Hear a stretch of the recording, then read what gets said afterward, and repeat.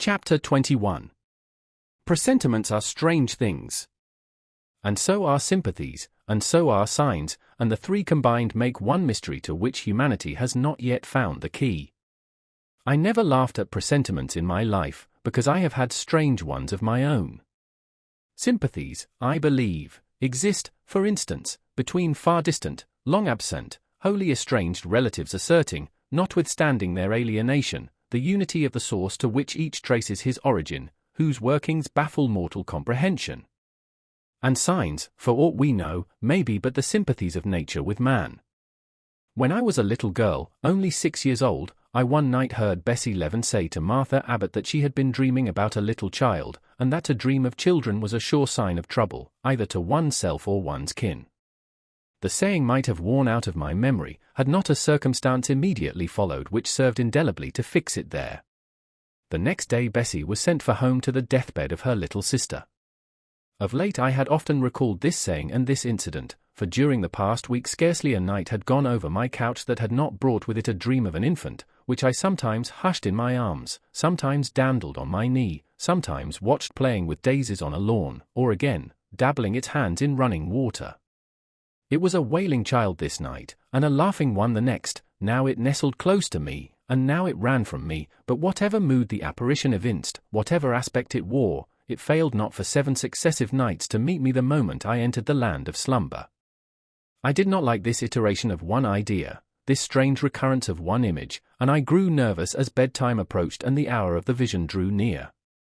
It was from companionship with this baby phantom I had been roused on that moonlight night when I heard the cry, and it was on the afternoon of the day following I was summoned downstairs by a message that some one wanted me in Mrs. Fairfax's room. On repairing thither, I found a man waiting for me, having the appearance of a gentleman's servant. He was dressed in deep mourning, and the hat he held in his hand was surrounded with a crape band. "I dare say you hardly remember me, miss," he said, rising as I entered, "but my name is Leaven. I lived coachman with Mrs. Reed when you were at Gateshead 8 or 9 years since, and I live there still." "Oh, Robert! How do you do? I remember you very well. You used to give me a ride sometimes on Miss Georgiana's bay pony. And how is Bessie? You are married to Bessie?"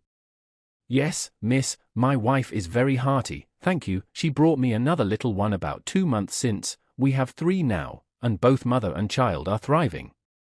"And are the family well at the house, Robert?" "I am sorry I can't give you better news of them, miss. They are very badly at present, in great trouble." "I hope no one is dead," I said, glancing at his black dress. He too looked down at the crape round his hat and replied, "Mr. John died yesterday was a week, at his chambers in London." "Mr. John?" "Yes." "And how does his mother bear it?" "Why, you see, Miss Eyre, it is not a common mishap. His life has been very wild. These last 3 years he gave himself up to strange ways, and his death was shocking. I heard from Bessie he was not doing well." "Doing well?"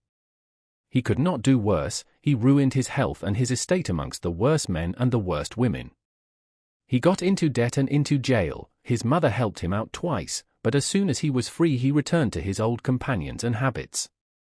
His head was not strong. The knaves he lived amongst fooled him beyond anything I ever heard. He came down to Gateshead about 3 weeks ago and wanted Mrs. to give up all to him. Mrs. refused. Her means have long been much reduced by his extravagance, so he went back again, and the next news was that he was dead. How he died, God knows. They say he killed himself." I was silent. The tidings were frightful. Robert Leaven resumed. "Mrs. had been out of health herself for some time. She had got very stout, but was not strong with it, and the loss of money and fear of poverty were quite breaking her down. The information about Mr. John's death and the manner of it came too suddenly. It brought on a stroke. She was 3 days without speaking, but last Tuesday she seemed rather better. She appeared as if she wanted to say something, and kept making signs to my wife and mumbling.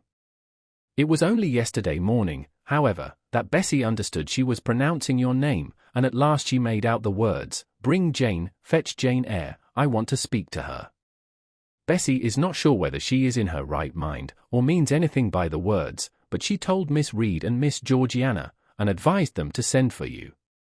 The young ladies put it off at first, but their mother grew so restless, and said, "Jane, Jane," so many times, that at last they consented. I left Gateshead yesterday, and if you can get ready, miss, I should like to take you back with me early tomorrow morning. Yes, Robert, I shall be ready. It seems to me that I ought to go. I think so too. Miss Bessie said she was sure you would not refuse, but I suppose you will have to ask leave before you can get off. Yes, and I will do it now. And having directed him to the servants' hall, and recommended him to the care of John's wife, and the attentions of John himself, I went in search of Mr. Rochester. He was not in any of the lower rooms, he was not in the yard, the stables, or the grounds. I asked Mrs. Fairfax if she had seen him. Yes, she believed he was playing billiards with Miss Ingram. To the billiard room I hastened, the click of balls and the hum of voices resounded thence. Mr. Rochester, Miss Ingram, the two Misses Eshton, and their admirers, were all busied in the game. It required some courage to disturb so interesting a party. My errand, however, was one I could not defer, so I approached the master where he stood at Miss Ingram's side. She turned as I drew near, and looked at me haughtily. Her eyes seemed to demand, "What can the creeping creature want now?" And when I said, in a low voice, "Mr. Rochester," she made a movement as if tempted to order me away. I remember her appearance at the moment. It was very graceful and very striking. She wore a morning robe of sky-blue crepe, a gauzy azure scarf was twisted in her hair. She had been all animation with the game, and irritated pride did not lower the expression of her haughty lineaments. "Does that person want you?" she inquired of Mr. Rochester, and Mr. Rochester turned to see who the person was. He made a curious grimace, one of his strange and equivocal demonstrations, threw down his cue and followed me from the room. "Well, Jane," he said, as he rested his back against the schoolroom door, which he had shut. "If you please, sir, I want leave of absence for a week or two." "What to do? Where to go?" "To see a sick lady who has sent for me." "What sick lady? Where does she live?" "At Gateshead, in Shire." "Shire? That is 100 miles off. Who may she be that sends for people to see her that distance?" "Her name is Reed, sir, Mrs. Reed." "Reed of Gateshead?" "There was a Reed of Gateshead, a magistrate." "It is his widow, sir." "And what have you to do with her?" "How do you know her?" "Mr. Reed was my uncle, my mother's brother." "The deuce he was! You never told me that before. You always said you had no relations." "None that would own me, sir. Mr. Reed is dead, and his wife cast me off." "Why?" "Because I was poor and burdensome, and she disliked me." "But Reed left children. You must have cousins?" Sir George Lynn was talking of a Reed of Gateshead yesterday, who, he said, was one of the veriest rascals on town, and Ingram was mentioning a Georgiana Reed of the same place, who was much admired for her beauty a season or two ago in London. "John Reed is dead, too, sir. He ruined himself and half-ruined his family, and is supposed to have committed suicide." The news so shocked his mother that it brought on an apoplectic attack. "And what good can you do her?" "Nonsense, Jane! I would never think of running 100 miles to see an old lady who will, perhaps, be dead before you reach her. Besides, you say she cast you off." "Yes, sir, but that is long ago, and when her circumstances were very different, I could not be easy to neglect her wishes now." "How long will you stay?" "As short a time as possible, sir." "Promise me only to stay a week." "I had better not pass my word. I might be obliged to break it." "At all events you will come back. You will not be induced under any pretext to take up a permanent residence with her." "Oh, no. I shall certainly return if all be well." "And who goes with you?" "You don't travel 100 miles alone." "No, sir, she has sent her coachman." "A person to be trusted?" "Yes, sir, he has lived 10 years in the family." Mr. Rochester meditated. "When do you wish to go?" "Early tomorrow morning, sir." "Well, you must have some money. You can't travel without money, and I dare say you have not much. I have given you no salary yet." "How much have you in the world, Jane?" he asked, smiling. I drew out my purse, a meagre thing it was. 5 shillings, sir." He took the purse, poured the hoard into his palm, and chuckled over it as if its scantiness amused him. Soon he produced his pocket-book. "Here," said he, offering me a note. It was £50, and he owed me but 15. I told him I had no change. "I don't want change, you know that. Take your wages." I declined accepting more than was my due. He scowled at first, then, as if recollecting something, he said, Right. Better not give you all now. You would, perhaps, stay away 3 months if you had £50. There are 10, is it not plenty?" "Yes, sir, but now you owe me 5. Come back for it, then. I am your banker for £40. Mr. Rochester, I may as well mention another matter of business to you while I have the opportunity." "Matter of business?" "I am curious to hear it." "You have as good as informed me, sir, that you are going shortly to be married." "Yes, what then?" "In that case, sir, Adele ought to go to school. I am sure you will perceive the necessity of it. To get her out of my bride's way, who might otherwise walk over her rather too emphatically. There's sense in the suggestion, not a doubt of it. Adele, as you say, must go to school, and you, of course, must march straight to the devil." "I hope not, sir, but I must seek another situation somewhere." "In course," he exclaimed, with a twang of voice and a distortion of features equally fantastic and ludicrous. He looked at me some minutes. "An old Madam Reed, or the Misses, her daughters, will be solicited by you to seek a place, I suppose?" "No, sir, I am not on such terms with my relatives as would justify me in asking favors of them, but I shall advertise." "You shall walk up the pyramids of Egypt," he growled.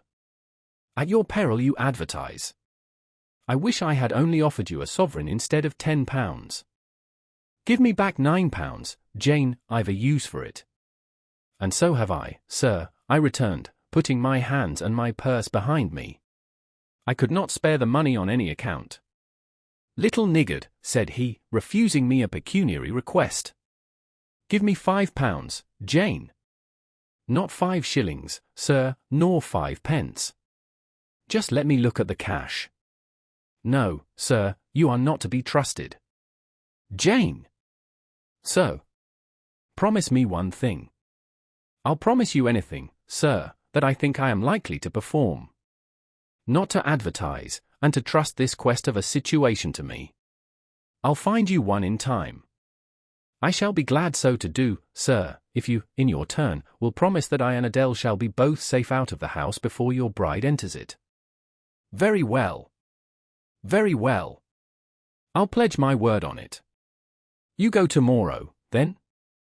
"Yes, sir, early." "Shall you come down to the drawing-room after dinner?" "No, sir, I must prepare for the journey." "Then you and I must bid good-bye for a little while." "I suppose so, sir." "And how do people perform that ceremony of parting, Jane? Teach me, I'm not quite up to it." "They say, farewell, or any other form they prefer." "Then say it." "Farewell, Mr. Rochester, for the present." "What must I say?" "The same, if you like, sir." "Farewell, Miss Eyre, for the present, is that all?" "Yes." "It seems stingy, to my notions, and dry, and unfriendly. I should like something else, a little addition to the rite. If one shook hands, for instance, but no, that would not content me either." "So you'll do no more than say farewell, Jane?" "It is enough, sir, as much goodwill may be conveyed in one hearty word as in many." "Very likely, but it is blank and cool, farewell." How long is he going to stand with his back against that door? I asked myself. I want to commence my packing. The dinner bell rang, and suddenly away he bolted, without another syllable. I saw him no more during the day, and was off before he had risen in the morning. I reached the lodge at Gateshead about 5 o'clock in the afternoon of the 1st of May. I stepped in there before going up to the hall. It was very clean and neat. The ornamental windows were hung with little white curtains, the floor was spotless, the grate and fire irons were burnished bright, and the fire burnt clear. Bessie sat on the hearth, nursing her last-born, and Robert and his sister played quietly in a corner. "Bless you, I knew you would come," exclaimed Mrs. Leaven as I entered. "Yes, Bessie," said I, after I had kissed her, "and I trust one am not too late. How is Mrs. Reed, alive still, I hope?" "Yes, she is alive, and more sensible and collected than she was. The doctor says she may linger a week or two yet, but he hardly thinks she will finally recover." "Has she mentioned me lately?"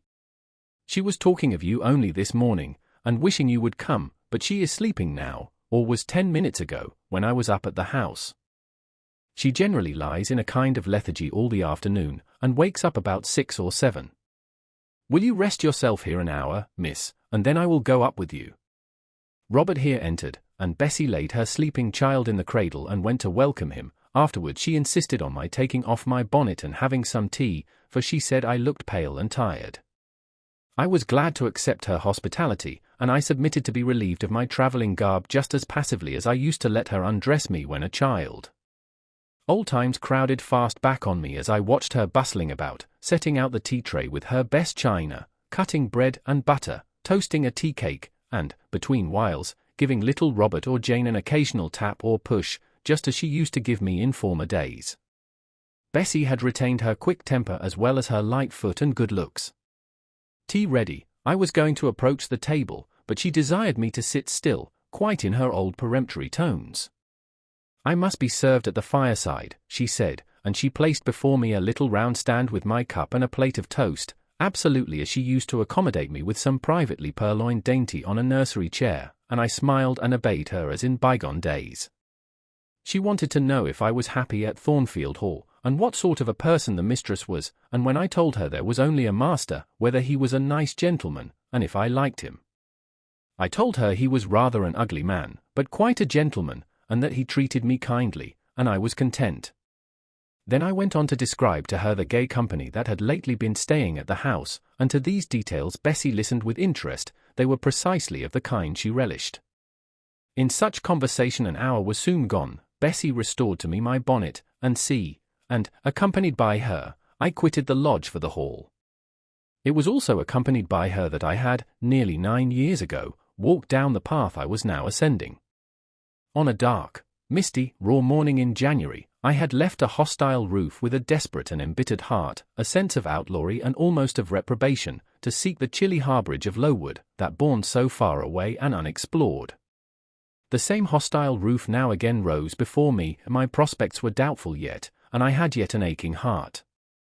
I still felt as a wanderer on the face of the earth, but I experienced firmer trust in myself and my own powers, and less withering dread of oppression.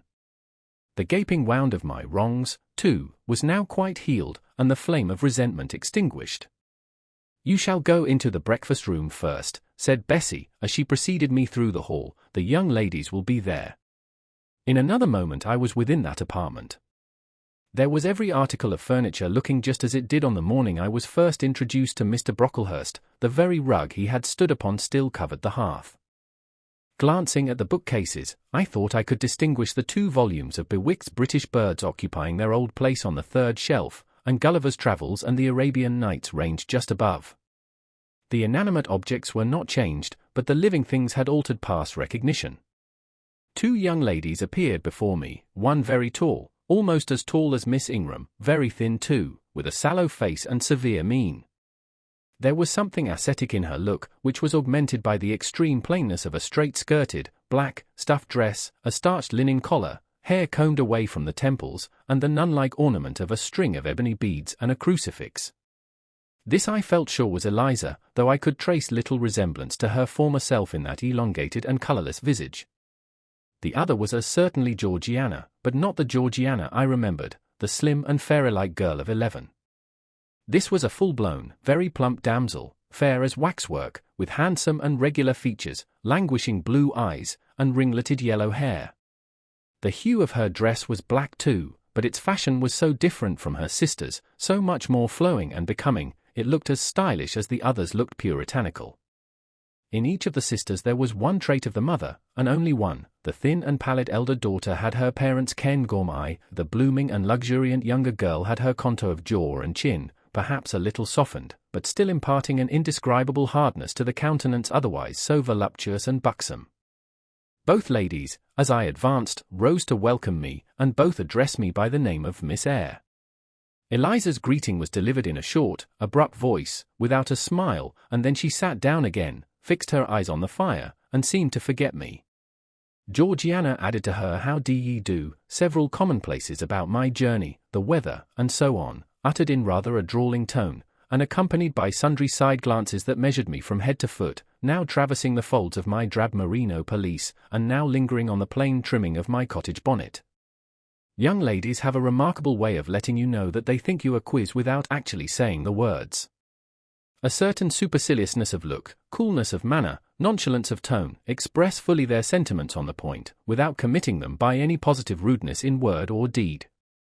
A sneer, however, whether covert or open, had now no longer that power over me it once possessed. As I sat between my cousins, I was surprised to find how easy I felt under the total neglect of the one and the semi-sarcastic attentions of the other. Eliza did not mortify, nor Georgiana ruffle me. The fact was, I had other things to think about. Within the last few months feelings had been stirred in me so much more potent than any they could raise, pains and pleasures so much more acute and exquisite had been excited than any it was in their power to inflict or bestow, that there gave me no concern either for good or bad. "How is Mrs. Reed?" I asked soon, looking calmly at Georgiana, who thought fit to bridle at the direct address, as if it were an unexpected liberty. "Mrs. Reed? Ah. Mamma, you mean, she is extremely poorly. I doubt if you can see her tonight." "If," said I, "you would just step upstairs and tell her I am come, I should be much obliged to you." Georgiana almost started, and she opened her blue eyes wide and wide. "I know she had a particular wish to see me," I added, "and I would not defer attending to her desire longer than is absolutely necessary." "Mamma dislikes being disturbed in an evening," remarked Eliza. I soon rose, quietly took off my bonnet and gloves, uninvited, and said I would just step out to Bessie, who was, I dared say, in the kitchen, and ask her to ascertain whether Mrs. Reed was disposed to receive me or not tonight. I went, and having found Bessie and despatched her on my errand, I proceeded to take further measures.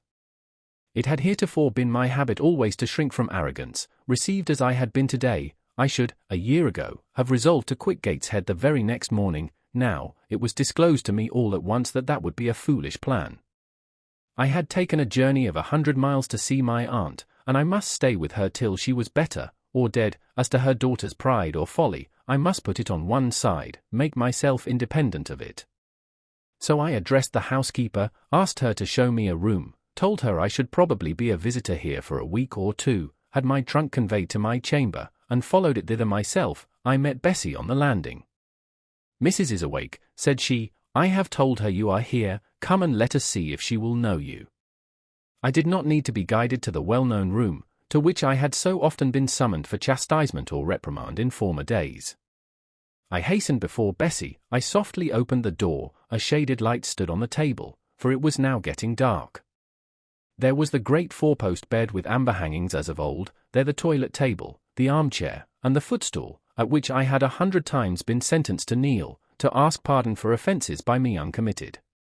I looked into a certain corner near, half expecting to see the slim outline of a once-dreaded switch which used to lurk there, waiting to leap out imp-like and lace my quivering palm or shrinking neck. I approached the bed, I opened the curtains and leant over the high-piled pillows. Well did I remember Mrs. Reed's face, and I eagerly sought the familiar image. It is a happy thing that time quells the longings of vengeance and hushes the promptings of rage and aversion. I had left this woman in bitterness and hate, and I came back to her now with no other emotion than a sort of ruth for her great sufferings, and a strong yearning to forget and forgive all injuries, to be reconciled and clasp hands in amity. The well-known face was there, stern, relentless as ever. There was that peculiar eye which nothing could melt, and the somewhat raised, imperious, despotic eyebrow. How often had it lowered on me menace and hate! And how the recollection of childhood's terrors and sorrows revived as I traced its harsh line now! And yet I stooped down and kissed her. She looked at me. "Is this Jane Eyre?" she said. "Yes, Aunt Reed." "How are you, dear aunt?" I had once vowed that I would never call her aunt again. I thought it no sin to forget and break that vow now. My fingers had fastened on her hand which lay outside the sheet. Had she pressed mine kindly, I should at that moment have experienced true pleasure. But unimpressionable natures are not so soon softened, nor are natural antipathies so readily eradicated. Mrs. Reed took her hand away, and, turning her face rather from me, she remarked that the night was warm. Again she regarded me so icily, I felt at once that her opinion of me, her feeling towards me, was unchanged and unchangeable. I knew by her stony eye, opaque to tenderness, indissoluble to tears, that she was resolved to consider me bad to the last, because to believe me good would give her no generous pleasure, only a sense of mortification. I felt pain, and then I felt ire, and then I felt a determination to subdue her, to be her mistress in spite both of her nature and her will. My tears had risen, just as in childhood, I ordered them back to their source. I brought a chair to the bed head, I sat down and leaned over the pillow. "You sent for me," I said, "and I am here, and it is my intention to stay till I see how you get on." "Oh, of course. You have seen my daughters?" "Yes." "Well, you may tell them I wish you to stay till I can talk some things over with you I have on my mind. Tonight it is too late, and I have a difficulty in recalling them. But there was something I wished to say, let me see." The wandering look and changed utterance told what wreck had taken place in her once vigorous frame. Turning restlessly, she drew the bedclothes round her, my elbow, resting on a corner of the quilt, fixed it down. She was at once irritated. "Sit up," said she, "don't annoy me with holding the clothes fast." "Are you Jane Eyre?" "I am Jane Eyre. I have had more trouble with that child than anyone would believe. Such a burden to be left on my hands, and so much annoyance as she caused me, daily and hourly, with her incomprehensible disposition, and her sudden starts of temper, and her continual, unnatural watchings of one's movements. I declare she talked to me once like something mad, or like a fiend. No child ever spoke or looked as she did. I was glad to get her away from the house." "What did they do with her at Lowood?" "The fever broke out there, and many of the pupils died. She, however, did not die, but I said she did. I wish she had died." "A strange wish, Mrs. Reed. Why do you hate her so?" "I had a dislike to her mother always, for she was my husband's only sister, and a great favourite with him. He opposed the family's disowning her when she made her low marriage, and when news came of her death, he wept like a simpleton. He would send for the baby, though I entreated him rather to put it out to nurse and pay for its maintenance. I hated it the first time I set my eyes on it, a sickly, whining, pining thing. It would wail in its cradle all night long, not screaming heartily like any other child, but whimpering and moaning.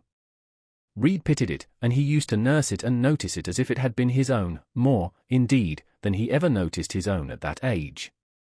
He would try to make my children friendly to the little beggar. The darlings could not bear it, and he was angry with them when they showed their dislike.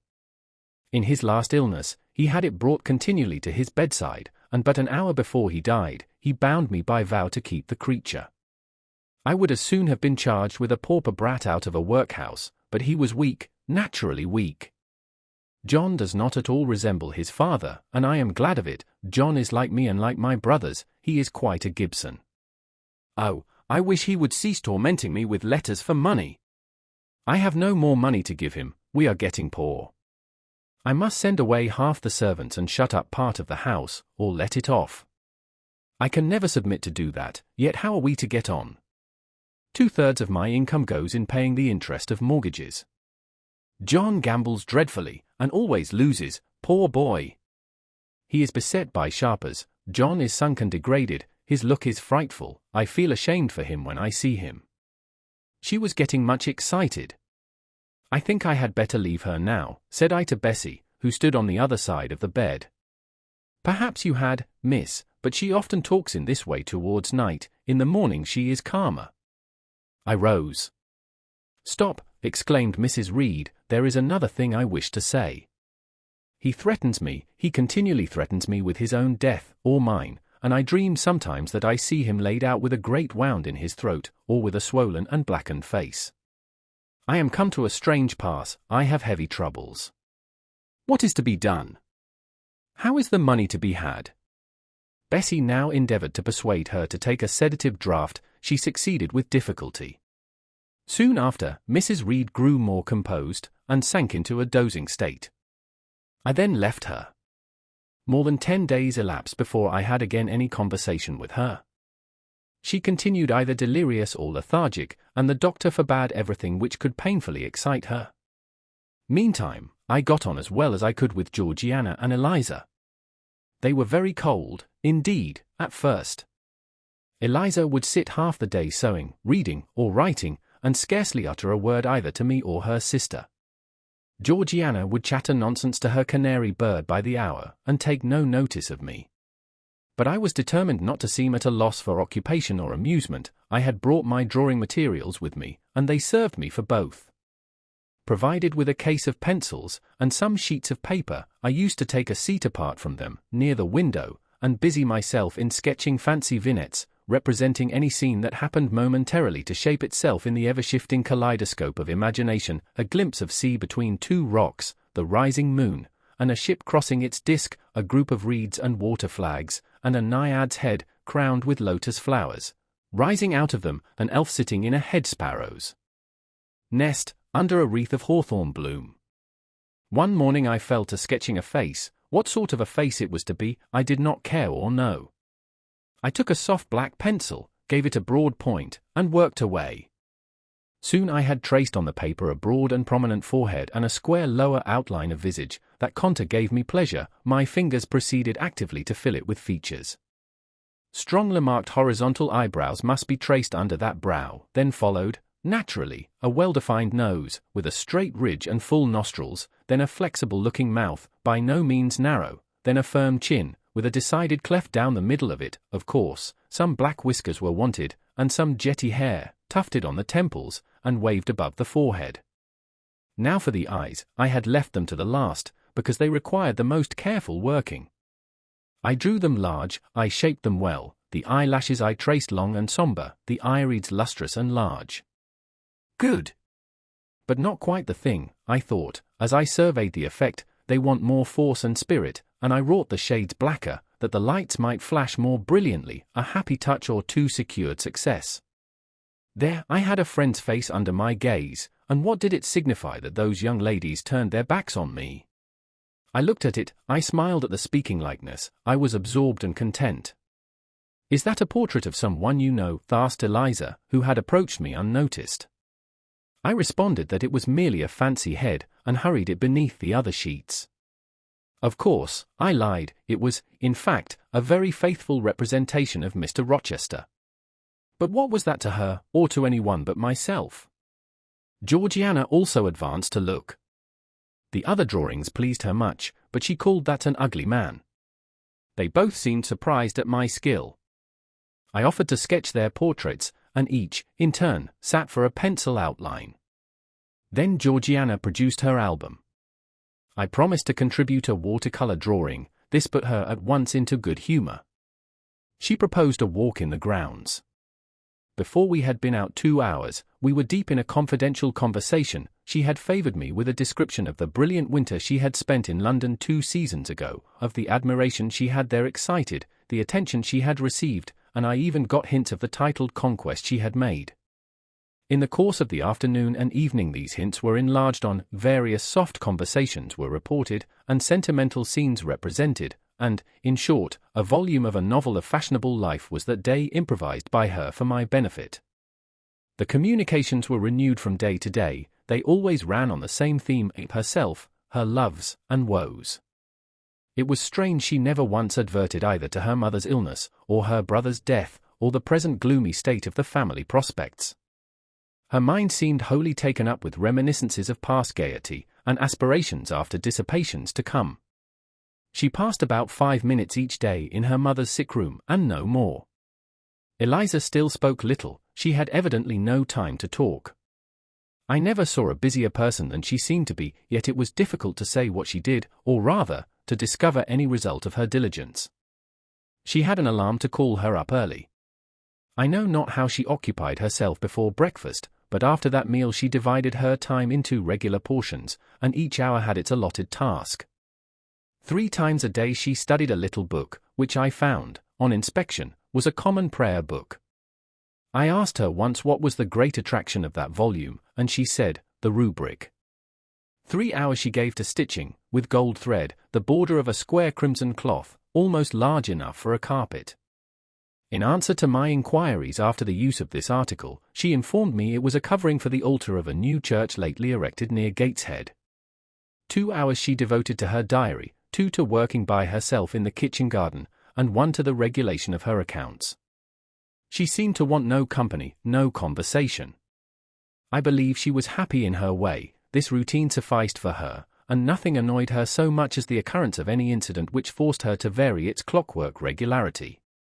She told me one evening, when more disposed to be communicative than usual, that John's conduct, and the threatened ruin of the family, had been a source of profound affliction to her, but she had now, she said, settled her mind, and formed her resolution. Her own fortune she had taken care to secure, and when her mother died, and it was wholly improbable, she tranquilly remarked, that she should either recover or linger long, she would execute a long-cherished project, seek a retirement where punctual habits would be permanently secured from disturbance, and place safe barriers between herself and a frivolous world. I asked if Georgiana would accompany her. Of course not. Georgiana and she had nothing in common, they never had had. She would not be burdened with her society for any consideration. Georgiana should take her own course, and she, Eliza, would take hers. Georgiana, when not unburdening her heart to me, spent most of her time in lying on the sofa, fretting about the dullness of the house, and wishing over and over again that her Aunt Gibson would send her an invitation up to town. It would be so much better, she said, if she could only get out of the way for a month or 2, till all was over.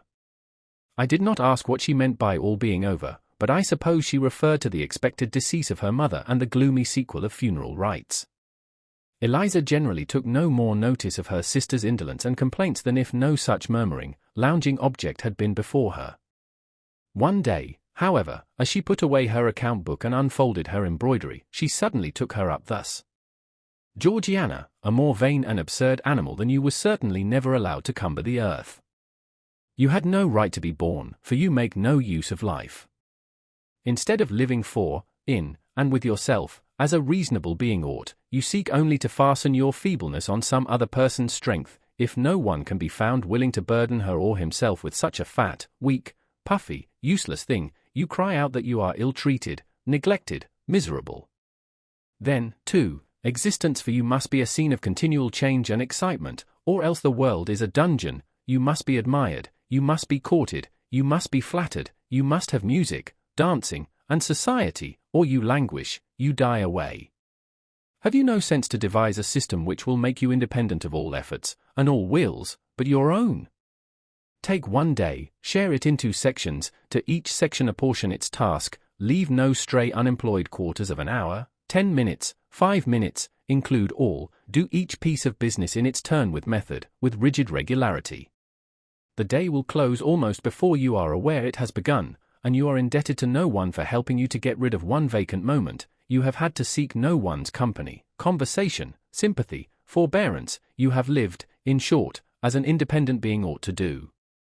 Take this advice, the first and last I shall offer you, then you will not want me or anyone else, happen what may. Neglect it, go on as heretofore, craving, whining, and idling, and suffer the results of your idiocy, however bad and insufferable they may be. I tell you this plainly, and listen, for though I shall no more repeat what I am now about to say, I shall steadily act on it. After my mother's death, I wash my hands of you. From the day her coffin is carried to the vault in Gateshead Church, you and I will be as separate as if we had never known each other. You need not think that because we chance to be born of the same parents, I shall suffer you to fasten me down by even the feeblest claim. I can tell you this, if the whole human race, ourselves excepted, were swept away, and we two stood alone on the earth, I would leave you in the old world, and betake myself to the new. She closed her lips. You might have spared yourself the trouble of delivering that tirade, answered Georgiana.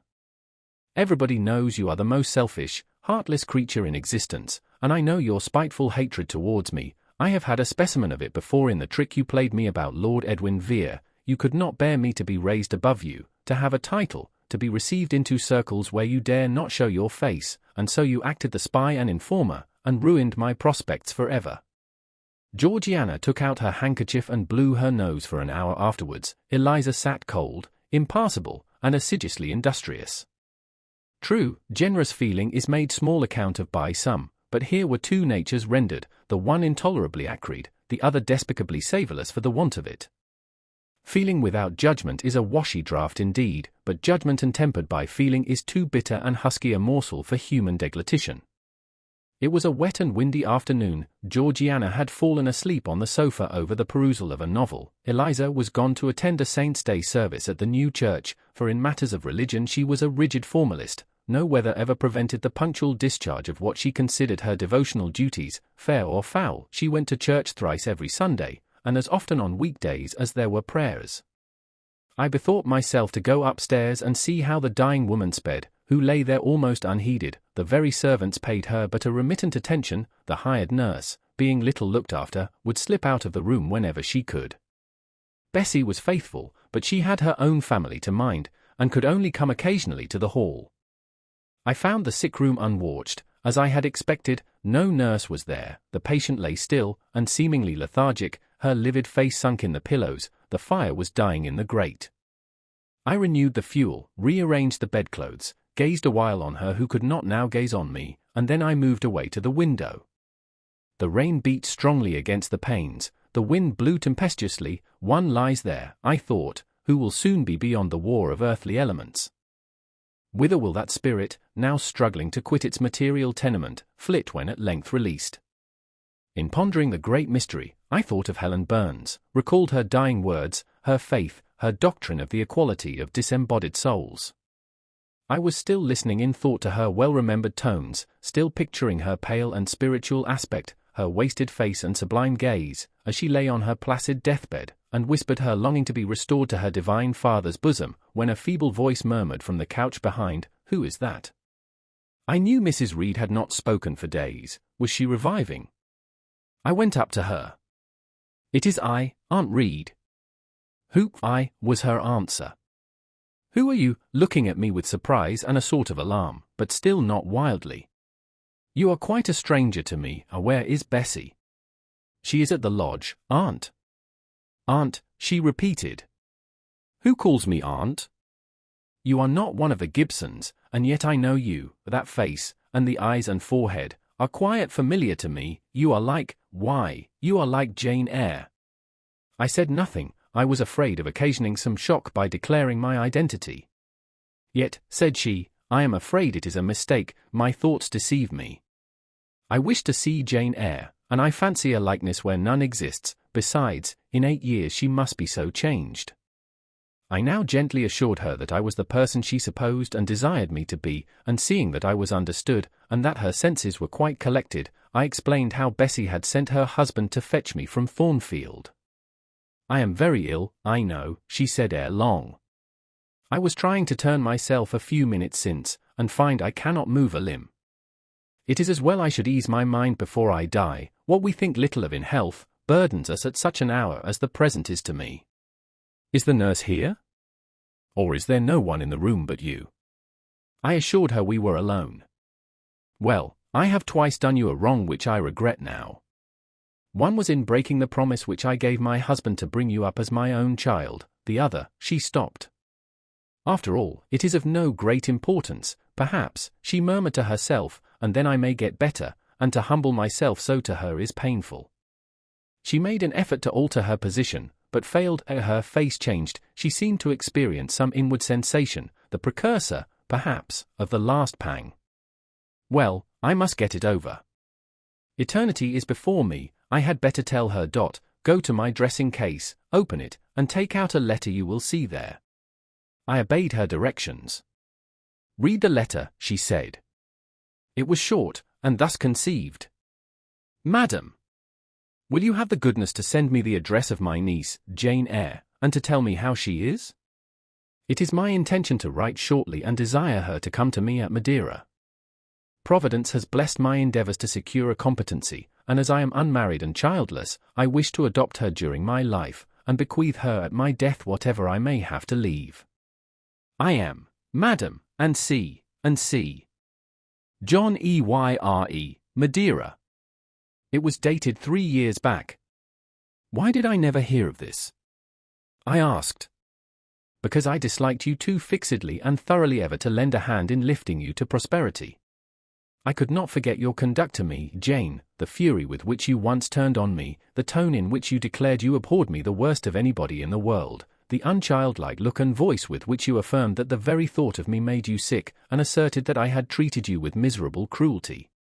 I could not forget my own sensations when you thus started up and poured out the venom of your mind. I felt fear as if an animal that I had struck or pushed had looked up at me with human eyes and cursed me in a man's voice.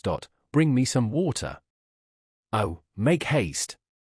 Dear Mrs. Reed, said I, as I offered her the draught she required, think no more of all this, let it pass away from your mind.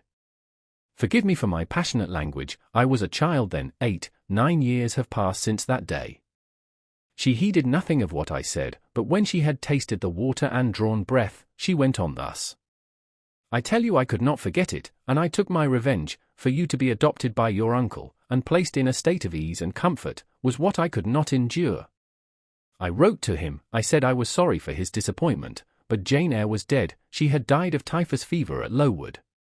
Now act as you please, write and contradict my assertion, expose my falsehood as soon as you like. You were born, I think, to be my torment, my last hour is racked by the recollection of a deed which, but for you, I should never have been tempted to commit. If you could but be persuaded to think no more of it, aunt, and to regard me with kindness and forgiveness. You have a very bad disposition, said she, and one to this day I feel it impossible to understand, how for 9 years you could be patient and quiescent under any treatment, and in the 10th break out all fire and violence, I can never comprehend. My disposition is not so bad as you think, I am passionate, but not vindictive. Many a time, as a little child, I should have been glad to love you if you would have let me, and I long earnestly to be reconciled to you now. Kiss me, aunt. I approached my cheek to her lips, she would not touch it. She said I oppressed her by leaning over the bed, and again demanded water. As I laid her down, for I raised her and supported her on my arm while she drank, I covered her ice-cold and clammy hand with mine, the feeble fingers shrank from my touch, the glazing eye shunned my gaze. Love me, then, or hate me, as you will, I said at last, you have my full and free forgiveness, ask now for God's, and be at peace. Poor, suffering woman! It was too late for her to make now the effort to change her habitual frame of mind. Living, she had ever hated me, dying, she must hate me still. The nurse now entered, and Bessie followed. I yet lingered half an hour longer, hoping to see some sign of amity, but she gave none. She was fast relapsing into stupor, nor did her mind again rally. At 12 o'clock that night she died. I was not present to close her eyes, nor were either of her daughters. They came to tell us the next morning that all was over. She was by that time laid out. Eliza and I went to look at her. Georgiana, who had burst out into loud weeping, said she dared not go. There was stretched Sarah Reed's once robust and active frame, rigid and still, her eye of flint was covered with its cold lid, her brow and strong traits wore yet the impress of her inexorable soul. A strange and solemn object was that corpse to me. I gazed on it with gloom and pain, nothing soft, nothing sweet, nothing pitying, or hopeful, or subduing did it inspire, only a grating anguish for her woes, not my loss, and a sombre tearless dismay at the fearfulness of death in such a form. Eliza surveyed her parent calmly. After a silence of some minutes she observed. With her constitution she should have lived to a good old age, her life was shortened by trouble. And then a spasm constricted her mouth for an instant, as it passed away she turned and left the room, and so did I. Neither of us had dropped a tear. Chapter 22. Mr. Rochester had given me but 1 week's leave of absence, yet a month elapsed before I quitted Gateshead. I wished to leave immediately after the funeral, but Georgiana entreated me to stay till she could get off to London, whither she was now at last invited by her uncle, Mr. Gibson, who had come down to direct his sister's interment and settle the family affairs. Georgiana said she dreaded being left alone with Eliza. From her she got neither sympathy in her dejection, support in her fears, nor aid in her preparations, so I bore with her feeble-minded wailings and selfish lamentations as well as I could, and did my best in sewing for her and packing her dresses. It is true, that while I worked, she would idle, and I thought to myself, if you and I were destined to live always together, cousin, we would commence matters on a different footing. I should not settle tamely down into being the forbearing party. I should assign you your share of labor, and compel you to accomplish it, or else it should be left undone. I should insist, also, on your keeping some of those drawling, half-insincere complaints hushed in your own breast. It is only because our connection happens to be very transitory, and comes at a peculiarly mournful season, that I consent thus to render it so patient and compliant on my part. At last I saw Georgiana off, but now it was Eliza's turn to request me to stay another week. Her plans required all her time and attention. She said she was about to depart for some unknown bourne, and all day long she stayed in her own room, her door bolted within, filling trunks, emptying drawers, burning papers, and holding no communication with anyone. She wished me to look after the house, to see callers, and answer notes of condolence. One morning she told me I was at liberty. And, she added, I am obliged to you for your valuable services and discreet conduct. There is some difference between living with such an one as you and with Georgiana. You perform your own part in life and burden no one. Tomorrow, she continued, I set out for the continent. I shall take up my abode in a religious house near Lisle, a nunnery you would call it. There I shall be quiet and unmolested. I shall devote myself for a time to the examination of the Roman Catholic dogmas, and to a careful study of the workings of their system. If I find it to be, as I half suspect it is, the one best calculated to ensure the doing of all things decently and in order, I shall embrace the tenets of Rome and probably take the veil. I neither expressed surprise at this resolution nor attempted to dissuade her from it. The vocation will fit you to a hair, I thought. Much good may it do you. When we parted, she said, Goodbye, cousin Jane Eyre. I wish you well. You have some sense. I then returned, You are not without sense, cousin Eliza, but what you have, I suppose, in another year will be walled up alive in a French convent. However, it is not my business, and so it suits you. I don't much care. You are in the right, said she, and with these words we each went our separate way. As I shall not have occasion to refer either to her or her sister again, I may as well mention here that Georgiana made an advantageous match with a wealthy worn-out man of fashion, and that Eliza actually took the veil, and is at this day superior of the convent where she passed the period of her novitiate, and which she endowed with her fortune. How people feel when they are returning home from an absence, long or short, I did not know. I had never experienced the sensation. I had known what it was to come back to Gateshead when a child after a long walk, to be scolded for looking cold or gloomy, and later, what it was to come back from church to Lowood, to long for a plenteous meal and a good fire, and to be unable to get either. Neither of these returnings was very pleasant or desirable. No magnet drew me to a given point, increasing in its strength of attraction the nearer I came. The return to Thornfield was yet to be tried. My journey seemed tedious, very tedious, 50 miles one day, a night spent at an inn, 50 miles the next day. During the first 12 hours I thought of Mrs. Reed in her last moments. I saw her disfigured and discoloured face, and heard her strangely altered voice. I mused on the funeral day, the coffin, the hearse, the black train of tenants and servants. Few was the number of relatives, the gaping vault, the silent church, the solemn service. Then I thought of Eliza and Georgiana. I beheld one the cynosure of a ballroom, the other the inmate of a convent cell, and I dwelt on and analysed their separate peculiarities of person and character. The evening arrival at the great town of scattered these thoughts. Night gave them quite another turn. Laid down on my traveller's bed, I left reminiscence for anticipation. I was going back to Thornfield, but how long was I to stay there? Not long, of that I was sure. I had heard from Mrs. Fairfax in the interim of my absence. The party at the Hall was dispersed. Mr. Rochester had left for London 3 weeks ago, but he was then expected to return in a fortnight. Mrs. Fairfax surmised that he was gone to make arrangements for his wedding. As he had talked of purchasing a new carriage, she said the idea of his marrying Miss Ingram still seemed strange to her, but from what everybody said, and from what she had herself seen, she could no longer doubt that the event would shortly take place.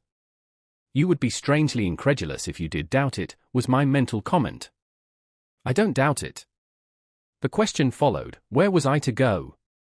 I dreamt of Miss Ingram all the night. In a vivid morning dream I saw her closing the gates of Thornfield against me and pointing me out another road, and Mr. Rochester looked on with his arms folded, smiling sardonically, as it seemed, at both her and me. I had not notified to Mrs. Fairfax the exact day of my return, for I did not wish either car or carriage to meet me at Millcote. I proposed to walk the distance quietly by myself, and very quietly, after leaving my box in the ostler's care, did I slip away from the George Inn, about 6 o'clock of a June evening, and take the old road to Thornfield, a road which lay chiefly through fields, and was now little frequented. It was not a bright or splendid summer evening, though fair and soft. The haymakers were at work all along the road, and the sky, though far from cloudless, was such as promised well for the future. Its blue, where blue was visible, was mild and settled, and its cloud strata high and thin. The west, too, was warm, no watery gleam chilled it. It seemed as if there was a fire lit, an altar burning behind its screen of marbled vapour, and out of apertures shone a golden redness. I felt glad as the road shortened before me, so glad that I stopped once to ask myself what that joy meant, and to remind reason that it was not to my home I was going, or to a permanent resting place, or to a place where fond friends looked out for me and waited my arrival. "Mrs. Fairfax will smile you a calm welcome, to be sure," said I, "and little Adele will clap her hands and jump to see you, but you know very well you are thinking of another than they, and that he is not thinking of you. But what is so headstrong as youth? What so blind as inexperience?" These affirmed that it was pleasure enough to have the privilege of again looking on Mr. Rochester, whether he looked on me or not, and they added, "Hasten! Hasten! Be with him while you may, but a few more days or weeks, at most, and you are parted from him forever." And then I strangled a newborn agony, a deformed thing which I could not persuade myself to own and rear, and ran on. They are making hay, too, in Thornfield meadows, or rather, the labourers are just quitting their work, and returning home with their rakes on their shoulders, now, at the hour I arrive. I have but a field or two to traverse, and then I shall cross the road and reach the gates. How full the hedges are of roses! But I have no time to gather any, I want to be at the house.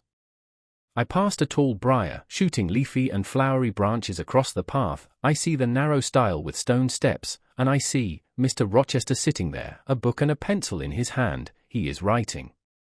Well, he is not a ghost, yet every nerve I have is unstrung. For a moment I am beyond my own mastery.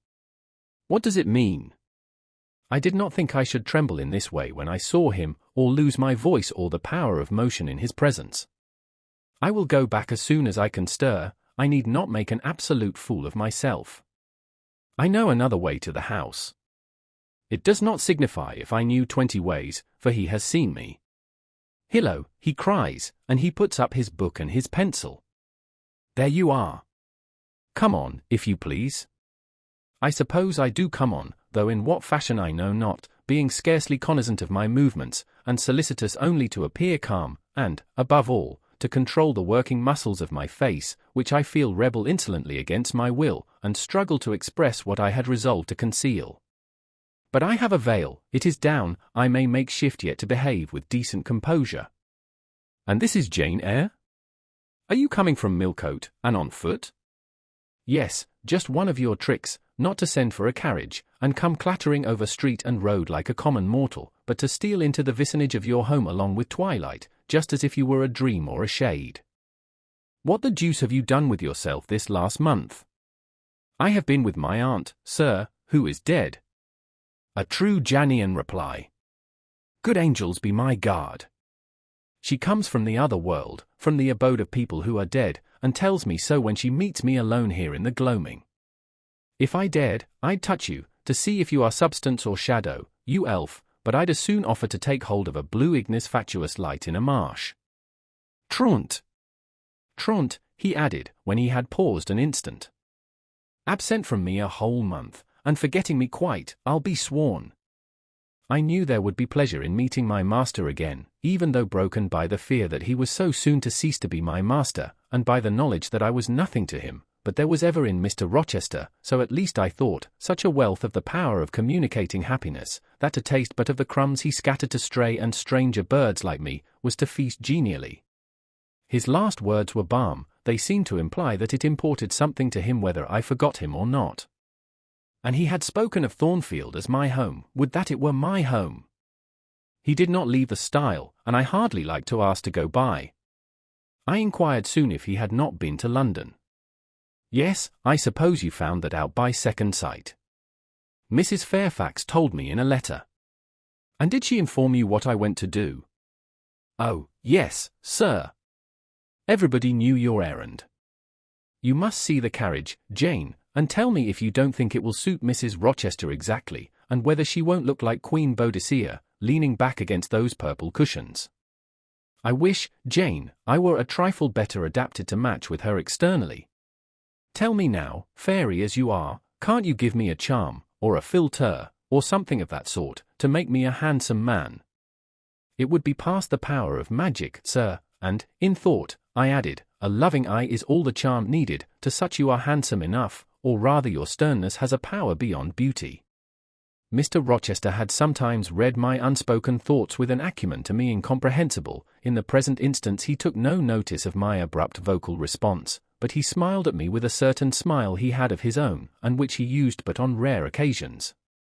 He seemed to think it too good for common purposes. It was the real sunshine of feeling. He shed it over me now. Pass, Janet, said he, making room for me to cross the stile, go up home, and stay your weary little wandering feet at a friend's threshold. All I had now to do was to obey him in silence, no need for me to colloquize further. I got over the stile without a word, and meant to leave him calmly. An impulse held me fast, a force turned me round. I said, or something in me said for me, and in spite of me, "Thank you, Mr. Rochester, for your great kindness. I am strangely glad to get back again to you, and wherever you are is my home, my only home." I walked on so fast that even he could hardly have overtaken me had he tried. Little Adele was half wild with delight when she saw me. Mrs. Fairfax received me with her usual plain friendliness. Leah smiled, and even Sophie bid me bonsoir with glee.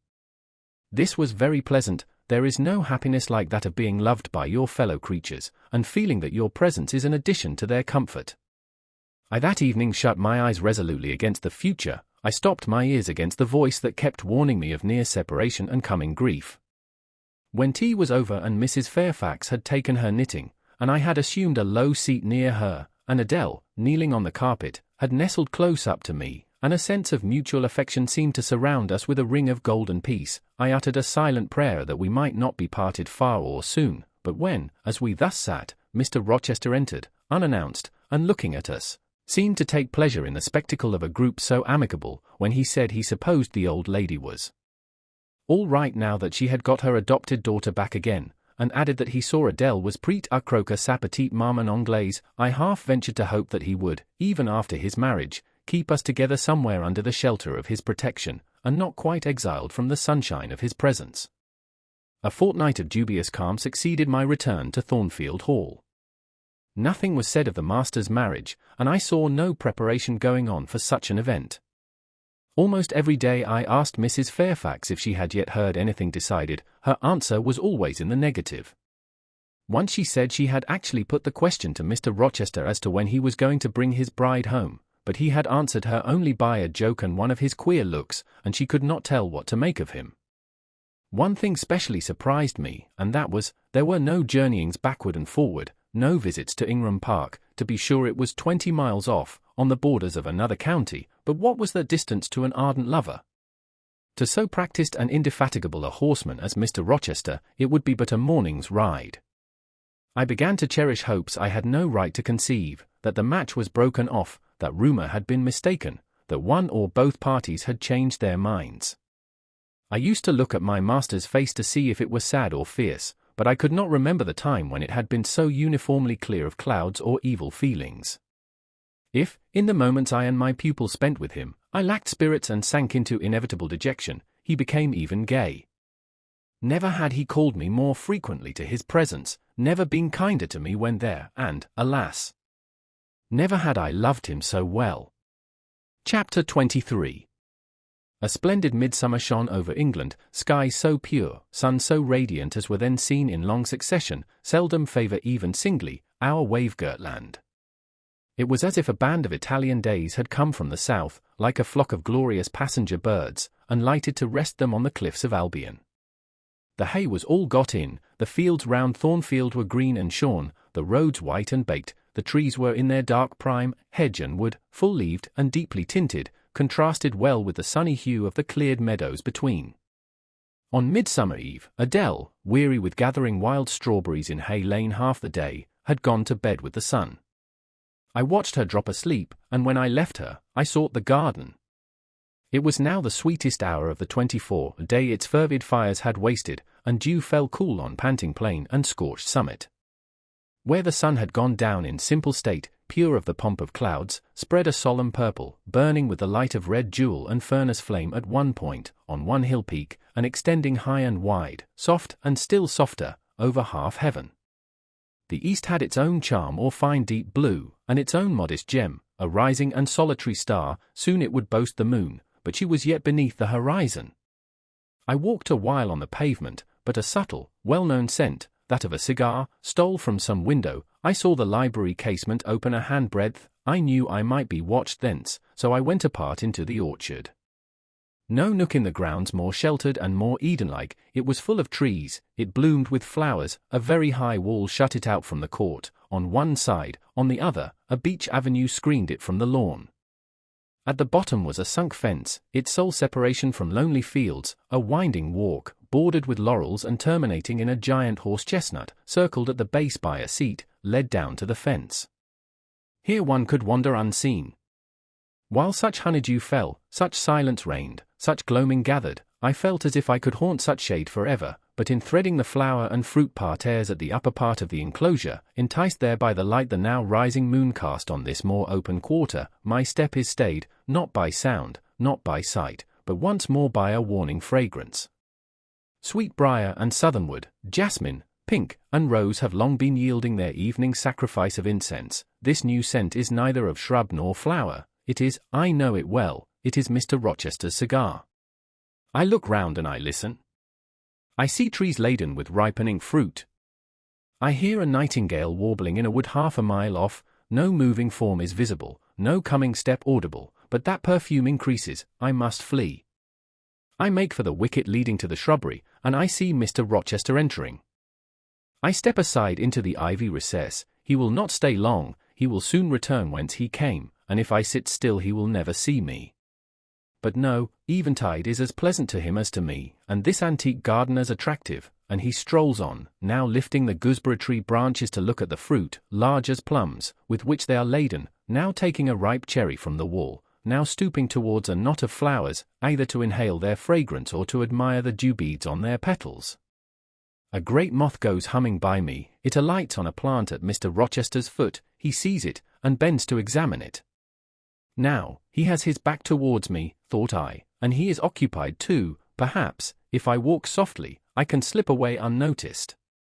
I trode on an edging of turf that the crackle of the pebbly gravel might not betray me. He was standing among the beds at a yard or two distant from where I had to pass. The moth apparently engaged him.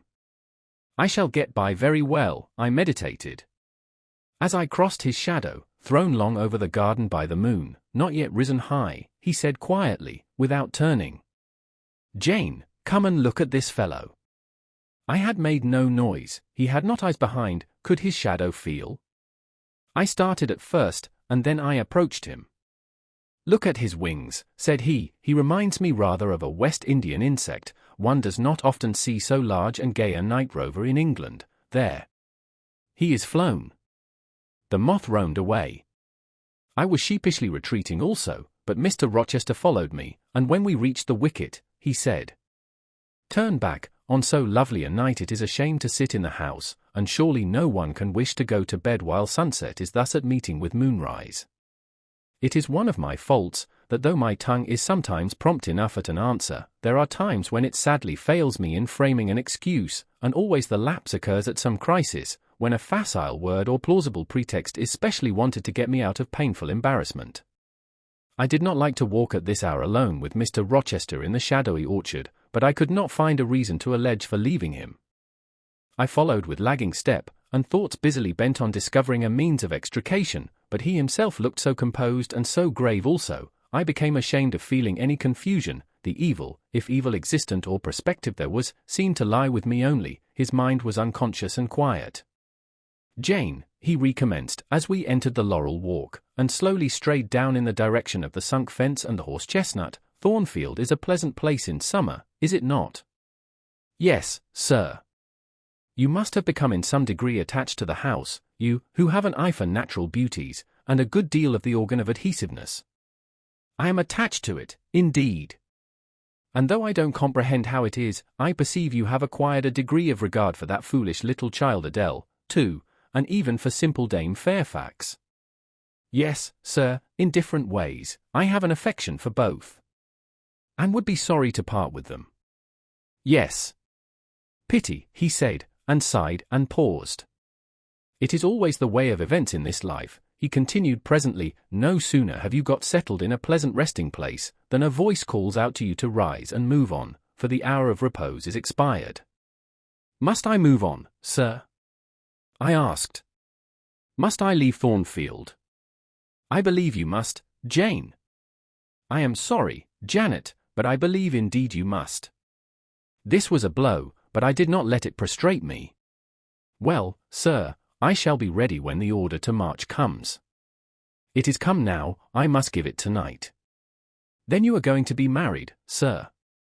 Exactly, precisely, with your usual acuteness, you have hit the nail straight on the head. Soon, sir. Very soon, that is, Miss Eyre, and you'll remember, Jane, the first time or rumour, plainly intimated to you that it was my intention to put my old bachelor's neck into the sacred noose, to enter into the holy estate of matrimony, to take Miss Ingram to my bosom. In short, she's an extensive armful, but that's not to the point. One can't have too much of such a very excellent thing as my beautiful Blanche. Well, as I was saying, listen to me, Jane. You're not turning your head to look after more moths, are you? That was only a lady clock, child, flying away home. I wish to remind you that it was you who first said to me, with that discretion I respect in you, with that foresight, prudence, and humility which befit your responsible and dependent position, that in case I married Miss Ingram, both you and little Adele had better trot forthwith. I pass over the sort of slur conveyed in this suggestion on the character of my beloved. Indeed, when you are far away, Janet, I'll try to forget it. I shall notice only its wisdom, which is such that I have made it my law of action. Adele must go to school, and you, Miss Eyre, must get a new situation. Yes, sir, I will advertise immediately, and meantime, I suppose I may stay here, till I find another shelter to betake myself to. But I stopped, feeling it would not do to risk a long sentence, for my voice was not quite under command. In about a month I hope to be a bridegroom, continued Mr. Rochester, and in the interim, I shall myself look out for employment and an asylum for you. Thank you, sir, I am sorry to give. Oh, no need to apologize. I consider that when a dependent does her duty as well as you have done yours, she has a sort of claim upon her employer for any little assistance he can conveniently render her. Indeed, I have already, through my future mother-in-law, heard of a place that I think will suit. It is to undertake the education of the 5 daughters of Mrs. Dionysius Ogle of Bitternut Lodge, Connaught, Ireland. You'll like Ireland, I think. They're such warm-hearted people there, they say. It is a long way off, sir. No matter, a girl of your sense will not object to the voyage or the distance. Not the voyage, but the distance, and then the sea is a barrier. From what, Jane? From England and from Thornfield, Anne. Well. From you, sir. I said this almost involuntarily, and, with as little sanction of free will, my tears gushed out. I did not cry so as to be heard, however, I avoided sobbing.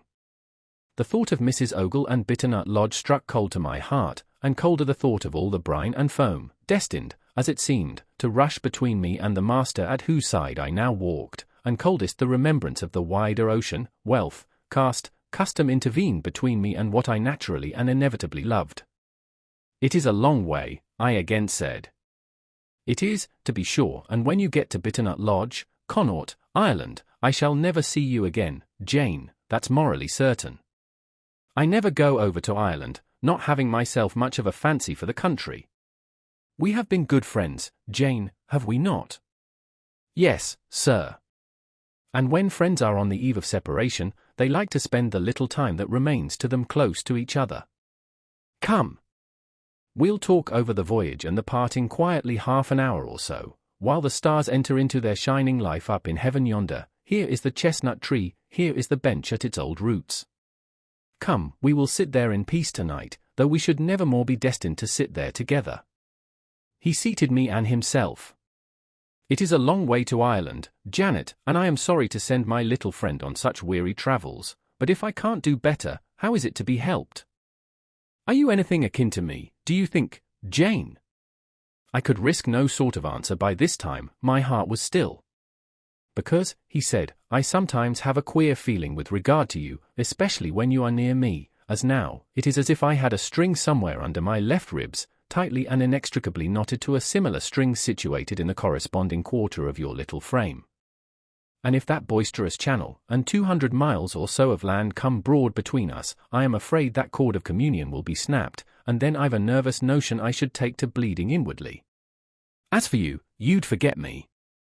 That I never should, sir, you know, it's impossible to proceed. Jane, do you hear that nightingale singing in the wood? Listen. In listening, I sobbed convulsively, for I could repress what I endured no longer. I was obliged to yield, and I was shaken from head to foot with acute distress. When I did speak, it was only to express an impetuous wish that I had never been born, or never come to Thornfield. Because you are sorry to leave it. The vehemence of emotion, stirred by grief and love within me, was claiming mastery, and struggling for full sway, and asserting a right to predominate, to overcome, to live, rise, and reign at last, yes, and to speak. I grieve to leave Thornfield. I love Thornfield. I love it, because I have lived in it a full and delightful life, momentarily at least. I have not been trampled on. I have not been petrified. I have not been buried with inferior minds, and excluded from every glimpse of communion with what is bright and energetic and high. I have talked, face to face, with what I reverence, with what I delight in, with an original, a vigorous, an expanded mind.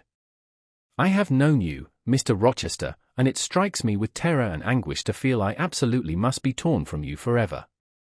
I see the necessity of departure, and it is like looking on the necessity of death. Where do you see the necessity? He asked suddenly. Where? You, sir, have placed it before me. In what shape? In the shape of Miss Ingram, a noble and beautiful woman, your bride. My bride?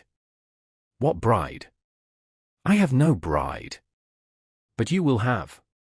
Yes, I will. He set his teeth. Then I must go, you have said it yourself. No, you must stay. I swear it, and the oath shall be kept. I tell you I must go. I retorted, roused to something like passion. Do you think I can stay to become nothing to you? Do you think I am an automaton, a machine without feelings? And can bear to have my morsel of bread snatched from my lips, and my drop of living water dashed from my cup? Do you think, because I am poor, obscure, plain, and little, I am soulless and heartless? You think wrong. I have as much soul as you, and full as much heart. And if God had gifted me with some beauty and much wealth, I should have made it as hard for you to leave me, as it is now for me to leave you. I am not talking to you now through the medium of custom, conventionalities, nor even of mortal flesh. It is my spirit that addresses your spirit, just as if both had passed through the grave, and we stood at God's feet, equal, as we are. As we are, repeated Mr. Rochester, so, he added, enclosing me in his arms, gathering me to his breast, pressing his lips on my lips, so, Jane. Yes, so, sir, I rejoined, and yet not so, for you are a married man, or as good as a married man, and wed to one inferior to you, or to one with whom you have no sympathy, whom I do not believe you truly love, for I have seen and heard you sneer at her. I would scorn such a union, therefore I am better than you, let me go. Where, Jane? To Ireland. Yes, to Ireland. I have spoken my mind, and can go anywhere now. Jane, be still, don't struggle so, like a wild frantic bird that is rending its own plumage in its desperation. I am no bird, and no net ensnares me. I am a free human being with an independent will, which I now exert to leave you. Another effort set me at liberty, and I stood erect before him. And your will shall decide your destiny, he said. I offer you my hand, my heart, and a share of all my possessions. You play a farce, which I merely laugh at. I ask you to pass through life at my side, to be my second self, and best earthly companion. For that fate you have already made your choice, and must abide by it. Jane, be still a few moments, you are overexcited, I will be still too. A waft of wind came sweeping down the laurel walk, and trembled through the boughs of the chestnut. It wandered away, away, to an indefinite distance, it died. The nightingale's song was then the only voice of the hour. In listening to it, I again wept. Mr. Rochester sat quiet, looking at me gently and seriously.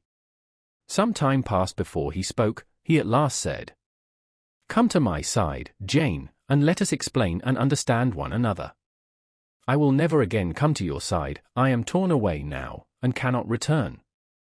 But, Jane, I summon you as my wife. It is you only I intend to marry." I was silent. I thought he mocked me. "Come, Jane, come hither. Your bride stands between us." He rose, and with a stride reached me. "My bride is here," he said, again drawing me to him, "because my equal is here, and my likeness. Jane, will you marry me?" Still I did not answer, and still I writhed myself from his grasp, for I was still incredulous. "Do you doubt me, Jane?" "Entirely." "You have no faith in me?" "Not a whit." "Am I a liar in your eyes?" he asked passionately. "Little skeptic, you shall be convinced. What love have I for Miss Ingram?" "None, and that you know." "What love has she for me?" "None, as I have taken pains to prove. I caused a rumor to reach her that my fortune was not a third of what was supposed, and after that I presented myself to see the result. It was coldness both from her and her mother. I could not, marry Miss Ingram. You strange, you almost unearthly thing, I love as my own flesh. You, poor and obscure, and small and plain as you are, I entreat to accept me as a husband." "What, me?" I ejaculated, beginning in his earnestness, and especially in his incivility, to credit his sincerity, me who have not a friend in the world but you, if you are my friend, not a shilling but what you have given me. You, Jane, I must have you for my own, entirely my own. Will you be mine? Say yes, quickly. Mr. Rochester, let me look at your face, turn to the moonlight. Why? Because I want to read your countenance, turn. There. You will find it scarcely more legible than a crumpled, scratched page. Read on, only make haste, for I suffer. His face was very much agitated and very much flushed, and there were strong workings in the features, and strange gleams in the eyes. "Oh, Jane, you torture me," he exclaimed. "With that searching and yet faithful and generous look, you torture me. How can I do that? If you are true, and your offer real, my only feelings to you must be gratitude and devotion, they cannot torture." "Gratitude," he ejaculated, and added wildly, "Jane, accept me quickly. Say, Edward, give me my name, Edward, I will marry you. Are you in earnest? Do you truly love me? Do you sincerely wish me to be your wife?" "I do, and if an oath is necessary to satisfy you, I swear it." "Then, sir, I will marry you. Edward, my little wife. Dear Edward. Come to me entirely now," said he, and added, in his deepest tone, speaking in my ear as his cheek was laid on mine, "Make my happiness, I will make yours." "God pardon me," he subjoined ere long, "and man meddle not with me, I have her, and will hold her. There is no one to meddle, sir. I have no kindred to interfere." "No, that is the best of it," he said. And if I had loved him less I should have thought his accent and look of exultation savage, but, sitting by him, roused from the nightmare of parting, called to the paradise of union, I thought only of the bliss given me to drink in so abundant a flow. Again and again he said, "Are you happy, Jane?" And again I answered, "Yes." After which he murmured, "It will atone, it will atone. Have I not found her friendless, and cold, and comfortless? Will I not guard, and cherish, and solace her? Is there not love in my heart, and constancy in my resolves? It will expiate at God's tribunal. I know my Maker sanctions what I do. For the world's judgment, I wash my hands thereof. For man's opinion, I defy it. But what had befallen the night? The moon was not yet set, and we were all in shadow. I could scarcely see my master's face, near as I was. And what ailed the chestnut tree? It writhed and groaned, while wind roared in the laurel walk, and came sweeping over us. "We must go in," said Mr. Rochester, "the weather changes." I could have sat with thee till morning, Jane. And so, thought I, could I with you. I should have said so, perhaps, but a vivid spark leapt out of a cloud at which I was looking, and there was a crack, a crash, and a close rattling peal, and I thought only of hiding my dazzled eyes against Mr. Rochester's shoulder. The rain rushed down. He hurried me up the walk, through the grounds, and into the house, but we were quite wet before we could pass the threshold. He was taking off my shawl in the hall, and shaking the water out of my loosened hair, when Mrs. Fairfax emerged from her room. I did not observe her at first, nor did Mr. Rochester. The lamp was lit. The clock was on the stroke of 12. "Hasten to take off your wet things," said he, "and before you go, good night, my darling." He kissed me repeatedly.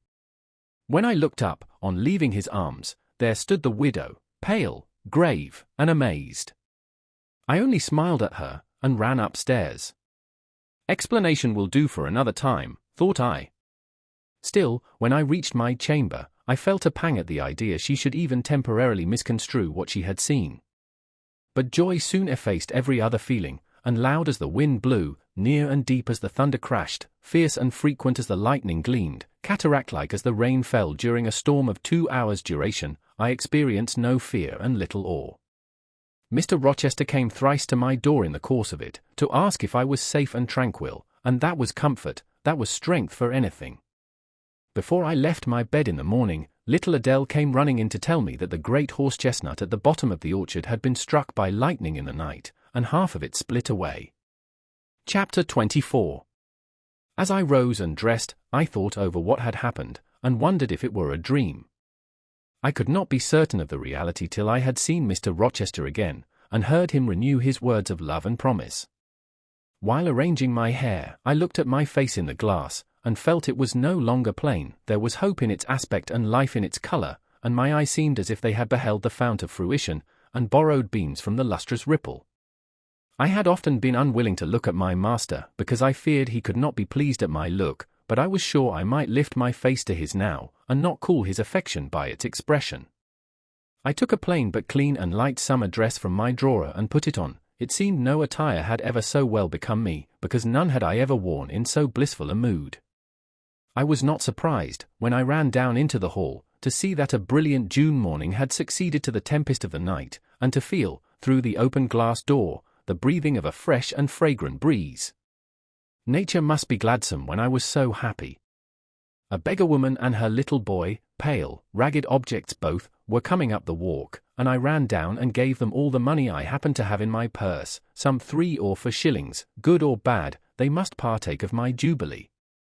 The rooks cawed, and blithe birds sang, but nothing was so merry or so musical as my own rejoicing heart. Mrs. Fairfax surprised me by looking out of the window with a sad countenance, and saying gravely, "Miss Eyre, will you come to breakfast?" During the meal she was quiet and cool, but I could not undeceive her then. I must wait for my master to give explanations, and so must she. I ate what I could, and then I hastened upstairs. I met Adele leaving the schoolroom. "Where are you going?" "It is time for lessons. Mr. Rochester has sent me away to the nursery." "Where is he?" "In there," pointing to the apartment she had left, and I went in, and there he stood. "Come and bid me good morning," said he. I gladly advanced, and it was not merely a cold word now, or even a shake of the hand that I received, but an embrace and a kiss. It seemed natural, it seemed genial to be so well loved, so caressed by him. "Jane, you look blooming, and smiling, and pretty," said he, "truly pretty this morning. Is this my pale, little elf? Is this my mustard seed? This little sunny-faced girl with the dimpled cheek and rosy lips, the satin-smooth hazel hair, and the radiant hazel eyes. I had green eyes, reader, but you must excuse the mistake, for him they were new-dyed, I suppose. It is Jane Eyre, sir. Soon to be Jane Rochester, he added, in 4 weeks, Janet, not a day more. Do you hear that? I did, and I could not quite comprehend it, it made me giddy. The feeling, the announcement sent through me, was something stronger than was consistent with joy, something that smote and stunned, it was, I think, almost fear. You blushed, and now you are white, Jane, what is that for? Because you gave me a new name, Jane Rochester, and it seems so strange. Yes, Mrs. Rochester, said he, young Mrs. Rochester, Fairfax Rochester's girl bride. It can never be, sir, it does not sound likely. Human beings never enjoy complete happiness in this world. I was not born for a different destiny to the rest of my species. To imagine such a lot befalling me is a fairy tale, a daydream, which I can and will realize. I shall begin today. This morning I wrote to my banker in London to send me certain jewels he has in his keeping, heirlooms for the ladies of Thornfield. In a day or two I hope to pour them into your lap, for every privilege, every attention shall be yours that I would accord a peer's daughter, if about to marry her. Oh, sir, never rain jewels. I don't like to hear them spoken of. Jewels for Jane Eyre sounds unnatural and strange, I would rather not have them. I will myself put the diamond chain round your neck, and the circlet on your forehead, which it will become, for nature, at least, has stamped her patent of nobility on this brow, Jane, and I will clasp the bracelets on these fine wrists, and load these fairy-like fingers with rings. No, no, sir. Think of other subjects, and speak of other things, and in another strain. Don't address me as if I were a beauty, I am your plain, Quakerish governess. You are a beauty in my eyes, and a beauty just after the desire of my heart, delicate and aerial. Puny and insignificant, you mean? You are dreaming, sir, or you are sneering. For God's sake, don't be ironical. I will make the world acknowledge you a beauty, too, he went on, while I really became uneasy at the strain he had adopted, because I felt he was either deluding himself or trying to delude me. I will attire my Jane in satin and lace, and she shall have roses in her hair, and I will cover the head I love best with a priceless veil. And then you won't know me, sir, and I shall not be your Jane Eyre any longer, but an ape in a harlequin's jacket, a jay in borrowed plumes. I would as soon see you, Mr. Rochester, tricked out in stage trappings, as myself clad in a court lady's robe, and I don't call you handsome, sir, though I love you most dearly, far too dearly to flatter you. Don't flatter me. He pursued his theme, however, without noticing my deprecation. This very day I shall take you in the carriage to Millcote, and you must choose some dresses for yourself. I told you we shall be married in 4 weeks. The wedding is to take place quietly, in the church down below yonder, and then I shall waft you away at once to town. After a brief stay there, I shall bear my treasure to regions nearer the sun, to French vineyards and Italian plains, and she shall see whatever is famous in old story and in modern record, she shall taste, too, of the life of cities, and she shall learn to value herself by just comparison with others. Shall I travel, and with you, sir? You shall sojourn at Paris, Rome, and Naples, at Florence, Venice, and Vienna. All the ground I have wandered over shall be retrodden by you, wherever I stamped my hoof, your sylph's foot shall step also. 10 years since, I flew through Europe half mad, with disgust, hate, and rage as my companions, now I shall revisit it healed and cleansed, with a very angel as my comforter. I laughed at him as he said this. I am not an angel, I asserted, and I will not be one till I die, I will be myself. Mr. Rochester, you must neither expect nor exact anything celestial of me, for you will not get it, any more than I shall get it of you, which I do not at all anticipate. What do you anticipate of me? For a little while you will perhaps be as you are now, a very little while, and then you will turn cool, and then you will be capricious, and then you will be stern, and I shall have much ado to please you, but when you get well used to me, you will perhaps like me again, like me, I say, not love me. I suppose your love will effervesce in 6 months, or less. I have observed in books written by men, that period assigned as the farthest to which a husband's ardour extends. Yet, after all, as a friend and companion, I hope never to become quite distasteful to my dear master. Distasteful. And like you again. I think I shall like you again, and yet again, and I will make you confess I do not only like, but love you, with truth, fervour, constancy. Yet are you not capricious, sir? To women who please me only by their faces, I am the very devil when I find out they have neither souls nor hearts, when they open to me a perspective of flatness, triviality, and perhaps imbecility, coarseness, and ill temper, but to the clear eye and eloquent tongue, to the soul made of fire, and the character that bends but does not break, at once supple and stable, tractable and consistent, I am ever tender and true. Had you ever experience of such a character, sir? Did you ever love such an one? I love it now. But before me, if I, indeed, in any respect come up to your difficult standard. I never met your likeness. Jane, you please me, and you master me, you seem to submit, and I like the sense of pliancy you impart, and while I am twining the soft, silken skein round my finger, it sends a thrill up my arm to my heart. I am influenced, conquered, and the influence is sweeter than I can express, and the conquest I undergo has a witchery beyond any triumph I can win. Why do you smile, Jane? What does that inexplicable, that uncanny turn of countenance mean? I was thinking, sir, you will excuse the idea, it was involuntary, I was thinking of Hercules and Samson with their charmers. You were, you little elfish. Hush, sir. You don't talk very wisely just now, any more than those gentlemen acted very wisely. However, had they been married, they would no doubt by their severity as husbands have made up for their softness as suitors, and so will you, I fear. I wonder how you will answer me a year hence, should I ask a favour it does not suit your convenience or pleasure to grant. Ask me something now, Janet, the least thing, I desire to be entreated. Indeed I will, sir, I have my petition all ready. Speak. But if you look up and smile with that countenance, I shall swear concession before I know to what, and that will make a fool of me. Not at all, sir, I ask only this, don't send for the jewels, and don't crown me with roses, you might as well put a border of gold lace round that plain pocket handkerchief you have there. I might as well gild refined gold. I know it, your request is granted then, for the time. I will remand the order I despatch to my banker. But you have not yet asked for anything, you have prayed a gift to be withdrawn, try again. Well then, sir, have the goodness to gratify my curiosity, which is much piqued on one point. He looked disturbed. What? What? He said hastily. Curiosity is a dangerous petition, it is well I have not taken a vow to accord every request. But there can be no danger in complying with this, sir. Utter it, Jane, but I wish that instead of a mere inquiry into, perhaps, a secret, it was a wish for half my estate. Now, King Ahasuerus, what do I want with half your estate? Do you think I am a Jew usurer, seeking good investment in land? I would much rather have all your confidence.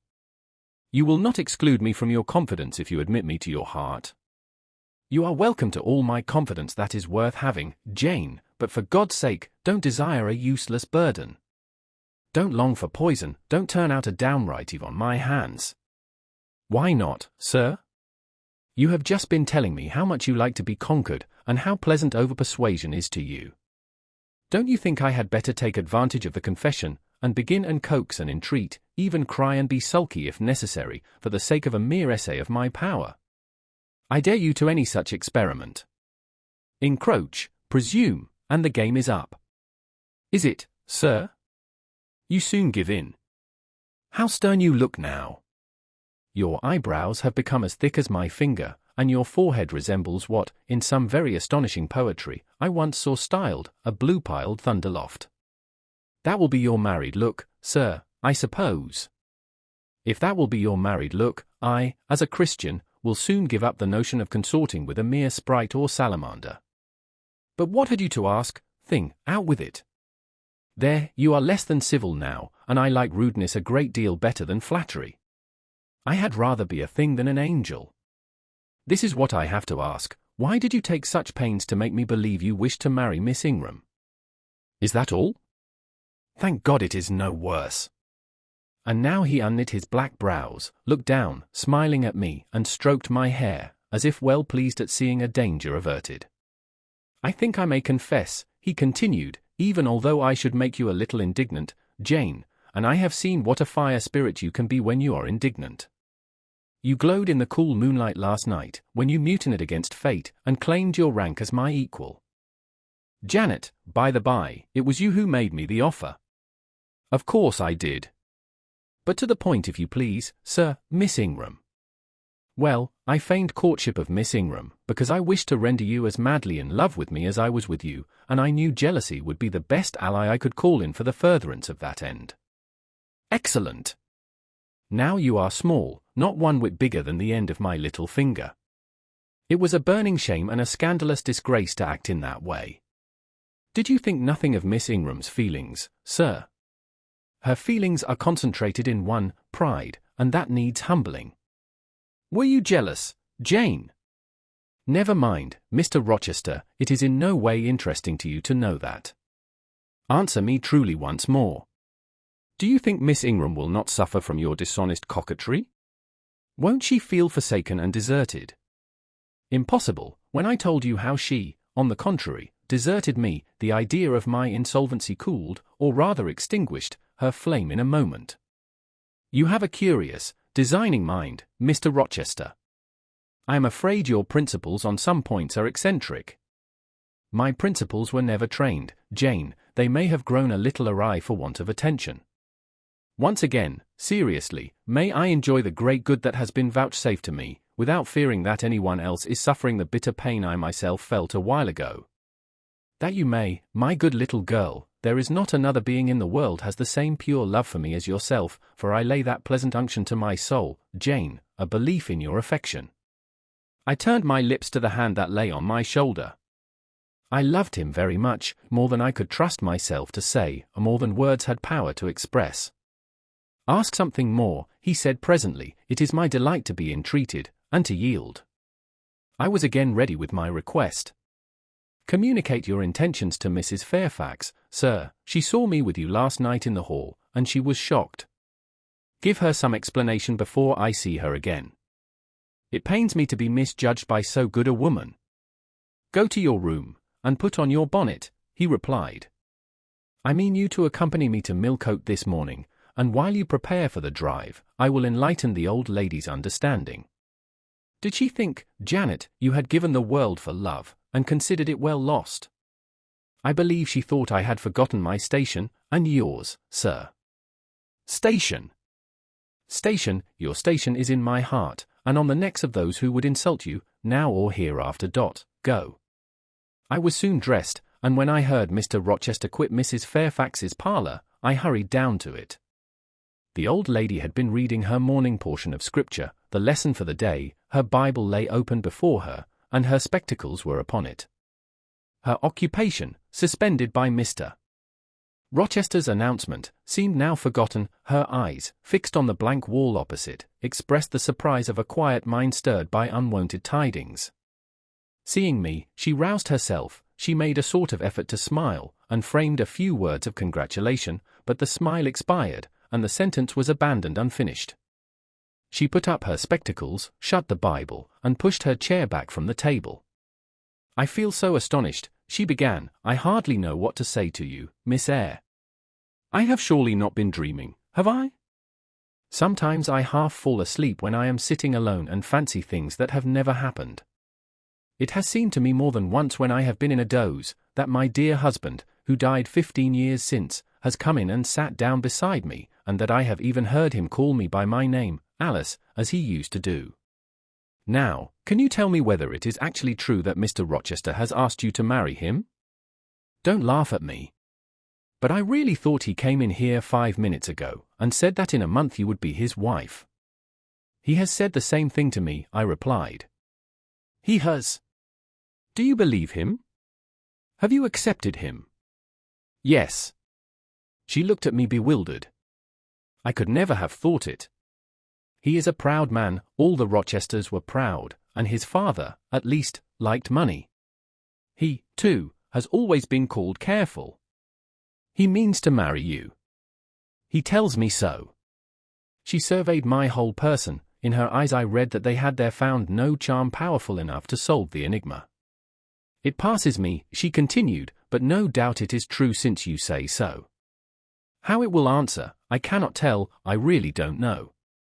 Equality of position and fortune is often advisable in such cases, and there are 20 years of difference in your ages. He might almost be your father. No, indeed, Mrs. Fairfax, exclaimed I, nettled, he is nothing like my father. No one, who saw us together, would suppose it for an instant. Mr. Rochester looks as young, and is as young, as some men at 25. Is it really for love he is going to marry you? She asked. I was so hurt by her coldness and skepticism, that the tears rose to my eyes. I am sorry to grieve you, pursued the widow, but you are so young, and so little acquainted with men, I wish to put you on your guard. It is an old saying that all is not gold that glitters, and in this case I do fear there will be something found to be different to what either you or I expect. Why, am I a monster? I said, is it impossible that Mr. Rochester should have a sincere affection for me? No, you are very well, and much improved of late, and Mr. Rochester, I dare say, is fond of you. I have always noticed that you were a sort of pet of his. There are times when, for your sake, I have been a little uneasy at his marked preference, and have wished to put you on your guard, but I did not like to suggest even the possibility of wrong. I knew such an idea would shock, perhaps offend you, and you were so discreet, and so thoroughly modest and sensible, I hoped you might be trusted to protect yourself. Last night I cannot tell you what I suffered when I sought all over the house, and could find you nowhere, nor the master either, and then, at 12 o'clock, so you come in with him. Well, never mind that now, I interrupted impatiently, it is enough that all was right. I hope all will be right in the end, she said, but believe me, you cannot be too careful.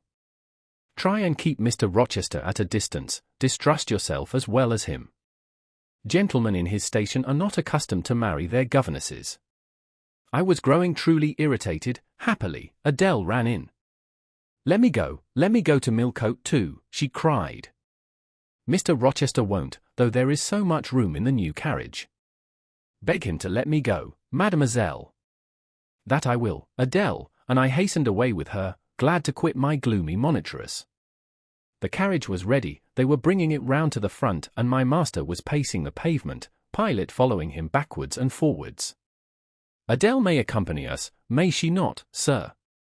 I told her no. I'll have no brats, I'll have only you. Do let her go, Mr. Rochester, if you please, it would be better. Not it, she will be a restraint. He was quite peremptory, both in look and voice. The chill of Mrs. Fairfax's warnings, and the damp of her doubts were upon me, something of unsubstantiality and uncertainty had beset my hopes. I half lost the sense of power over him. I was about mechanically to obey him, without further remonstrance, but as he helped me into the carriage, he looked at my face. What is the matter? He asked, all the sunshine is gone. Do you really wish the Ben to go? Will it annoy you if she is left behind? I would far rather she went, sir. Then off for your bonnet, and back like a flash of lightning, cried he to Adele. She obeyed him with what speed she might. After all, a single morning's interruption will not matter much, said he, when I mean shortly to claim you, your thoughts, conversation, and company, for life. Adele, when lifted in, commenced kissing me, by way of expressing her gratitude for my intercession. She was instantly stowed away into a corner on the other side of him. She then peeped round to where I sat, so stern a neighbour was too restrictive to him. In his present fractious mood, she dared whisper no observations, nor ask of him any information. Let her come to me, I entreated, she will, perhaps, trouble you, sir, there is plenty of room on this side. He handed her over as if she had been a lapdog. I'll send her to school yet, he said, but now he was smiling. Adele heard him, and asked if she was to go to school sans mademoiselle. Yes, he replied, absolutely sans mademoiselle, for I am to take mademoiselle to the moon, and there I shall seek a cave in one of the white valleys among the volcano tops, and mademoiselle shall live with me there, and only me. She will have nothing to eat, you will starve her, observed Adele. I shall gather manna for her morning and night, the plains and hillsides in the moon are bleached with manna, Adele. She will want to warm herself, what will she do for a fire? Fire rises out of the lunar mountains, when she is cold, I'll carry her up to a peak, and lay her down on the edge of a crater. Oh, tu ly ser mal, pew comfortable. And her clothes, they will wear out, how can she get new ones? Mr. Rochester professed to be puzzled. Hem, said he. What would you do, Adele? Cudgel your brains for an expedient. How would a white or a pink cloud answer for a gown, do you think? And one could cut a pretty enough scarf out of a rainbow. She is far better as she is, concluded Adele, after musing some time. Besides, she would get tired of living with only you in the moon. If I were Mademoiselle, I would never consent to go with you. She has consented, she has pledged her word. But you can't get her there is no road to the moon, it is all air, and neither you nor she can fly. Adele, look at that field. We were now outside Thornfield gates, and bowling lightly along the smooth road to Millcote, where the dust was well laid by the thunderstorm, and where the low hedges and lofty timber trees on each side glistened green and rain-refreshed. In that field, Adele, I was walking late one evening about a fortnight since, the evening of the day you helped me to make hay in the orchard meadows, and, as I was tired with raking swaths, I sat down to rest me on a stile, and there I took out a little book and a pencil, and began to write about a misfortune that befell me long ago, and a wish I had for happy days to come. I was writing away very fast, though daylight was fading from the leaf, when something came up the path and stopped 2 yards off me. I looked at it. It was a little thing with a veil of gossamer on its head. I beckoned it to come near me, it stood soon at my knee. I never spoke to it, and it never spoke to me, in words, but I read its eyes, and it read mine, and our speechless colloquy was to this effect. It was a fairy, and come from Elfland, it said, and its errand was to make me happy. I must go with it out of the common world to a lonely place, such as the moon, for instance, and it nodded its head towards her horn, rising over Hay Hill. It told me of the alabaster cave and silver vale where we might live.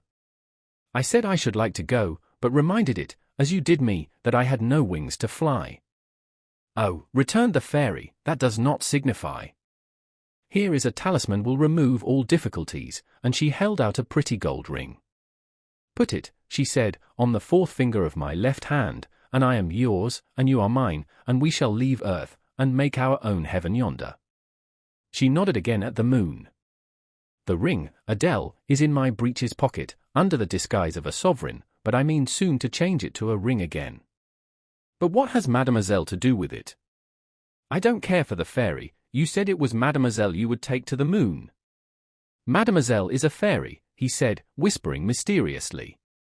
Whereupon I told her not to mind his badinage, and she, on her part, evinced a fund of genuine French scepticism, denominating Mr. Rochester un vrai menteur, and assuring him that she made no account whatever of his conte de fille, and that du reste Illinois n'y avait pas de filles, it quond même Illinois y avait. She was sure they would never appear to him, nor ever give him rings, or offer to live with him in the moon. The hour spent at Millcote was a somewhat harassing one to me. Mr. Rochester obliged me to go to a certain silk warehouse. There I was ordered to choose half a dozen dresses. I hated the business, I begged leave to defer it. No, it should be gone through with now. By dint of entreaties expressed in energetic whispers, I reduced the half-dozen to 2, these however, he vowed he would select himself. With anxiety I watched his eye rove over the gay stores. He fixed on a rich silk of the most brilliant amethyst dye, and a superb pink satin. I told him in a new series of whispers, that he might as well buy me a gold gown and a silver bonnet at once. I should certainly never venture to wear his choice. With infinite difficulty, for he was stubborn as a stone, I persuaded him to make an exchange in favor of a sober black satin and pearl grey silk. It might pass for the present, he said, but he would yet see me glittering like a parterre. Glad was I to get him out of the silk warehouse, and then out of a jeweller's shop. The more he bought me, the more my cheek burned with a sense of annoyance and degradation. As we re-entered the carriage, and I sat back feverish and fagged, I remembered what, in the hurry of events, dark and bright, I had wholly forgotten, the letter of my uncle, Jane Eyre, to Mrs. Reed, his intention to adopt me and make me his legatee. It would, indeed, be a relief, I thought, if I had ever so small an independency. I never can bear being dressed like a doll by Mr. Rochester, or sitting like a second Danae with the golden shower falling daily round me. I will write to Madeira the moment I get home, and tell my Uncle John the First I'm going to be married, and to whom, if I had but a prospect of one day bringing Mr. Rochester an accession of fortune, I could better endure to be kept by him now. And somewhat relieved by this idea, which I failed not to execute that day, I ventured once more to meet my master's and lover's eye, which most pertinaciously sought mine, though I averted both face and gaze. He smiled, and I thought his smile was such as a sultan might, in a blissful and fond moment, bestow on a slave his gold and gems had enriched. I crushed his hand, which was ever hunting mine, vigorously, and thrust it back to him red with the passionate pressure. "You need not look in that way," I said. "If you do, I'll wear nothing but my old Lowood frocks to the end of the chapter. I'll be married in this lilac gingham. You may make a dressing gown for yourself out of the pearl grey silk, and an infinite series of waistcoats out of the black satin." He chuckled, he rubbed his hands. "Oh, it is rich to see and hear her," he exclaimed. "Is she original? Is she piquant? I would not exchange this one little English girl for the Grand Turk's whole seraglio, gazelle eyes, houri forms, and all." The Eastern allusion bit me again. "I'll not stand you an inch in the stead of a seraglio," I said, "so don't consider me an equivalent for one. If you have a fancy for anything in that line, away with you, sir, to the bazaars of Stamboul without delay, and lay out in extensive slave purchases some of that spare cash you seem at a loss to spend satisfactorily here. And what will you do, Janet, while I am bargaining for so many tons of flesh and such an assortment of black eyes? I'll be preparing myself to go out as a missionary to preach liberty to them that are enslaved, your harem inmates amongst the rest. I'll get admitted there, and I'll stir up mutiny, and you, three-tailed bashaw as you are, sir, shall in a trice find yourself fettered amongst our hands, nor will I, for one, consent to cut your bonds till you have signed a charter, the most liberal that despot ever yet conferred. I would consent to be at your mercy, Jane. I would have no mercy, Mr. Rochester, if you supplicated for it with an eye like that. While you looked so, I should be certain that whatever charter you might grant under coercion, your first act, when released, would be to violate its conditions. Why, Jane, what would you have? I fear you will compel me to go through a private marriage ceremony, besides that performed at the altar. You will stipulate, I see, for peculiar terms. What will they be? I only want an easy mind, sir, not crushed by crowded obligations. Do you remember what you said of Celine Varens, of the diamonds, the cashmeres you gave her? I will not be your English Celine Varens. I shall continue to act as Adele's governess, by that I shall earn my board and lodging, and £30 a year besides. I'll furnish my own wardrobe out of that money, and you shall give me nothing but— Well, but what? Your regard, and if I give you mine in return, that debt will be quit.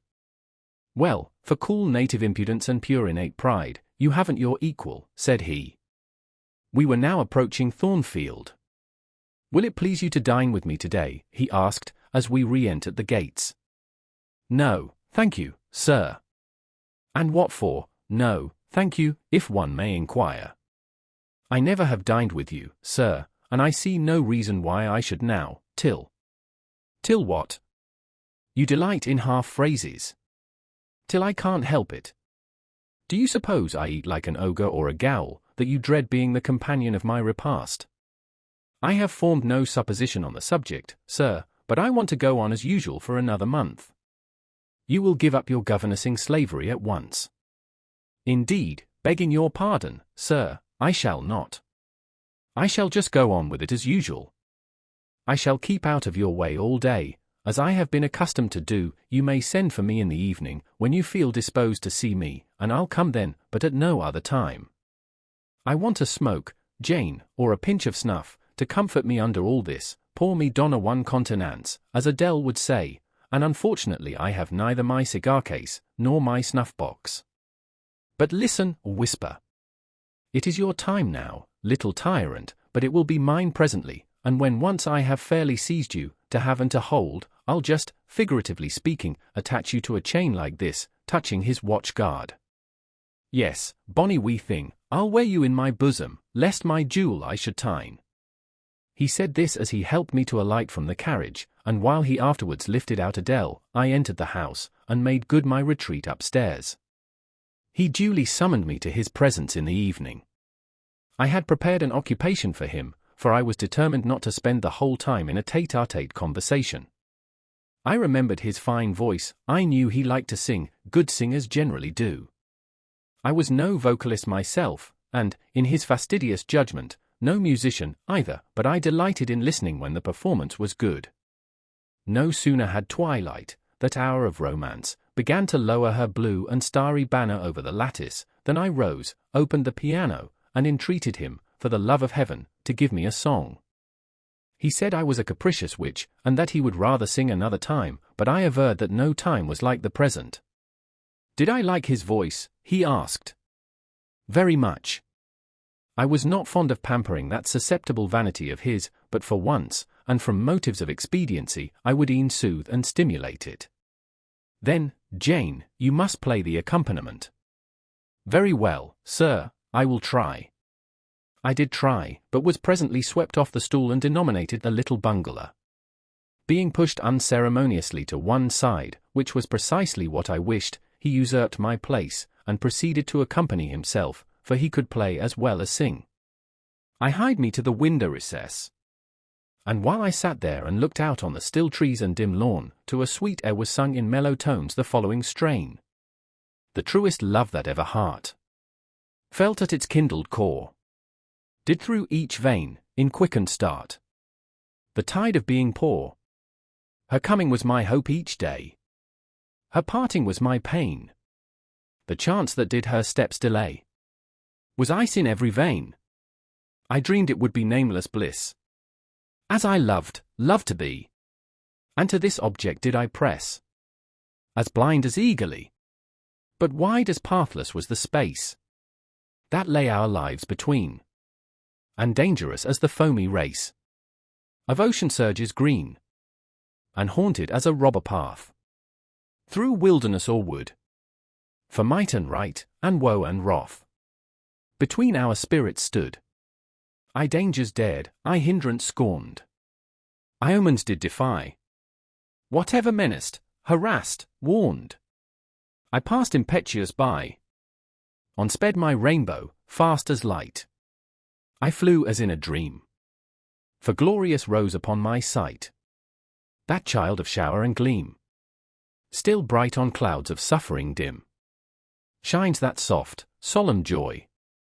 Nor care I now, how dense and grim disasters gather nigh. I care not in this moment sweet, though all I have rushed o'er should come on pinion, strong and fleet, proclaiming vengeance sore. Though haughty hate should strike me down, right bar approach to me, and grinding might, with furious frown, swear endless enmity. My love has placed her little hand, with noble faith in mine, and vowed that wedlock's sacred band our nature shall entwine. My love has sworn, with sealing kiss, with me to live, to die. I have at last my nameless bliss, as I loved am I. He rose and came towards me, and I saw his face all kindled, and his full falcon eye flashing, and tenderness and passion in every lineament. I quailed momentarily, then I rallied. Soft scene, daring demonstration, I would not have, and I stood in peril of both. At the weapon of defense must be prepared. I wetted my tongue. As he reached me, I asked with asperity, whom he was going to marry now. That was a strange question to be put by his darling Jane. Indeed, I considered it a very natural and necessary one. He had talked of his future wife dying with him. What did he mean by such a pagan idea? I had no intention of dying with him, he might depend on that. Oh, all he longed, all he prayed for, was that I might live with him. Death was not for such as I. Indeed it was. I had as good a right to die when my time came as he had, but I should bide that time, and not be hurried away in a settee. Would I forgive him for the selfish idea, and prove my pardon by a reconciling kiss? No, I would rather be excused. Here I heard myself apostrophized as a hard little thing, and it was added, any other woman would have been melted to marrow at hearing such stanzas crooned in her praise. I assured him I was naturally hard, very flinty, and that he would often find me so, and that, moreover, I was determined to show him divers rugged points in my character before the ensuing 4 weeks elapsed. He should know fully what sort of a bargain he had made, while there was yet time to rescind it. Would I be quiet and talk rationally? I would be quiet if he liked, and as to talking rationally, I flattered myself I was doing that now. He fretted, pished, and pshawed. Very good, I thought, you may fume and fidget as you please, but this is the best plan to pursue with you, I am certain. I like you more than I can say, but I'll not sink into a bathos of sentiment, and with this needle of repartee I'll keep you from the edge of the gulf too, and, moreover, maintain by its pungent aid that distance between you and myself most conducive to our real mutual advantage. From less to more, I worked him up to considerable irritation. Then, after he had retired, in dudgeon, quite to the other end of the room, I got up, and saying, I wish you good night, sir, in my natural and wonted respectful manner, I slipped out by the side door and got away. The system thus entered on, I pursued during the whole season of probation, and with the best success. He was kept, to be sure, rather cross and crusty, but on the whole I could see he was excellently entertained, and that a lamb-like submission and turtle-dove sensibility, while fostering his despotism more, would have pleased his judgment, satisfied his common sense, and even suited his taste less. In other people's presence I was, as formerly, deferential and quiet, any other line of conduct being uncalled for. It was only in the evening conferences I thus thwarted and afflicted him. He continued to send for me punctually the moment the clock struck 7, though when I appeared before him now, he had no such honeyed terms as love and a darling on his lips. The best words at my service were provoking puppet, malicious elf, sprite, changeling, and sea. For caresses, too, I now got grimaces, for a pressure of the hand, a pinch on the arm, for a kiss on the cheek, a severe tweak of the ear. It was all right. At present I decidedly preferred these fierce favours to anything more tender. Mrs. Fairfax, I saw, approved me, her anxiety on my account vanished, therefore I was certain I did well. Meantime, Mr. Rochester affirmed I was wearing him to skin and bone, and threatened awful vengeance for my present conduct at some period fast coming. I laughed in my sleeve at his menaces. I can keep you in reasonable check now, I reflected, and I don't doubt to be able to do it hereafter. If one expedient loses its virtue, another must be devised. Yet after all my task was not an easy one, often I would rather have pleased than teased him. My future husband was becoming to me my whole world, and more than the world, almost my hope of heaven.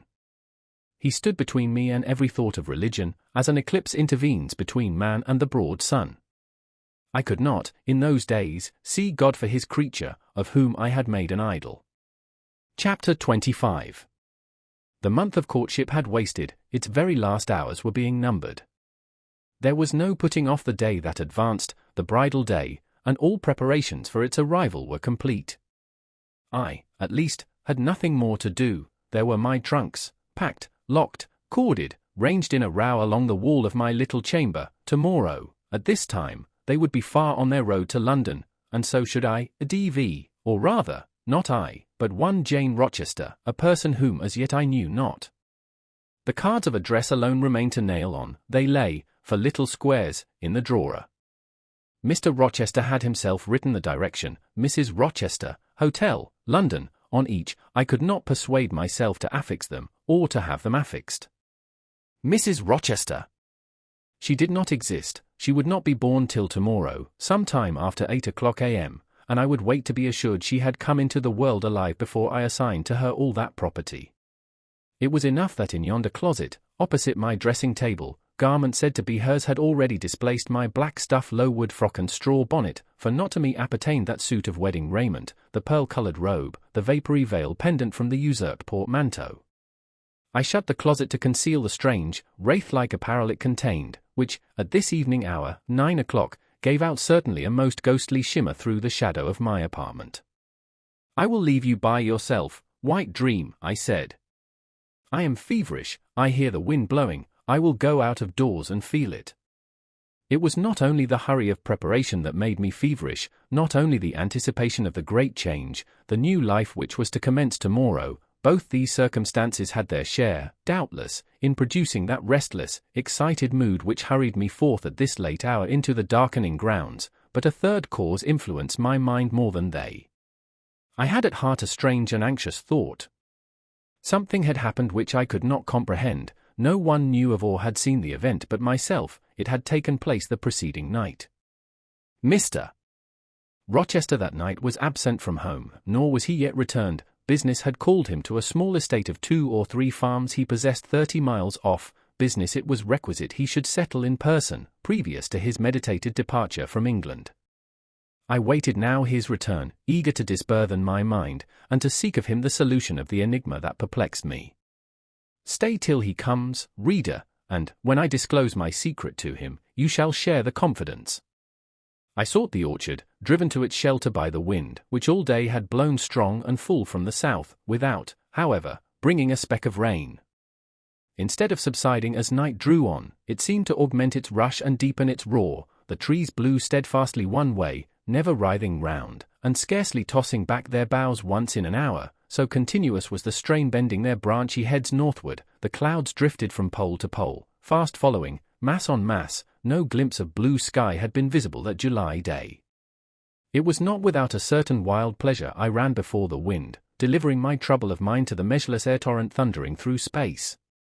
Descending the laurel walk, I faced the wreck of the chestnut tree. It stood up black and riven, the trunk, split down the center, gasped ghastly.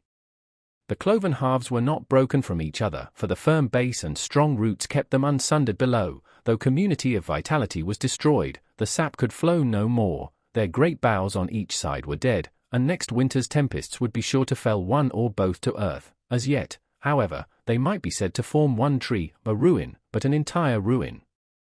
You did right to hold fast to each other, I said, as if the monster splinters were living things, and could hear me.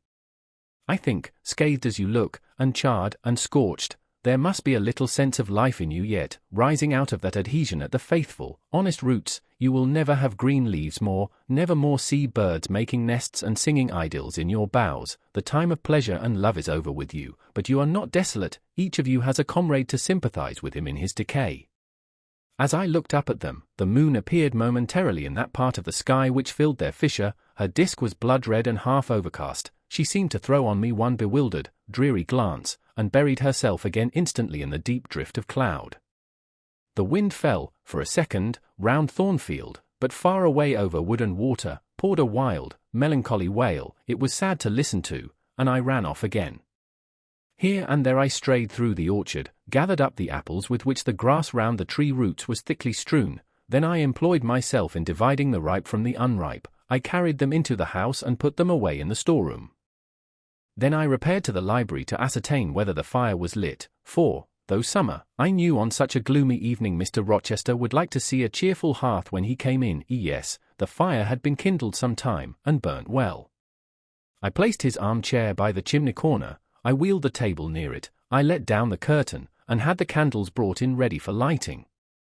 More restless than ever, when I had completed these arrangements I could not sit still, nor even remain in the house. A little timepiece in the room and the old clock in the hall simultaneously struck 10. "How late it grows!" I said. "I will run down to the gates. It is moonlight at intervals. I can see a good way on the road. He may be coming now, and to meet him will save some minutes of suspense."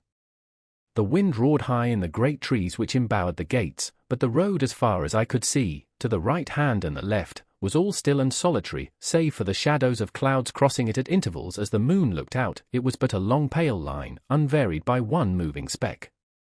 A puerile tear dimmed my eye while I looked, a tear of disappointment and impatience. Ashamed of it, I wiped it away. I lingered. The moon shut herself wholly within her chamber, and drew close her curtain of dense cloud. The night grew dark, rain came driving fast on the gale. "I wish he would come! I wish he would come!" I exclaimed, seized with hypochondriac foreboding. I had expected his arrival before tea. Now it was dark. What could keep him? Had an accident happened? The event of last night again recurred to me. I interpreted it as a warning of disaster.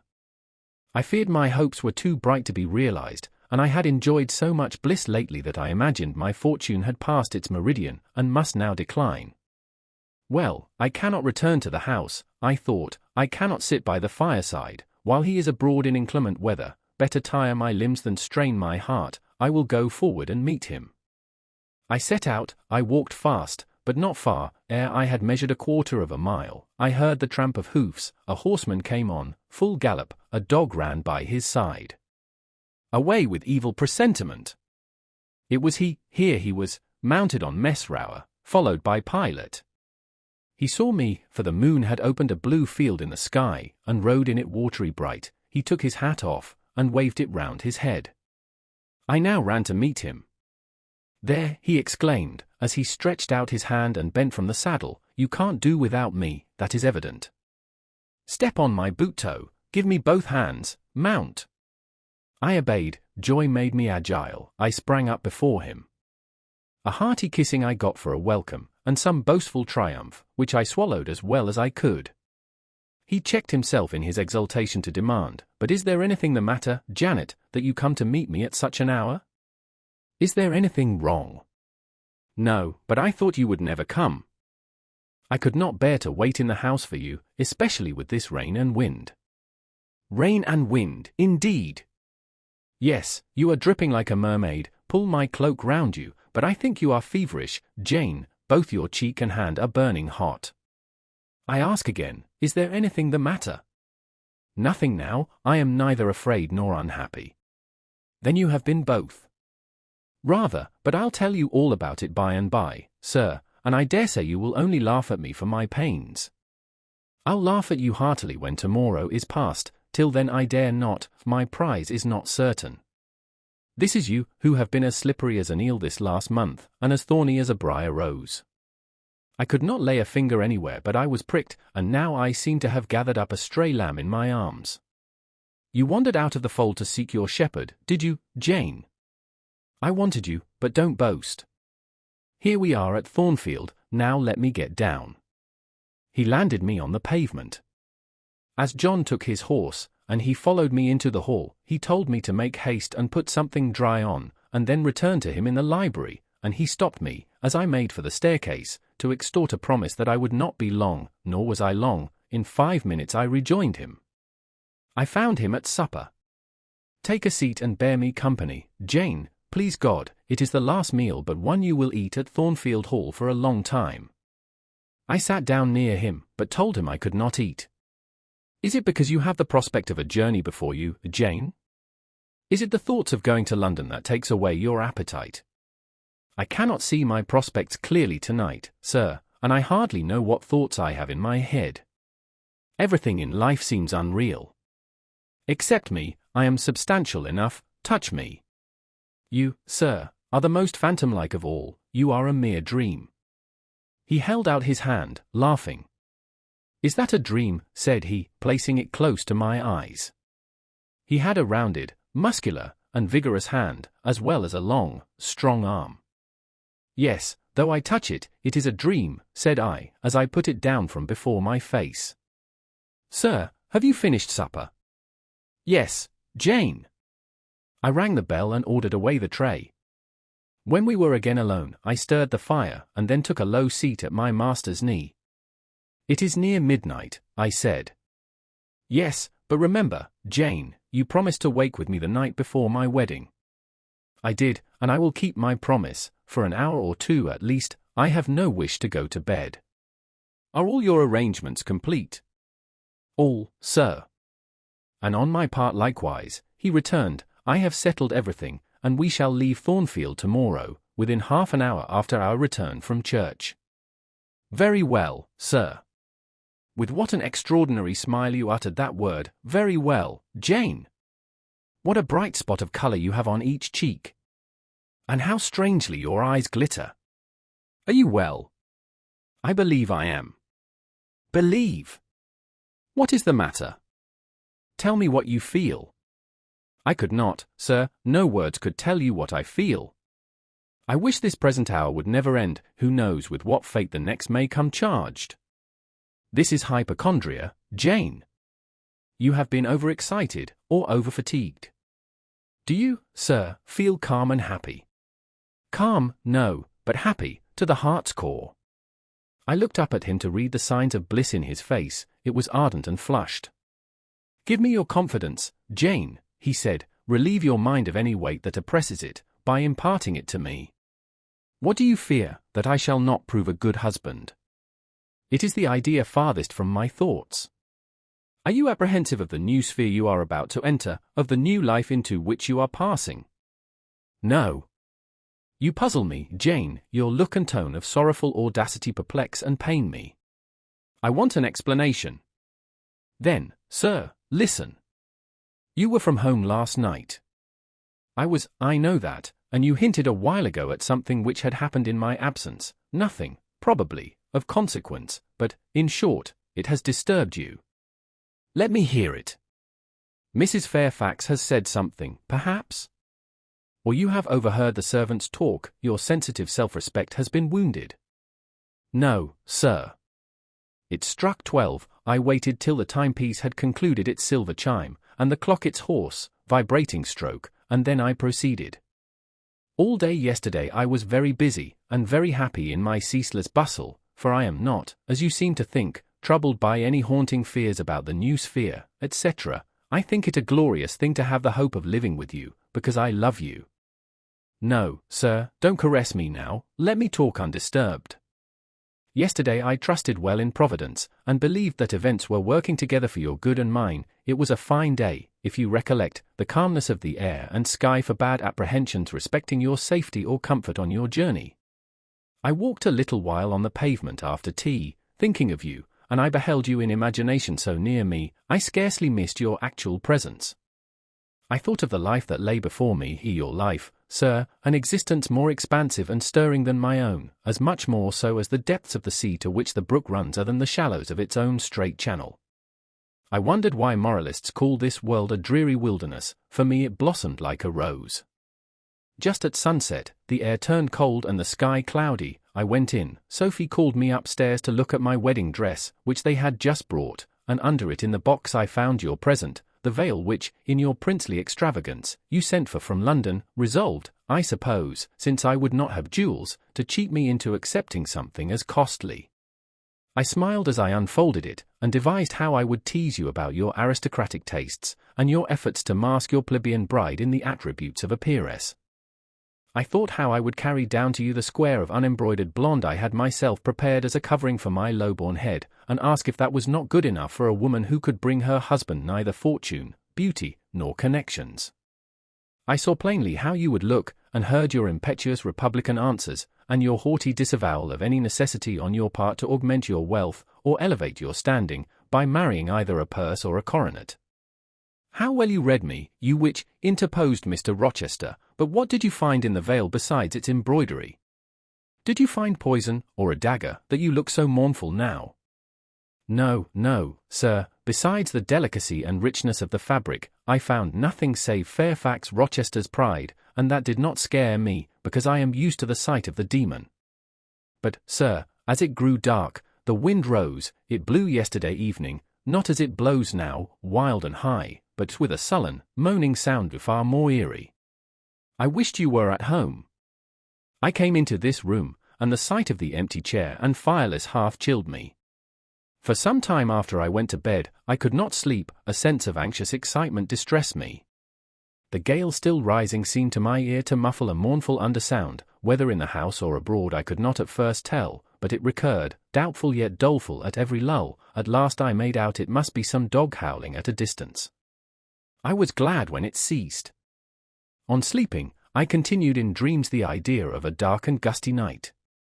I continued also the wish to be with you, and experienced a strange, regretful consciousness of some barrier dividing us. During all my first sleep, I was following the windings of an unknown road, total obscurity environed me, rain pelted me, I was burdened with the charge of a little child, a very small creature, too young and feeble to walk, and which shivered in my cold arms, and wailed piteously in my ear. I thought, sir, that you were on the road a long way before me, and I strained every nerve to overtake you, and made effort on effort to utter your name and entreat you to stop, but my movements were fettered, and my voice still died away inarticulate, while you, I felt, withdrew farther and farther every moment. And these dreams weigh on your spirits now, Jane, when I am close to you. Little nervous subject. Forget visionary woe, and think only of real happiness. You say you love me, Janet. Yes, I will not forget that, and you cannot deny it. Those words did not die inarticulate on your lips. I heard them clear and soft, a thought too solemn perhaps, but sweet as music. I think it is a glorious thing to have the hope of living with you, Edward, because I love you. Do you love me, Jane? Repeat it. I do, sir, I do, with my whole heart. Well, he said, after some minutes' silence, it is strange, but that sentence has penetrated my breast painfully. Why?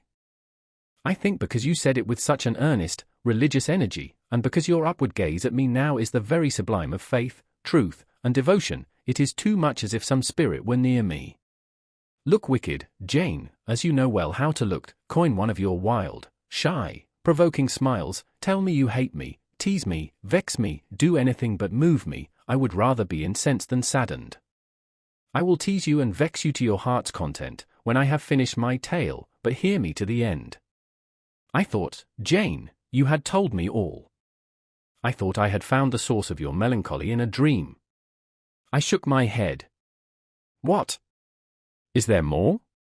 But I will not believe it to be anything important. I warn you of incredulity beforehand. Go on. The disquietude of his air, the somewhat apprehensive impatience of his manner, surprised me, but I proceeded. I dreamt another dream, sir, that Thornfield Hall was a dreary ruin, the retreat of bats and owls.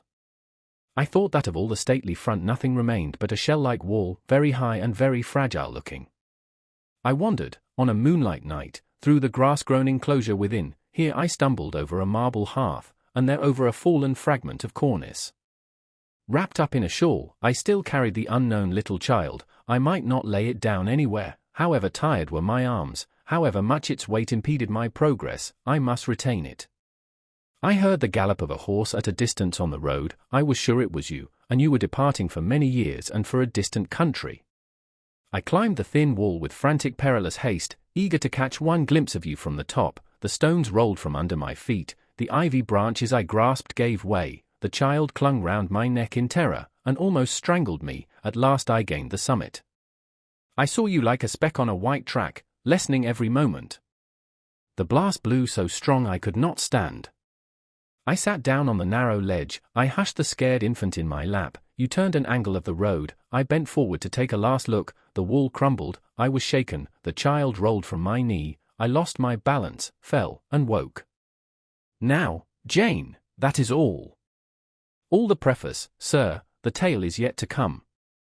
On waking, a gleam dazzled my eyes. I thought, oh, it is daylight. But I was mistaken. It was only candlelight. Sophie, I supposed, had come in. There was a light in the dressing table, and the door of the closet, where, before going to bed, I had hung my wedding dress and veil, stood open. I heard a rustling there. I asked, Sophie, what are you doing? No one answered, but a form emerged from the closet. It took the light, held it aloft, and surveyed the garments pendant from the portmanteau. Sophie! Sophie! I again cried, and still it was silent. I had risen up in bed. I bent forward. First surprise, then bewilderment, came over me, and then my blood crept cold through my veins. Mr. Rochester, this was not Sophie, it was not Leah, it was not Mrs. Fairfax, it was not, no, I was sure of it, and am still, it was not even that strange woman, Grace Poole. It must have been one of them, interrupted my master. No, sir, I solemnly assure you to the contrary. The shape standing before me had never crossed my eyes within the precincts of Thornfield Hall before. The height, the contour were new to me. Describe it, Jane. It seemed, sir, a woman, tall and large, with thick and dark hair hanging long down her back. I know not what dress she had on. It was white and straight, but whether gown, sheet, or shroud, I cannot tell. Did you see her face?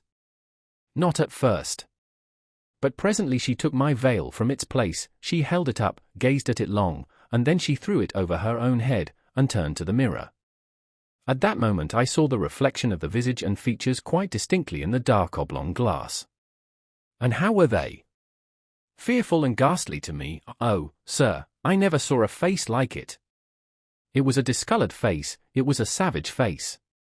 I wish I could forget the roll of the red eyes and the fearful blackened inflation of the lineaments. Ghosts are usually pale, Jane. This, sir, was purple, the lips were swelled and dark, the brow furrowed, the black eyebrows widely raised over the bloodshot eyes. Shall I tell you of what it reminded me? You may. Of the foul German spectre, the vampire. Ah, what did it do? Sir, it removed my veil from its gaunt head, rent it in two parts, and flinging both on the floor, trampled on them. Afterwards, it drew aside the window curtain and looked out. Perhaps it saw dawn approaching, for, taking the candle, it retreated to the door. Just at my bedside, the figure stopped, the fiery eyes glared upon me, she thrust up her candle close to my face, and extinguished it under my eyes. I was aware her lurid visage flamed over mine, and I lost consciousness. For the second time in my life, only the second time, I became insensible from terror. Who was with you when you revived? No one, sir, but the broad day. I rose, bathed my head and face in water, drank a long draught, felt that though enfeebled I was not ill, and determined that to none but you would I impart this vision. Now, sir, tell me who and what that woman was. The creature of an overstimulated brain, that is certain. I must be careful of you, my treasure. Nerves like yours were not made for rough handling. Sir, depend on it, my nerves were not in fault, the thing was real, the transaction actually took place. And your previous dreams, were they real too? Is Thornfield Hall a ruin? Am I severed from you by insuperable obstacles? Am I leaving you without a tear, without a kiss, without a word? Not yet. Am I about to do it? Why, the day is already commenced which is to bind us indissolubly, and when we are once united, there shall be no recurrence of these mental terrors, I guarantee that. Mental terrors, sir. I wish I could believe them to be only such. I wish it more now than ever, since even you cannot explain to me the mystery of that awful visitant. And since I cannot do it, Jane, it must have been unreal. But, sir, when I said so to myself on rising this morning, and when I looked round the room to gather courage and comfort from the cheerful aspect of each familiar object in full daylight, there on the carpet, I saw what gave the distinct lie to my hypothesis, the veil, torn from top to bottom in two halves. I felt Mr. Rochester start and shudder. He hastily flung his arms round me. Thank God, he exclaimed, that if anything malignant did come near you last night, it was only the veil that was harmed. Oh, to think what might have happened! He drew his breath short, and strained me so close to him, I could scarcely pant. After some minutes' silence, he continued, cheerily. Now, Janet, I'll explain to you all about it. It was half dream, half reality. A woman did, I doubt not, enter your room, and that woman must have been, Grace Poole. You call her a strange being yourself, from all you know, you have reason so to call her. What did she do to me? What to Mason?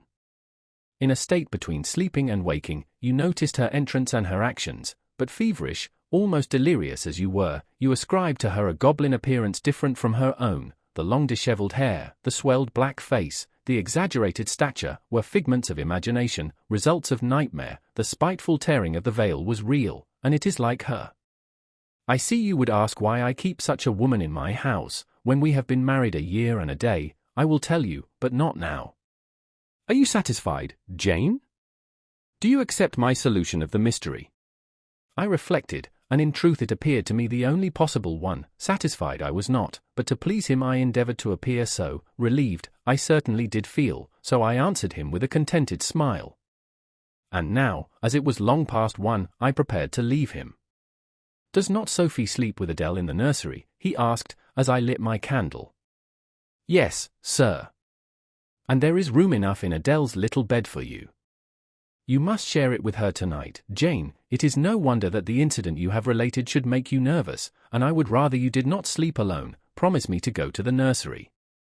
I shall be very glad to do so, sir. And fasten the door securely on the inside. Wake Sophie when you go upstairs, under pretence of requesting her to rouse you in good time tomorrow, for you must be dressed and have finished breakfast before 8. And now, no more sombre thoughts, chase dull care away, Janet. Don't you hear to what soft whispers the wind has fallen? And there is no more beating of rain against the window panes. Look here, he lifted up the curtain, it is a lovely night. It was. Half heaven was pure and stainless, the clouds, now trooping before the wind, which had shifted to the west, were filing off eastward in long, silvered columns. The moon shone peacefully. "Well," said Mr. Rochester, gazing inquiringly into my eyes, "how is my Janet now?" "The night is serene, sir, and so am I." "And you will not dream of separation and sorrow tonight, but of happy love and blissful union." This prediction was but half fulfilled. I did not indeed dream of sorrow, but as little did I dream of joy, for I never slept at all. With little Adele in my arms, I watched the slumber of childhood, so tranquil, so passionless, so innocent, and waited for the coming day. All my life was awake and astir in my frame, and as soon as the sun rose I rose too. I remember Adele clung to me as I left her, I remember I kissed her as I loosened her little hands from my neck, and I cried over her with strange emotion, and quitted her because I feared my sobs would break her still sound repose. She seemed the emblem of my past life, and I was now to array myself to meet the dread, but adored, type of my unknown future day. Chapter 26.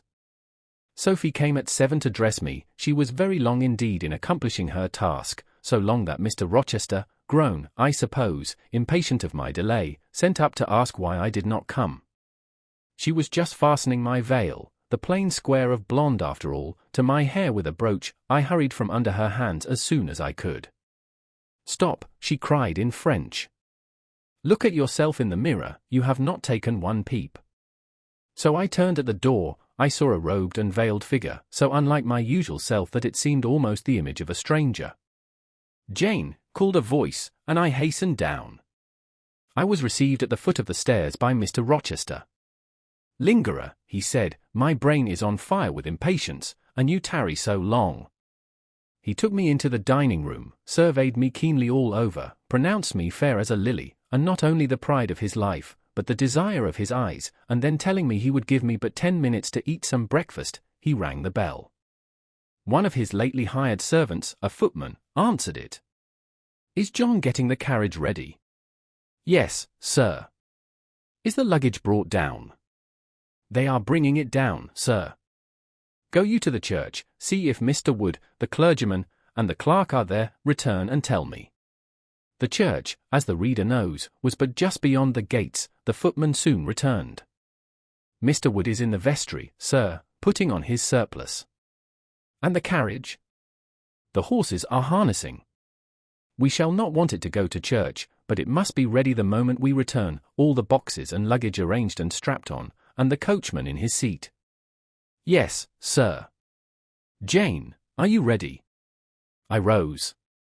There were no groomsmen, no bridesmaids, no relatives to wait for or marshal, none but Mr. Rochester and I and Mrs. Fairfax stood in the hall as we passed. I would fain have spoken to her, but my hand was held by a grasp of iron. I was hurried along by a stride I could hardly follow, and to look at Mr. Rochester's face was to feel that not a second of delay would be tolerated for any purpose. I wonder what other bridegroom ever looked as he did, so bent up to a purpose, so grimly resolute, or who, under such steadfast brows, ever revealed such flaming and flashing eyes.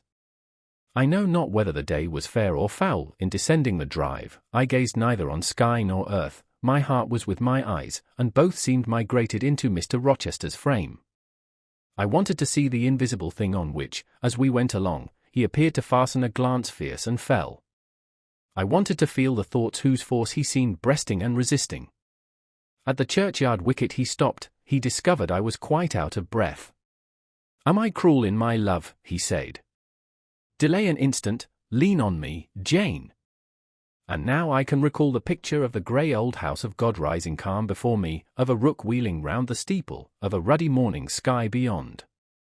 I remember something, too, of the green grave mounds, and I have not forgotten, either, 2 figures of strangers straying amongst the low hillocks and reading the mementos graven on the few mossy headstones. I noticed them, because, as they saw us, they passed round to the back of the church, and I doubted not they were going to enter by the side-aisle door and witness the ceremony. By Mr. Rochester they were not observed. He was earnestly looking at my face, from which the blood had, I dare say, momentarily fled, for I felt my forehead dewy, and my cheeks and lips cold. When I rallied, which I soon did, he walked gently with me up the path to the porch. We entered the quiet and humble temple. The priest waited in his white surplice at the lowly altar, the clerk beside him. All was still, 2 shadows only moved in a remote corner.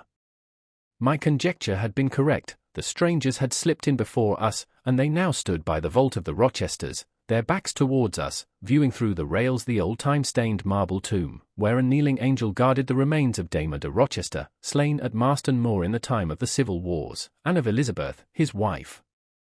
Our place was taken at the communion rails. Hearing a cautious step behind me, I glanced over my shoulder. One of the strangers, a gentleman, evidently, was advancing up the chancel. The service began. The explanation of the intent of matrimony was gone through, and then the clergyman came a step further forward, and, bending slightly towards Mr. Rochester, went on. I require and charge you both, as ye will answer at the dreadful day of judgment, when the secrets of all hearts shall be disclosed, that if either of you know any impediment why ye may not lawfully be joined together in matrimony, ye do now confess it, for be ye well assured that so many as are coupled together otherwise than God's word doth allow, are not joined together by God, neither is their matrimony lawful. He paused, as the custom is. When is the pause after that sentence ever broken by reply? Not, perhaps, once in 100 years. And the clergyman, who had not lifted his eyes from his book, and had held his breath but for a moment, was proceeding. His hand was already stretched towards Mr. Rochester, as his lips unclosed to ask, "Wilt thou have this woman for thy wedded wife?" When a distinct and near voice said, "The marriage cannot go on, I declare the existence of an impediment." The clergyman looked up at the speaker and stood mute. The clerk did the same. Mr. Rochester moved slightly, as if an earthquake had rolled under his feet. Taking a firmer footing, and not turning his head or eyes, he said, "Proceed." Profound silence fell when he had uttered that word, with deep but low intonation. Presently Mr. Wood said, "I cannot proceed without some investigation into what has been asserted, and evidence of its truth or falsehood." "The ceremony is quite broken off," subjoined the voice behind us. "I am in a condition to prove my allegation. An insuperable impediment to this marriage exists." Mr. Rochester heard, but he did not. He stood stubborn and rigid, making no movement but to possess himself of my hand. What a hot and strong grasp he had!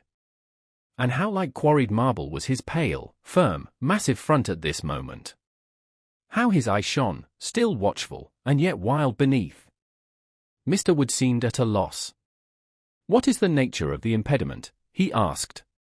"Perhaps it may be got over, explained away." "Hardly," was the answer. "I have called it insuperable, and I speak advisedly." The speaker came forward and leaned on the rails. He continued, uttering each word distinctly, calmly, steadily, but not loudly. "It simply consists in the existence of a previous marriage. Mr. Rochester has a wife now living." My nerves vibrated to those low-spoken words as they had never vibrated to thunder. My blood felt their subtle violence as it had never felt frost or fire, but I was collected, and in no danger of swooning. I looked at Mr. Rochester, I made him look at me. His whole face was colourless rock, his eye was both spark and flint. He disavowed nothing, he seemed as if he would defy all things. Without speaking, without smiling, without seeming to recognize in me a human being, he only twined my waist with his arm and riveted me to his side. "Who are you?" he asked of the intruder. "My name is Briggs, a solicitor of Street, London." "And you would thrust on me a wife?" "I would remind you of your lady's existence, sir, which the law recognizes, if you do not. Favor me with an account of her, with her name, her parentage, her place of abode." "Certainly." Mr. Briggs calmly took a paper from his pocket and read out in a sort of official, nasal voice.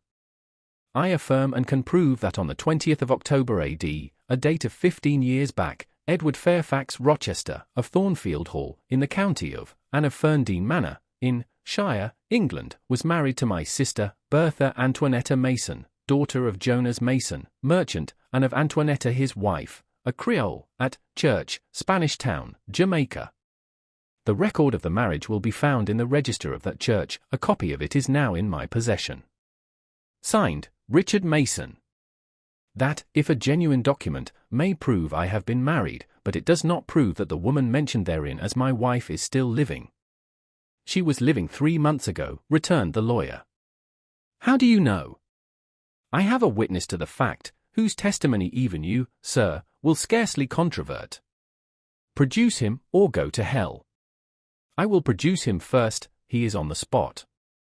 Mr. Mason, have the goodness to step forward. Mr. Rochester, on hearing the name, set his teeth. He experienced, too, a sort of strong convulsive quiver. Near to him as I felt the spasmodic movement of fury or despair run through his frame.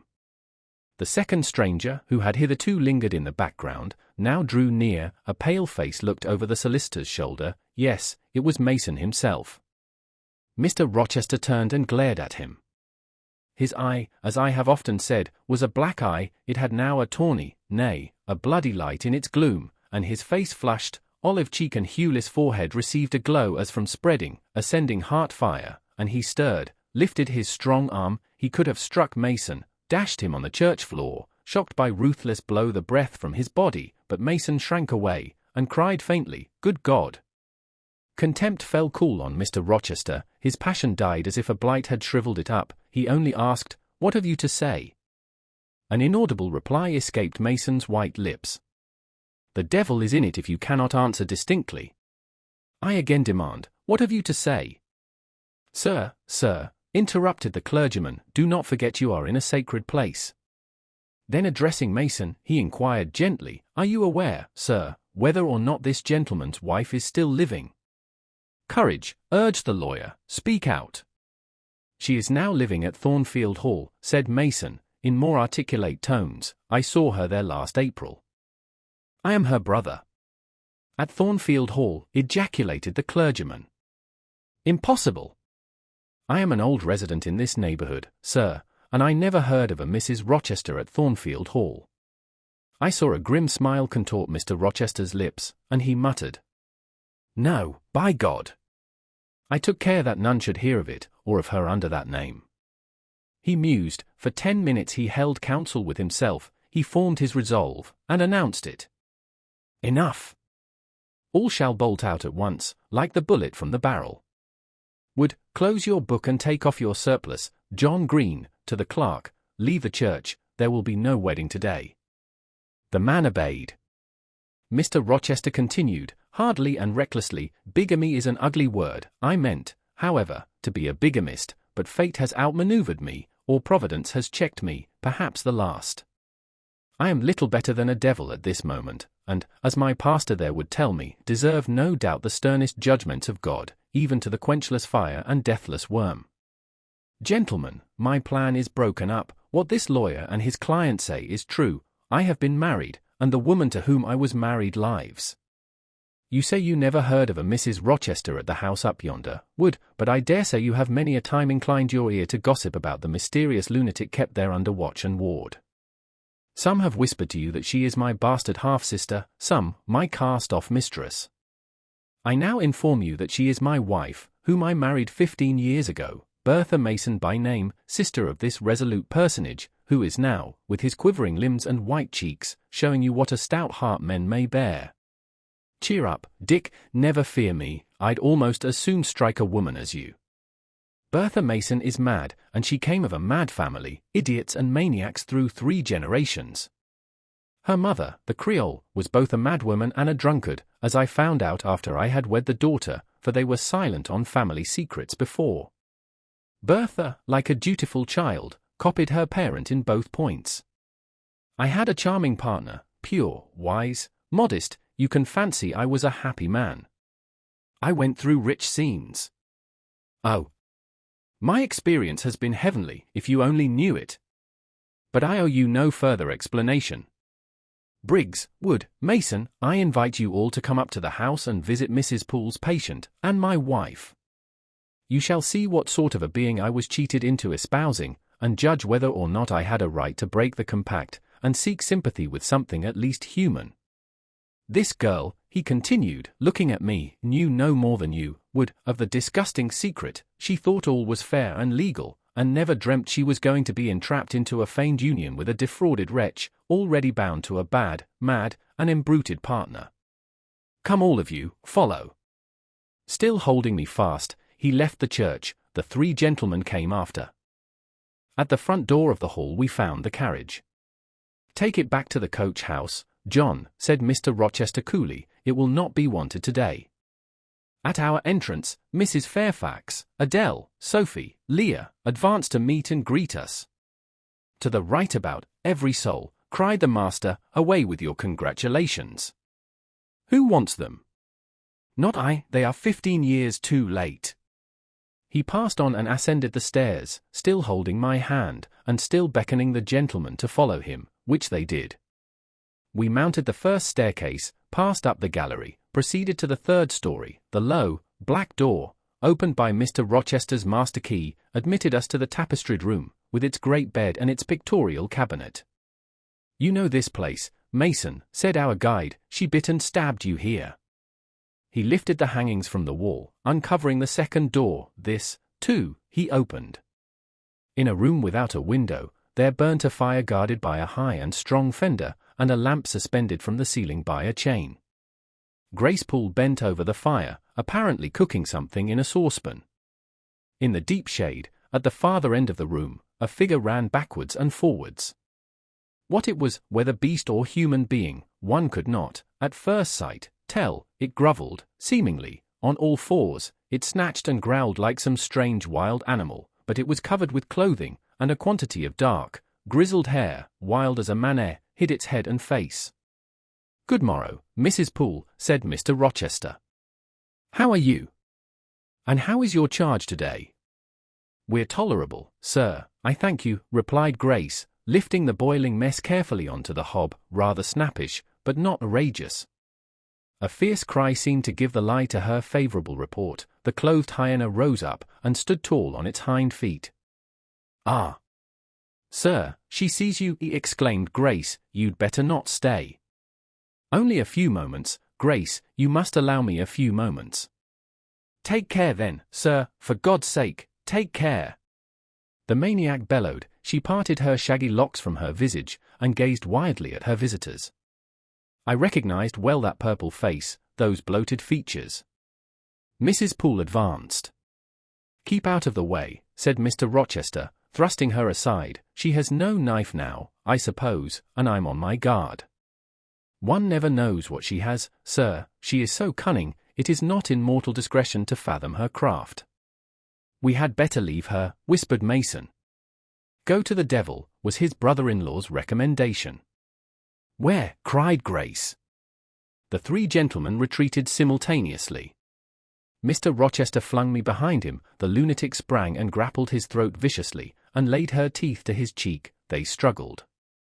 She was a big woman, in stature almost equalling her husband, and corpulent besides. She showed virile force in the contest. More than once she almost throttled him, athletic as he was. He could have settled her with a well-planted blow, but he would not strike, he would only wrestle. At last he mastered her arms. Grace Poole gave him a cord, and he pinioned them behind her. With more rope, which was at hand, he bound her to a chair. The operation was performed amidst the fiercest yells and the most convulsive plunges. Mr. Rochester then turned to the spectators. He looked at them with a smile both acrid and desolate. That is my wife, said he. Such is the sole conjugal embrace I am ever to know, such are the endearments which are to solace my leisure hours. And this is what I wish to have, laying his hand on my shoulder, this young girl, who stands so grave and quiet at the mouth of hell, looking collectedly at the gambols of a demon. I wanted her just as a change after that fierce ragout. Wood and Briggs, look at the difference. Compare these clear eyes with the red balls yonder, this face with that mask, this form with that bulk, then judge me, priest of the gospel and man of the law, and remember with what judgment ye judge ye shall be judged. Off with you now. I must shut up my prize. We all withdrew. Mr. Rochester stayed a moment behind us, to give some further order to Grace Poole. The solicitor addressed me as he descended the stair. You, madam, said he, are cleared from all blame. Your uncle will be glad to hear it, if, indeed, he should be still living, when Mr. Mason returns to Madeira.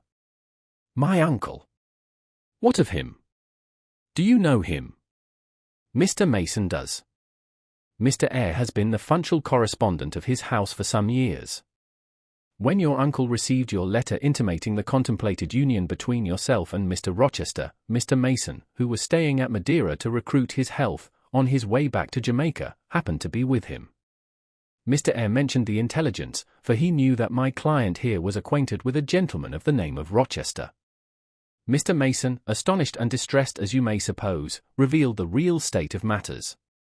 Your uncle, I am sorry to say, is now on a sick bed, from which, considering the nature of his disease, decline, and the stage it has reached, it is unlikely he will ever rise. He could not then hasten to England himself, to extricate you from the snare into which you had fallen, but he implored Mr. Mason to lose no time in taking steps to prevent the false marriage. He referred him to me for assistance. I used all despatch, and am thankful I was not too late, as you, doubtless, must be also. Were I not morally certain that your uncle will be dead ere you reach Madeira, I would advise you to accompany Mr. Mason back, but as it is, I think you had better remain in England till you can hear further, either from or of Mr. Eyre. Have we anything else to stay for? He inquired of Mr. Mason. No, no, let us be gone, was the anxious reply, and without waiting to take leave of Mr. Rochester, they made their exit at the hall door. The clergyman stayed to exchange a few sentences, either of admonition or reproof, with his haughty parishioner. This duty done, he too departed. I heard him go as I stood at the half-open door of my own room, to which I had now withdrawn. The house cleared, I shut myself in, fastened the bolt that none might intrude, and proceeded, not to weep, not to mourn, I was yet too calm for that, but mechanically to take off the wedding dress, and replace it by the stuff gown I had worn yesterday, as I thought, for the last time. I then sat down. I felt weak and tired. I leaned my arms on a table, and my head dropped on them. And now I thought, till now I had only heard, seen, moved, followed up and down where I was led or dragged, watched event rush on event, disclosure open beyond disclosure, but now, I thought. The morning had been a quiet morning enough, all except the brief scene with the lunatic. The transaction in the church had not been noisy, there was no explosion of passion, no loud altercation, no dispute, no defiance or challenge, no tears, no sobs. A few words had been spoken, a calmly pronounced objection to the marriage made, some stern, short questions put by Mr. Rochester, answers, explanations given, evidence adduced. An open admission of the truth had been uttered by my master, then. The living proof had been seen, the intruders were gone, and all was over. I was in my own room as usual, just myself, without obvious change. Nothing had smitten me, or scathed me, or maimed me. And yet where was the Jane Eyre of yesterday? Where was her life? Where were her prospects? Jane Eyre, who had been an ardent, expectant woman, almost a bride, was a cold, solitary girl again. Her life was pale, her prospects were desolate. A Christmas frost had come at midsummer, a white December storm had whirled over June, ice glazed the ripe apples, drifts crushed the blowing roses, on hayfield and cornfield lay a frozen shroud, lanes which last night blushed full of flowers, today were pathless with untrodden snow, and the woods, which 12 hours since waved leafy and fragrant as groves between the tropics, now spread, waste, wild, and white as pine forests in wintry Norway. My hopes were all dead, struck with a subtle doom, such as, in one night, fell on all the firstborn in the land of Egypt. I looked on my cherished wishes, yesterday so blooming and glowing, they lay stark, chill, livid corpses that could never revive. I looked at my love, that feeling which was my master's, which he had created, it shivered in my heart, like a suffering child in a cold cradle. Sickness and anguish had seized it, it could not seek Mr. Rochester's arms, it could not derive warmth from his breast. Oh, never more could it turn to him, for faith was blighted, confidence destroyed. Mr. Rochester was not to me what he had been, for he was not what I had thought him. I would not ascribe vice to him, I would not say he had betrayed me, but the attribute of stainless truth was gone from his idea, and from his presence I must go, that I perceived well. When, how or whither, I could not yet discern, but he himself, I doubted not, would hurry me from Thornfield. Real affection, it seemed, he could not have for me, it had been only fitful passion, that was balked, he would want me no more. I should fear even to cross his path now, my view must be hateful to him. Oh, how blind had been my eyes! How weak my conduct! My eyes were covered and closed, eddying darkness seemed to swim round me, and reflection came in as black and confused a flow. Self-abandoned, relaxed, and effortless, I seemed to have laid me down in the dried-up bed of a great river. I heard a flood loosened in remote mountains, and felt the torrent come. To rise I had no will, to flee I had no strength. I lay faint, longing to be dead. One idea only still throbbed lifelike within me, a remembrance of God. It begot an unuttered prayer. These words went wandering up and down in my rayless mind, as something that should be whispered, but no energy was found to express them. Be not far from me, for trouble is near, there is none to help. It was near, and as I had lifted no petition to heaven to avert it, as I had neither joined my hands, nor bent my knees, nor moved my lips, it came, in full heavy swing the torrent poured over me.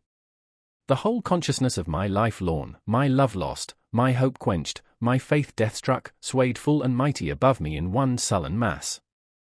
That bitter hour cannot be described. In truth, the waters came into my soul. I sank in deep mire. I felt no standing. I came into deep waters. The floods overflowed me. Chapter 27. Some time in the afternoon I raised my head, and looking round and seeing the western sun gilding the sign of its decline on the wall, I asked, "What am I to do?" But the answer my mind gave, "Leave Thornfield at once," was so prompt, so dread, that I stopped my ears. I said I could not bear such words now.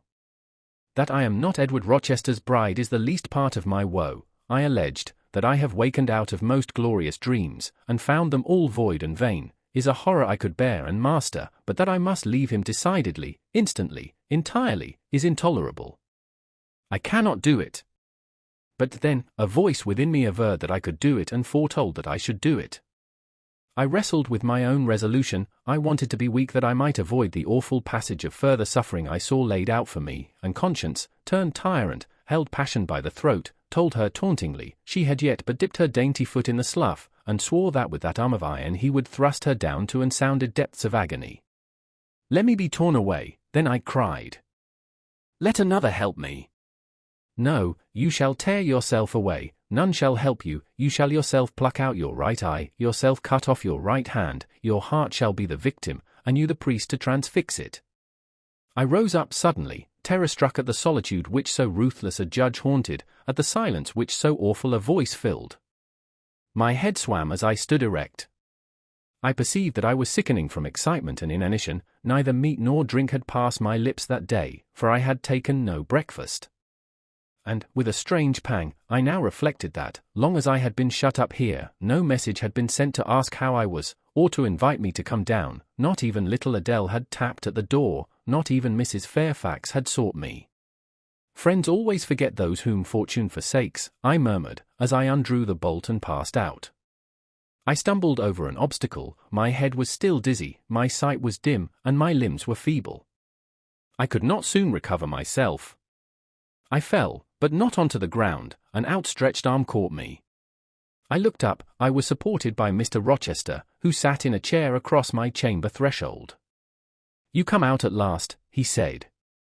Well, I have been waiting for you long, and listening, yet not one movement have I heard, nor one sob. 5 minutes more of that death-like hush, and I should have forced the lock like a burglar. So you shun me, you shut yourself up and grieve alone. I would rather you had come and upbraided me with vehemence. You are passionate. I expected a scene of some kind. I was prepared for the hot rain of tears, only I wanted them to be shed on my breast. Now a senseless floor has received them, or your drenched handkerchief. But you have not wept at all. I see a white cheek and a faded eye, but no trace of tears. I suppose, then, your heart has been weeping blood? Well, Jane! Not a word of reproach? Nothing bitter, nothing poignant? Nothing to cut a feeling or sting a passion? You sit quietly where I have placed you, and regard me with a weary, passive look. Jane, I never meant to wound you thus. If the man who had but one little ewe lamb that was dear to him as a daughter, that ate of his bread and drank of his cup, and lay in his bosom, had by some mistake slaughtered it at the shambles, he would not have rued his bloody blunder more than I now rue mine. Will you ever forgive me? Reader, I forgave him at the moment and on the spot. There was such deep remorse in his eye, such true pity in his tone, such manly energy in his manner, and besides, there was such unchanged love in his whole look and mien. I forgave him all, yet not in words, not outwardly, only at my heart's core. "You know I am a scoundrel, Jane," ere long he inquired wistfully, wondering, I suppose, at my continued silence and tameness, the result rather of weakness than of will. "Yes, sir." "Then tell me so roundly and sharply, don't spare me." "I cannot, I am tired and sick. I want some water." He heaved a sort of shuddering sigh, and taking me in his arms, carried me downstairs.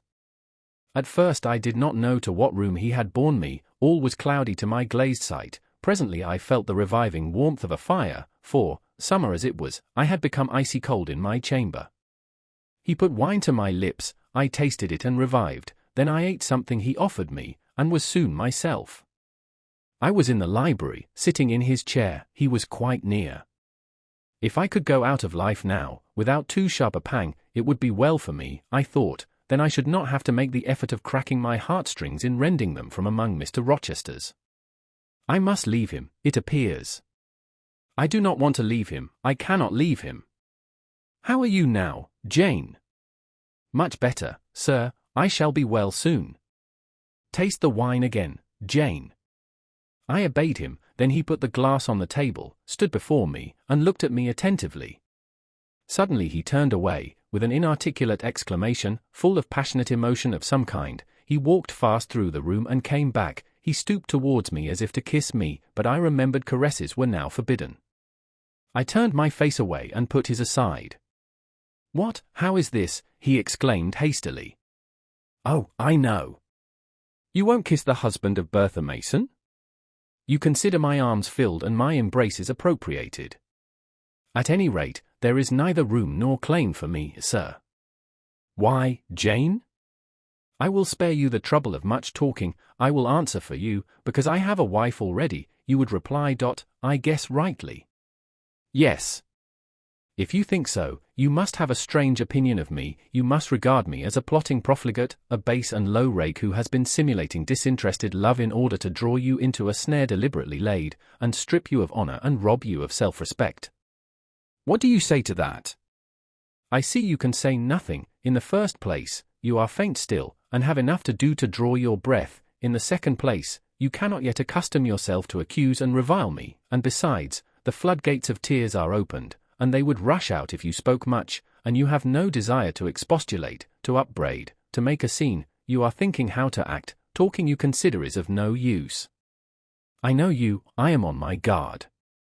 "Sir, I do not wish to act against you," I said, and my unsteady voice warned me to curtail my sentence. "Not in your sense of the word, but in mine you are scheming to destroy me. You have as good as said that I am a married man. As a married man you will shun me, keep out of my way. Just now you have refused to kiss me.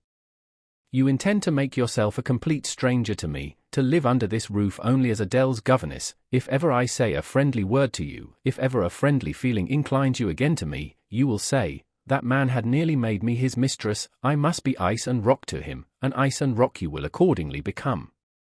I cleared and steadied my voice to reply, "All is changed about me, sir. I must change too, there is no doubt of that, and to avoid fluctuations of feeling, and continual combats with recollections and associations, there is only one way. Adele must have a new governess, sir."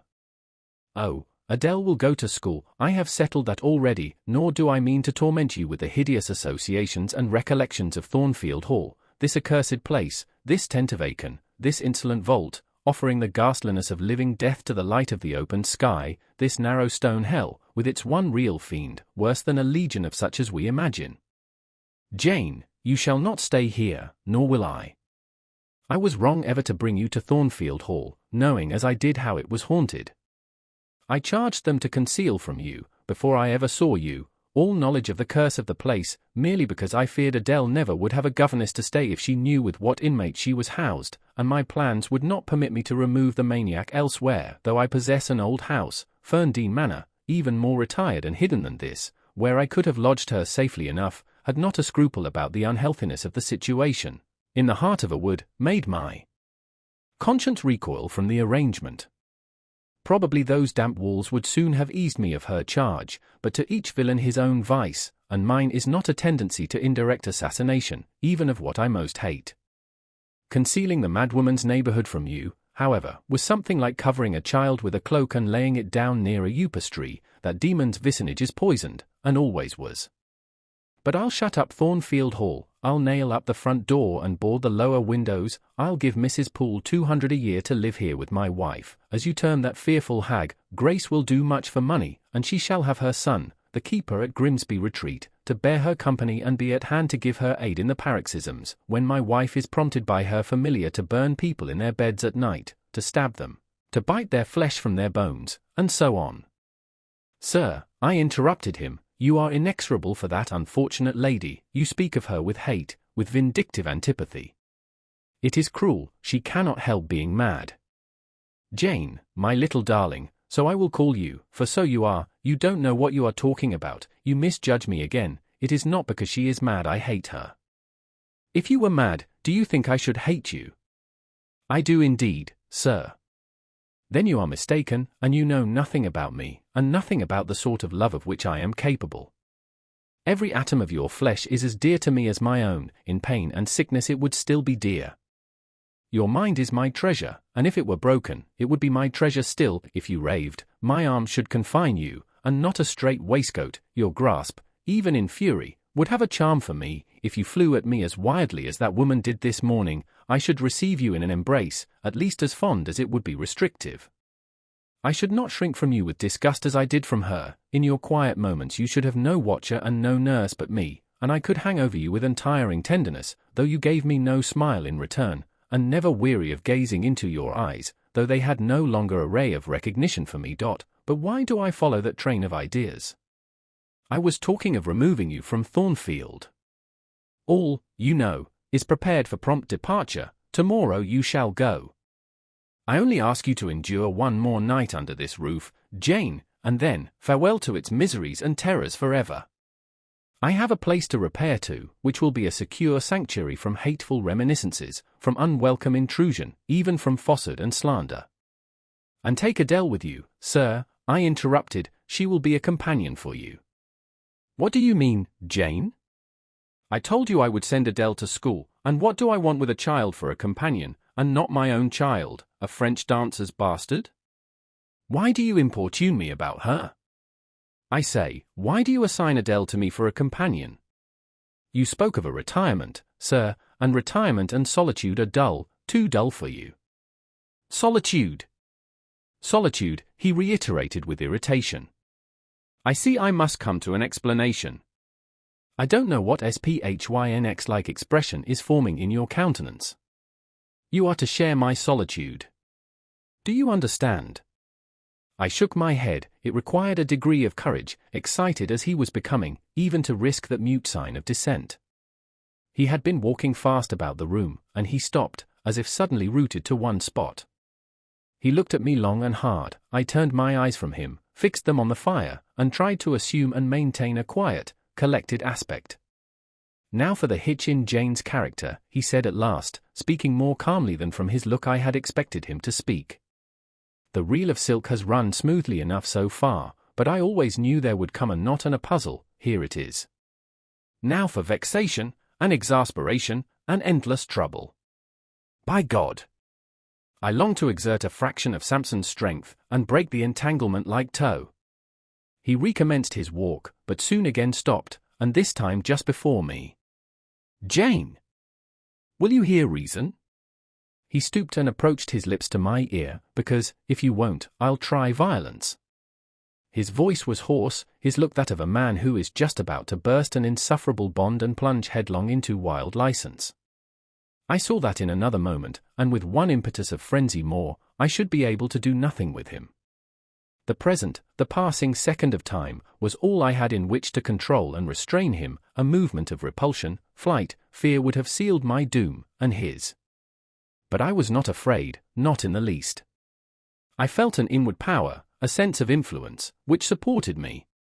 The crisis was perilous, but not without its charm, such as the Indian, perhaps, feels when he slips over the rapid in his canoe. I took hold of his clenched hand, loosened the contorted fingers, and said to him, soothingly, "Sit down, I'll talk to you as long as you like, and hear all you have to say, whether reasonable or unreasonable." He sat down, but he did not get leave to speak directly. I had been struggling with tears for some time. I had taken great pains to repress them, because I knew he would not like to see me weep. Now, however, I considered it well to let them flow as freely and as long as they liked. If the flood annoyed him, so much the better. So I gave way and cried heartily. Soon I heard him earnestly entreating me to be composed. I said I could not while he was in such a passion. "But I am not angry, Jane, I only love you too well, and you had steeled your little pale face with such a resolute, frozen look, I could not endure it. Hush, now, and wipe your eyes." His softened voice announced that he was subdued, so I, in my turn, became calm. Now he made an effort to rest his head on my shoulder, but I would not permit it. Then he would draw me to him. "No. Jane! Jane," he said, in such an accent of bitter sadness it thrilled along every nerve I had, "you don't love me, then? It was only my station, and the rank of my wife, that you valued? Now that you think me disqualified to become your husband, you recoil from my touch as if I were some toad or ape." These words cut me, yet what could I do or I say? I ought probably to have done or said nothing, but I was so tortured by a sense of remorse at thus hurting his feelings, I could not control the wish to drop balm where I had wounded. "I do love you," I said, "more than ever, but I must not show or indulge the feeling, and this is the last time I must express it." "The last time, Jane! What? Do you think you can live with me, and see me daily, and yet, if you still love me, be always cold and distant?" "No, sir, that I am certain I could not, and therefore I see there is but one way, but you will be furious if I mention it." "Oh, mention it." "If I storm, you have the art of weeping. Mr. Rochester, I must leave you." "For how long, Jane?" "For a few minutes, while you smooth your hair, which is somewhat dishevelled, and bathe your face, which looks feverish. I must leave Adele and Thornfield. I must part with you for my whole life. I must begin a new existence among strange faces and strange scenes. Of course, I told you you should. I pass over the madness about parting from me. You mean you must become a part of me. As to the new existence, it is all right, you shall yet be my wife, I am not married.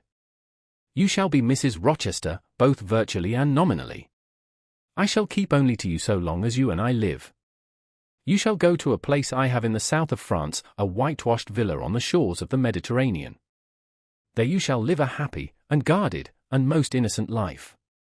Never fear that I wish to lure you into error, to make you my mistress.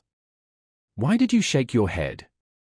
Jane, you must be reasonable, or in truth I shall again become frantic." His voice and hand quivered, his large nostrils dilated, his eye blazed, still I dared to speak. "Sir, your wife is living, that is a fact acknowledged this morning by yourself. If I lived with you as you desire, I should then be your mistress. To say otherwise is sophistical, is false. Jane, I am not a gentle-tempered man, you forget that, I am not long-enduring, I am not cool and dispassionate. Out of pity to me and yourself, put your finger on my pulse, feel how it throbs, and beware."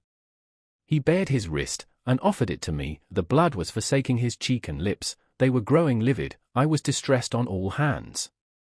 To agitate him thus deeply, by a resistance he so abhorred, was cruel, to yield was out of the question. I did what human beings do instinctively when they are driven to utter extremity, looked for aid to one higher than man. The words "God help me" burst involuntarily from my lips. "I am a fool," cried Mr. Rochester suddenly. "I keep telling her I am not married, and do not explain to her why. I forget she knows nothing of the character of that woman, or of the circumstances attending my infernal union with her. Oh, I am certain Jane will agree with me in opinion, when she knows all that I know. Just put your hand in mine, Janet, that I may have the evidence of touch as well as sight, to prove you are near me, and I will in a few words show you the real state of the case. Can you listen to me? Yes, sir, for hours if you will. I ask only minutes. Jane, did you ever hear or know that I was not the eldest son of my house, that I had once a brother older than I? I remember Mrs. Fairfax told me so once. And did you ever hear that my father was an avaricious, grasping man? I have understood something to that effect. Well, Jane, being so, it was his resolution to keep the property together. He could not bear the idea of dividing his estate and leaving me a fair portion. All, he resolved, should go to my brother, Roland. Yet as little could he endure that a son of his should be a poor man. I must be provided for by a wealthy marriage. He sought me a partner betimes. Mr. Mason, a West India planter and merchant, was his old acquaintance. He was certain his possessions were real and vast. He made inquiries. Mr. Mason, he found, had a son and daughter, and he learned from him that he could and would give the latter a fortune of £30,000. That sufficed. When I left college, I was sent out to Jamaica to espouse a bride already courted for me. My father said nothing about her money, but he told me Miss Mason was the boast of Spanish Town for her beauty, and this was no lie. I found her a fine woman, in the style of Blanche Ingram, tall, dark, and majestic. Her family wished to secure me because I was of a good race, and so did she. They showed her to me in parties, splendidly dressed. I seldom saw her alone, and had very little private conversation with her. She flattered me, and lavishly displayed for my pleasure her charms and accomplishments. All the men in her circle seemed to admire her and envy me. I was dazzled, stimulated, my senses were excited, and being ignorant, raw, and inexperienced, I thought I loved her. There is no folly so besotted that the idiotic rivalries of society, the prurience, the rashness, the blindness of youth, will not hurry a man to its commission. Her relatives encouraged me, competitors piqued me, she allured me, a marriage was achieved almost before I knew where I was. Oh, I have no respect for myself when I think of that act, an agony of inward contempt masters me. I never loved, I never esteemed, I did not even know her. I was not sure of the existence of one virtue in her nature. I had marked neither modesty, nor benevolence, nor candor, nor refinement in her mind or manners, and I married her, gross, grovelling, mole-eyed blockhead that I was. With less sin I might have, but let me remember to whom I am speaking. My bride's mother I had never seen. I understood she was dead. The honeymoon over, I learned my mistake. She was only mad, and shut up in a lunatic asylum. There was a younger brother, too, a complete dumb idiot. The elder one, whom you have seen, and whom I cannot hate, whilst I abhor all his kindred, because he has some grains of affection in his feeble mind, shown in the continued interest he takes in his wretched sister, and also in a dog-like attachment he once bore me, will probably be in the same state one day. My father and my brother Roland knew all this, but they thought only of the £30,000, and joined in the plot against me. These were vile discoveries, but except for the treachery of concealment, I should have made them no subject of reproach to my wife, even when I found her nature wholly alien to mine, her tastes obnoxious to me, her cast of mind common, low, narrow, and singularly incapable of being led to anything higher, expanded to anything larger, when I found that I could not pass a single evening, nor even a single hour of the day with her in comfort, that kindly conversation could not be sustained between us, because whatever topic I started, immediately received from her a turn at once coarse and trite, perverse and imbecile, when I perceived that I should never have a quiet or settled household, because no servant would bear the continued outbreaks of her violent and unreasonable temper, or the vexations of her absurd, contradictory, exacting orders. Even then I restrained myself, I eschewed upbraiding, I curtailed remonstrance, I tried to devour my repentance and disgust in secret, I repressed the deep antipathy I felt. Jane, I will not trouble you with abominable details, some strong words shall express what I have to say.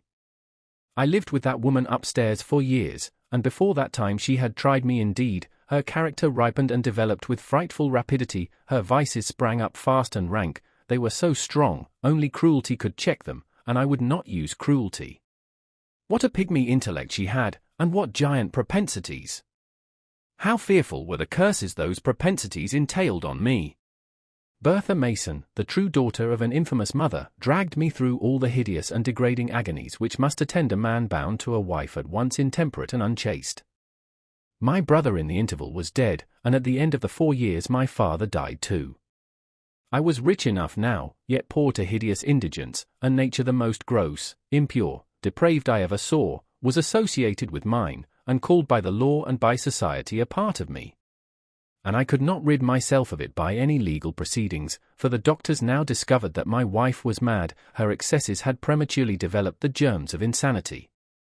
Jane, you don't like my narrative, you look almost sick, shall I defer the rest to another day?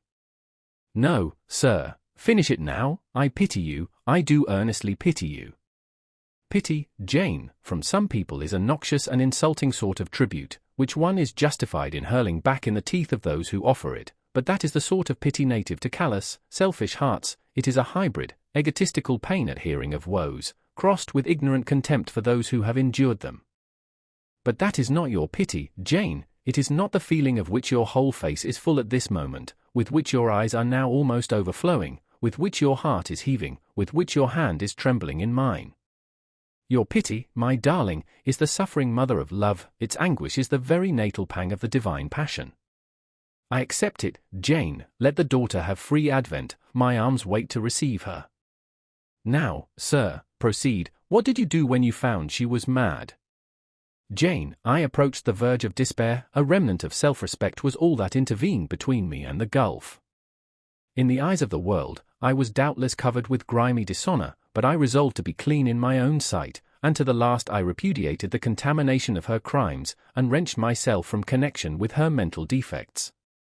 Still, society associated my name and person with hers, I yet saw her and heard her daily, something of her breath, for, mixed with the air I breathed, and besides, I remembered I had once been her husband, that recollection was then, and is now, inexpressibly odious to me, and moreover, I knew that while she lived I could never be the husband of another and better wife, and, though 5 years my senior, her family and her father had lied to me even in the particular of her age, she was likely to live as long as I, being as robust in frame as she was infirm in mind. Thus, at the age of 26, I was hopeless. One night I had been awakened by her yells. Since the medical men had pronounced her mad, she had, of course, been shut up. It was a fiery West Indian night, one of the description that frequently precede the hurricanes of those climates. Being unable to sleep in bed, I got up and opened the window. The air was like sulphur steams, I could find no refreshment anywhere.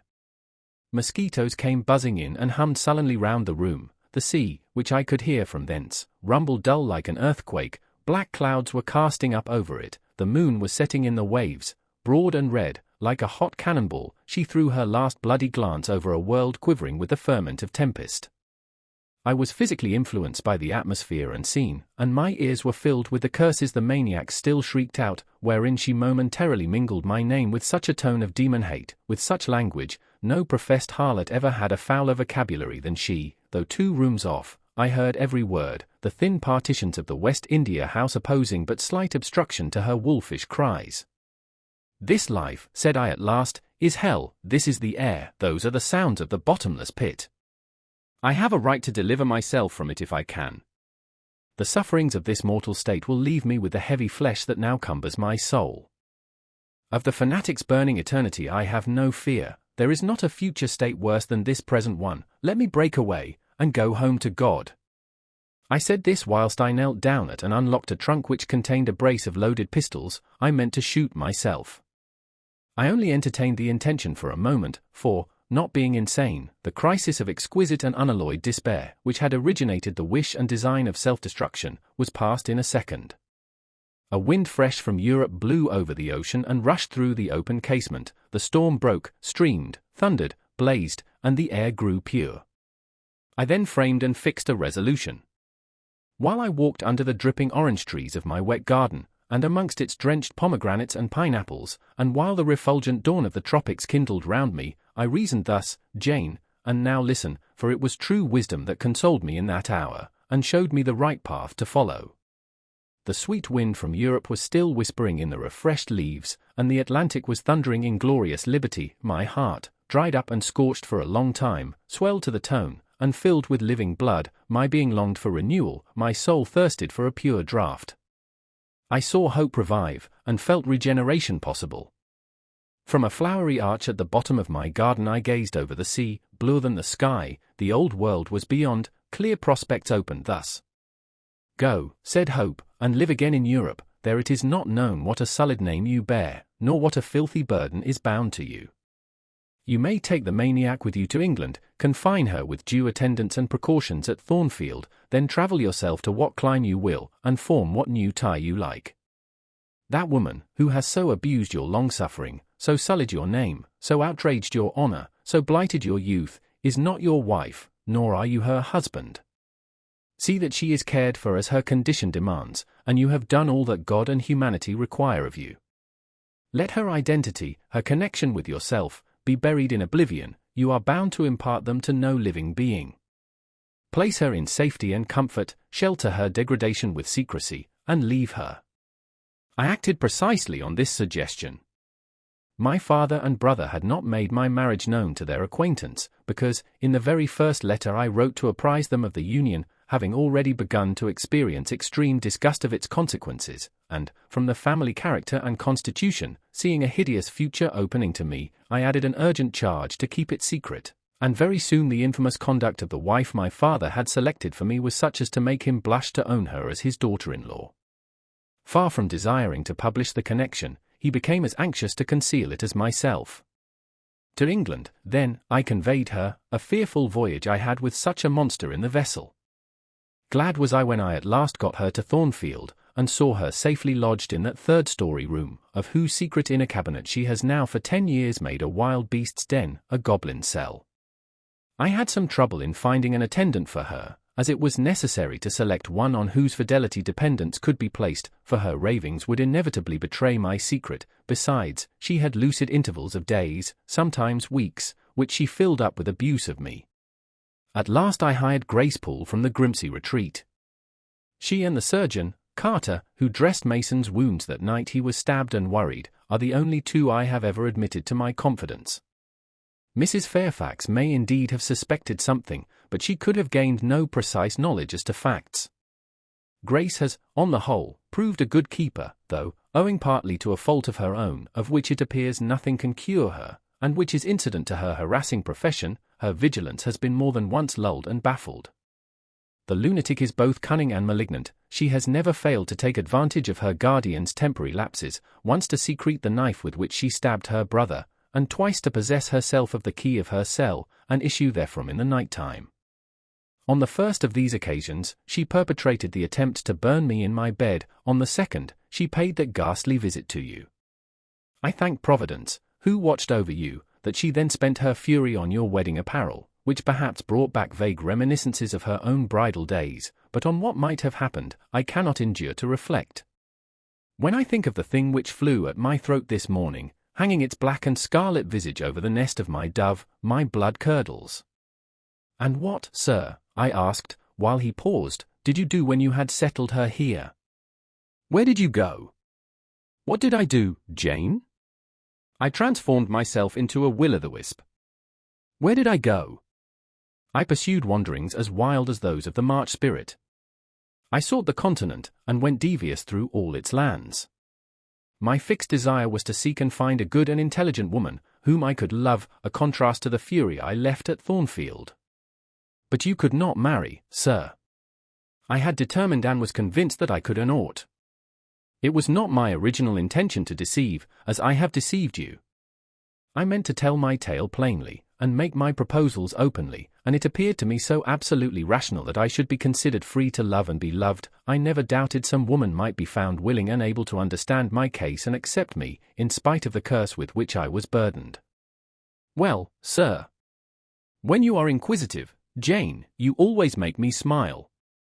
You open your eyes like an eager bird, and make every now and then a restless movement, as if answers in speech did not flow fast enough for you, and you wanted to read the tablet of one's heart.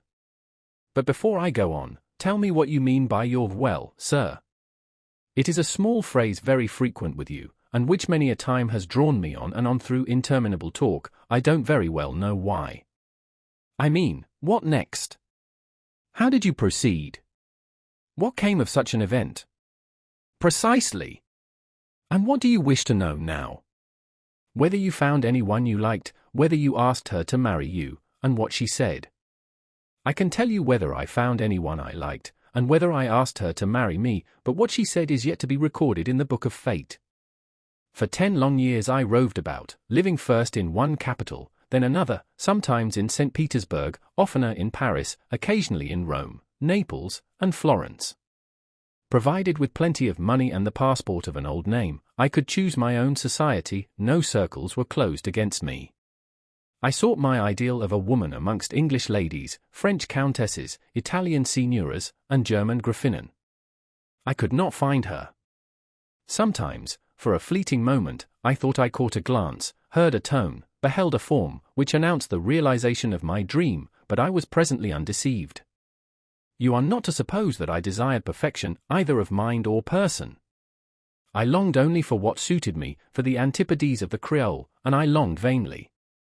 Amongst them all I found not one whom, had I been ever so free, warned as I was of the risks, the horrors, the loathings of incongruous unions, would have asked to marry me.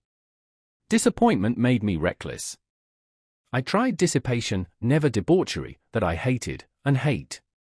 That was my Indian Messalina's attribute, rooted disgust at it, and her restrained me much, even in pleasure. Any enjoyment that bordered on riot seemed to approach me to her and her vices, and I eschewed it. Yet I could not live alone, so I tried the companionship of mistresses. The first I chose was Céline Varens, another of those steps which make a man spurn himself when he recalls them. You already know what she was, and how my liaison with her terminated.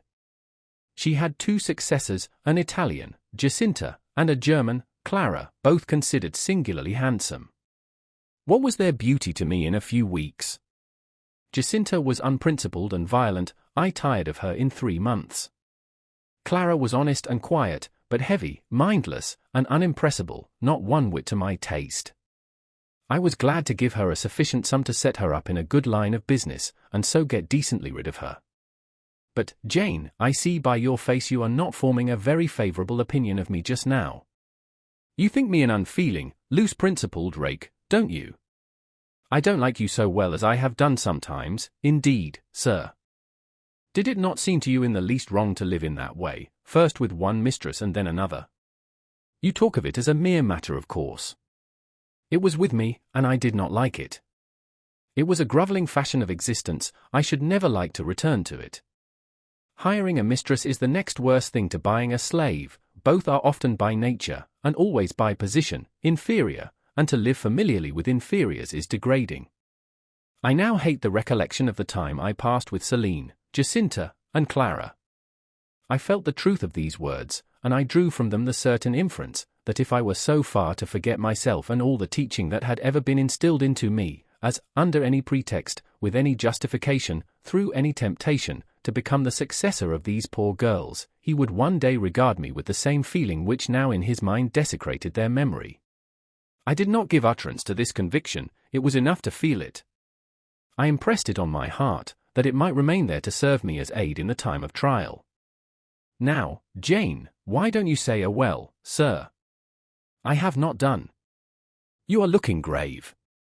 You disapprove of me still, I see. But let me come to the point. Last January, rid of all mistresses, in a harsh, bitter frame of mind, the result of a useless, roving, lonely life, corroded with disappointment, sourly disposed against all men, and especially against all womankind, for I began to regard the notion of an intellectual, faithful, loving woman as a mere dream, recalled by business, I came back to England. On a frosty winter afternoon, I rode in sight of Thornfield Hall. Abhorred spot! I expected no peace, no pleasure there. On a stile in Hay Lane I saw a quiet little figure sitting by itself. I passed it as negligently as I did the pollard willow opposite to it. I had no presentiment of what it would be to me, in no inward warning that the arbitress of my life, my genius for good or evil, waited there in humble guise. I did not know it, even when, on the occasion of Mess Rower's accident, it came up and gravely offered me help. Childish and slender creature! It seemed as if a linnet had hopped to my foot and proposed to bear me on its tiny wing. I was surly, but the thing would not go, it stood by me with strange perseverance, and looked and spoke with a sort of authority. I must be aided, and by that hand, unaided I was. When once I had pressed the frail shoulder, something new, a fresh sap and sense, stole into my frame. It was well I had learnt that this elf must return to me, that it belonged to my house down below, or I could not have felt it pass away from under my hand, and seen it vanish behind the dim hedge, without singular regret. I heard you come home that night, Jane, though probably you were not aware that I thought of you or watched for you. The next day I observed you, myself unseen, for half an hour, while you played with Adele in the gallery. It was a snowy day, I recollect, and you could not go out of doors. I was in my room, the door was ajar, I could both listen and watch. Adele claimed your outward attention for a while, yet I fancied your thoughts were elsewhere, but you were very patient with her, my little Jane, you talked to her and amused her a long time. When at last she left you, you lapsed at once into deep reverie, you betook yourself slowly to pace the gallery.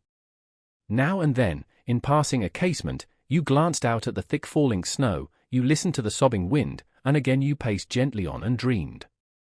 I think those day visions were not dark. There was a pleasurable illumination in your eye occasionally, a soft excitement in your aspect, which told of no bitter, bilious, hypochondriac brooding. Your look revealed rather the sweet musings of youth when its spirit follows on willing wings the flight of hope up and onto an ideal heaven. The voice of Mrs. Fairfax, speaking to a servant in the hall, wakened you, and how curiously you smiled to and at yourself, Janet. There was much sense in your smile, it was very shrewd, and seemed to make light of your own abstraction. It seemed to say, my fine visions are all very well, but I must not forget they are absolutely unreal. I have a rosy sky and a green flowery Eden in my brain, but without, I am perfectly aware, lies at my feet a rough track to travel, and around me gather black tempests to encounter. You ran downstairs and demanded of Mrs. Fairfax some occupation, the weekly house accounts to make up, or something of that sort, I think it was. I was vexed with you for getting out of my sight. Impatiently I waited for evening, when I might summon you to my presence. An unusual, to me, a perfectly new character I suspected was yours, I desired to search it deeper and know it better. You entered the room with a look and air at once shy and independent, you were quaintly dressed, much as you are now. I made you talk, ere long I found you full of strange contrasts. Your garb and manner were restricted by rule, your air was often diffident, and altogether that of one refined by nature, but absolutely unused to society, and a good deal afraid of making herself disadvantageously conspicuous by some solecism or blunder, yet when addressed, you lifted a keen, a daring, and a glowing eye to your interlocutor's face, there was penetration and power in each glance you gave, when plied by close questions. You found ready and round answers. Very soon you seemed to get used to me. I believe you felt the existence of sympathy between you and your grim and cross master, Jane, for it was astonishing to see how quickly a certain pleasant ease tranquilized your manner. Snarl as I would, you showed no surprise, fear, annoyance, or displeasure at my moroseness. You watched me, and now and then smiled at me with a simple yet sagacious grace I cannot describe. I was at once content and stimulated with what I saw. I liked what I had seen, and wished to see more. Yet, for a long time, I treated you distantly, and sought your company rarely. I was an intellectual epicure, and wished to prolong the gratification of making this novel and piquant acquaintance. Besides, I was for a while troubled with a haunting fear that if I handled the flower freely its bloom would fade, the sweet charm of freshness would leave it. I did not then know that it was no transitory blossom, but rather the radiant resemblance of one, cut in an indestructible gem. Moreover, I wished to see whether you would seek me if I shunned you, but you did not. You kept in the schoolroom as still as your own desk and easel. If by chance I met you, you passed me as soon, and with as little token of recognition, as was consistent with respect. Your habitual expression in those days, Jane, was a thoughtful look, not despondent, for you were not sickly, but not buoyant, for you had little hope, and no actual pleasure. I wondered what you thought of me, or if you ever thought of me, and resolved to find this out. I resumed my notice of you. There was something glad in your glance, and genial in your manner, when you conversed. I saw you had a social heart. It was the silent schoolroom, it was the tedium of your life, that made you mournful. I permitted myself the delight of being kind to you. The kindness stirred emotion soon, your face became soft in expression, your tones gentle. I liked my name pronounced by your lips in a grateful happy accent. I used to enjoy a chance meeting with you, Jane. At this time, there was a curious hesitation in your manner. You glanced at me with a slight trouble, a hovering doubt. you did not know what my caprice might be, whether I was going to play the master and be stern, or the friend and be benignant. I was now too fond of you often to simulate the first whim, and, when I stretched my hand out cordially, such bloom and light and bliss rose to your young, wistful features, I had much ado often to avoid straining you then and there to my heart. Don't talk any more of those days, sir, I interrupted, furtively dashing away some tears from my eyes. His language was torture to me, for I knew what I must do, and do soon, and all these reminiscences, and these revelations of his feelings only made my work more difficult. No, Jane, he returned, what necessity is there to dwell on the past, when the present is so much surer, the future so much brighter? I shuddered to hear the infatuated assertion. You see now how the case stands, do you not? He continued. After a youth and manhood passed half in unutterable misery and half in dreary solitude, I have for the first time found what I can truly love. I have found you. You are my sympathy, my better self, my good angel. I am bound to you with a strong attachment. I think you good, gifted, lovely, a fervent, a solemn passion is conceived in my heart, it leans to you, draws you to my centre and spring of life, wraps my existence about you, and, kindling in pure, powerful flame, fuses you and me in one. It was because I felt and knew this, that I resolved to marry you. To tell me that I had already a wife is empty mockery, you know now that I had but a hideous demon. I was wrong to attempt to deceive you, but I feared a stubbornness that exists in your character. I feared early instilled prejudice, I wanted to have you safe before hazarding confidences. This was cowardly, I should have appealed to your nobleness and magnanimity at first, as I do now, open to you plainly my life of agony, describe to you my hunger and thirst after a higher and worthier existence, shown to you, not my resolution, that word is weak, but my resistless bent to love faithfully and well, where I am faithfully and well loved in return. Then I should have asked you to accept my pledge of fidelity and to give me yours. Jane, give it me now. A pause. Why are you silent, Jane? I was experiencing an ordeal, a hand of fiery iron grasped my vitals. Terrible moment, full of struggle, blackness, burning. Not a human being that ever lived could wish to be loved better than I was loved, and him who thus loved me I absolutely worshipped, and I must renounce love an idol. One drear word comprised my intolerable duty, depart. Jane, you understand what I want of you? Just this promise, I will be yours, Mr. Rochester. Mr. Rochester, I will not be yours. Another long silence. Jane, recommenced he, with a gentleness that broke me down with grief, and turned me stone-cold with ominous terror, for this still voice was the pant of a lion rising. Jane, do you mean to go one way in the world, and to let me go another? I do. Jane, bending towards and embracing me, do you mean it now? I do. And now, softly kissing my forehead and cheek. I do, extricating myself from restraint rapidly and completely. Oh, Jane, this is bitter. This is wicked. It would not be wicked to love me. It would to obey you. A wild look raised his brows, crossed his features, he rose, but he forbore yet. I laid my hand on the back of a chair for support, I shook, I feared, but I resolved. One instant, Jane. Give one glance to my horrible life when you are gone. All happiness will be torn away with you. What then is left? For a wife I have but the maniac upstairs, as well might you refer me to some corpse in yonder churchyard. What shall I do, Jane?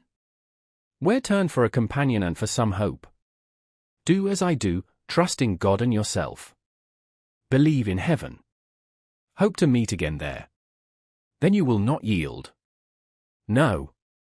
Then you condemn me to live wretched and to die accursed. His voice rose. I advise you to live sinless, and I wish you to die tranquil. Then you snatch love and innocence from me? You fling me back on lust for a passion, vice for an occupation. Mr. Rochester, I no more assign this fate to you than I grasp at it for myself. We were born to strive and endure, you as well as I, do so. You will forget me before I forget you.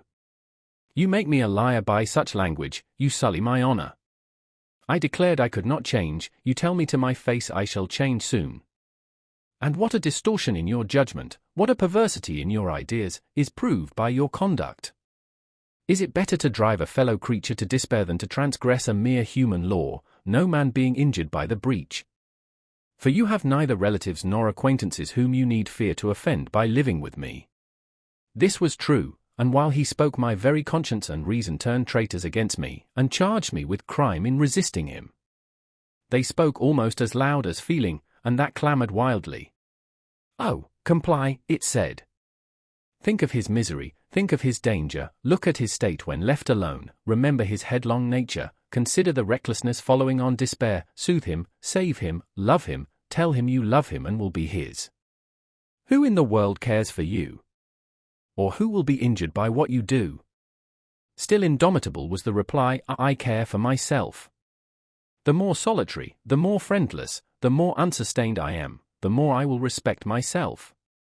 I will keep the law given by God, sanctioned by man. I will hold to the principles received by me when I was sane, and not mad, as I am now. Laws and principles are not for the times when there is no temptation, they are for such moments as this, when body and soul rise in mutiny against their rigour, stringent are they, inviolate they shall be. If at my individual convenience I might break them, what would be their worth? They have a worth, so I have always believed, and if I cannot believe it now, it is because I am insane, quite insane, with my veins running fire, and my heart beating faster than I can count its throbs. Preconceived opinions, foregone determinations, are all I have at this hour to stand by, there I plant my foot. I did. Mr. Rochester, reading my countenance, saw I had done so. His fury was wrought to the highest, he must yield to it for a moment, whatever followed, he crossed the floor and seized my arm and grasped my waist. He seemed to devour me with his flaming glance, physically, I felt, at the moment, powerless as stubble exposed to the draught and glow of a furnace, mentally, I still possessed my soul, and with it the certainty of ultimate safety.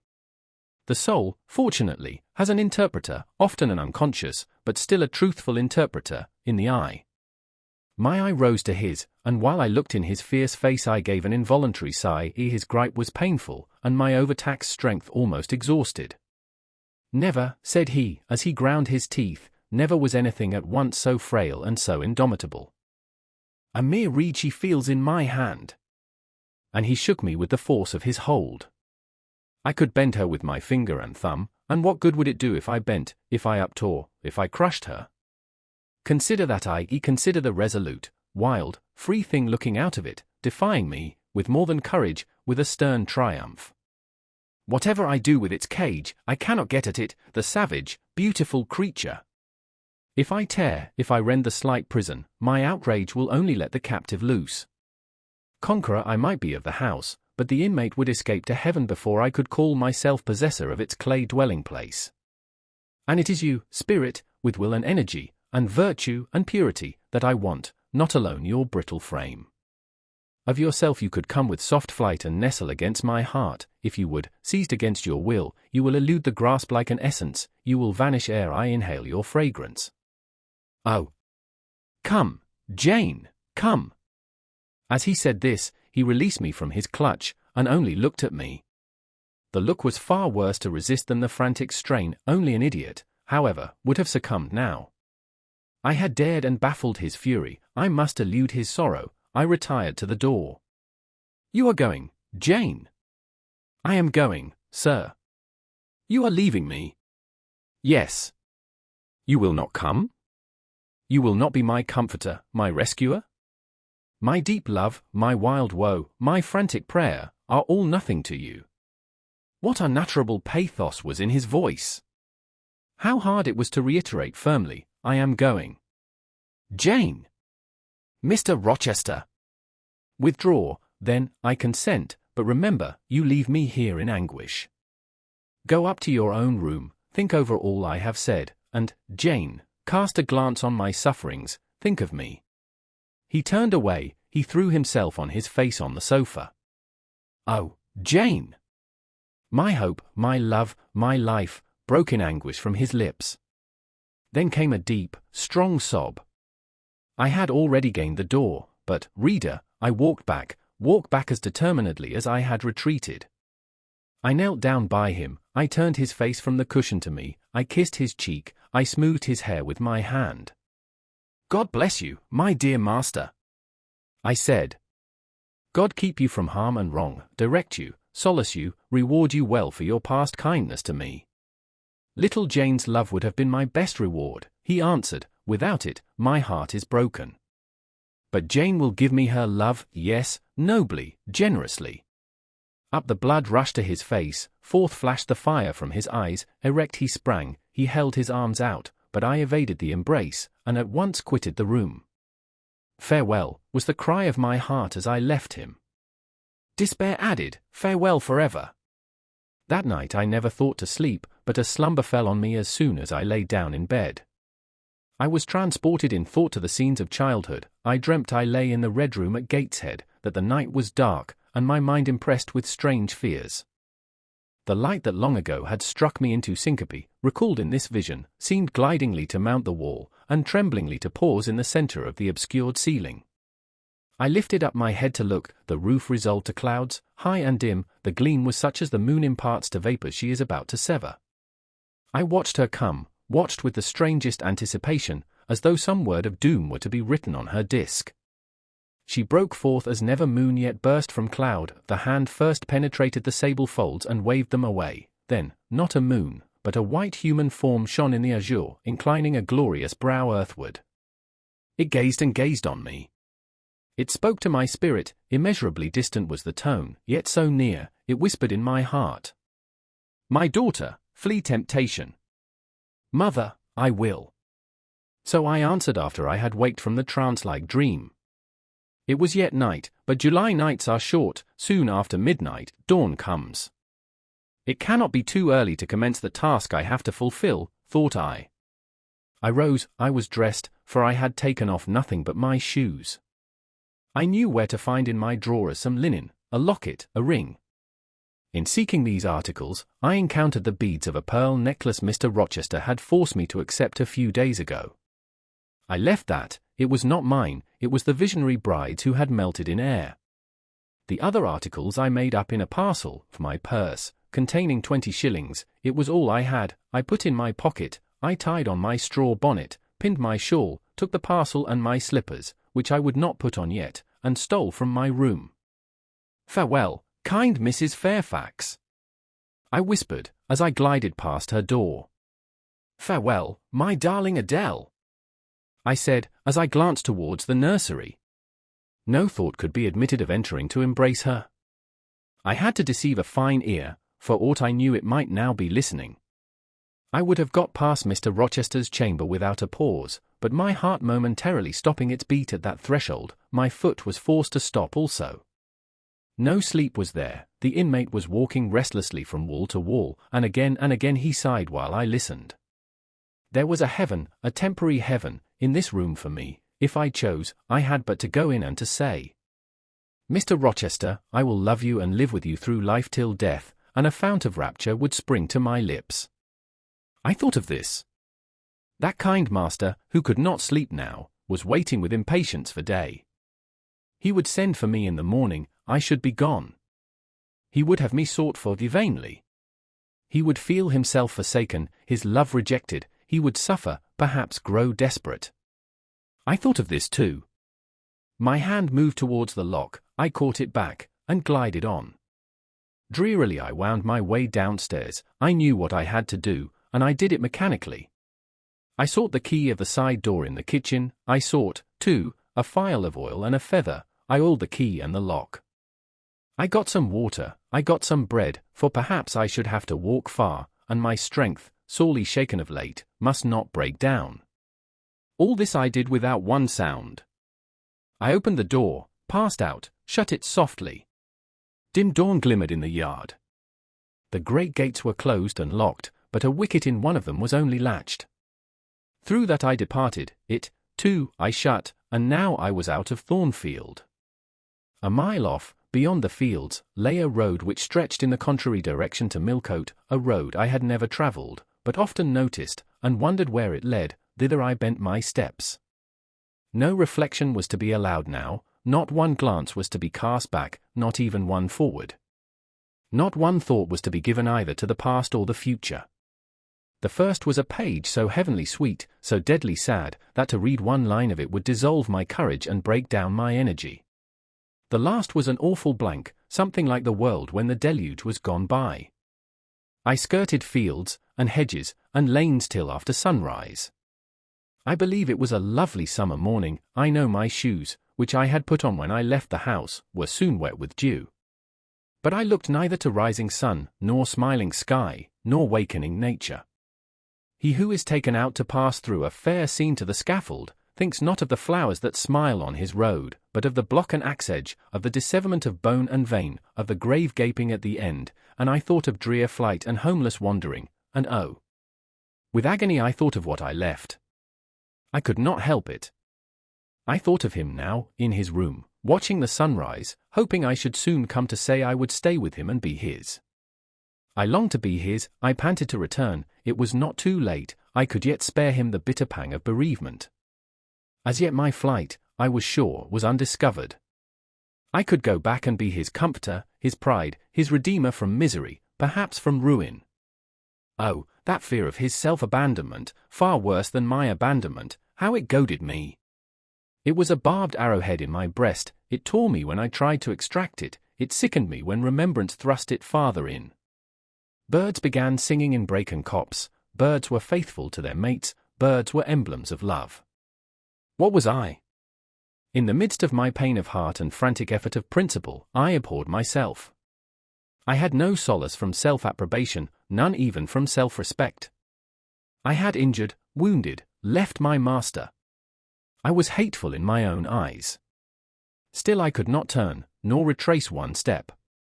God must have led me on.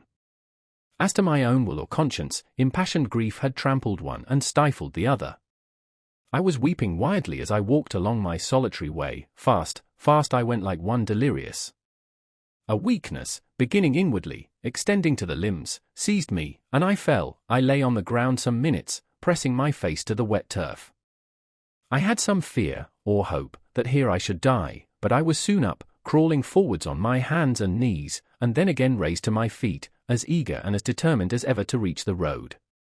When I got there, I was forced to sit to rest me under the hedge, and while I sat, I heard wheels, and saw a coach come on. I stood up and lifted my hand, it stopped. I asked where it was going, the driver named a place a long way off, and where I was sure Mr. Rochester had no connections.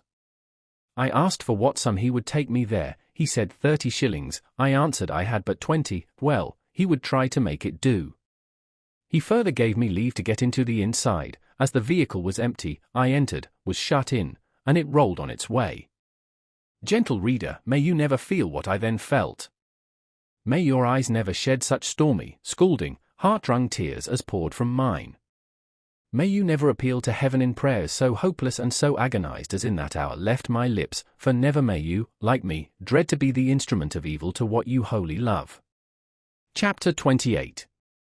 2 days are past.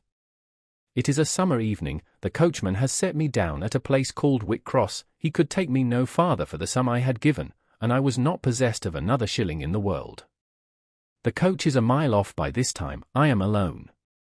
At this moment I discover that I forgot to take my parcel out of the pocket of the coach, where I had placed it for safety. There it remains, there it must remain, and now, I am absolutely destitute.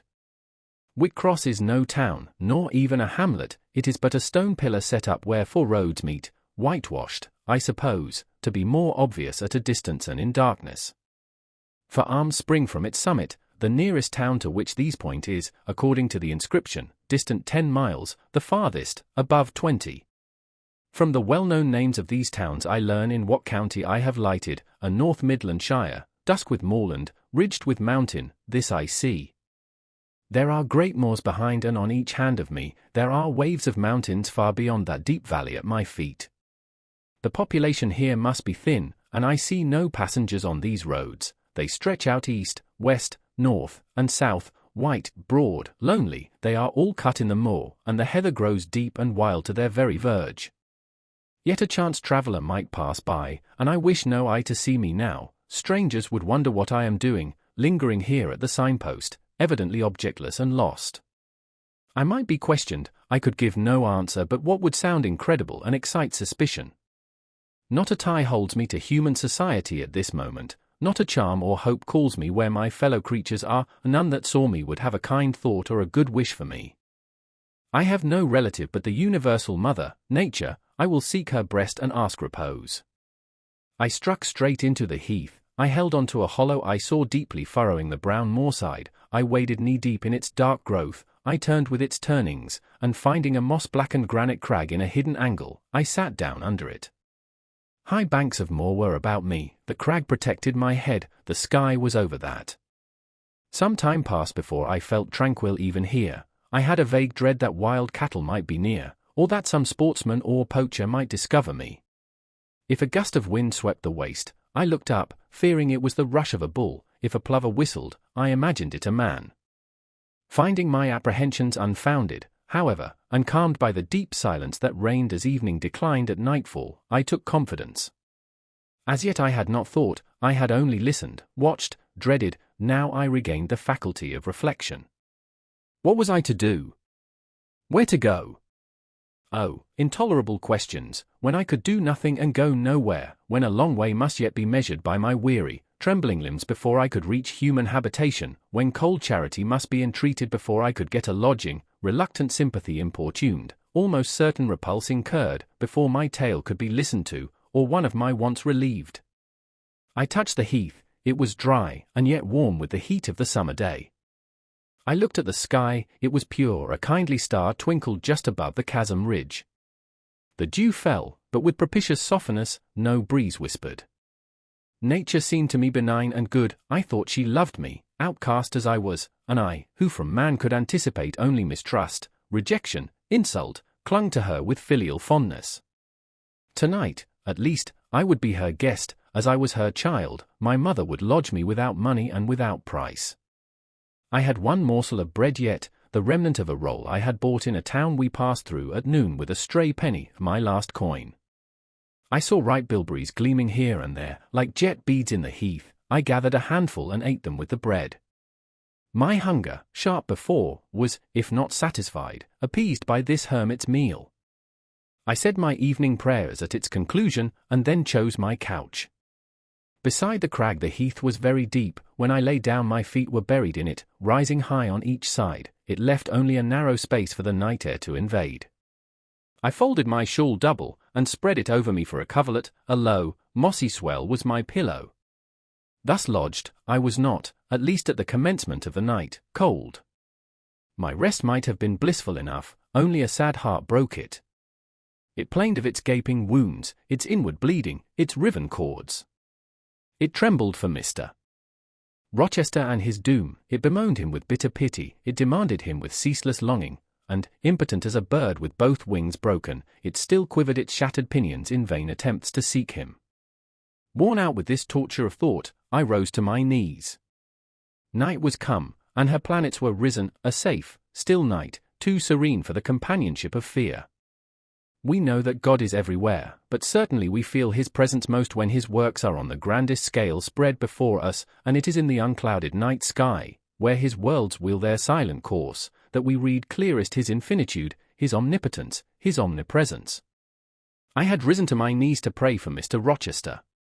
Looking up, I, with tear-dimmed eyes, saw the mighty Milky Way.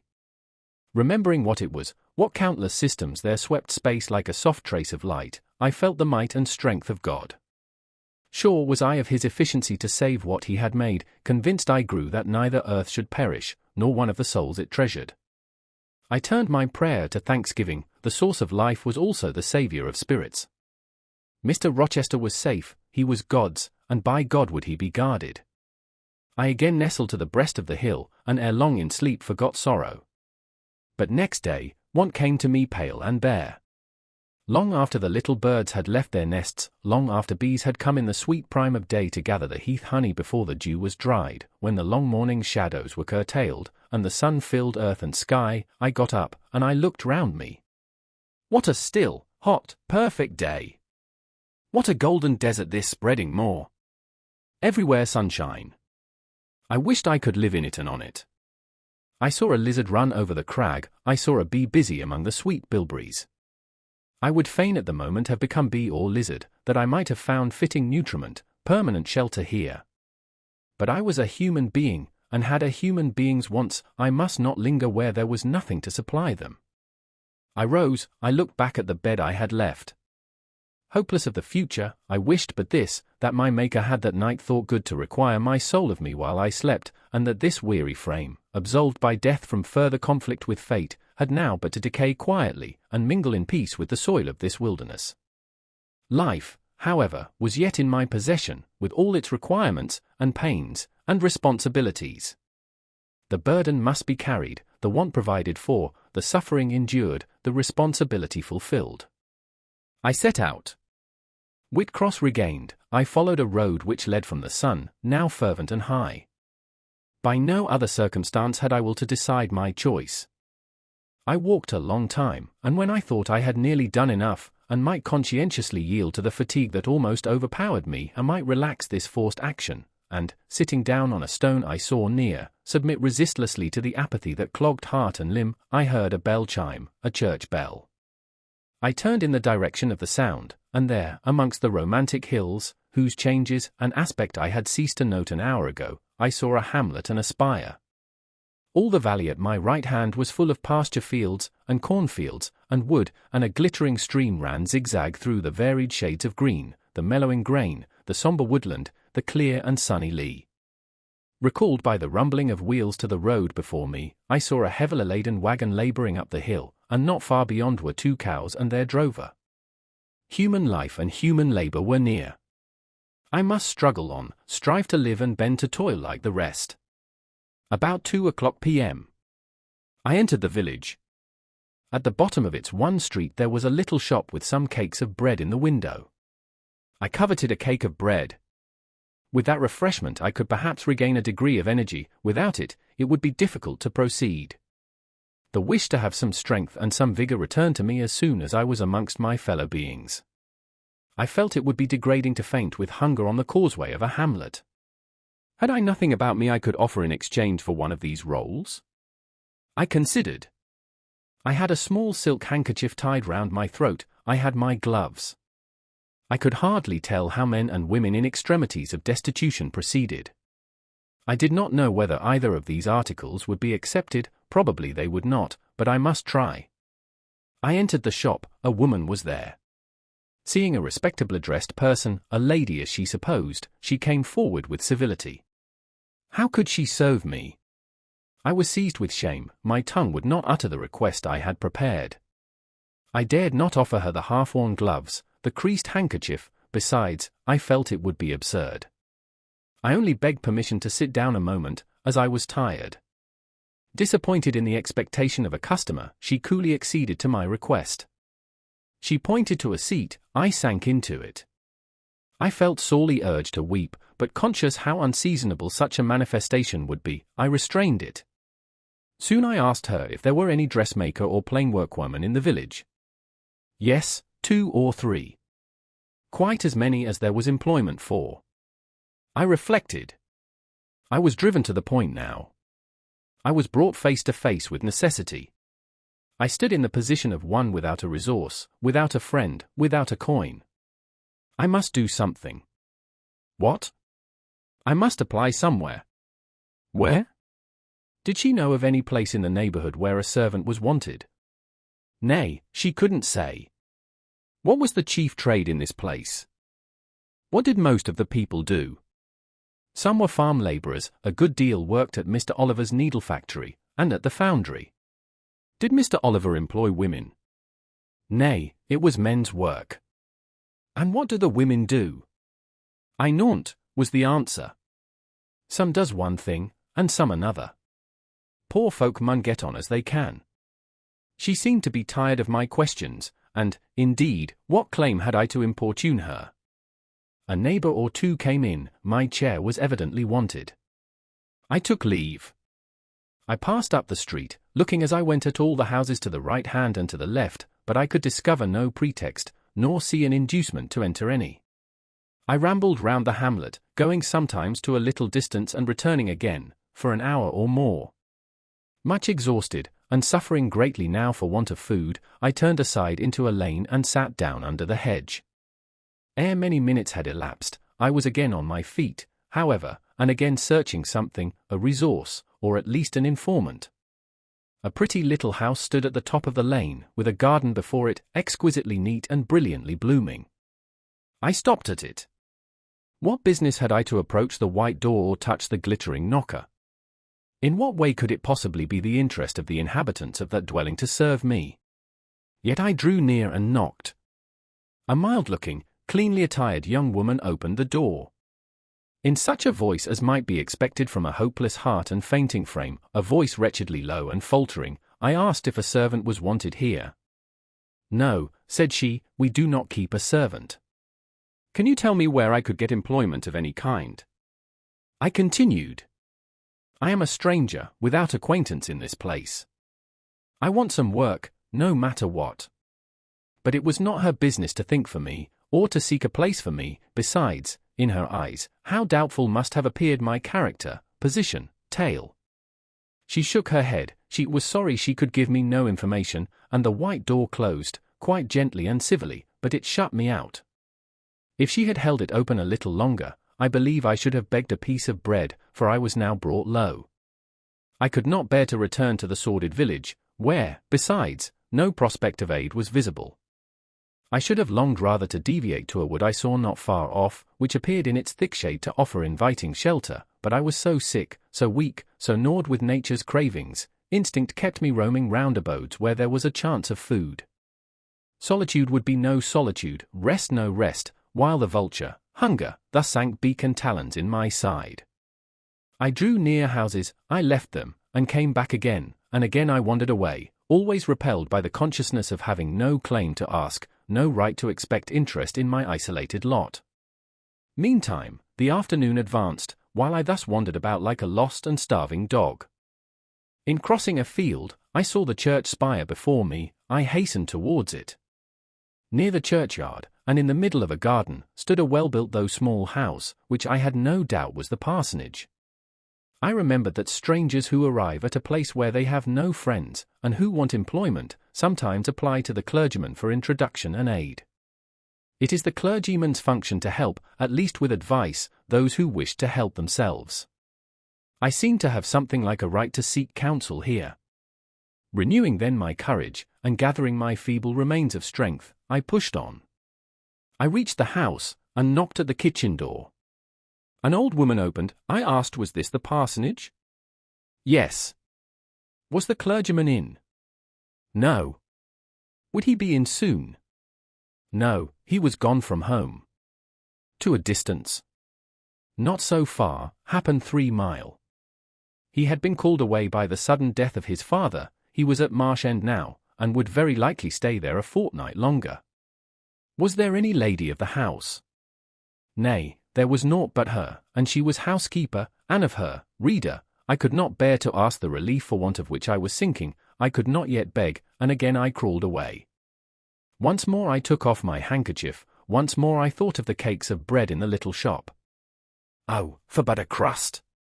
For but one mouthful to allay the pang of famine! Instinctively I turned my face again to the village. I found the shop again, and I went in, and though others were there besides the woman, I ventured the request, would she give me a roll for this handkerchief? She looked at me with evident suspicion. Nay, she never sold stuff that way. Almost desperate, I asked for half a cake. She again refused. How could she tell where I had got the handkerchief? She said. Would she take my gloves? No. What could she do with them? Reader, it is not pleasant to dwell on these details. Some say there is enjoyment in looking back to painful experience past, but at this day I can scarcely bear to review the times to which I allude. The moral degradation, blent with the physical suffering, form too distressing a recollection ever to be willingly dwelt on. I blamed none of those who repulsed me. I felt it was what was to be expected, and what could not be helped. An ordinary beggar is frequently an object of suspicion, a well-dressed beggar inevitably so. To be sure, what I begged was employment, but whose business was it to provide me with employment? Not, certainly, that of persons who saw me then for the first time, and who knew nothing about my character. And as to the woman who would not take my handkerchief in exchange for her bread, why, she was right, if the offer appeared to her sinister or the exchange unprofitable. Let me condense now. I am sick of the subject. A little before dark I passed a farmhouse, at the open door of which the farmer was sitting, eating his supper of bread and cheese. I stopped and said, "Will you give me a piece of bread? For I am very hungry." He cast on me a glance of surprise, but without answering, he cut a thick slice from his loaf, and gave it to me. I imagine he did not think I was a beggar, but only an eccentric sort of lady, who had taken a fancy to his brown loaf. As soon as I was out of sight of his house, I sat down and ate it. I could not hope to get a lodging under a roof, and sought it in the wood I have before alluded to. But my night was wretched, my rest broken, the ground was damp, the air cold, besides, intruders passed near me more than once, and I had again and again to change my quarters. No sense of safety or tranquillity befriended me. Towards morning it rained, the whole of the following day was wet. Do not ask me, reader, to give a minute account of that day. As before, I sought work, as before, I was repulsed, as before, I starved, but once did food pass my lips. At the door of a cottage I saw a little girl about to throw a mess of cold porridge into a pig trough. "Will you give me that?" I asked. She stared at me. "Mother," she exclaimed, "there is a woman wants me to give her these porridge." "Well, lass," replied a voice within, "give it her if she's a beggar. T's pig doesn't want it."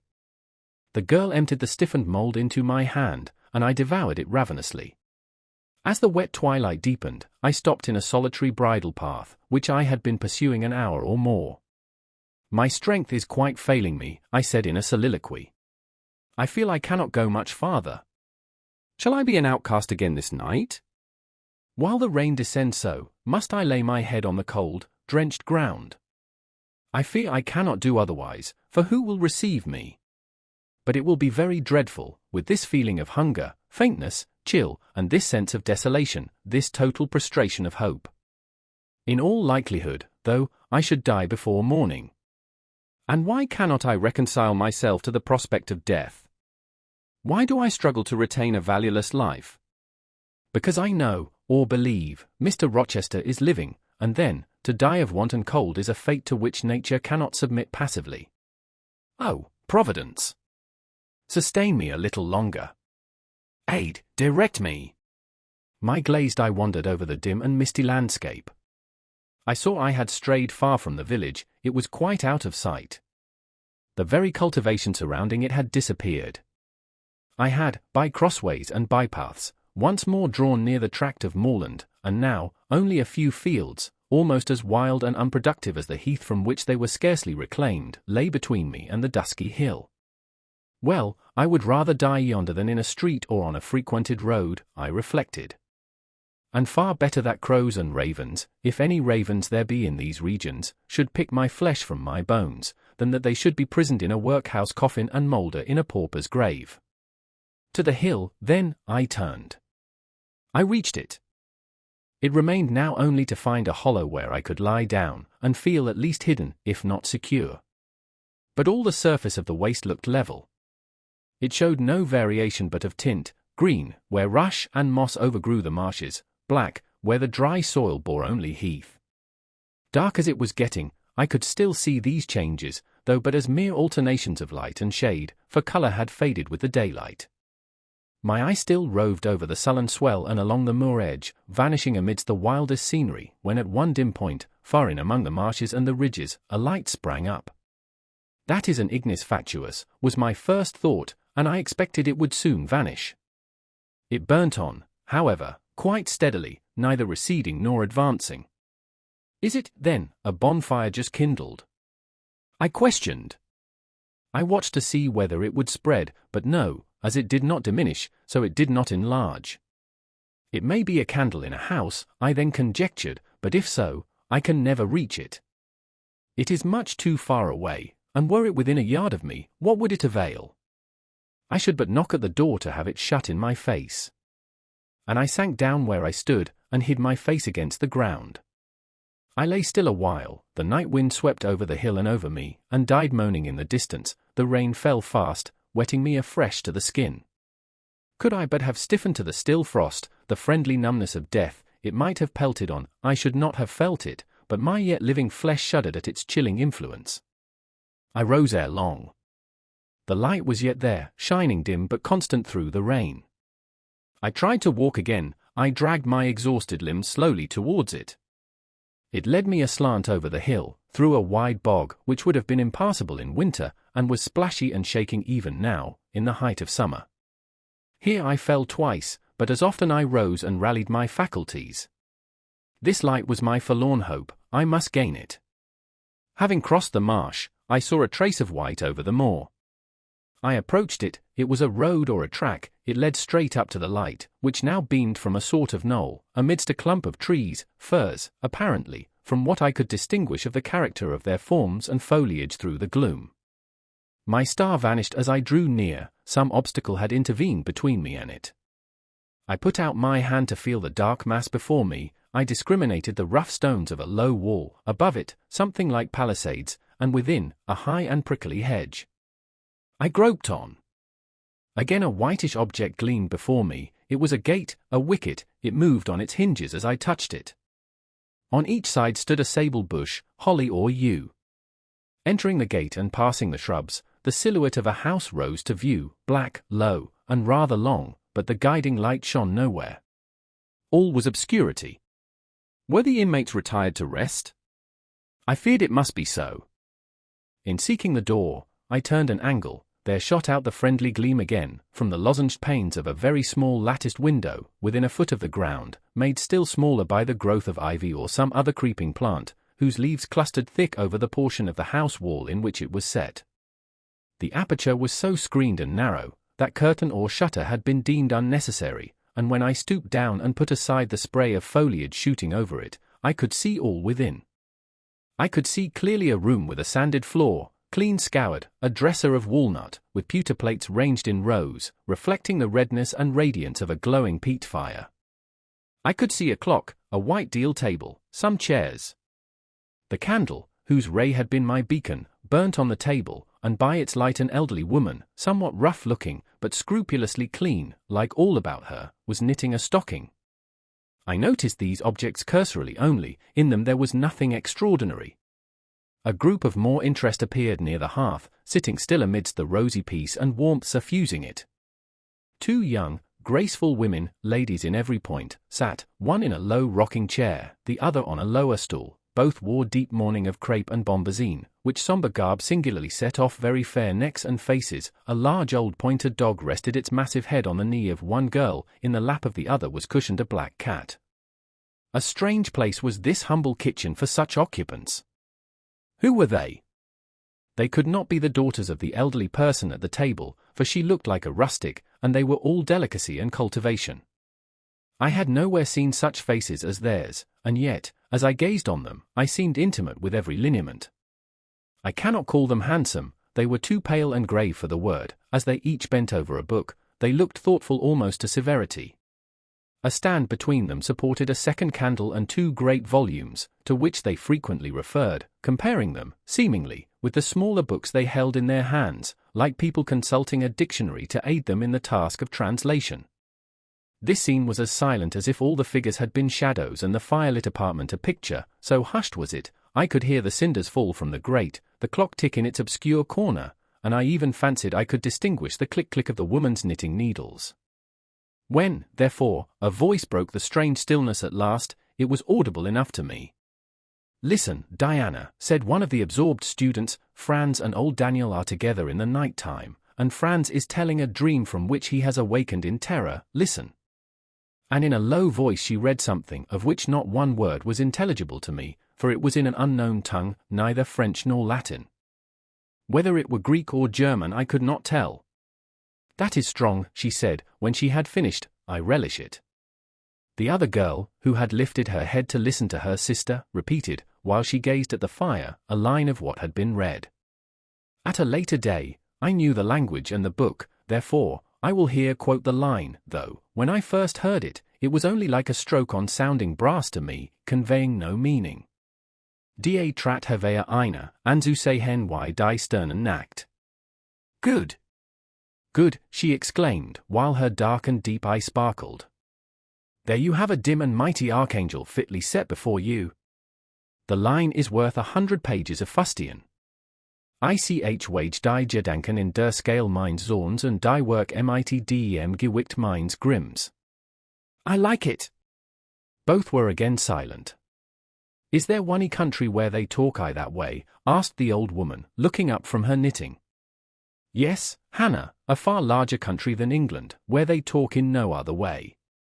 Well, for sure case, I knownt how they can understand one t'other, and if either ye went there, ye could tell what they said, I guess. We could probably tell something of what they said, but not all, for we are not as clever as you think us, Hannah. We don't speak German, and we cannot read it without a dictionary to help us. And what good does it do you? We mean to teach it some time, or at least the elements, as they say, and then we shall get more money than we do now. Very like, but give our studying, ye done enough for tonight. I think we have, at least I'm tired. Mary, are you? Mortally, after all, it's tough work fagging away at a language with no master but a lexicon. It is, especially such a language as this crabbed but glorious Deutsch. I wonder when St. John will come home. Surely he will not be long now, it is just 10, looking at a little gold watch she drew from her girdle. It rains fast. Hannah, will you have the goodness to look at the fire in the parlour? The woman rose, she opened a door, through which I dimly saw a passage. Soon I heard her stir a fire in an inner room. She presently came back. Ah, childer, said she, it fair troubles me to go into yond room now, it looks so lonesome the chair empty and set back in a corner. She wiped her eyes with her apron. The two girls, grave before, looked sad now. But he is in a better place, continued Hannah, we shouldn't wish him here again. And then, nobody need to have a quieter death nor he had.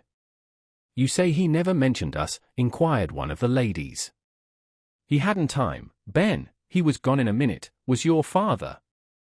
He had been a bit ailing like the day before, but naught to signify, and when Mr. St. John asked if he would like either ye to be sent for, he fair laughed at him. He began again with a bit of a heaviness in his head the next day, that is, a fortnight sin, and he went to sleep and never wakened. He were amos stark when your brother went into Teeth's chamber and found him. Ah, childer! That's Teeth last old stock, for ye and Mr. St. John is like of different sort to them at's gone, for all your mother were mihai your way, and amost as book learned. She were the picture ye, Mary, Diana is more like your father.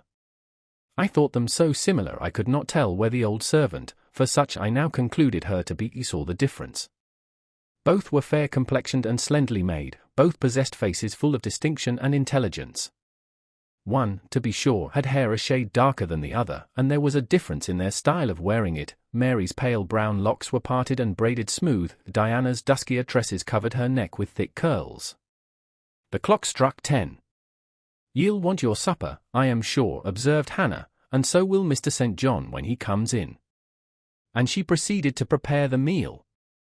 The ladies rose, they seemed about to withdraw to the parlour. Till this moment, I had been so intent on watching them, their appearance and conversation had excited in me so keen an interest, I had half forgotten my own wretched position. Now it recurred to me. More desolate, more desperate than ever, it seemed from contrast. And how impossible did it appear to touch the inmates of this house with concern on my behalf, to make them believe in the truth of my wants and woes, to induce them to vouchsafe a rest for my wanderings. As I groped out the door, and knocked at it hesitatingly, I felt that last idea to be a mere chimera. Hannah opened. "What do you want?" she inquired, in a voice of surprise, as she surveyed me by the light of the candle she held. "May I speak to your mistresses?" I said. "You had better tell me what you have to say to them." "Where do you come from?" "I am a stranger." "What is your business here at this hour?" "I want a night's shelter in an outhouse or anywhere, and a morsel of bread to eat." Distrust, the very feeling I dreaded, appeared in Hannah's face. "I'll give you a piece of bread," she said, after a pause, "but we can't take in a vagrant to lodge." "It isn't likely." "Do let me speak to your mistresses." "No, not I." "What can they do for you?" You should not be roving about now, it looks very ill. But where shall I go if you drive me away? What shall I do? Oh, I'll warrant you know where to go and what to do. Mind you don't do wrong, that's all. Here is a penny, now go. A penny cannot feed me, and I have no strength to go farther. Don't shut the door, oh, don't, for God's sake. I must, the rain is driving in. Tell the young ladies. Let me see them. Indeed, I will not. You are not what you ought to be, or you wouldn't make such a noise. Move off. But I must die if I am turned away. Not you. I'm feared you have some ill plans, Agate, that bring you about folks' houses at this time o' our night. If you've any followers, housebreakers or such like, anywhere near, you may tell them we are not by ourselves in the house, we have a gentleman, and dogs, and guns. Here the honest but inflexible servant clapped the door to and bolted it within. This was the climax. A pang of exquisite suffering, a throe of true despair rent and heaved my heart. Worn out, indeed, I was, not another step could I stir. I sank on the wet doorstep, I groaned, I wrung my hands, I wept in utter anguish. Oh, this spectre of death! Oh, this last hour, approaching in such horror!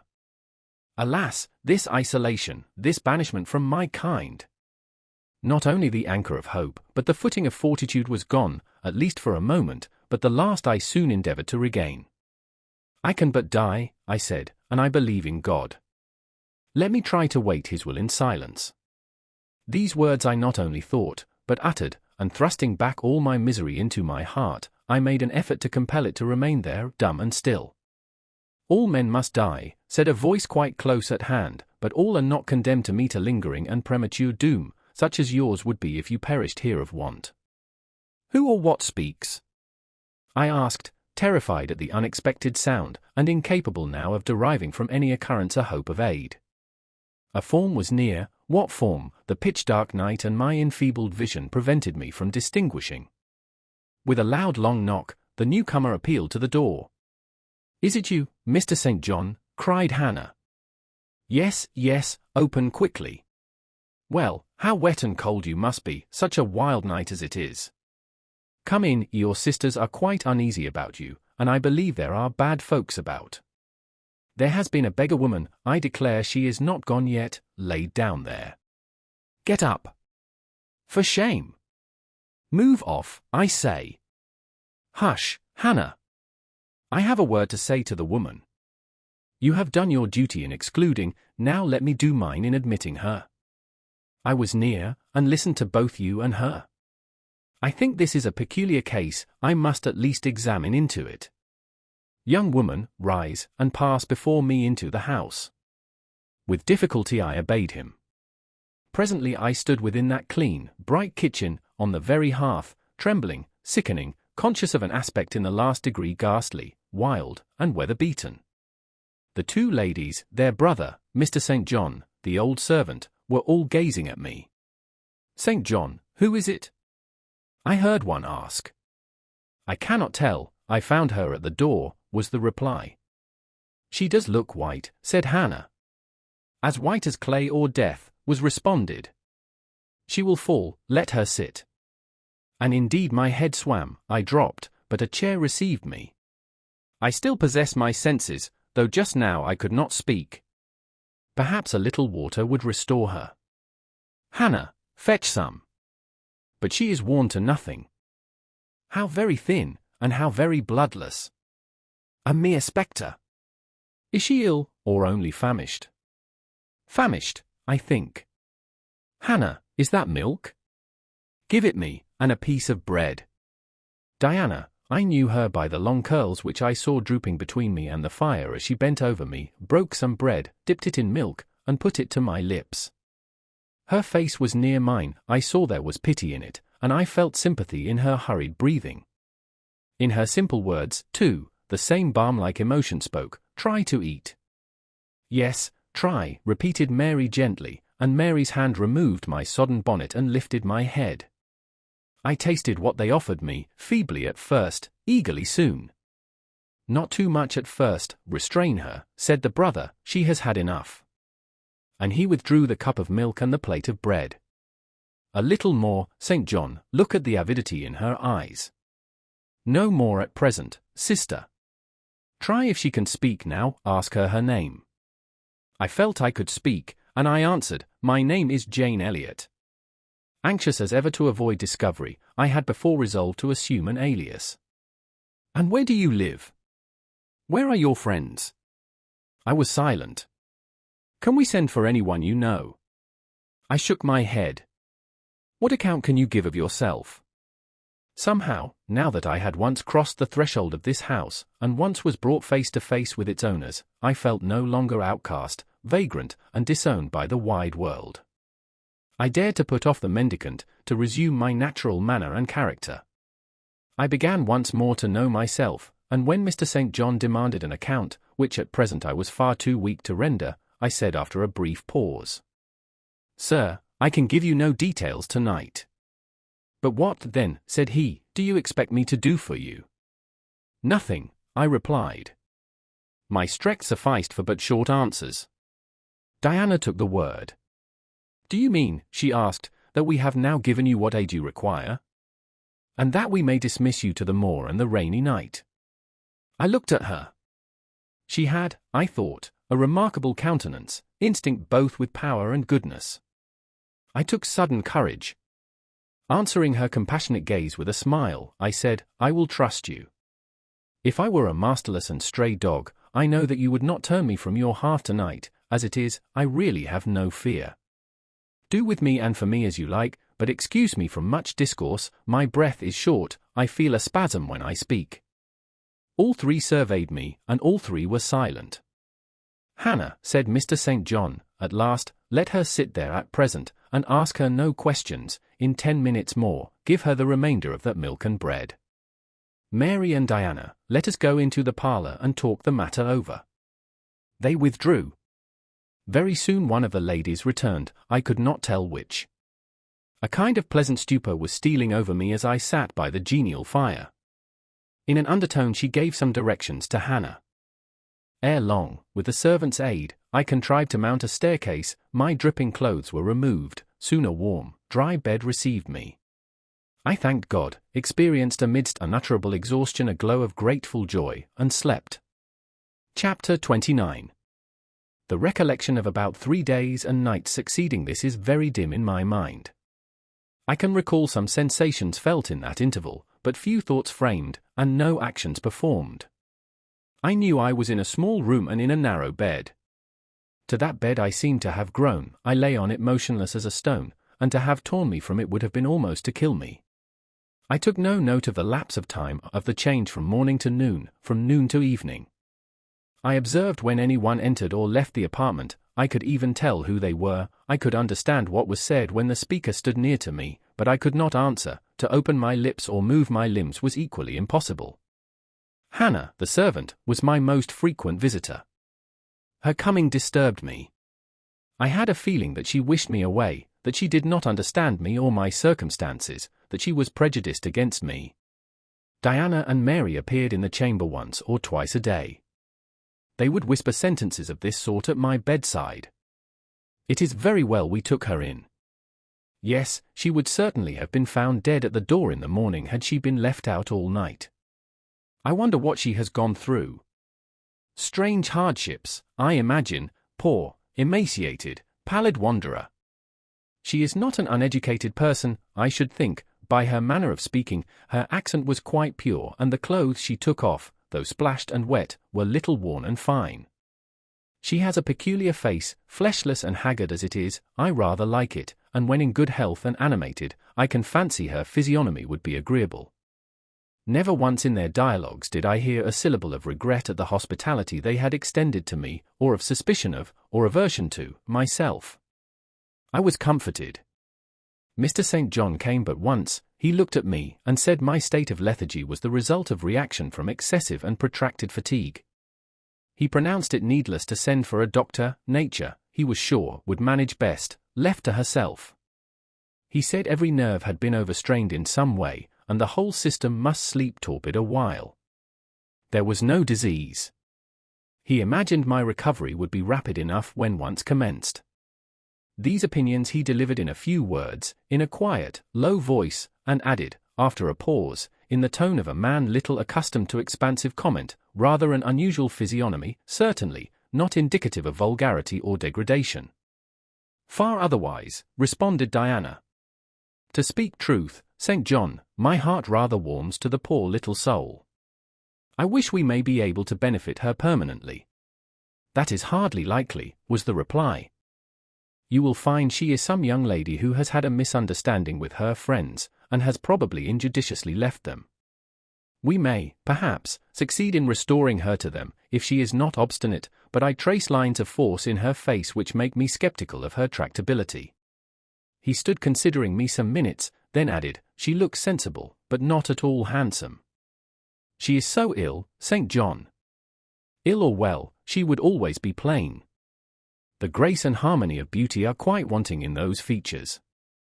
On the third day I was better, on the fourth, I could speak, move, rise in bed, and turn. Hannah had brought me some gruel and dry toast, about, as I supposed, the dinner hour. I had eaten with relish, the food was good, void of the feverish flavor which had hitherto poisoned what I had swallowed. When she left me, I felt comparatively strong and revived, ere long satiety of repose and desire for action stirred me. I wished to rise, but what could I put on? Only my damp and bemired apparel, in which I had slept on the ground and fallen in the marsh. I felt ashamed to appear before my benefactors so clad. I was spared the humiliation. On a chair by the bedside were all my own things, clean and dry.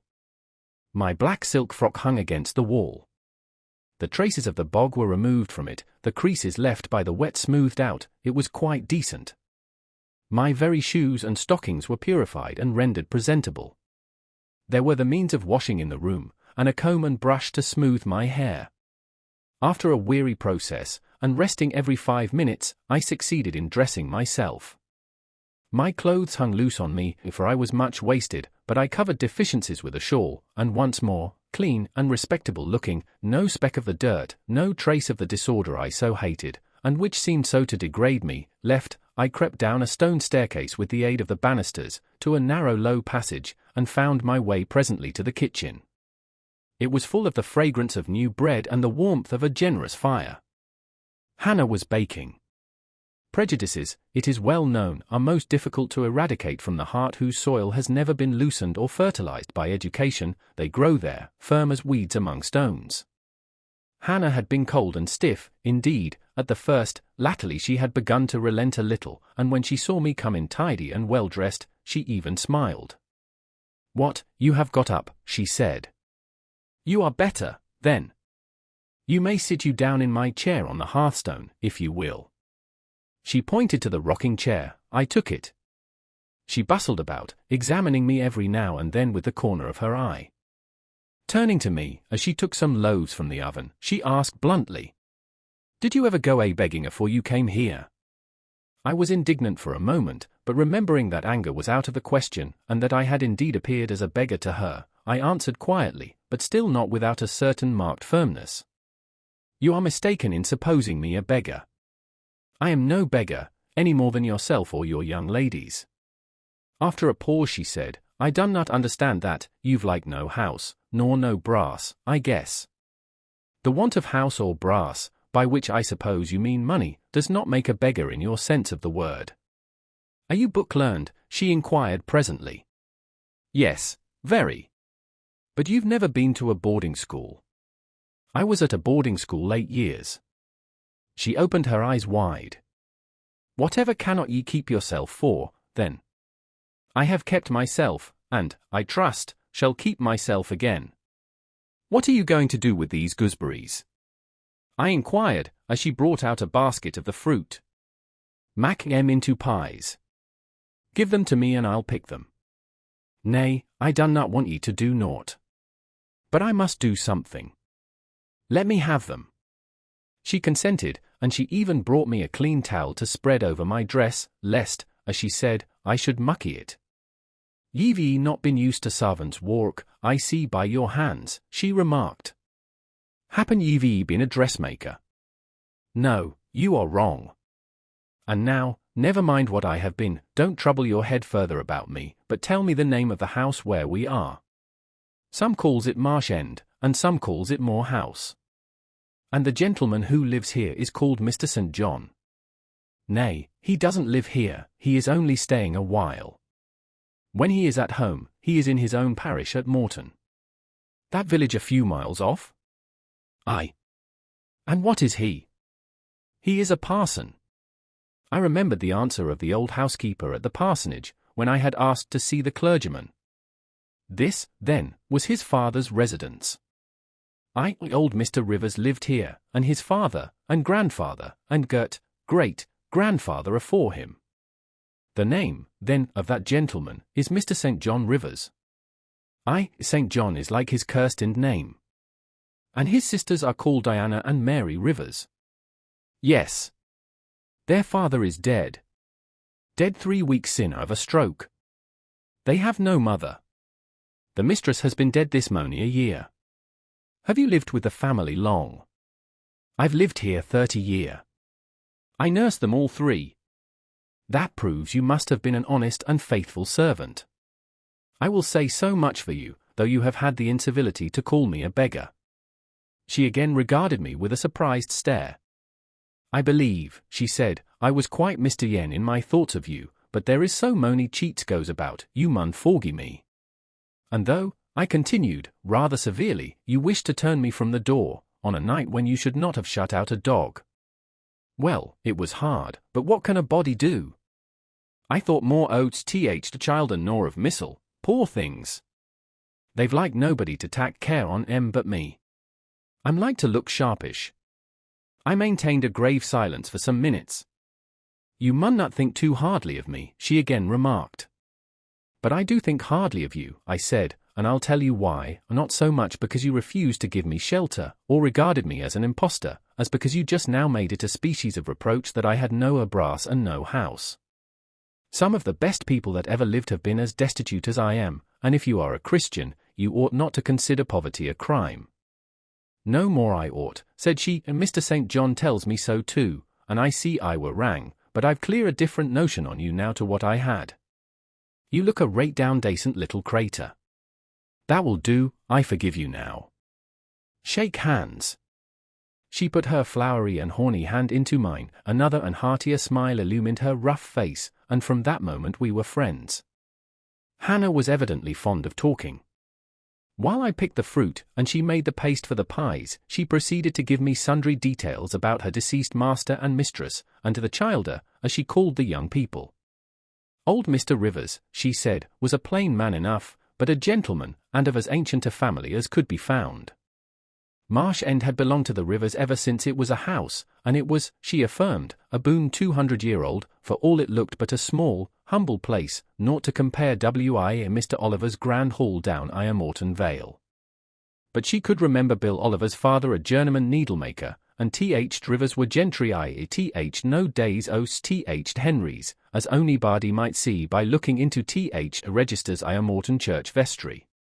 Still, she allowed, the old maester was like other folk, naught mihout oats common way, stark mad o' shooting, and farming, and sich like. The mistress was different. She was a great reader, and studied a deal, and that bairns had taken after her. There was nothing like them in these parts, nor ever had been. They had liked learning, all 3, almost from the time they could speak, and they had always been of a mack of their own. Mr. St. John, when he grew up, would go to college and be a parson, and the girls, as soon as they left school, would seek places as governesses, for they had told her their father had some years ago lost a great deal of money by a man he had trusted turning bankrupt, and as he was now not rich enough to give them fortunes, they must provide for themselves. They had lived very little at home for a long while, and were only come now to stay a few weeks on account of their father's death, but they did so like Marsh End and Morton, and all these moors and hills about. They had been in London, and many other grand towns, but they always said there was no place like home, and then they were so agreeable with each other, never fell out nor thrept. She did not know where there was such a family for being united. Having finished my task of gooseberry picking, I asked where the 2 ladies and their brother were now. Gone over to Morton for a walk, but they would be back in half an hour to tea. They returned within the time Hannah had allotted them. They entered by the kitchen door. Mr. St. John, when he saw me, merely bowed and passed through. The two ladies stopped. Mary, in a few words, kindly and calmly expressed the pleasure she felt in seeing me well enough to be able to come down. Diana took my hand. She shook her head at me. "You should have waited for my leave to descend," she said. "You still look very pale, and so thin." "Poor child, poor girl." Diana had a voice toned, to my ear, like the cooing of a dove. She possessed eyes whose gaze I delighted to encounter. Her whole face seemed to me full of charm. Mary's countenance was equally intelligent, her features equally pretty, but her expression was more reserved, and her manners, though gentle, more distant. Diana looked and spoke with a certain authority. She had a will, evidently. It was my nature to feel pleasure in yielding to an authority supported like hers, and to bend, where my conscience and self-respect permitted, to an active will. "And what business have you here?" she continued. "It is not your place. Mary and I sit in the kitchen sometimes, because at home we like to be free, even to license, but you are a visitor, and must go into the parlor."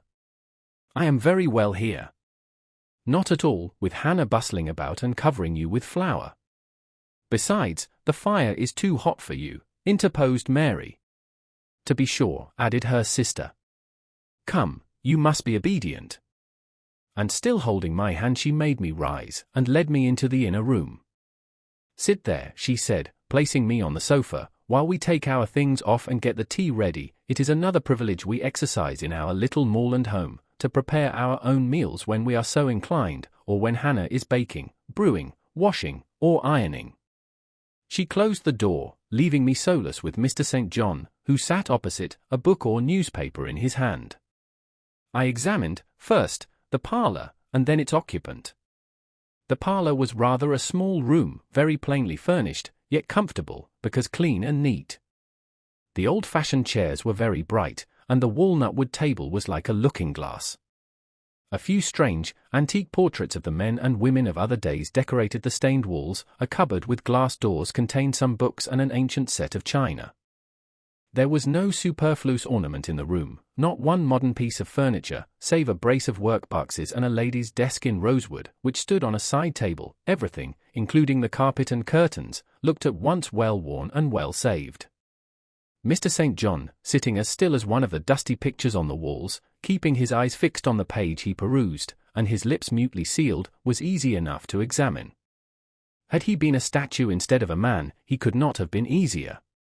He was young, perhaps from 28 to 30, tall, slender, his face riveted the eye. It was like a Greek face, very pure in outline, quite a straight, classic nose, quite an Athenian mouth and chin. It is seldom, indeed, an English face comes so near the antique models as did his. He might well be a little shocked at the irregularity of my lineaments, his own being so harmonious. His eyes were large and blue, with brown lashes. His high forehead, colorless as ivory, was partially streaked over by careless locks of fair hair. This is a gentle delineation, is it not, reader?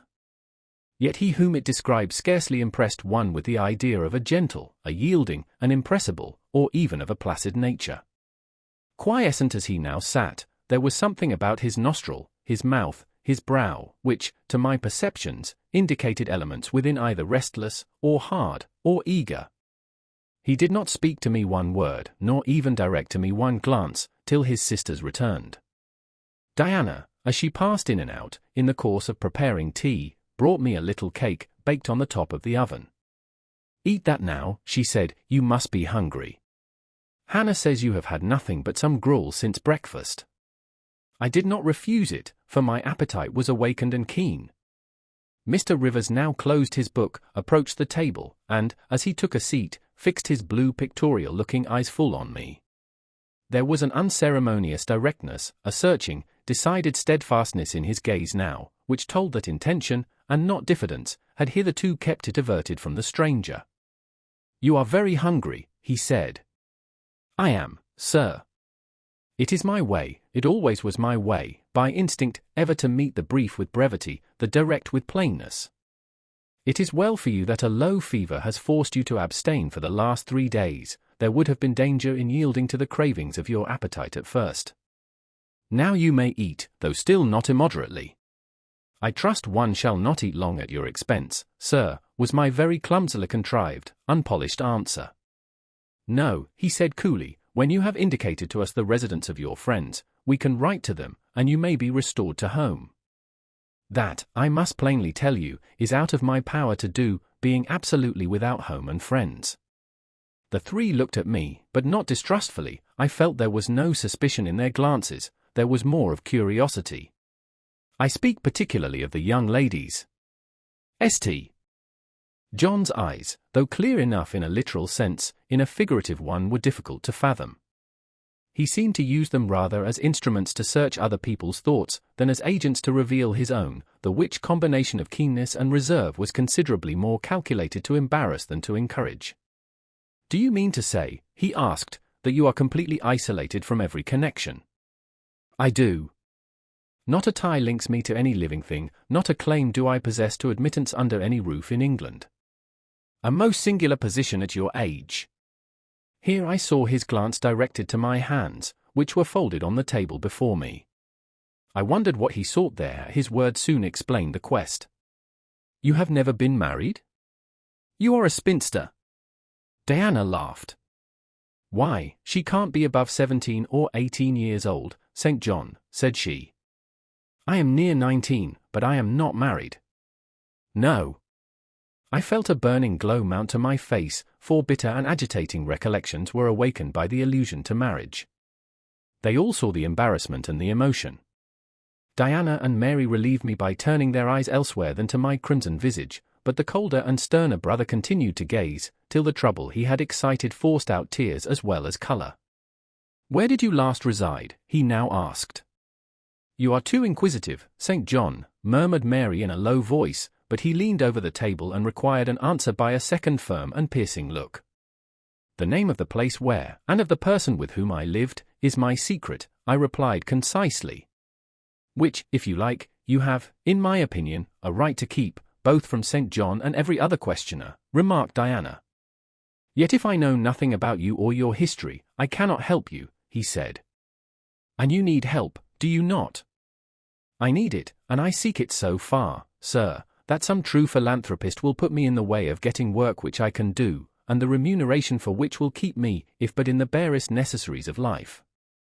I know not whether I am a true philanthropist, yet I am willing to aid you to the utmost of my power in a purpose so honest.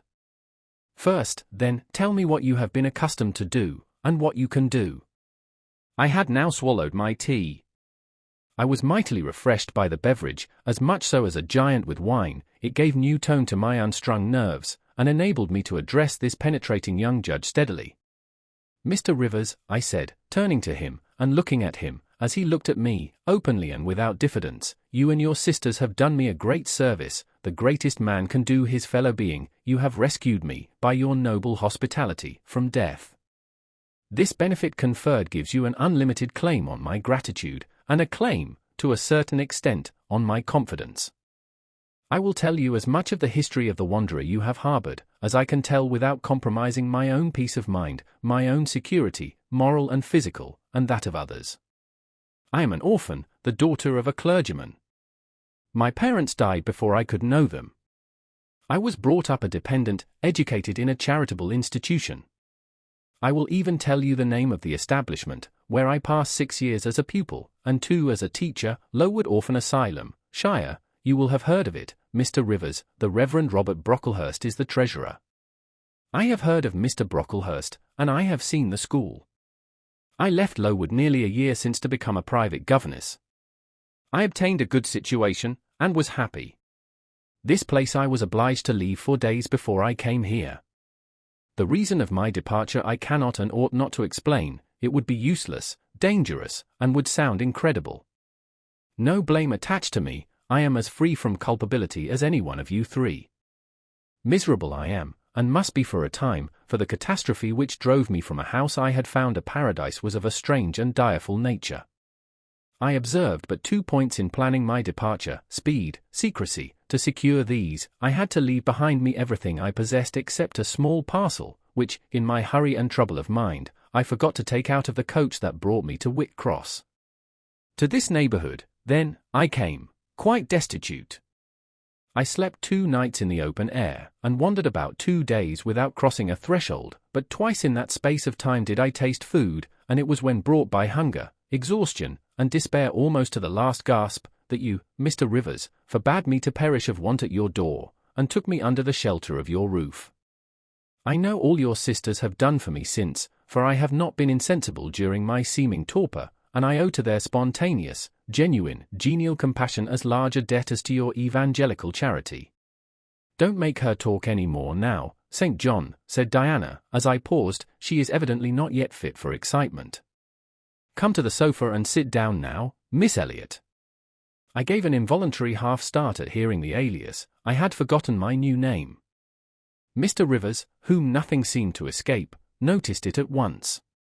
You said your name was Jane Elliot, he observed. I did say so, and it is the name by which I think it expedient to be called at present, but it is not my real name, and when I hear it, it sounds strange to me. Your real name you will not give.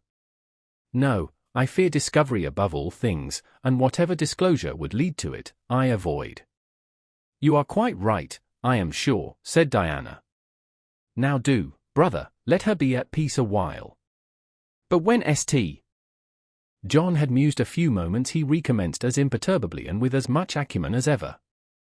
You would not like to be long dependent on our hospitality, you would wish, I see, to dispense as soon as may be with my sister's compassion, and, above all, with my charity. I am quite sensible of the distinction drawn, nor do I resent it. It is just you desire to be independent of us. I do, I have already said so. Show me how to work, or how to seek work, that is all I now ask, then let me go, if it be but to the meanest cottage, but till then, allow me to stay here. I dread another essay of the horrors of homeless destitution. Indeed you shall stay here, said Diana, putting her white hand on my head. You shall, repeated Mary, in the tone of undemonstrative sincerity which seemed natural to her. My sisters, you see, have a pleasure in keeping you, said Mr. St. John, as they would have a pleasure in keeping and cherishing a half-frozen bird some wintry wind might have driven through their casement. I feel more inclination to put you in the way of keeping yourself, and shall endeavour to do so, but observe, my sphere is narrow. I am but the incumbent of a poor country parish, my aid must be of the humblest sort. And if you are inclined to despise the day of small things, seek some more efficient succour than such as I can offer. She has already said that she is willing to do anything honest she can do, answered Diana for me, and you know, St. John, she has no choice of helpers, she is forced to put up with such crusty people as you. I will be a dressmaker, I will be a plain workwoman, I will be a servant, a nurse girl, if I can be no better, I answered. Right, said Mr. St. John, quite coolly. If such is your spirit, I promise to aid you, in my own time and way. He now resumed the book with which he had been occupied before tea. I soon withdrew, for I had talked as much, and sat up as long, as my present strength would permit. Chapter 30. The more I knew of the inmates of Moor House, the better I liked them. In a few days I had so far recovered my health that I could sit up all day, and walk out sometimes. I could join with Diana and Mary in all their occupations, converse with them as much as they wished, and aid them when and where they would allow me. There was a reviving pleasure in this intercourse, of a kind now tasted by me for the first time, the pleasure arising from perfect congeniality of tastes, sentiments, and principles. I liked to read what they liked to read, what they enjoyed, delighted me, what they approved, I reverenced. They loved their sequestered home. I, too, in the grey, small, antique structure, with its low roof, its latticed casements, its mouldering walls, its avenue of aged firs, all grown aslant under the stress of mountain winds, its garden, dark with yew and holly, and where no flowers but of the hardiest species would bloom, found a charm both potent and permanent. They clung to the purple moors behind and around their dwelling, to the hollow vale into which the pebbly bridle path leading from their gate descended, and which wound between fern banks first, and then amongst a few of the wildest little pasture fields that ever bordered a wilderness of heath, or gave sustenance to a flock of grey moorland sheep, with their little moss-effaced lambs. They clung to this scene, I say, with a perfect enthusiasm of attachment. I could comprehend the feeling, and share both its strength and truth. I saw the fascination of the locality. I felt the consecration of its loneliness, my eye feasted on the outline of swell and sweep, on the wild colouring communicated to ridge and dell by moss, by heath bell, by flower-sprinkled turf, by brilliant bracken, and mellow granite crag. These details were just to me what they were to them, so many pure and sweet sources of pleasure. The strong blast and the soft breeze, the rough and the halcyon day, the hours of sunrise and sunset, the moonlight and the clouded night, developed for me, in these regions, the same attraction as for them, wound round my faculties the same spell that entranced theirs. Indoors we agreed equally well. They were both more accomplished and better read than I was, but with eagerness I followed in the path of knowledge they had trodden before me. I devoured the books they lent me, then it was full satisfaction to discuss with them in the evening what I had perused during the day. Thought fitted thought, opinion met opinion, we coincided, in short, perfectly. If in our trio there was a superior and a leader, it was Diana. Physically, she far excelled me, she was handsome, she was vigorous. In her animal spirits there was an affluence of life and certainty of flow, such as excited my wonder, while it baffled my comprehension. I could talk a while when the evening commenced, but the first gush of vivacity and fluency gone, I was fain to sit on a stool at Diana's feet, to rest my head on her knee, and listen alternately to her and Mary, while they sounded thoroughly the topic on which I had but touched. Diana offered to teach me German. I liked to learn of her, I saw the part of instructress pleased and suited her, that of scholar pleased and suited me no less. Our natures dovetailed, mutual affection, of the strongest kind, was the result. They discovered I could draw, their pencils and colour boxes were immediately at my service. My skill, greater in this one point than theirs, surprised and charmed them. Mary would sit and watch me by the hour together, then she would take lessons, and a docile, intelligent, assiduous pupil she made. Thus occupied, and mutually entertained, days passed like hours, and weeks like days. As to Mr. St. John, the intimacy which had arisen so naturally and rapidly between me and his sisters did not extend to him. One reason of the distance yet observed between us was, that he was comparatively seldom at home. A large proportion of his time appeared devoted to visiting the sick and poor among the scattered population of his parish. No weather seemed to hinder him in these pastoral excursions, rain or fair. He would, when his hours of morning study were over, take his hat, and, followed by his father's old pointer, Carlo, go out on his mission of love or duty. I scarcely know in which light he regarded it. Sometimes, when the day was very unfavourable, his sisters would expostulate. He would then say, with a peculiar smile, more solemn than cheerful, "And if I let a gust of wind or a sprinkling of rain turn me aside from these easy tasks, what preparation would such sloth be for the future I propose to myself?" Diana and Mary's general answer to this question was a sigh, and some minutes of apparently mournful meditation. But besides his frequent absences, there was another barrier to friendship with him. He seemed of a reserved, an abstracted, and even of a brooding nature. Zealous in his ministerial labours, blameless in his life and habits, he yet did not appear to enjoy that mental serenity, that inward content, which should be the reward of every sincere Christian and practical philanthropist. Often, of an evening, when he sat at the window, his desk and papers before him, he would cease reading or writing, rest his chin on his hand, and deliver himself up to I know not what course of thought, but that it was perturbed and exciting might be seen in the frequent flash and changeful dilation of his eye. I think, moreover, that nature was not to him that treasury of delight it was to his sisters. He expressed once, and but once in my hearing, a strong sense of the rugged charm of the hills, and an inborn affection for the dark roof and hoary walls he called his home, but there was more of gloom than pleasure in the tone and words in which the sentiment was manifested, and never did he seem to roam the moors for the sake of their soothing silence, never seek out or dwell upon the thousand peaceful delights they could yield. Incommunicative as he was, some time elapsed before I had an opportunity of gauging his mind. I first got an idea of its calibre when I heard him preach in his own church at Morton. I wish I could describe that sermon, but it is past my power. I cannot even render faithfully the effect it produced on me. It began calm, and indeed, as far as delivery and pitch of voice went, it was calm to the end, and earnestly felt, yet strictly restrained zeal breathed soon in the distinct accents, and prompted the nervous language. This grew to force, compressed, condensed, controlled. The heart was thrilled, the mind astonished, by the power of the preacher, neither were softened. Throughout there was a strange bitterness, an absence of consolatory gentleness, stern allusions to Calvinistic doctrines, election, predestination, reprobation, were frequent, and each reference to these points sounded like a sentence pronounced for doom. When he had done, instead of feeling better, calmer, more enlightened by his discourse, I experienced an inexpressible sadness, for it seemed to me, I know not whether equally so to others, that the eloquence to which I had been listening had sprung from a depth where lay turbid dregs of disappointment, where moved troubling impulses of insatiate yearnings and disquieting aspirations.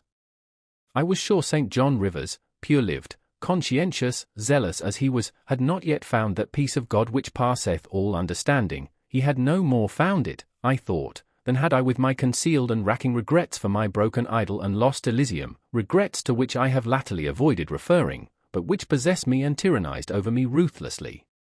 Meantime a month was gone. Diana and Mary were soon to leave Moor House, and return to the far different life and scene which awaited them, as governesses in a large, fashionable, south of England city, where each held a situation in families by whose wealthy and haughty members they were regarded only as humble dependents, and who neither knew nor sought out their innate excellences, and appreciated only their acquired accomplishments as they appreciated the skill of their cook or the taste of their waiting woman. Mr. St. John had said nothing to me yet about the employment he had promised to obtain for me, yet it became urgent that I should have a vocation of some kind. One morning, being left alone with him a few minutes in the parlour, I ventured to approach the window recess, which his table, chair, and desk consecrated as a kind of study, and I was going to speak, though not very well knowing in what words to frame my inquiry, for it is at all times difficult to break the ice of reserve glassing over such natures as his, when he saved me the trouble by being the first to commence a dialogue. Looking up as I drew near, "You have a question to ask of me," he said. "Yes, I wish to know whether you have heard of any service I can offer myself to undertake. I found or devised something for you 3 weeks ago, but as you seem both useful and happy here, as my sisters had evidently become attached to you, and your society gave them unusual pleasure, I deemed it inexpedient to break in on your mutual comfort till their approaching departure from Marsh End should render yours necessary. And they will go in 3 days now." I said. "Yes, and when they go, I shall return to the parsonage at Morton, Hannah will accompany me, and this old house will be shut up." I waited a few moments, expecting he would go on with the subject first broached, but he seemed to have entered another train of reflection. His look denoted abstraction from me and my business. I was obliged to recall him to a theme which was of necessity one of close and anxious interest to me. "What is the employment you had in view, Mr. Rivers? I hope this delay will not have increased the difficulty of securing it." "Oh, no, since it is an employment which depends only on me to give, and you to accept." He again paused. There seemed a reluctance to continue. I grew impatient, a restless movement or two, and an eager and exacting glance fastened on his face, conveyed the feeling to him as effectually as words could have done, and with less trouble. "You need be in no hurry to hear," he said. "Let me frankly tell you, I have nothing eligible or profitable to suggest. Before I explain, recall, if you please, my notice, clearly given, that if I helped you, it must be as the blind man would help the lame. I am poor, for I find that, when I have paid my father's debts, all the patrimony remaining to me will be this crumbling grange, the row of scathed firs behind, and the patch of moorish soil, with the yew trees and holly bushes in front. I am obscure. Rivers is an old name, but of the 3 sole descendants of the race, 2 earn the dependent's crust among strangers, and the 3rd considers himself an alien from his native country, not only for life, but in death.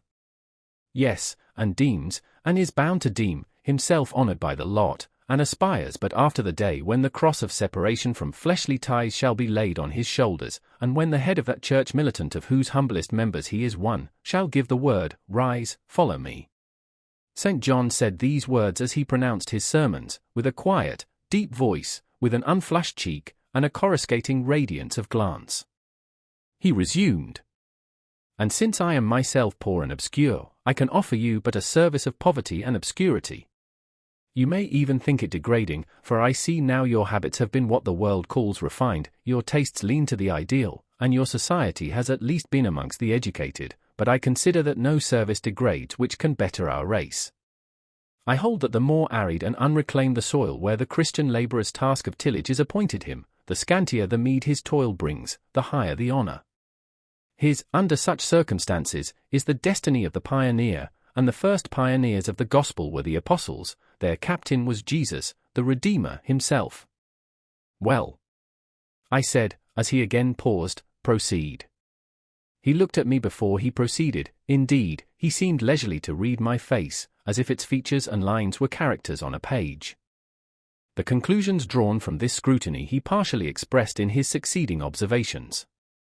I believe you will accept the post I offer you, said he, and hold it for a while, not permanently, though, any more than I could permanently keep the narrow and narrowing, the tranquil, hidden office of English country incumbent, for in your nature is an alloy as detrimental to repose as that in mine, though of a different kind. Do explain, I urged, when he halted once more. I will, and you shall hear how poor the proposal is, how trivial, how cramping. I shall not stay long at Morton, now that my father is dead, and that I am my own master. I shall leave the place probably in the course of a 12-month, but while I do stay, I will exert myself to the utmost for its improvement. Morton, when I came to it 2 years ago, had no school, the children of the poor were excluded from every hope of progress. I established one for boys, I mean now to open a second school for girls. I have hired a building for the purpose, with a cottage of 2 rooms attached to it for the mistress's house. Her salary will be £30 a year, her house is already furnished, very simply, but sufficiently, by the kindness of a lady, Miss Oliver, the only daughter of the sole rich man in my parish, Mr. Oliver, the proprietor of a needle factory and iron foundry in the valley. The same lady pays for the education and clothing of an orphan from the workhouse, on condition that she shall aid the mistress in such menial offices connected with her own house and the school as her occupation of teaching will prevent her having time to discharge in person. Will you be this mistress? He put the question rather hurriedly. He seemed half to expect an indignant, or at least a disdainful rejection of the offer, not knowing all my thoughts and feelings, though guessing some, he could not tell in what light the lot would appear to me. In truth it was humble, but then it was sheltered, and I wanted a safe asylum. It was plodding, but then, compared with that of a governess in a rich house, it was independent, and the fear of servitude with strangers entered my soul like iron. It was not ignoble, not unworthy, not mentally degrading. I made my decision. I thank you for the proposal, Mr. Rivers, and I accept it with all my heart. But you comprehend me, he said. It is a village school, your scholars will be only poor girls, cottagers' children, at the best, farmers' daughters. Knitting, sewing, reading, writing, ciphering, will be all you will have to teach. What will you do with your accomplishments? What, with the largest portion of your mind, sentiments, tastes? Save them till they are wanted. They will keep. You know what you undertake, then? I do. He now smiled, and not a bitter or a sad smile, but one well-pleased and deeply gratified. And when will you commence the exercise of your function? I will go to my house tomorrow, and open the school, if you like, next week. Very well, so be it. He rose and walked through the room. Standing still, he again looked at me. He shook his head. What do you disapprove of, Mr. Rivers? I asked. You will not stay at Morton long, no, no. Why? What is your reason for saying so? I read it in your eye. It is not of that description which promises the maintenance of an even tenor in life. I am not ambitious. He started at the word ambitious. He repeated, no. What made you think of ambition? Who is ambitious?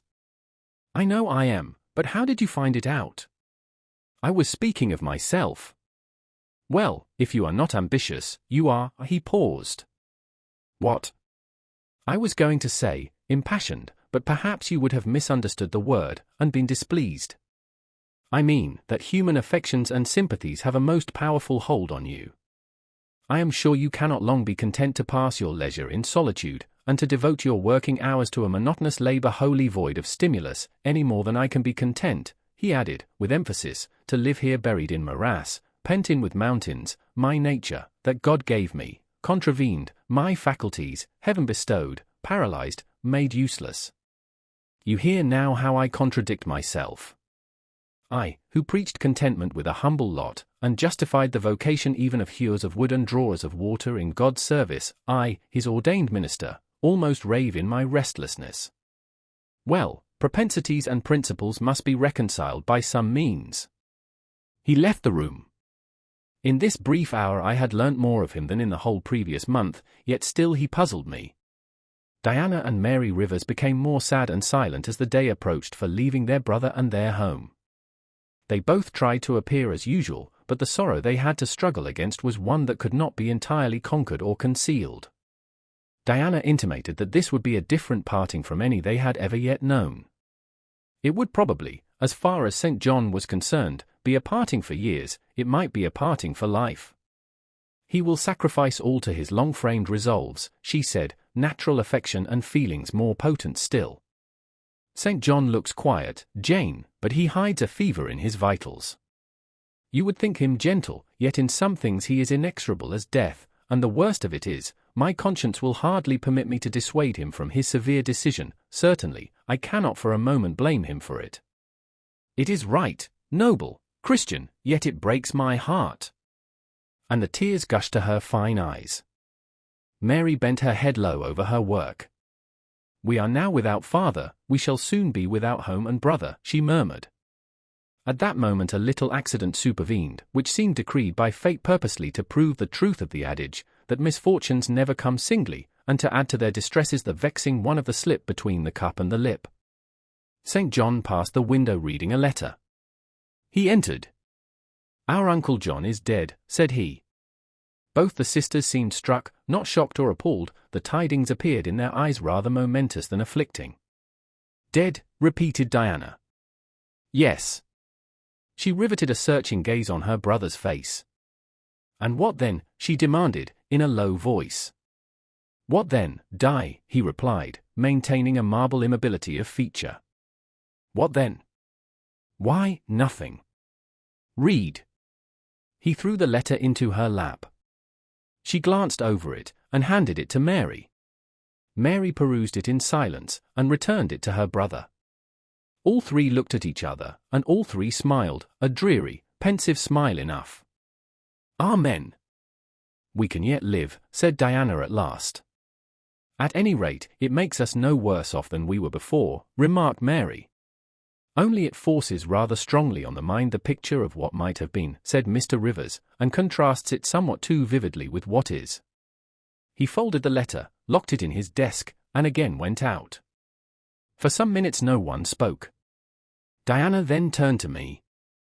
Jane, you will wonder at us and our mysteries, she said, and think us hard-hearted beings not to be more moved at the death of so near a relation as an uncle, but we have never seen him or known him.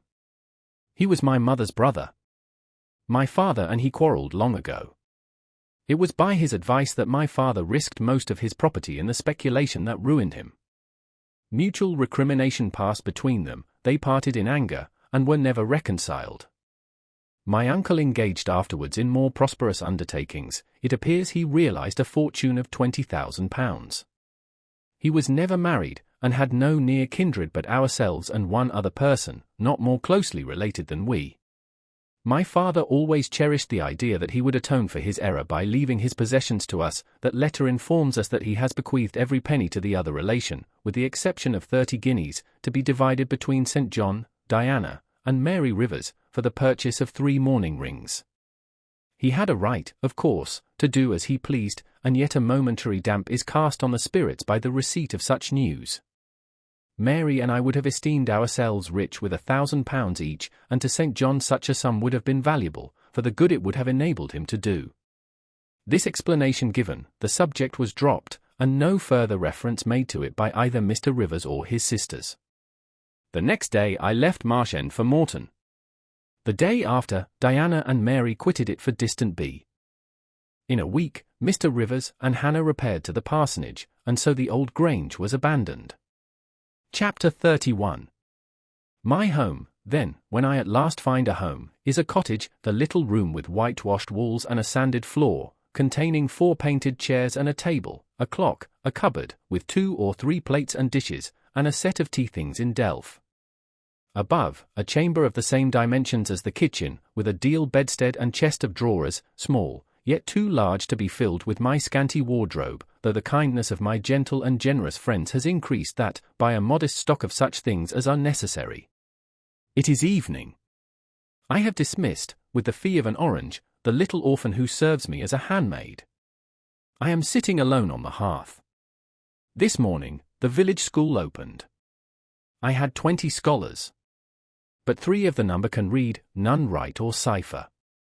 Several knit, and a few sew a little. They speak with the broadest accent of the district. At present, they and I have a difficulty in understanding each other's language. Some of them are unmannered, rough, intractable, as well as ignorant, but others are docile, have a wish to learn, and evince a disposition that pleases me. I must not forget that these coarsely clad little peasants are of flesh and blood as good as the scions of gentlest genealogy, and that the germs of native excellence, refinement, intelligence, kind feeling, are as likely to exist in their hearts as in those of the best born.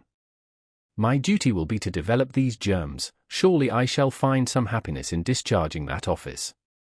Much enjoyment I do not expect in the life opening before me, yet it will, doubtless, if I regulate my mind, and exert my powers as I ought, yield me enough to live on from day to day. Was I very gleeful, settled, content, during the hours I passed in yonder bare, humble schoolroom this morning and afternoon? Not to deceive myself, I must reply, no, I felt desolate to a degree. I felt, yes, idiot that I am, I felt degraded. I doubted I had taken a step which sank instead of raising me in the scale of social existence. I was weakly dismayed at the ignorance, the poverty, the coarseness of all I heard and saw round me. But let me not hate and despise myself too much for these feelings. I know them to be wrong. That is a great step gained. I shall strive to overcome them. Tomorrow, I trust, I shall get the better of them partially, and in a few weeks, perhaps, they will be quite subdued. In a few months, it is possible, the happiness of seeing progress, and a change for the better in my scholars may substitute gratification for disgust. Meantime, let me ask myself one question, which is better, to have surrendered to temptation, listened to passion, made no painful effort, no struggle, but to have sunk down in the silken snare, fallen asleep on the flowers covering it, wakened in a southern clime, amongst the luxuries of a pleasure villa, to have been now living in France, Mr. Rochester's mistress, delirious with his love half my time, for he would, oh, yes, he would have loved me well for a while. He did love me, no one will ever love me so again. I shall never more know the sweet homage given to beauty, youth, and grace, for never to anyone else shall I seem to possess these charms. He was fond and proud of me, it is what no man besides will ever be. But where am I wandering, and what am I saying, and above all, feeling? Whether is it better, I ask, to be a slave in a fool's paradise at Marseilles, fevered with delusive bliss 1 hour, suffocating with the bitterest tears of remorse and shame the next, or to be a village schoolmistress, free and honest, in a breezy mountain nook in the healthy heart of England? Yes, I feel now that I was right when I adhered to principle and law, and scorned and crushed the insane promptings of a frenzied moment. God directed me to a correct choice. I thank His providence for the guidance. Having brought my eventide musings to this point, I rose, went to my door, and looked at the sunset of the harvest day, and at the quiet fields before my cottage, which, with the school, was distant 1/2 mile from the village. The birds were singing their last strains. The air was mild, the dew was balm. While I looked, I thought myself happy, and was surprised to find myself ere long weeping. And why? For the doom which had reft me from adhesion to my master, for him I was no more to see, for the desperate grief and fatal fury, consequences of my departure, which might now, perhaps, be dragging him from the path of right, too far to leave hope of ultimate restoration thither. At this thought, I turned my face aside from the lovely sky of eve and lonely vale of Morton. I say lonely, for in that bend of it visible to me there was no building apparent save the church and the parsonage, half hid in trees, and, quite at the extremity, the roof of Vale Hall, where the rich Mr. Oliver and his daughter lived. I hid my eyes, and leant my head against the stone frame of my door, but soon a slight noise near the wicket which shut in my tiny garden from the meadow beyond it made me look up. A dog, old Carlo, Mr. Rivers' pointer, as I saw in a moment, was pushing the gate with his nose, and St. John himself leant upon it with folded arms, his brow knit, his gaze, grave almost to displeasure, fixed on me. I asked him to come in. "No, I cannot stay. I have only brought you a little parcel my sisters left for you. I think it contains a colour box, pencils, and paper." I approached to take it, a welcome gift it was. He examined my face, I thought, with austerity. As I came near, the traces of tears were doubtless very visible upon it. "Have you found your first day's work harder than you expected?" he asked. "Oh, no. On the contrary, I think in time I shall get on with my scholars very well. But perhaps your accommodations, your cottage, your furniture, have disappointed your expectations?" "They are, in truth, scanty enough," but I interrupted. "My cottage is clean and weatherproof, my furniture sufficient and commodious. All I see has made me thankful, not despondent. I am not absolutely such a fool and sensualist as to regret the absence of a carpet, a sofa, and silver plate. Besides, 5 weeks ago I had nothing. I was an outcast, a beggar, a vagrant. Now I have acquaintance, a home, a business. I wonder at the goodness of God, the generosity of my friends, the bounty of my lot. I do not repine. But you feel solitude and oppression? The little house there behind you is dark and empty. I have hardly had time yet to enjoy a sense of tranquility, much less to grow impatient under one of loneliness. Very well, I hope you feel the content you express. At any rate, your good sense will tell you that it is too soon yet to yield to the vacillating fears of Lot's wife. What you had left before I saw you, of course I do not know, but I counsel you to resist firmly every temptation which would incline you to look back, pursue your present career steadily, for some months at least." "It is what I mean to do," I answered. St. John continued. "It is hard work to control the workings of inclination and turn the bent of nature, but that it may be done, I know from experience. God has given us, in a measure, the power to make our own fate, and when our energies seem to demand a sustenance they cannot get, when our will strains after a path we may not follow, we need neither starve from inanition, nor stand still in despair. We have but to seek another nourishment for the mind, as strong as the forbidden food it longed to taste, and perhaps purer, and to hew out for the adventurous foot a road as direct and broad as the one fortune has blocked up against us, if rougher than it. A year ago I was myself intensely miserable, because I thought I had made a mistake in entering the ministry. Its uniform duties wearied me to death. I burnt for the more active life of the world, for the more exciting toils of a literary career, for the destiny of an artist, author, orator, anything rather than that of a priest, yes, the heart of a politician, of a soldier, of a votary of glory, a lover of renown, a luster after power, beat under my curate's surplice. I considered, my life was so wretched, it must be changed, or I must die. After a season of darkness and struggling, light broke and relief fell, my cramped existence all at once spread out to a plain without bounds. My powers heard a call from heaven to rise, gather their full strength, spread their wings, and mount beyond ken. God had an errand for me, to bear which afar, to deliver it well. Skill and strength, courage and eloquence, the best qualifications of soldier, statesman, and orator, were all needed, for these all center in the good missionary. A missionary I resolved to be. From that moment my state of mind changed, the fetters dissolved and dropped from every faculty, leaving nothing of bondage but its galling soreness, which time only can heal. My father, indeed, imposed the determination, but since his death, I have not a legitimate obstacle to contend with, some affairs settled, a successor for Morton provided, an entanglement or two of the feelings broken through or cut asunder, a last conflict with human weakness, in which I know I shall overcome, because I have vowed that I will overcome, and I leave Europe for the East.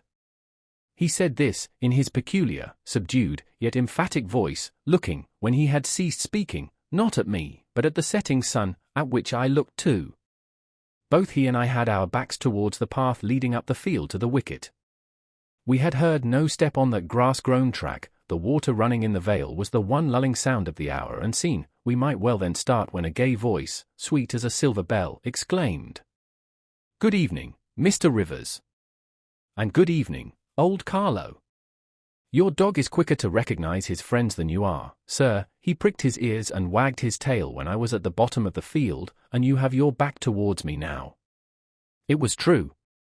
Though Mr. Rivers had started at the first of those musical accents, as if a thunderbolt had split a cloud over his head, he stood yet, at the close of the sentence, in the same attitude in which the speaker had surprised him, his arm resting on the gate, his face directed towards the west.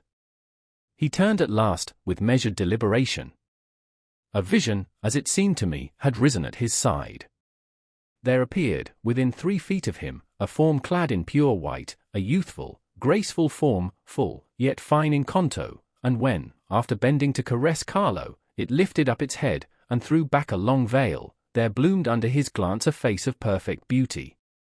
Perfect beauty is a strong expression, but I do not retrace or qualify it, as sweet features as ever the temperate clime of Albion moulded, as pure hues of rose and lily as ever her humid gales and vapory skies generated and screened, justified, in this instance, the term. No charm was wanting, no defect was perceptible, the young girl had regular and delicate lineaments, eyes shaped and coloured as we see them in lovely pictures, large, and dark, and full, the long and shadowy eyelash which encircles a fine eye with so soft a fascination, the pencilled brow which gives such clearness, the white smooth forehead, which adds such repose to the livelier beauties of tint and ray, the cheek oval, fresh, and smooth, the lips, fresh too, ruddy, healthy, sweetly formed.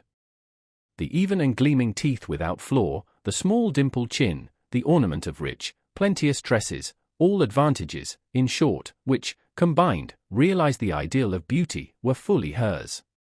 I wondered, as I looked at this fair creature, I admired her with my whole heart. Nature had surely formed her in a partial mood, and, forgetting her usual stinted stepmother dole of gifts, had endowed this, her darling, with a grand dame's bounty. What did St. John Rivers think of this earthly angel? I naturally asked myself that question as I saw him turn to her and look at her, and, as naturally, I sought the answer to the inquiry in his countenance. He had already withdrawn his eye from the Perie, and was looking at a humble tuft of daisies which grew by the wicket. "A lovely evening, but late for you to be out alone," he said, as he crushed the snowy heads of the closed flowers with his foot. "Oh, I only came home from S." She mentioned the name of a large town some 20 miles distant, "this afternoon. Papa told me you had opened your school, and that the new mistress was come, and so I put on my bonnet after tea, and ran up the valley to see her. This is she," pointing to me. "It is," said St. John. "Do you think you shall like Morton?" she asked of me, with a direct and naive simplicity of tone and manner, pleasing, if childlike. "I hope I shall. I have many inducements to do so." "Did you find your scholars as attentive as you expected?" "Quite." "Do you like your house?" "Very much." "Have I furnished it nicely?" "Very nicely, indeed." "And made a good choice of an attendant for you in Alice Wood?" "You have indeed." "She is teachable and handy." This then, I thought, is Miss Oliver, the heiress, favoured, it seems, in the gifts of fortune, as well as in those of nature. What happy combination of the planets presided over her birth, I wonder. "I shall come up and help you to teach sometimes," she added. "It will be a change for me to visit you now and then, and I like a change. Mr. Rivers, I have been so gay during my stay at S. Last night, or rather this morning, I was dancing till 2 o'clock. The Th Regiment are stationed there since the riots, and the officers are the most agreeable men in the world. They put all our young knife grinders and scissor merchants to shame." It seemed to me that Mr. St. John's under lip protruded, and his upper lip curled a moment. His mouth certainly looked a good deal compressed, and the lower part of his face unusually stern and square, as the laughing girl gave him this information. He lifted his gaze, too, from the daisies, and turned it on her. An unsmiling, a searching, a meaning gaze it was. She answered it with a second laugh, and laughter well became her youth, her roses, her dimples, her bright eyes. As he stood, mute and grave, she again fell to caressing Carlo. "Poor Carlo loves me," said she. "He is not stern and distant to his friends, and if he could speak, he would not be silent." As she patted the dog's head, bending with native grace before his young and austere master, I saw a glow rise to that master's face. I saw his solemn eye melt with sudden fire and flicker with resistless emotion. Flushed and kindled thus, he looked nearly as beautiful for a man as she for a woman. His chest heaved once, as if his large heart, weary of despotic constriction, had expanded, despite the will, and made a vigorous bound for the attainment of liberty. But he curbed it, I think, as a resolute rider would curb a rearing steed. He responded neither by word nor movement to the gentle advances made him. "Papa says you never come to see us now," continued Miss Oliver, looking up. "You are quite a stranger at Vale Hall. He is alone this evening, and not very well. Will you return with me and visit him?" "It is not a seasonable hour to intrude on Mr. Oliver," answered St. John. "Not a seasonable hour? But I declare it is. It is just the hour when Papa most wants company, when the works are closed and he has no business to occupy him. Now, Mr. Rivers, do come. Why are you so very shy, and so very sombre?" She filled up the hiatus his silence left by a reply of her own. "I forgot," she exclaimed, shaking her beautiful curled head, as if shocked at herself. "I am so giddy and thoughtless. Do excuse me. It had slipped my memory that you have good reasons to be indisposed for joining in my chatter. Diana and Mary have left you, and Moor House is shut up, and you are so lonely. I am sure I pity you. Do come and see Papa." "Not tonight, Miss Rosamond, not tonight." Mr. St. John spoke almost like an automaton, himself only knew the effort it cost him thus to refuse. "Well, if you are so obstinate, I will leave you, for I dare not stay any longer, the dew begins to fall. Good evening." She held out her hand. He just touched it. "Good evening," he repeated, in a voice low and hollow as an echo. She turned, but in a moment returned. "Are you well?" she asked. Well might she put the question, his face was blanched as her gown. "Quite well," he enunciated, and, with a bow, he left the gate. She went one way, he another. She turned twice to gaze after him as she tripped fairy-like down the field. He, as he strode firmly across, never turned at all. This spectacle of another suffering and sacrifice wrapped my thoughts from exclusive meditation on my own. Diana Rivers had designated her brother inexorable as death. She had not exaggerated. Chapter 32. I continued the labors of the village school as actively and faithfully as I could. It was truly hard work at first. Some time elapsed before, with all my efforts, I could comprehend my scholars and their nature. Wholly untaught, with faculties quite torpid, they seemed to me hopelessly dull, and, at first sight, all dull alike, but I soon found I was mistaken. There was a difference amongst them as amongst the educated, and when I got to know them, and they me, this difference rapidly developed itself. Their amazement at me, my language, my rules, and ways, once subsided, I found some of these heavy-looking, gaping rustics wake up into sharp-witted girls enough. Many showed themselves obliging, and amiable too, and I discovered amongst them not a few examples of natural politeness and innate self-respect, as well as of excellent capacity, that won both my goodwill and my admiration.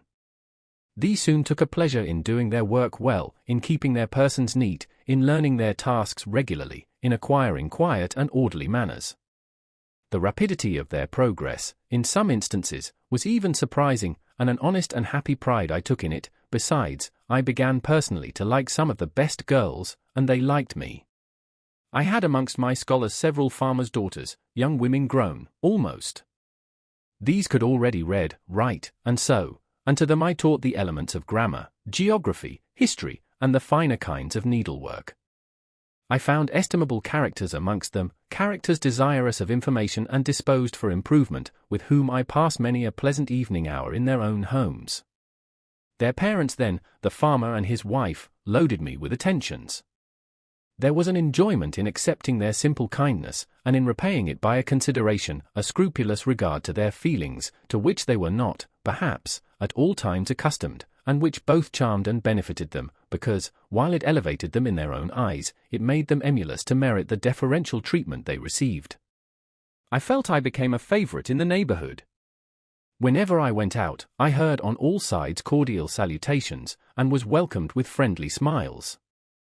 To live amidst general regard, though it be but the regard of working people, is like sitting in sunshine, calm and sweet, serene inward feelings bud and bloom under the ray.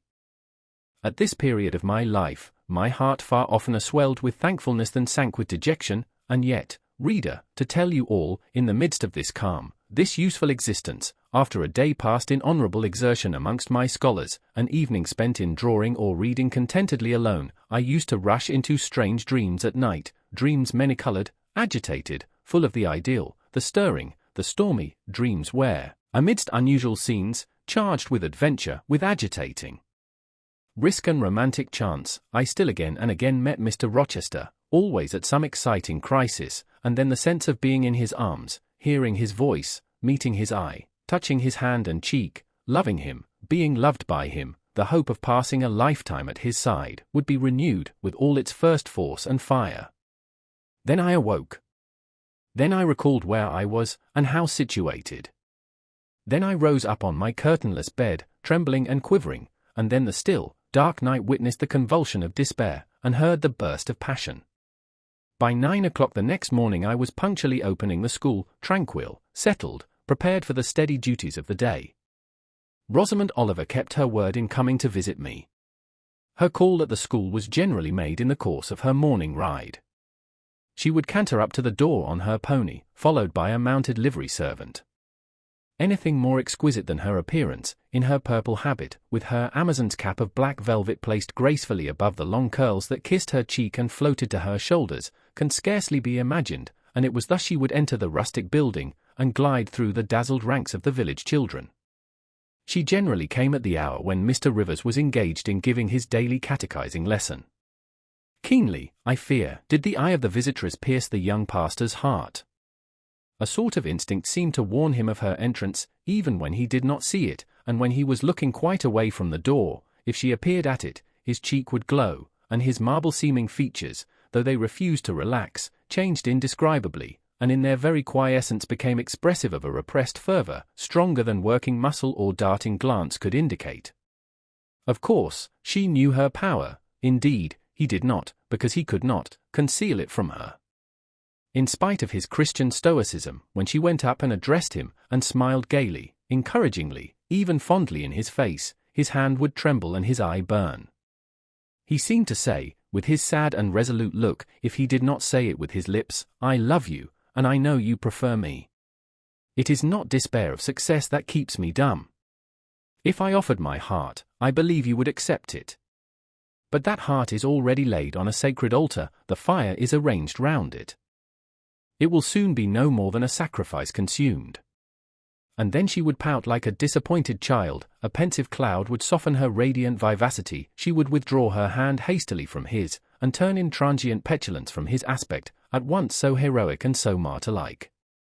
St. John, no doubt, would have given the world to follow, recall, retain her, when she thus left him, but he would not give one chance of heaven, nor relinquish, for the Elysium of her love, one hope of the true, eternal paradise.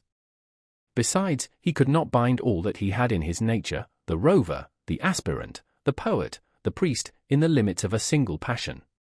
He could not, he would not, renounce his wild field of mission warfare for the parlours and the peace of Vale Hall. I learnt so much from himself in an inroad I once, despite his reserve, had the daring to make on his confidence. Miss Oliver already honoured me with frequent visits to my cottage. I had learnt her whole character, which was without mystery or disguise. She was coquettish but not heartless, exacting, but not worthlessly selfish. She had been indulged from her birth, but was not absolutely spoilt. She was hasty, but good-humoured, vain, she could not help it, when every glance in the glass showed her such a flush of loveliness, but not affected, liberal-handed, innocent of the pride of wealth, ingenuous, sufficiently intelligent, gay, lively, and unthinking. She was very charming, in short, even to a cool observer of her own sex like me, but she was not profoundly interesting or thoroughly impressive. A very different sort of mind was hers from that, for instance, of the sisters of St. John. Still, I liked her almost as I liked my pupil Adele, except that, for a child whom we have watched over and taught, a closer affection is engendered than we can give an equally attractive adult acquaintance. She had taken an amiable caprice to me. She said I was like Mr. Rivers, only, certainly, she allowed, not 1/10 so handsome, though I was a nice neat little soul enough, but he was an angel. I was, however, good, clever, composed, and firm, like him, I was a lusus naturae, she affirmed. As a village schoolmistress, she was sure my previous history, if known, would make a delightful romance. One evening, while, with her usual childlike activity, and thoughtless yet not offensive inquisitiveness, she was rummaging the cupboard and the table drawer of my little kitchen, she discovered first 2 French books, a volume of Schiller, a German grammar and dictionary, and then my drawing materials and some sketches, including a pencil head of a pretty little cherub-like girl, one of my scholars, and sundry views from nature, taken in the Vale of Morton and on the surrounding moors. She was first transfixed with surprise, and then electrified with delight. Had I done these pictures? Did I know French and German? What a love, what a miracle I was! I drew better than her master in the first school in S. Would I sketch a portrait of her, to show to Papa? With pleasure, I replied, and I felt a thrill of artist delight at the idea of copying from so perfect and radiant a model. She had then on a dark blue silk dress, her arms and her neck were bare, her only ornament was her chestnut tresses, which waved over her shoulders with all the wild grace of natural curls. I took a sheet of fine cardboard, and drew a careful outline. I promised myself the pleasure of colouring it, and, as it was getting late then, I told her she must come and sit another day. She made such a report of me to her father, that Mr. Oliver himself accompanied her next evening, a tall, massive-featured, middle-aged, and grey-headed man, at whose side his lovely daughter looked like a bright flower near a hoary turret. He appeared a taciturn, and perhaps a proud personage, but he was very kind to me. The sketch of Rosamond's portrait pleased him highly. He said I must make a finished picture of it. He insisted, too, on my coming the next day to spend the evening at Vale Hall. I went. I found it a large, handsome residence, showing abundant evidences of wealth in the proprietor. Rosamond was full of glee and pleasure all the time I stayed. Her father was affable, and when he entered into conversation with me after tea, he expressed in strong terms his approbation of what I had done in Morton School, and said he only feared, from what he saw and heard, I was too good for the place, and would soon quit it for one more suitable. Indeed, cried Rosamond, she is clever enough to be a governess in a high family, Papa. I thought I would far rather be where I am than in any high family in the land. Mr. Oliver spoke of Mr. Rivers, of the Rivers family, with great respect. He said it was a very old name in that neighbourhood, that the ancestors of the house were wealthy, that all Morton had once belonged to them, that even now he considered the representative of that house might, if he liked, make an alliance with the best. He accounted it a pity that so fine and talented a young man should have formed the design of going out as a missionary. It was quite throwing a valuable life away. It appeared, then, that her father would throw no obstacle in the way of Rosamond's union with St. John. Mr. Oliver evidently regarded the young clergyman's good birth, old name, and sacred profession as sufficient compensation for the want of fortune. It was the 5th of November, and a holiday. My little servant, after helping me to clean my house, was gone, well satisfied with the fee of a penny for her aid. All about me was spotless and bright, scoured floor, polished grate, and well-rubbed chairs. I had also made myself neat, and had now the afternoon before me to spend as I would. The translation of a few pages of German occupied an hour, then I got my palette and pencils, and fell to the more soothing, because easier occupation, of completing Rosamond Oliver's miniature. The head was finished already, there was but the background to tint and the drapery to shade off, a touch of carmine, too, to add to the ripe lips, a soft curl here and there to the tresses, a deeper tinge to the shadow of the lash under the azure eyelid. I was absorbed in the execution of these nice details, when, after one rapid tap, my door unclosed, admitting St. John Rivers. "I am come to see how you are spending your holiday," he said. "Not, I hope, in thought?" "No, that is well, while you draw you will not feel lonely.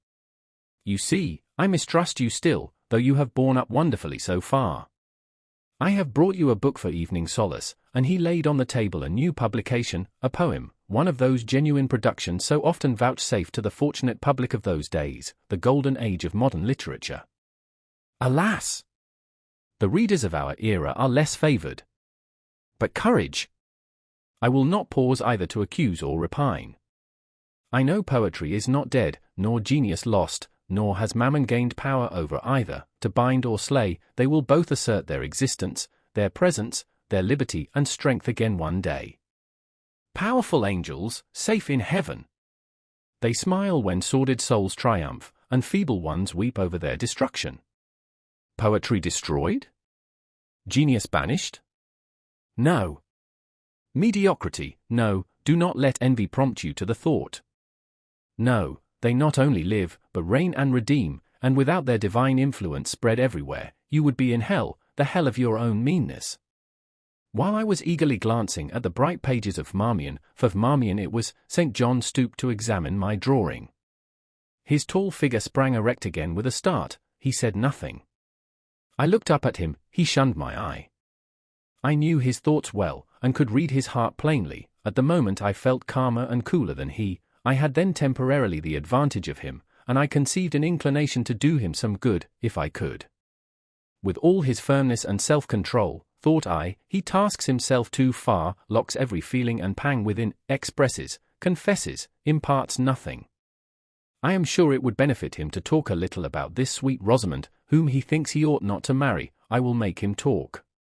I said first, take a chair, Mr. Rivers. But he answered, as he always did, that he could not stay. Very well, I responded, mentally, stand if you like, but you shall not go just yet. I am determined. Solitude is at least as bad for you as it is for me. I'll try if I cannot discover the secret spring of your confidence, and find an aperture in that marble breast through which I can shed one drop of the balm of sympathy. Is this portrait like? I asked bluntly. Like? Like whom? I did not observe it closely. You did, Mr. Rivers. He almost started at my sudden and strange abruptness. He looked at me astonished. Oh, that is nothing yet, I muttered within. I don't mean to be baffled by a little stiffness on your part. I'm prepared to go to considerable lengths. I continued, you observed it closely and distinctly, but I have no objection to your looking at it again, and I rose and placed it in his hand. A well-executed picture, he said, very soft, clear colouring, a very graceful and correct drawing. Yes, yes, I know all that. But what of the resemblance? Who is it like? Mastering some hesitation, he answered, Miss Oliver, I presume. Of course. And now, sir, to reward you for the accurate guess, I will promise to paint you a careful and faithful duplicate of this very picture, provided you admit that the gift would be acceptable to you. I don't wish to throw away my time and trouble on an offering you would deem worthless. He continued to gaze at the picture. The longer he looked, the firmer he held it, the more he seemed to covet it. It is like, he murmured, the eye is well managed, the colour, light, expression, are perfect. It smiles. Would it comfort, or would it wound you to have a similar painting? Tell me that. When you are at Madagascar, or at the Cape, or in India, would it be a consolation to have that memento in your possession? Or would the sight of it bring recollections calculated to enervate and distress? He now furtively raised his eyes. He glanced at me, irresolute, disturbed. He again surveyed the picture. That I should like to have it is certain. Whether it would be judicious or wise is another question. Since I had ascertained that Rosamond really preferred him, and that her father was not likely to oppose the match, I, less exalted in my views than St. John, had been strongly disposed in my own heart to advocate their union. It seemed to me that, should he become the possessor of Mr. Oliver's large fortune, he might do as much good with it as if he went and laid his genius out to wither, and his strength to waste, under a tropical sun. With this persuasion I now answered. As far as I can see, it would be wiser and more judicious if you were to take to yourself the original at once. By this time he had sat down. He had laid the picture on the table before him, and with his brow supported on both hands, hung fondly over it. I discerned he was now neither angry nor shocked at my audacity. I saw even that to be thus frankly addressed on a subject he had deemed unapproachable, to hear it thus freely handled, was beginning to be felt by him as a new pleasure, an unhoped-for relief. Reserved people often really need the frank discussion of their sentiments and griefs more than the expansive. The sternest-seeming stoic is human after all, and to burst with boldness and goodwill into the silent sea of their souls is often to confer on them the first of obligations. She likes you, I am sure, said I, as I stood behind his chair, and her father respects you. Moreover, she is a sweet girl, rather thoughtless, but you would have sufficient thought for both yourself and her. You ought to marry her. Does she like me? He asked. Certainly, better than she likes anyone else. She talks of you continually, there is no subject she enjoys so much or touches upon so often. It is very pleasant to hear this, he said, go on for another quarter of an hour. And he actually took out his watch and laid it upon the table to measure the time. But where is the use of going on, I asked, when you are probably preparing some iron blow of contradiction, or forging a fresh chain to fetter your heart? Don't imagine such hard things. Fancy me yielding and melting, as I am doing, human love rising like a freshly opened fountain in my mind and overflowing with sweet inundation all the field I have so carefully and with such labor prepared, so assiduously sown with the seeds of good intentions, of self-denying plans. And now it is deluged with a nectarous flood, the young germs swamped, delicious poison cankering them. Now I see myself stretched on an ottoman in the drawing-room at Vale Hall at my bride Rosamond Oliver's feet. She is talking to me with her sweet voice, gazing down on me with those eyes your skillful hand has copied so well, smiling at me with these coral lips. She is mine, I am hers, this present life and passing world suffice to me. Hush!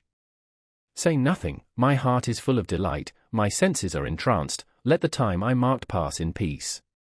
I humoured him, the watch ticked on, he breathed fast and low, I stood silent. Amidst this hush the quartet sped, he replaced the watch, laid the picture down, rose, and stood on the hearth. Now, said he, that little space was given to delirium and delusion. I rested my temples on the breast of temptation, and put my neck voluntarily under her yoke of flowers, I tasted her cup. The pillow was burning, there is an asp in the garland, the wine has a bitter taste, her promises are hollow, her offers false, I see and know all this. I gazed at him in wonder. It is strange, pursued he, that while I love Rosamond Oliver so wildly, with all the intensity, indeed, of a first passion, the object of which is exquisitely beautiful, graceful, fascinating, I experience at the same time a calm, unwarped consciousness that she would not make me a good wife, that she is not the partner suited to me, that I should discover this within a year after marriage, and that to 12-month rapture would succeed a lifetime of regret. This I know. Strange indeed. I could not help ejaculating. While something in me, he went on, is acutely sensible to her charms, something else is as deeply impressed with her defects, they are such that she could sympathize in nothing I aspired to, cooperate in nothing I undertook. Rosamond a sufferer, a laborer, a female apostle? Rosamond a missionary's wife? No. But you need not be a missionary. You might relinquish that scheme. Relinquish? What? My vocation? My great work? My foundation laid on earth for a mansion in heaven?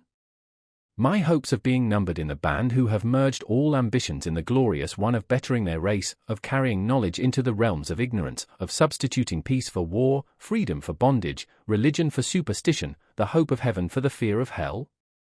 Must I relinquish that? It is dearer than the blood in my veins.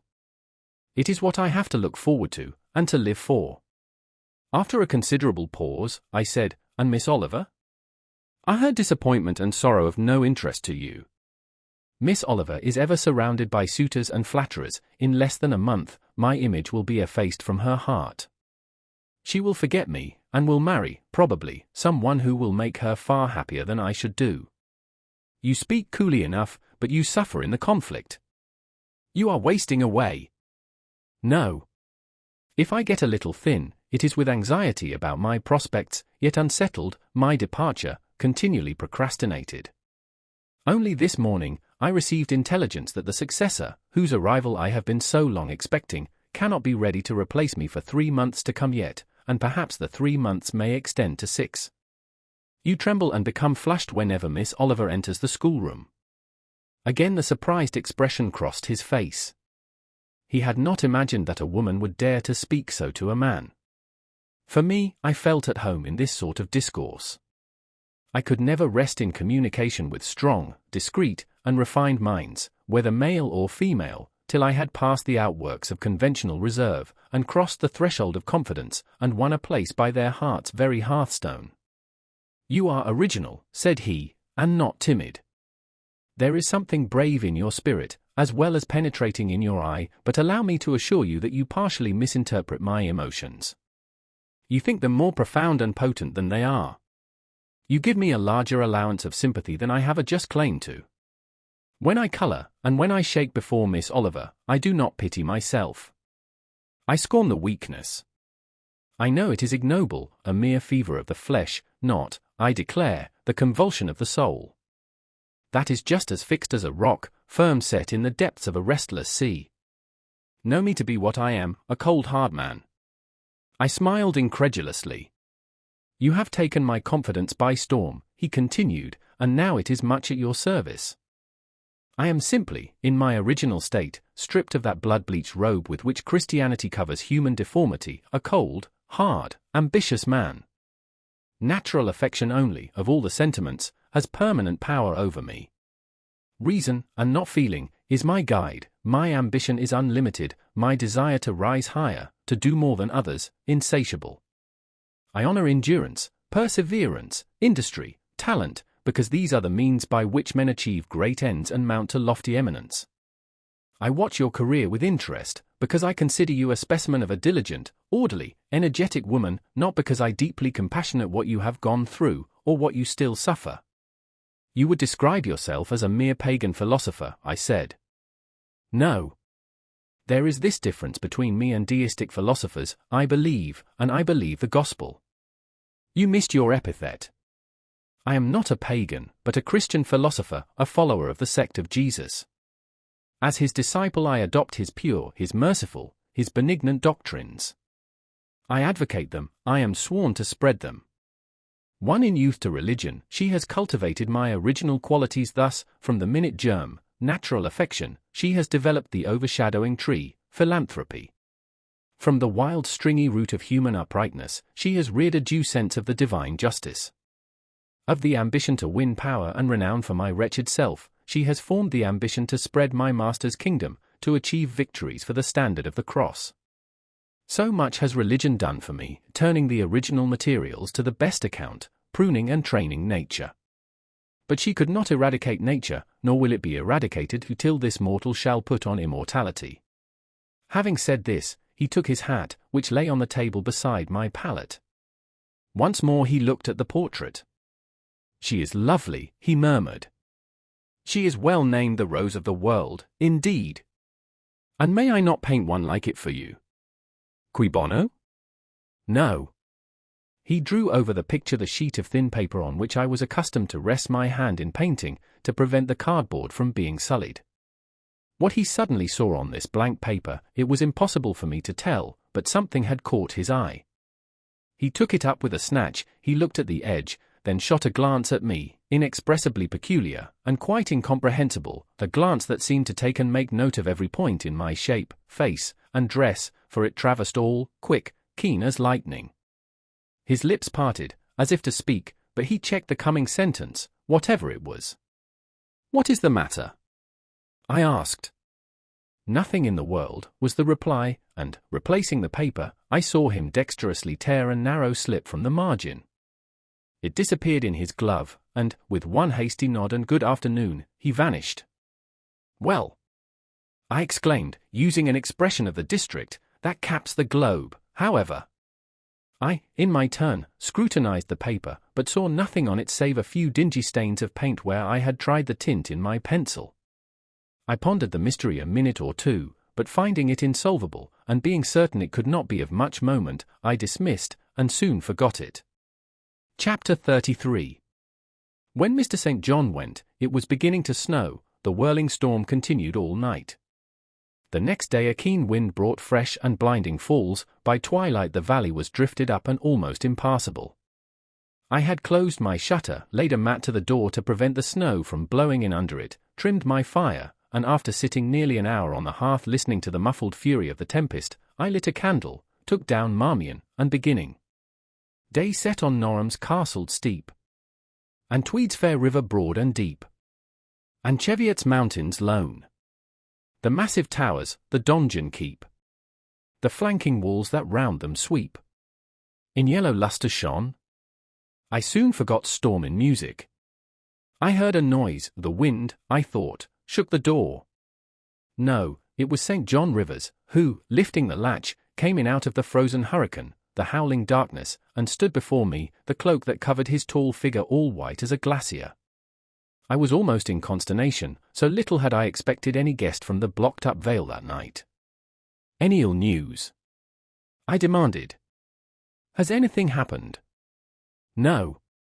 "How very easily alarmed you are," he answered, removing his cloak and hanging it up against the door, towards which he again coolly pushed the mat which his entrance had deranged. He stamped the snow from his boots. "I shall sully the purity of your floor," said he, "but you must excuse me for once." Then he approached the fire. "I have had hard work to get here, I assure you," he observed, as he warmed his hands over the flame. "One drift took me up to the waist, happily the snow is quite soft yet." "But why are you come?" I could not forbear saying. "Rather an inhospitable question to put to a visitor, but since you ask it, I answer simply to have a little talk with you. I got tired of my mute books and empty rooms. Besides, since yesterday I have experienced the excitement of a person to whom a tale has been half told, and who is impatient to hear the sequel." He sat down. I recalled his singular conduct of yesterday, and really I began to fear his wits were touched. If he were insane, however, his was a very cool and collected insanity. I had never seen that handsome-featured face of his look more like chiseled marble than it did just now, as he put aside his snow-wet hair from his forehead and let the firelight shine free on his pale brow and cheek as pale, where it grieved me to discover the hollow trace of care or sorrow now so plainly graved. I waited, expecting he would say something I could at least comprehend, but his hand was now at his chin, his finger on his lip. He was thinking. It struck me that his hand looked wasted like his face. A perhaps uncalled-for gush of pity came over my heart. I was moved to say, "I wish Diana or Mary would come and live with you. It is too bad that you should be quite alone, and you are recklessly rash about your own health." "Not at all," said he. "I care for myself when necessary. I am well now. What do you see amiss in me?" This was said with a careless, abstracted indifference, which showed that my solicitude was, at least in his opinion, wholly superfluous. I was silenced. He still slowly moved his finger over his upper lip, and still his eye dwelt dreamily on the glowing grate. Thinking it urgent to say something, I asked him presently if he felt any cold draught from the door, which was behind him. "No, no," he responded shortly and somewhat testily. "Well," I reflected, "if you won't talk, you may be still. I'll let you alone now, and return to my book." So I snuffed the candle and resumed the perusal of Marmion.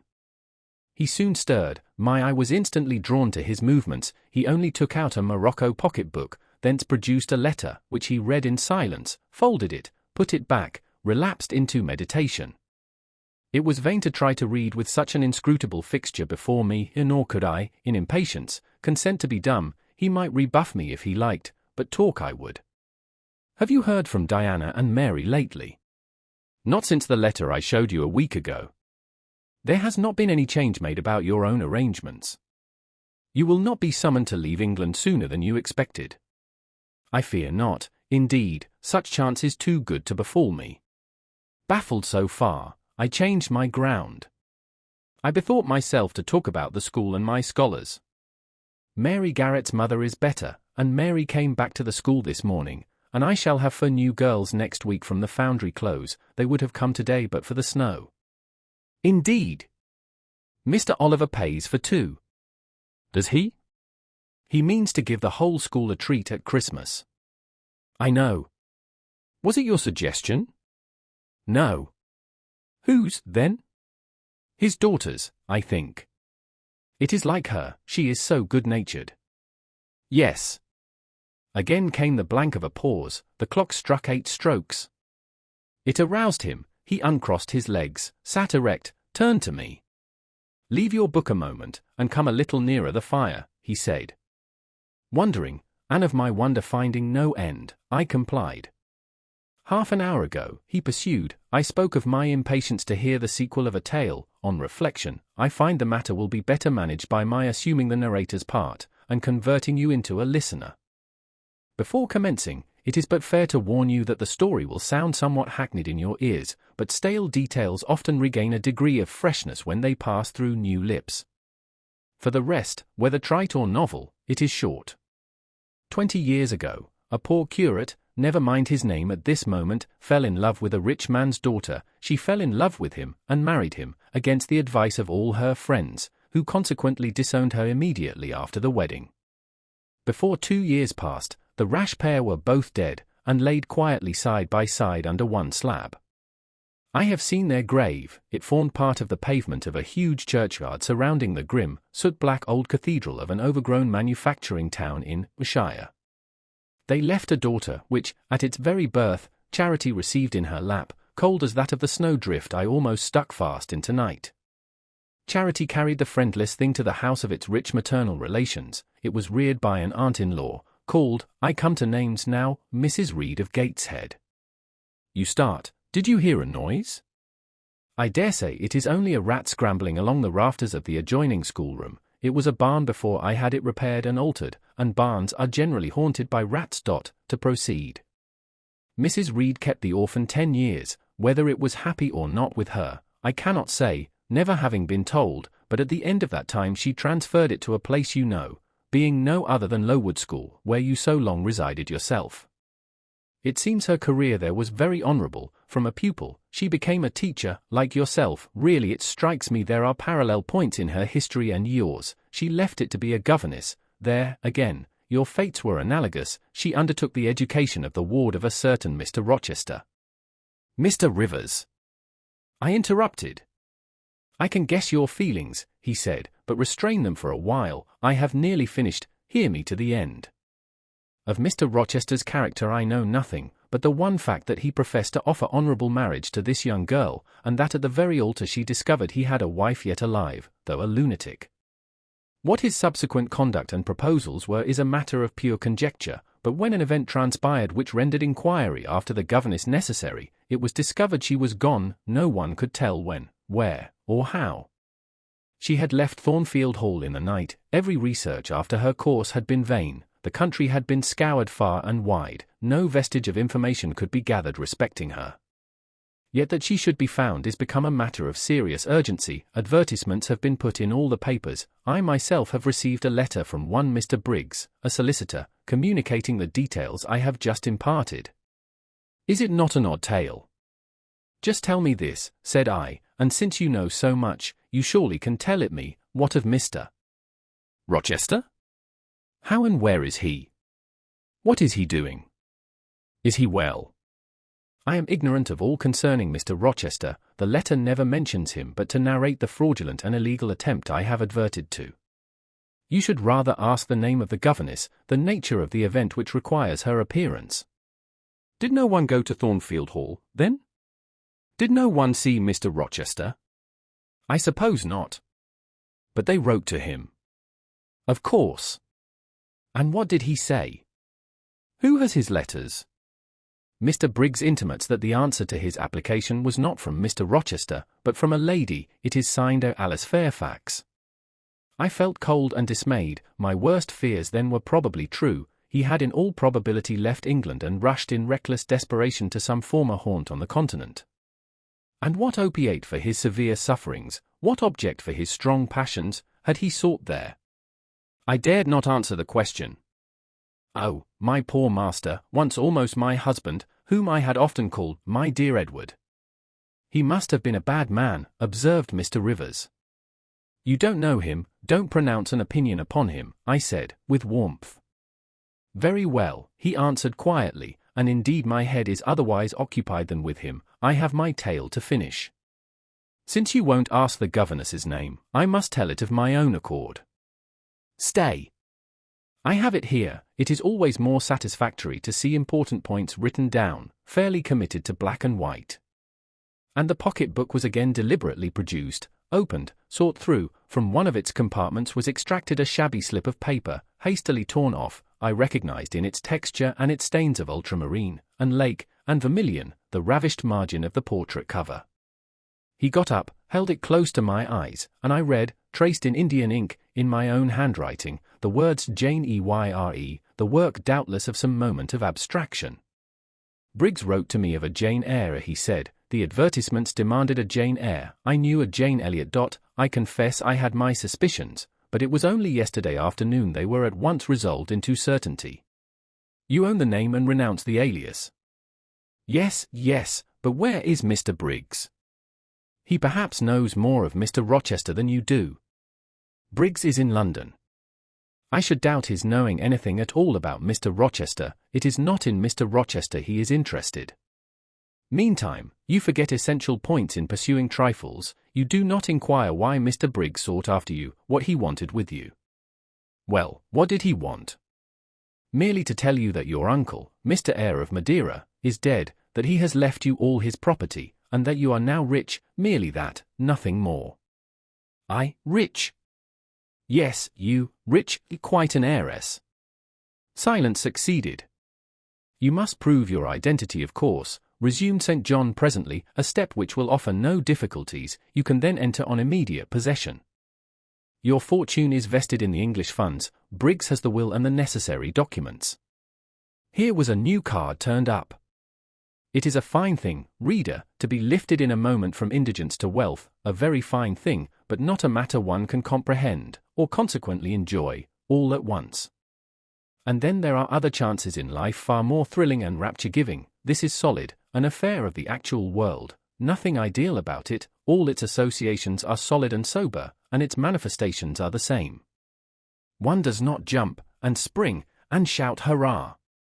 At hearing one has got a fortune, one begins to consider responsibilities, and to ponder business. On a base of steady satisfaction rise certain grave cares, and we contain ourselves, and brood over our bliss with a solemn brow. Besides, the words legacy, bequest, go side by side with the words death, funeral. My uncle I had heard was dead, my only relative. Ever since being made aware of his existence, I had cherished the hope of one day seeing him. Now, I never should. And then this money came only to me, not to me and a rejoicing family, but to my isolated self. It was a grand boon doubtless, and independence would be glorious. Yes, I felt that thought swelled my heart. You unbend your forehead at last, said Mr. Rivers. I thought Medusa had looked at you, and that you were turning to stone. Perhaps now you will ask how much you are worth. How much am I worth? Oh, a trifle. Nothing of course to speak of. £20,000, I think they say, but what is that? £20,000. Here was a new stunner. I had been calculating on 4 or 5,000. This news actually took my breath for a moment. Mr. St. John, whom I had never heard laugh before, laughed now. Well, said he, if you had committed a murder, and I had told you your crime was discovered, you could scarcely look more aghast. It is a large sum. Don't you think there is a mistake? No mistake at all. Perhaps you have read the figures wrong. It may be 2,000. It is written in letters, not figures, 20,000. I again felt rather like an individual of but average gastronomical powers sitting down to feast alone at a table spread with provisions for 100. Mr. Rivers rose now and put his cloak on. If it were not such a very wild night, he said, I would send Hannah down to keep you company. You look too desperately miserable to be left alone. But Hannah, poor woman, could not stride the drifts so well as I. Her legs are not quite so long, so I must e'en leave you to your sorrows. Good night. He was lifting the latch. A sudden thought occurred to me. Stop 1 minute, I cried. Well, it puzzles me to know why Mr. Briggs wrote to you about me, or how he knew you, or could fancy that you, living in such an out-of-the-way place, had the power to aid in my discovery. Oh, I am a clergyman, he said, and the clergy are often appealed to about odd matters. Again the latch rattled. No, that does not satisfy me, I exclaimed, and indeed there was something in the hasty and unexplanatory reply which, instead of allaying, piqued my curiosity more than ever. It is a very strange piece of business, I added. I must know more about it. Another time. No, tonight, and as he turned from the door, I placed myself between it and him. He looked rather embarrassed. You certainly shall not go till you have told me all, I said. I would rather not just now. You shall, you must. I would rather Diana or Mary informed you. Of course these objections wrought my eagerness to a climax, gratified it must be, and that without delay, and I told him so. "But I apprised you that I was a hard man," said he, difficult to persuade. "And I am a hard woman, impossible to put off." And then, he pursued, "I am cold, no fervor infects me. Whereas I am hot, and fire dissolves ice. The blaze there has thawed all the snow from your cloak, by the same token, it has streamed onto my floor, and made it like a trampled street. As you hope ever to be forgiven, Mr. Rivers, the high crime and misdemeanor of spoiling a sanded kitchen, tell me what I wish to know." "Well, then," he said, "I yield, if not to your earnestness, to your perseverance, as stone is worn by continual dropping. Besides, you must know some day, as well now as later. Your name is Jane Eyre. Of course, that was all settled before. You are not, perhaps, aware that I am your namesake, that I was christened St. John Eyre Rivers." "No, indeed." "I remember now seeing the letter E comprised in your initials written in books you have at different times lent me, but I never asked for what name it stood." "But what then?" "Surely—" I stopped. I could not trust myself to entertain, much less to express, the thought that rushed upon me, that embodied itself, that, in a second, stood out a strong, solid probability. Circumstances knit themselves, fitted themselves, shot into order, the chain that had been lying hitherto a formless lump of links was drawn out straight, every ring was perfect, the connection complete. I knew, by instinct, how the matter stood, before St. John had said another word, but I cannot expect the reader to have the same intuitive perception, so I must repeat his explanation. My mother's name was Eyre. She had 2 brothers, one a clergyman, who married Miss Jane Reed, of Gateshead, the other, John Eyre, Esquire, merchant, late of Funchal, Madeira. Mr. Briggs, being Mr. Eyre's solicitor, wrote to us last August to inform us of our uncle's death, and to say that he had left his property to his brother the clergyman's orphan daughter, overlooking us, in consequence of a quarrel, never forgiven, between him and my father. He wrote again a few weeks since, to intimate that the heiress was lost, and asking if we knew anything of her. A name casually written on a slip of paper has enabled me to find her out. You know the rest. Again he was going, but I set my back against the door. "Do let me speak," I said, "let me have one moment to draw breath and reflect." I paused. He stood before me, hat in hand, looking composed enough. I resumed. "Your mother was my father's sister." "Yes." "My aunt, consequently." He bowed.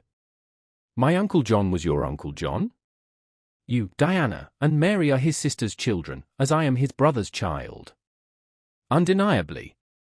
"You 3, then, are my cousins, half our blood on each side flows from the same source." "We are cousins, yes." I surveyed him. It seemed I had found a brother, one I could be proud of, one I could love, and 2 sisters, whose qualities were such, that, when I knew them but as mere strangers, they had inspired me with genuine affection and admiration. The 2 girls, on whom, kneeling down on the wet ground, and looking through the low, latticed window of Moor House kitchen, I had gazed with so bitter a mixture of interest and despair, were my near kinswomen, and the young and stately gentleman who had found me almost dying at his threshold was my blood relation. Glorious discovery to a lonely wretch! This was wealth indeed, wealth to the heart, a mine of pure, genial affections. This was a blessing, bright, vivid, and exhilarating, not like the ponderous gift of gold, rich and welcome enough in its way, but sobering from its weight. I now clapped my hands in sudden joy, my pulse bounded, my veins thrilled. "Oh, I am glad, I am glad!" I exclaimed. St. John smiled.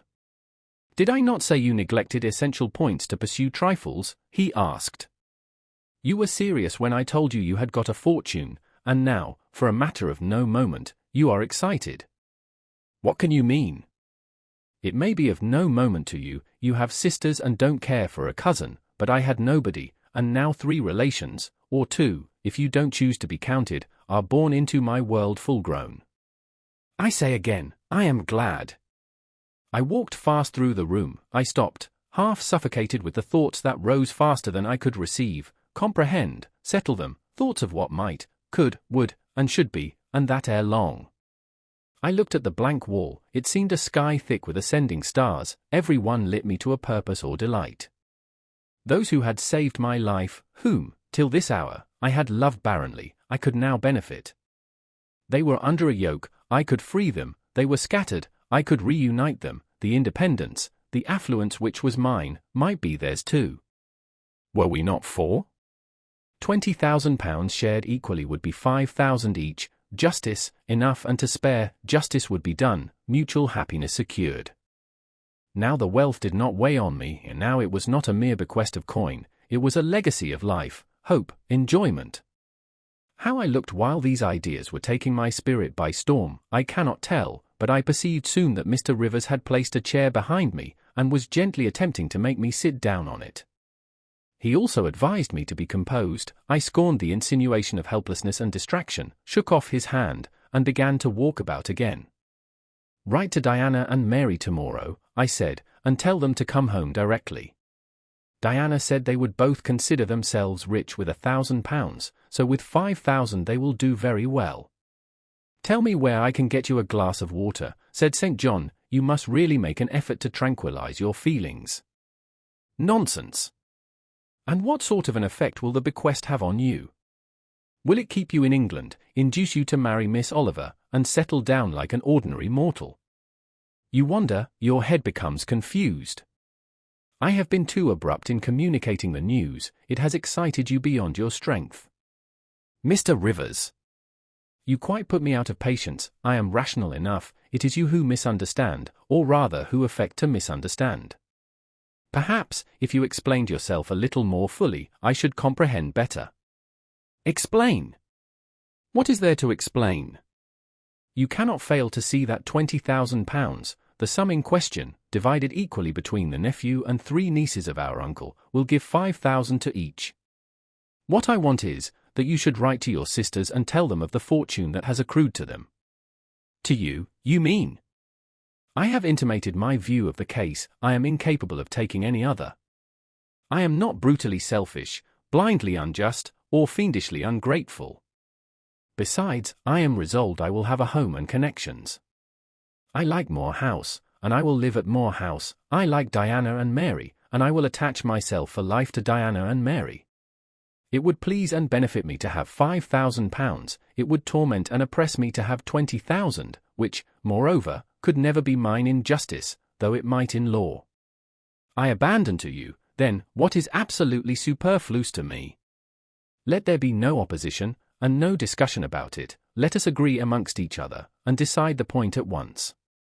This is acting on first impulses, you must take days to consider such a matter, ere your word can be regarded as valid. Oh! If all you doubt is my sincerity, I am easy, you see the justice of the case. I do see a certain justice, but it is contrary to all custom. Besides, the entire fortune is your right, my uncle gained it by his own efforts, he was free to leave it to whom he would, he left it to you. After all, justice permits you to keep it, you may, with a clear conscience, consider it absolutely your own. With me, said I, it is fully as much a matter of feeling as of conscience, I must indulge my feelings, I so seldom have had an opportunity of doing so. Were you to argue, object, and annoy me for a year, I could not forego the delicious pleasure of which I have caught a glimpse, that of repaying, in part, a mighty obligation, and winning to myself lifelong friends. You think so now, rejoined St. John, because you do not know what it is to possess, nor consequently to enjoy wealth, you cannot form a notion of the importance £20,000 would give you or of the place it would enable you to take in society, of the prospects it would open to you, you cannot. And you, I interrupted, cannot at all imagine the craving I have for fraternal and sisterly love. I never had a home, I never had brothers or sisters, I must and will have them now, you are not reluctant to admit me and own me, are you? Jane, I will be your brother, my sisters will be your sisters, without stipulating for this sacrifice of your just rights. Brother? Yes, at the distance of 1,000 leagues. Sisters?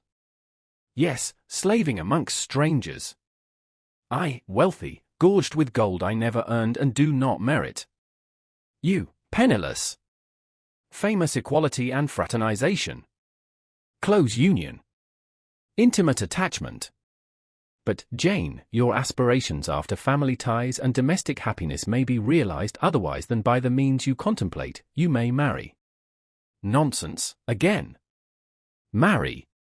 I don't want to marry, and never shall marry. That is saying too much. Such hazardous affirmations are a proof of the excitement under which you labor. It is not saying too much. I know what I feel, and how averse are my inclinations to the bare thought of marriage. No one would take me for love, and I will not be regarded in the light of a mere money speculation.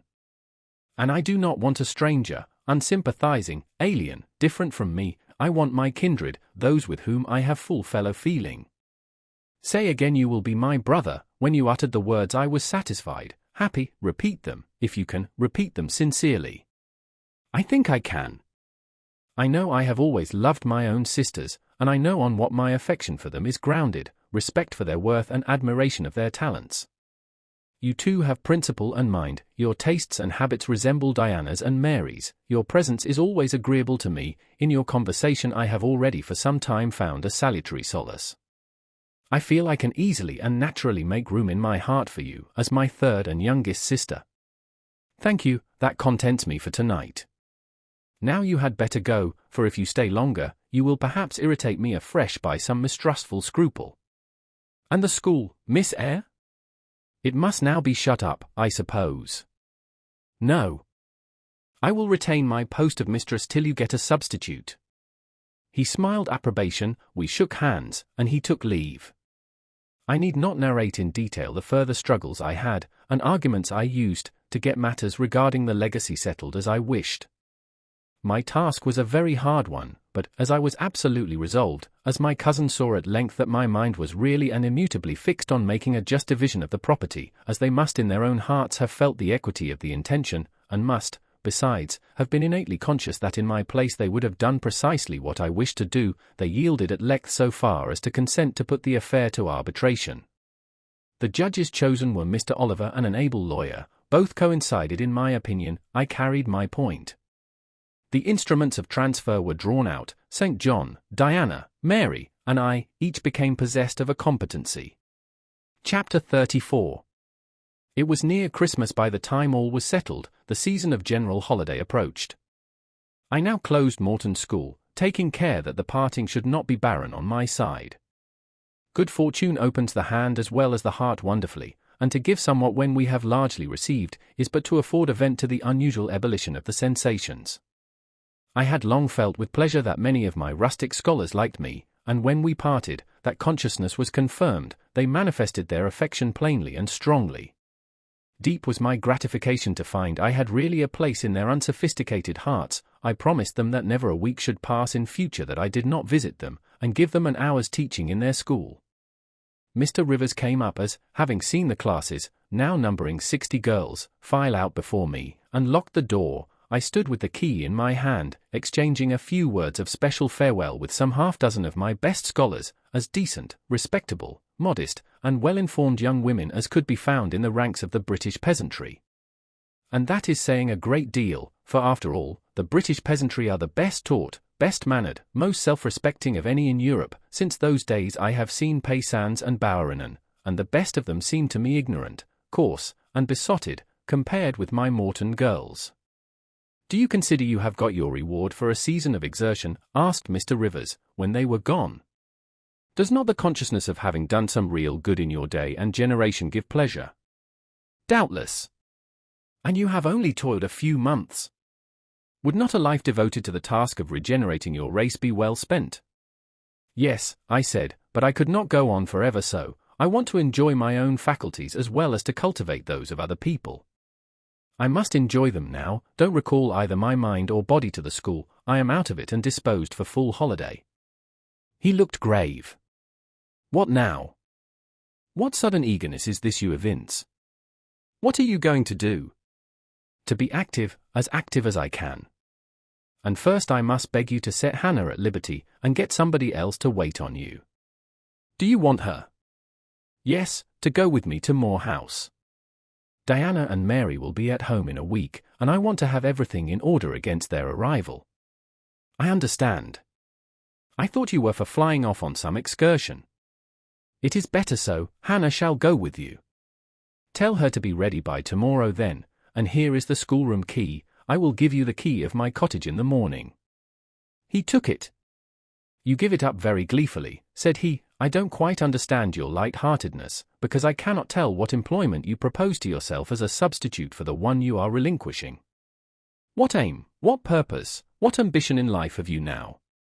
"My first aim will be to clean down. Do you comprehend the full force of the expression? To clean down Moor House from chamber to cellar, my next to rub it up with beeswax, oil, and an indefinite number of cloths, till it glitters again, my third, to arrange every chair, table, bed, carpet, with mathematical precision. Afterwards I shall go near to ruin you in coals and peat to keep up good fires in every room, and lastly, the 2 days preceding that on which your sisters are expected will be devoted by Hannah and me to such a beating of eggs, sorting of currants, grating of spices, compounding of Christmas cakes, chopping up of materials for mince pies, and solemnizing of other culinary rites, as words can convey but an inadequate notion of to the uninitiated like you. My purpose, in short, is to have all things in an absolutely perfect state of readiness for Diana and Mary before next Thursday, and my ambition is to give them a beau ideal of a welcome when they come." St. John smiled slightly, still he was dissatisfied. "It is all very well for the present," said he, "but seriously, I trust that when the first flush of vivacity is over, you will look a little higher than domestic endearments and household joys." "The best things the world has—" I interrupted. "No, Jane, no, this world is not the scene of fruition, do not attempt to make it so, nor of rest, do not turn slothful. I mean, on the contrary, to be busy. Jane, I excuse you for the present, 2 months' grace I allow you for the full enjoyment of your new position, and for pleasing yourself with this late-found charm of relationship, but then, I hope you will begin to look beyond Moor House and Morton, and sisterly society, and the selfish calm and sensual comfort of civilized affluence. I hope your energies will then once more trouble you with their strength." I looked at him with surprise. "St. John," I said, "I think you are almost wicked to talk so. I am disposed to be as content as a queen, and you try to stir me up to restlessness. To what end?"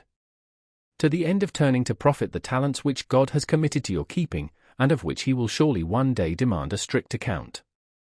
Jane, I shall watch you closely and anxiously, I warn you of that. And try to restrain the disproportionate fervor with which you throw yourself into commonplace home pleasures. Don't cling so tenaciously to ties of the flesh, save your constancy and ardor for an adequate cause, forbear to waste them on trite transient objects. Do you hear, Jane? Yes, just as if you were speaking Greek. I feel I have adequate cause to be happy, and I will be happy. Goodbye." Happy at Moor House I was, and hard I worked, and so did Hannah. She was charmed to see how jovial I could be amidst the bustle of a house turned topsy-turvy, how I could brush, and dust, and clean, and cook. And really, after a day or two of confusion worse confounded, it was delightful by degrees to invoke order from the chaos ourselves had made. I had previously taken a journey to S, to purchase some new furniture, my cousins having given me carte blanche to effect what alterations I pleased, and a sum having been set aside for that purpose. The ordinary sitting-room and bedrooms I left much as they were, for I knew Diana and Mary would derive more pleasure from seeing again the old homely tables, and chairs, and beds, than from the spectacle of the smartest innovations. Still some novelty was necessary, to give to their return the piquancy with which I wished it to be invested. Dark handsome new carpets and curtains, an arrangement of some carefully selected antique ornaments in porcelain and bronze, new coverings, and mirrors, and dressing cases, for the toilet tables, answered the end. They looked fresh without being glaring. A spare parlour and bedroom I refurnished entirely, with old mahogany and crimson upholstery. I laid canvas on the passage, and carpets on the stairs. When all was finished, I thought Moor House as complete a model of bright modest snugness within, as it was, at this season, a specimen of wintry waste and desert dreariness without. The eventful Thursday at length came. They were expected about dark, and ere dusk fires were lit upstairs and below. The kitchen was in perfect trim, Hannah and I were dressed, and all was in readiness. St. John arrived first. I had entreated him to keep quite clear of the house till everything was arranged, and, indeed, the bare idea of the commotion, at once sordid and trivial, going on within its walls sufficed to scare him to estrangement. He found me in the kitchen, watching the progress of certain cakes for tea, then baking. Approaching the hearth, he asked if I was at last satisfied with housemaid's work. I answered by inviting him to accompany me on a general inspection of the result of my labors. With some difficulty, I got him to make the tour of the house. He just looked in at the doors I opened, and when he had wandered upstairs and downstairs, he said I must have gone through a great deal of fatigue and trouble to have effected such considerable changes in so short a time, but not a syllable did he utter indicating pleasure in the improved aspect of his abode. This silence damped me. I thought perhaps the alterations had disturbed some old associations he valued. I inquired whether this was the case, no doubt in a somewhat crestfallen tone. Not at all, he had, on the contrary, remarked that I had scrupulously respected every association. He feared, indeed, I must have bestowed more thought on the matter than it was worth. How many minutes, for instance, had I devoted to studying the arrangement of this very room? By the by, could I tell him where such a book was? I showed him the volume on the shelf. He took it down, and withdrawing to his accustomed window recess, he began to read it. Now, I did not like this, reader. St. John was a good man, but I began to feel he had spoken truth of himself when he said he was hard and cold. The humanities and amenities of life had no attraction for him, its peaceful enjoyments no charm. Literally, he lived only to aspire, after what was good and great, certainly, but still he would never rest, nor approve of others resting round him. As I looked at his lofty forehead, still and pale as a white stone, at his fine lineaments fixed in study, I comprehended all at once that he would hardly make a good husband, that it would be a trying thing to be his wife. I understood, as by inspiration, the nature of his love for Miss Oliver. I agreed with him that it was but a love of the senses. I comprehended how he should despise himself for the feverish influence it exercised over him, how he should wish to stifle and destroy it, how he should mistrust its ever conducting permanently to his happiness or hers. I saw he was of the material from which nature hews her heroes, Christian and pagan, her lawgivers, her statesmen, her conquerors, the steadfast bulwark for great interests to rest upon, but, at the fireside, too often a cold cumbrous column, gloomy and out of place. This parlour is not his sphere, I reflected. The Himalayan ridge or Kaffir bush, even the plague-cursed Guinea coast swamp would suit him better. Well may he eschew the calm of domestic life, it is not his element, there his faculties stagnate, they cannot develop or appear to advantage. It is in scenes of strife and danger, where courage is proved, and energy exercised, and fortitude tasked, that he will speak and move, the leader and superior. A merry child would have the advantage of him on this hearth. He is right to choose a missionary's career, I see it now. They are coming! They are coming, cried Hannah, throwing open the parlour door. At the same moment old Carlo barked joyfully. Out I ran. It was now dark, but a rumbling of wheels was audible. Hannah soon had a lantern lit. The vehicle had stopped at the wicket, the driver opened the door, first one well-known form, then another, stepped out.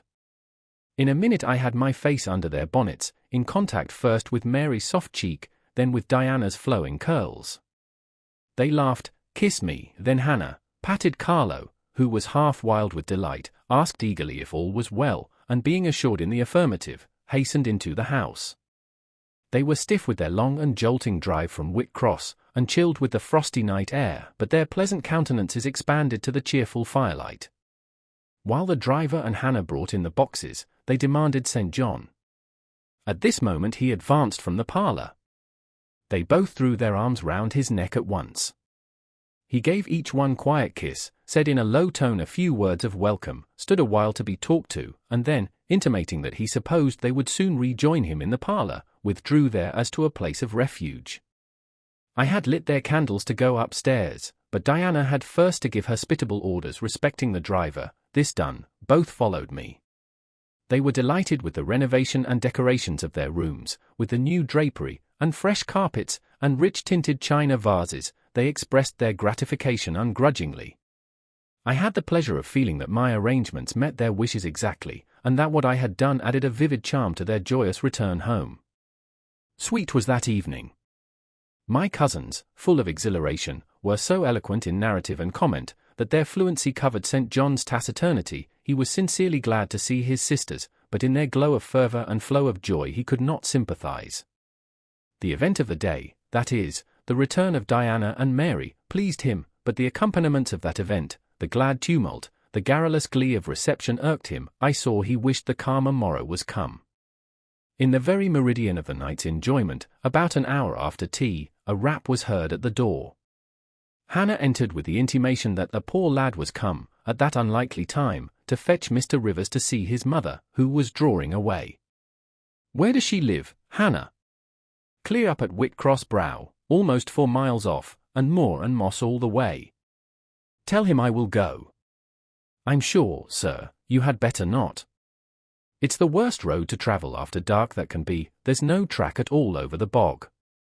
And then it is such a bitter night, the keenest wind you ever felt. You had better send word, sir, that you will be there in the morning." But he was already in the passage, putting on his cloak, and without one objection, one murmur, he departed. It was then 9 o'clock, he did not return till midnight. Starved and tired enough he was, but he looked happier than when he set out. He had performed an act of duty, made an exertion, felt his own strength to do and deny, and was on better terms with himself. I am afraid the whole of the ensuing week tried his patience. It was Christmas week, we took to no settled employment, but spent it in a sort of merry domestic dissipation. The air of the moors, the freedom of home, the dawn of prosperity, acted on Diana and Mary's spirits like some life-giving elixir. They were gay from morning till noon, and from noon till night. They could always talk, and their discourse, witty, pithy, original, had such charms for me, that I preferred listening to, and sharing in it, to doing anything else. St. John did not rebuke our vivacity, but he escaped from it. He was seldom in the house, his parish was large, the population scattered, and he found daily business in visiting the sick and poor in its different districts. One morning at breakfast, Diana, after looking a little pensive for some minutes, asked him if his plans were yet unchanged. "Unchanged and unchangeable," was the reply. And he proceeded to inform us that his departure from England was now definitively fixed for the ensuing year. "And Rosamond Oliver," suggested Mary, the words seeming to escape her lips involuntarily, for no sooner had she uttered them, than she made a gesture as if wishing to recall them. St. John had a book in his hand. It was his unsocial custom to read at meals. He closed it, and looked up. "Rosamond Oliver," said he, "is about to be married to Mr. Granby, one of the best connected and most estimable residents in S, grandson and heir to Sir Frederick Granby. I had the intelligence from her father yesterday." His sisters looked at each other and at me. We all three looked at him. He was serene as glass. "The match must have been got up hastily," said Diana. "They cannot have known each other long." "But 2 months, they met in October at the county ball at S. But where there are no obstacles to a union, as in the present case, where the connection is in every point desirable, delays are unnecessary. They will be married as soon as S. place, which Sir Frederick gives up to them, can be refitted for their reception." The first time I found St. John alone after this communication, I felt tempted to inquire if the event distressed him, but he seemed so little to need sympathy, that, so far from venturing to offer him more, I experienced some shame at the recollection of what I had already hazarded. Besides, I was out of practice in talking to him, his reserve was again frozen over, and my frankness was congealed beneath it. He had not kept his promise of treating me like his sisters. He continually made little chilling differences between us, which did not at all tend to the development of cordiality. In short, now that I was acknowledged his kinswoman, and lived under the same roof with him, I felt the distance between us to be far greater than when he had known me only as the village schoolmistress. When I remembered how far I had once been admitted to his confidence, I could hardly comprehend his present frigidity. Such being the case, I felt not a little surprised when he raised his head suddenly from the desk over which he was stooping, and said, "You see, Jane, the battle is fought and the victory won." Startled at being thus addressed, I did not immediately reply. After a moment's hesitation I answered, "But are you sure you are not in the position of those conquerors whose triumphs have cost them too dear? Would not such another ruin you?" "I think not, and if I were, it does not much signify. I shall never be called upon to contend for such another. The event of the conflict is decisive. My way is now clear. I thank God for it." So saying, he returned to his papers and his silence. As our mutual happiness, i.e., Diana's, Mary's, and mine, settled into a quieter character, and we resumed our usual habits and regular studies. St. John stayed more at home. He sat with us in the same room, sometimes for hours together. While Mary drew, Diana pursued a course of encyclopedic reading she had, to my awe and amazement, undertaken, and I fagged away at German. He pondered a mystic lore of his own, that of some Eastern tongue, the acquisition of which he thought necessary to his plans. Thus engaged, he appeared, sitting in his own recess, quiet and absorbed enough, but that blue eye of his had a habit of leaving the outlandish-looking grammar, and wandering over, and sometimes fixing upon us, his fellow students, with a curious intensity of observation. If caught, it would be instantly withdrawn, yet ever and anon, it returned searchingly to our table. I wondered what it meant. I wondered, too, at the punctual satisfaction he never failed to exhibit on an occasion that seemed to me of small moment, namely, my weekly visit to Morton School, and still more was I puzzled when, if the day was unfavourable, if there was snow, or rain, or high wind, and his sisters urged me not to go, he would invariably make light of their solicitude, and encourage me to accomplish the task without regard to the elements. Jane is not such a weakling as you would make her, he would say. She can bear a mountain blast, or a shower, or a few flakes of snow, as well as any of us. Her constitution is both sound and elastic, better calculated to endure variations of climate than many more robust. And when I returned, sometimes a good deal tired, and not a little weather-beaten, I never dared complain, because I saw that to murmur would be to vex him. On all occasions fortitude pleased him, the reverse was a special annoyance. One afternoon, however, I got leave to stay at home, because I really had a cold. His sisters were gone to Morton in my stead. I sat reading Schiller, he deciphering his crabbed Oriental scrolls.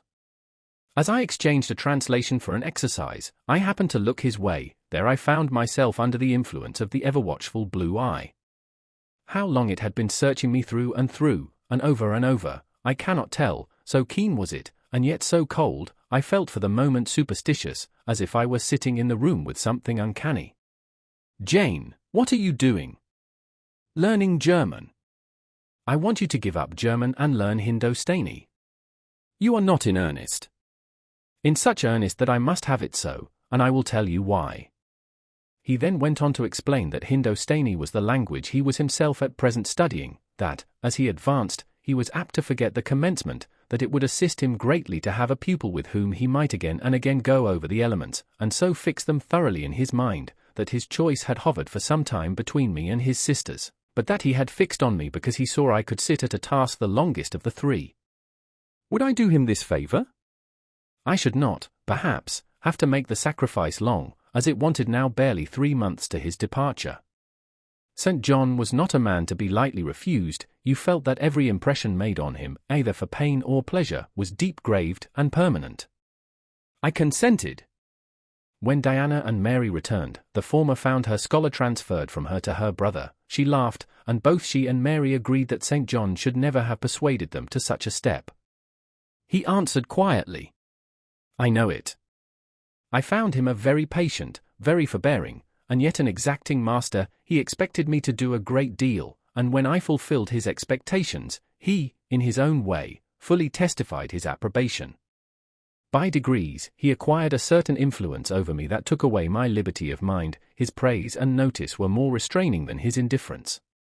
I could no longer talk or laugh freely when he was by, because a tiresomely importunate instinct reminded me that vivacity, at least in me, was distasteful to him. I was so fully aware that only serious moods and occupations were acceptable, that in his presence every effort to sustain or follow any other became vain. I fell under a freezing spell. When he said go, I went, come, I came, do this, I did it. But I did not love my servitude. I wished, many a time, he had continued to neglect me. One evening when, at bedtime, his sisters and I stood round him, bidding him good night, he kissed each of them, as was his custom, and, as was equally his custom, he gave me his hand. Diana, who chanced to be in a frolicsome humour, she was not painfully controlled by his will, for hers, in another way, was as strong, exclaimed, "St. John! You used to call Jane your third sister, but you don't treat her as such. You should kiss her too." She pushed me towards him. I thought Diana very provoking, and felt uncomfortably confused, and while I was thus thinking and feeling, St. John bent his head, his Greek face was brought to a level with mine, his eyes questioned my eyes piercingly, he kissed me. There are no such things as marble kisses or ice kisses, or I should say my ecclesiastical cousin's salute belonged to one of these classes, but there may be experiment kisses, and his was an experiment kiss. When given, he viewed me to learn the result. It was not striking, I am sure I did not blush, perhaps I might have turned a little pale, for I felt as if this kiss were a seal affixed to my fetters. He never omitted the ceremony afterwards, and the gravity and quiescence with which I underwent it seemed to invest it for him with a certain charm. As for me, I daily wished more to please him, but to do so, I felt daily more and more that I must disown half my nature, stifle half my faculties, wrest my tastes from their original bent, force myself to the adoption of pursuits for which I had no natural vocation. He wanted to train me to an elevation I could never reach, it racked me hourly to aspire to the standard he uplifted. The thing was as impossible as to mold my irregular features to his correct and classic pattern, to give to my changeable green eyes the sea-blue tint and solemn luster of his own.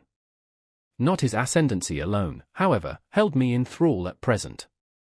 Of late it had been easy enough for me to look sad, a cankering evil sat at my heart and drained my happiness at its source, the evil of suspense. Perhaps you think I had forgotten Mr. Rochester, reader, amidst these changes of place and fortune. Not for a moment. His idea was still with me, because it was not a vapor sunshine could disperse, nor a sand-traced effigy storms could wash away, it was a name graven on a tablet, fated to last as long as the marble it inscribed. The craving to know what had become of him followed me everywhere. When I was at Morton, I re-entered my cottage every evening to think of that, and now at Moor House, I sought my bedroom each night to brood over it. In the course of my necessary correspondence with Mr. Briggs about the will, I had inquired if he knew anything of Mr. Rochester's present residence and state of health, but, as St. John had conjectured, he was quite ignorant of all concerning him. I then wrote to Mrs. Fairfax, entreating information on the subject. I had calculated with certainty on this step answering my end, I felt sure it would elicit an early answer. I was astonished when a fortnight passed without reply, but when 2 months wore away, and day after day the post arrived and brought nothing for me, I fell a prey to the keenest anxiety. I wrote again, there was a chance of my first letter having missed. Renewed hope followed renewed effort, it shone like the former for some weeks, then, like it, it faded, flickered, not a line, not a word reached me. When half a year wasted in vain expectancy, my hope died out, and then I felt dark indeed. A fine spring shone round me, which I could not enjoy. Summer approached, Diana tried to cheer me, she said I looked ill, and wished to accompany me to the seaside. This St. John opposed, he said I did not want dissipation, I wanted employment, my present life was too purposeless, I required an aim, and, I suppose, by way of supplying deficiencies, he prolonged still further my lessons in Hindostani, and grew more urgent in requiring their accomplishment, and I, like a fool, never thought of resisting him, I could not resist him. One day I had come to my studies in lower spirits than usual, the ebb was occasioned by a poignantly felt disappointment. Hannah had told me in the morning there was a letter for me, and when I went down to take it, almost certain that the long-looked-for tidings were vouchsafed me at last, I found only an unimportant note from Mr. Briggs on business. The bitter check had wrung from me some tears, and now, as I sat poring over the crabbed characters and flourishing tropes of an Indian scribe, my eyes filled again. St. John called me to his side to read, in attempting to do this my voice failed me, words were lost in sobs. He and I were the only occupants of the parlour, Diana was practising her music in the drawing-room, Mary was gardening, it was a very fine May day, clear, sunny, and breezy. My companion expressed no surprise at this emotion, nor did he question me as to its cause, he only said, "We will wait a few minutes, Jane, till you are more composed." And while I smothered the paroxysm with all haste, he sat calm and patient, leaning on his desk, and looking like a physician watching with the eye of science an expected and fully understood crisis in a patient's malady. Having stifled my sobs, wiped my eyes, and muttered something about not being very well that morning, I resumed my task, and succeeded in completing it. St. John put away my books and locked his desk, and said, "Now, Jane, you shall take a walk, and with me. I will call Diana and Mary." "No, I want only one companion this morning, and that must be you. Put on your things, go out by the kitchen door, take the road towards the head of Marsh Glen, I will join you in a moment.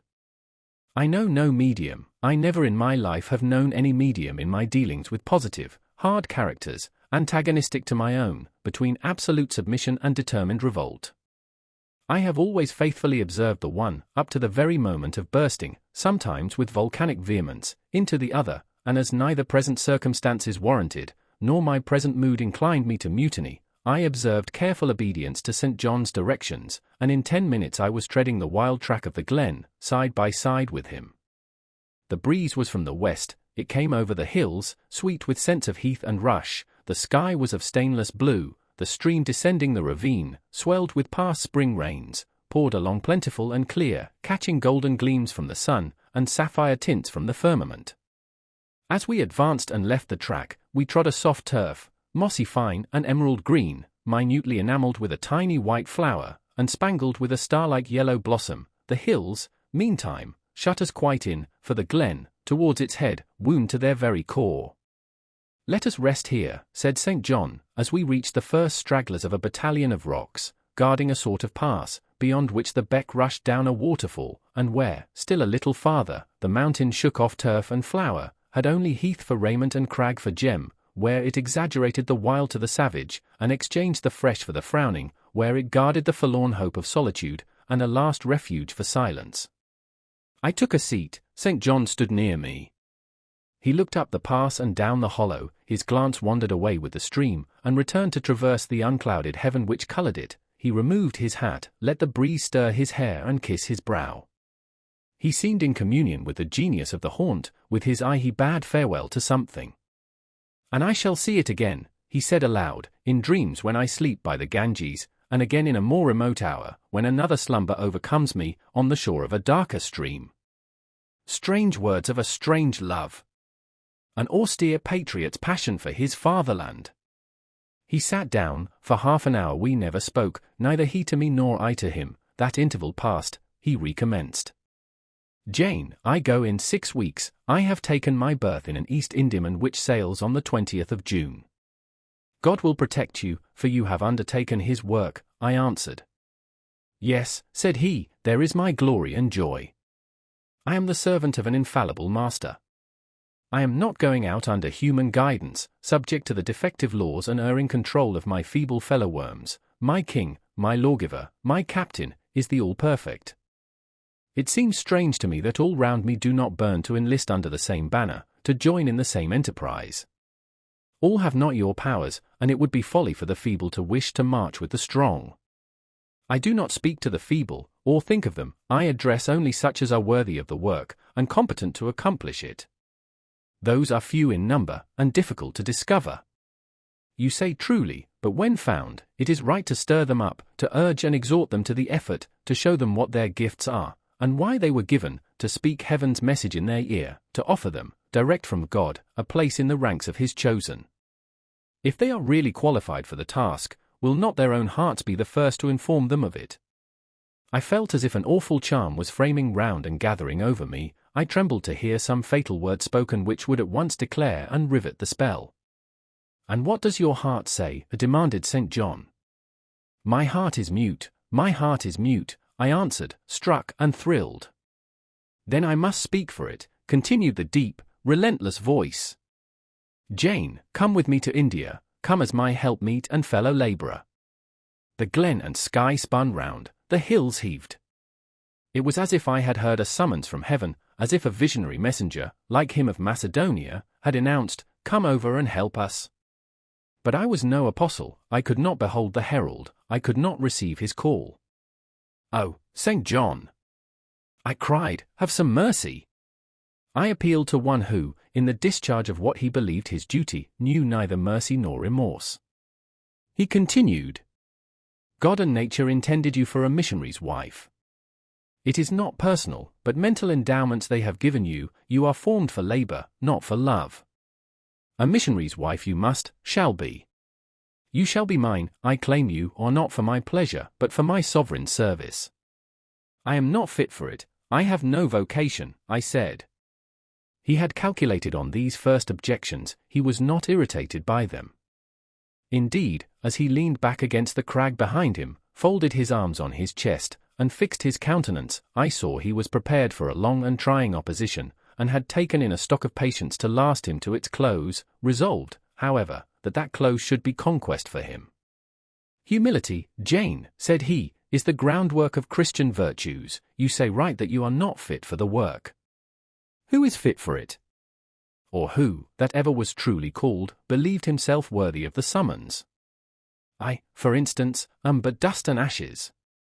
With St. Paul, I acknowledge myself the chiefest of sinners, but I do not suffer this sense of my personal vileness to daunt me. I know my leader, that he is just as well as mighty, and while he has chosen a feeble instrument to perform a great task, he will, from the boundless stores of his providence, supply the inadequacy of the means to the end. Think like me, Jane, trust like me. It is the rock of ages I ask you to lean on, do not doubt, but it will bear the weight of your human weakness. I do not understand a missionary life, I have never studied missionary labors. There I, humble as I am, can give you the aid you want, I can set you your task from hour to hour, stand by you always, help you from moment to moment. This I could do in the beginning, soon, for I know your powers, you would be as strong and apt as myself, and would not require my help. But my powers, where are they for this undertaking? I do not feel them. Nothing speaks or stirs in me while you talk.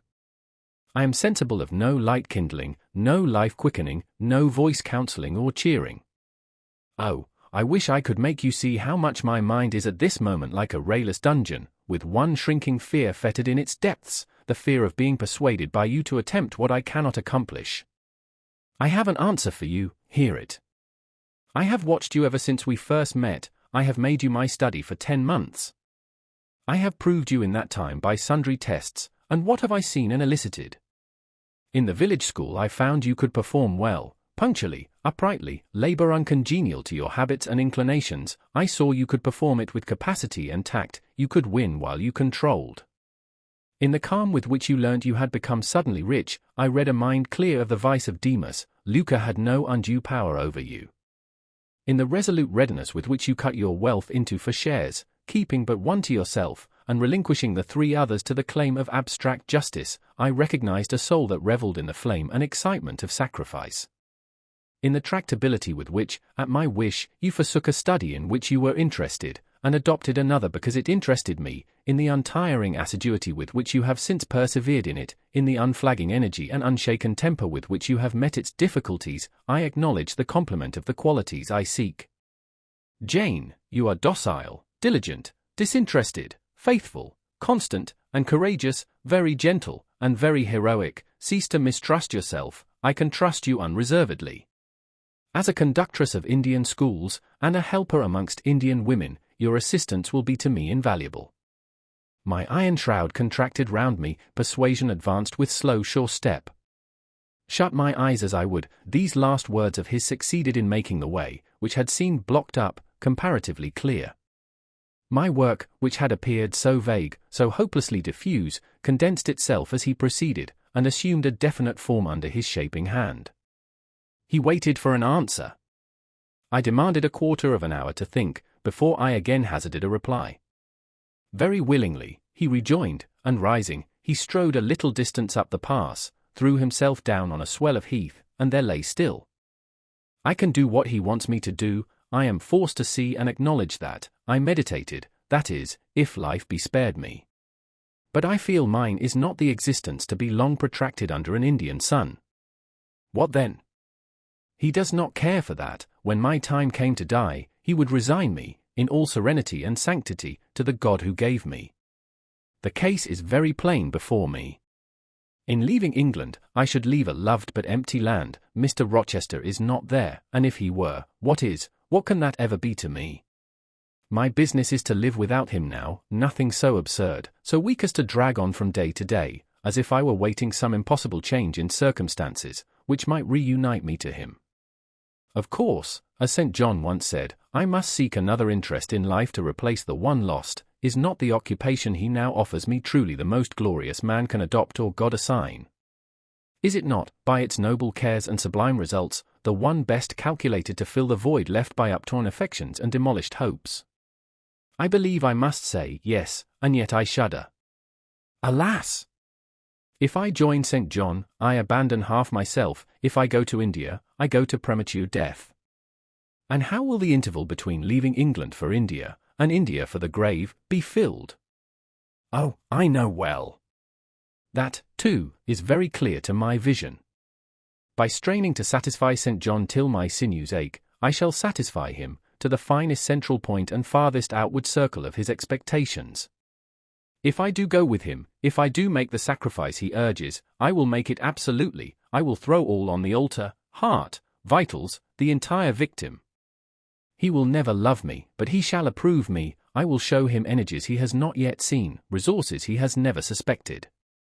Yes, I can work as hard as he can, and with as little grudging. Consent, then, to his demand is possible, but for one item, one dreadful item. It is, that he asks me to be his wife, and has no more of a husband's heart for me than that frowning giant of a rock, down which the stream is foaming in yonder gorge. He prizes me as a soldier would a good weapon, and that is all. Unmarried to him, this would never grieve me, but can I let him complete his calculations, coolly put into practice his plans, go through the wedding ceremony? Can I receive from him the bridal ring, endure all the forms of love, which I doubt not he would scrupulously observe, and know that the spirit was quite absent? Can I bear the consciousness that every endearment he bestows is a sacrifice made on principle? No, such a martyrdom would be monstrous. I will never undergo it. As his sister, I might accompany him, not as his wife. I will tell him so. I looked towards the knoll. There he lay, still as a prostrate column, his face turned to me, his eye beaming watchful and keen. He started to his feet and approached me. I am ready to go to India, if I may go free. Your answer requires a commentary, he said. It is not clear. You have hitherto been my adopted brother, I, your adopted sister. Let us continue as such. You and I had better not marry. He shook his head. Adopted fraternity will not do in this case. If you were my real sister it would be different. I should take you, and seek no wife. But as it is, either our union must be consecrated and sealed by marriage, or it cannot exist. Practical obstacles oppose themselves to any other plan. Do you not see it, Jane? Consider a moment, your strong sense will guide you. I did consider, and still my sense, such as it was, directed me only to the fact that we did not love each other as man and wife should, and therefore it inferred we ought not to marry. I said so. St. John, I returned, I regard you as a brother, you, me as a sister, so let us continue. We cannot, he answered, with short, sharp determination. It would not do. You have said you will go with me to India, remember, you have said that. Conditionally. Well. To the main point, the departure with me from England, the cooperation with me in my future labours, you do not object. You have already as good as put your hand to the plough. You are too consistent to withdraw it. You have but one end to keep in view, how the work you have undertaken can best be done. Simplify your complicated interests, feelings, thoughts, wishes, aims, merge all considerations in one purpose, that of fulfilling with effect, with power, the mission of your great master. To do so, you must have a coadjutor, not a brother, that is a loose tie, but a husband. I, too, do not want a sister might any day be taken from me. I want a wife, the sole helpmeet I can influence efficiently in life, and retain absolutely till death. I shuddered as he spoke. I felt his influence in my marrow, his hold on my limbs. Seek one elsewhere than in me, St. John, seek one fitted to you. One fitted to my purpose, you mean, fitted to my vocation. Again I tell you it is not the insignificant private individual, the mere man, with the man's selfish senses, I wish to mate, it is the missionary. And I will give the missionary my energies. It is all he wants, but not myself. That would be only adding the husk and shell to the kernel. For them he has no use, I retain them. You cannot, you ought not. Do you think God will be satisfied with half an oblation? Will he accept a mutilated sacrifice? It is the cause of God I advocate, it is under his standard I enlist you. I cannot accept on his behalf a divided allegiance, it must be entire. Oh. I will give my heart to God, I said. You do not want it. I will not swear, reader, that there was not something of repressed sarcasm both in the tone in which I uttered this sentence, and in the feeling that accompanied it. I had silently feared St. John till now, because I had not understood him. He had held me in awe, because he had held me in doubt.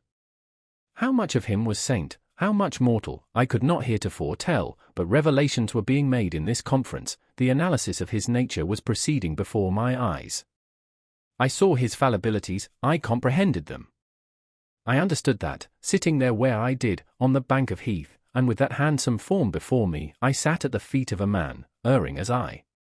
The veil fell from his hardness and despotism. Having felt in him the presence of these qualities, I felt his imperfection and took courage. I was with an equal, one with whom I might argue, one whom, if I saw good, I might resist. He was silent after I had uttered the last sentence, and I presently risked an upward glance at his countenance. His eye, bent on me, expressed at once stern surprise and keen inquiry. Is she sarcastic? And sarcastic to me, it seemed to say. What does this signify? Do not let us forget that this is a solemn matter, he said ere long, one of which we may neither think nor talk lightly without sin. I trust, Jane, you are in earnest when you say you will serve your heart to God, it is all I want. Once rent your heart from man, and fix it on your Maker, the advancement of that Maker's spiritual kingdom on earth will be your chief delight and endeavor, you will be ready to do at once whatever furthers that end. You will see what impetus would be given to your efforts and mine by our physical and mental union in marriage, the only union that gives a character of permanent conformity to the destinies and designs of human beings, and, passing over all minor caprices, all trivial difficulties and delicacies of feeling, all scruple about the degree, kind, strength, or tenderness of mere personal inclination, you will hasten to enter into that union at once. Shall I? I said briefly, and I looked at his features, beautiful in their harmony, but strangely formidable in their still severity, at his brow, commanding but not open, at his eyes, bright and deep and searching, but never soft, at his tall imposing figure, and fancied myself in idea his wife. Oh! It would never do!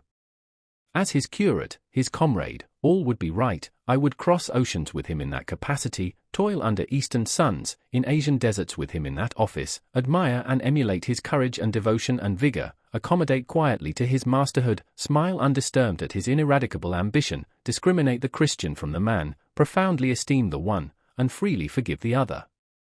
I should suffer often, no doubt, attached to him only in this capacity, my body would be under rather a stringent yoke, but my heart and mind would be free. I should still have my unblighted self to turn to, my natural unenslaved feelings with which to communicate in moments of loneliness. There would be recesses in my mind which would be only mine, to which he never came, and sentiments growing there fresh and sheltered which his austerity could never blight, nor his measured warrior march trample down, but as his wife, at his side always, and always restrained, and always checked, forced to keep the fire of my nature continually low, to compel it to burn inwardly and never utter a cry. Though the imprisoned flame consumed vital after vital, this would be unendurable. St. John! I exclaimed, when I had got so far in my meditation. Well, he answered icily. I repeat, I freely consent to go with you as your fellow missionary, but not as your wife. I cannot marry you and become part of you. A part of me you must become, he answered steadily, otherwise the whole bargain is void. How can I, a man not yet 30, take out with me to India a girl of 19, unless she be married to me? How can we be forever together, sometimes in solitudes, sometimes amidst savage tribes, and unwed? Very well, I said shortly, under the circumstances, quite as well as if I were either your real sister, or a man and a clergyman like yourself. It is known that you are not my sister, I cannot introduce you as such, to attempt it would be to fasten injurious suspicions on us both. And for the rest, though you have a man's vigorous brain, you have a woman's heart and, it would not do. It would do, I affirmed with some disdain, perfectly well. I have a woman's heart, but not where you are concerned, for you I have only a comrade's constancy, a fellow soldier's frankness, fidelity, fraternity, if you like, a neophyte's respect and submission to his hierophant, nothing more, don't fear. "It is what I want," he said, speaking to himself, "it is just what I want. And there are obstacles in the way, they must be hewn down. Jane, you would not repent marrying me, be certain of that, we must be married. I repeat it, there is no other way, and undoubtedly enough of love would follow upon marriage to render the union right even in your eyes. I scorn your idea of love," I could not help saying, as I rose up and stood before him, leaning my back against the rock. "I scorn the counterfeit sentiment you offer, yes, St. John, and I scorn you when you offer it." He looked at me fixedly, compressing his well-cut lips while he did so. Whether he was incensed or surprised, or what, it was not easy to tell, he could command his countenance thoroughly. "I scarcely expected to hear that expression from you," he said. "I think I have done and uttered nothing to deserve scorn." I was touched by his gentle tone, and overawed by his high, calm mien. "Forgive me the words, St. John, but it is your own fault that I have been roused to speak so unguardedly. You have introduced a topic on which our natures are at variance, a topic we should never discuss. The very name of love is an apple of discord between us. If the reality were required, what should we do? How should we feel? My dear cousin, abandon your scheme of marriage, forget it." "No," said he, "it is a long-cherished scheme, and the only one which can secure my great end, but I shall urge you no further at present. Tomorrow, I leave home for Cambridge. I have many friends there to whom I should wish to say farewell. I shall be absent a fortnight. Take that space of time to consider my offer, and do not forget that if you reject it, it is not me you deny, but God. Through my means, he opens to you a noble career, as my wife only can you enter upon it. Refuse to be my wife, and you limit yourself forever to a track of selfish ease and barren obscurity. Tremble lest in that case you should be numbered with those who have denied the faith, and are worse than infidels." He had done. Turning from me, he once more looked to river, looked to hill. But this time his feelings were all pent in his heart. I was not worthy to hear them uttered. As I walked by his side homeward, I read well in his iron silence all he felt towards me, the disappointment of an austere and despotic nature which has met resistance where it expected submission, the disapprobation of a cool, inflexible judgment which has detected in another feelings and views in which it has no power to sympathize. In short, as a man, he would have wished to coerce me into obedience. It was only as a sincere Christian he bore so patiently with my perversity, and allowed so long a space for reflection and repentance. That night, after he had kissed his sisters, he thought proper to forget even to shake hands with me, but left the room in silence. I, who, though I had no love, had much friendship for him, was hurt by the marked omission, so much hurt that tears started to my eyes. "I see you and St. John have been quarrelling, Jane," said Diana, "during your walk on the moor. But go after him, he is now lingering in the passage expecting you, he will make it up.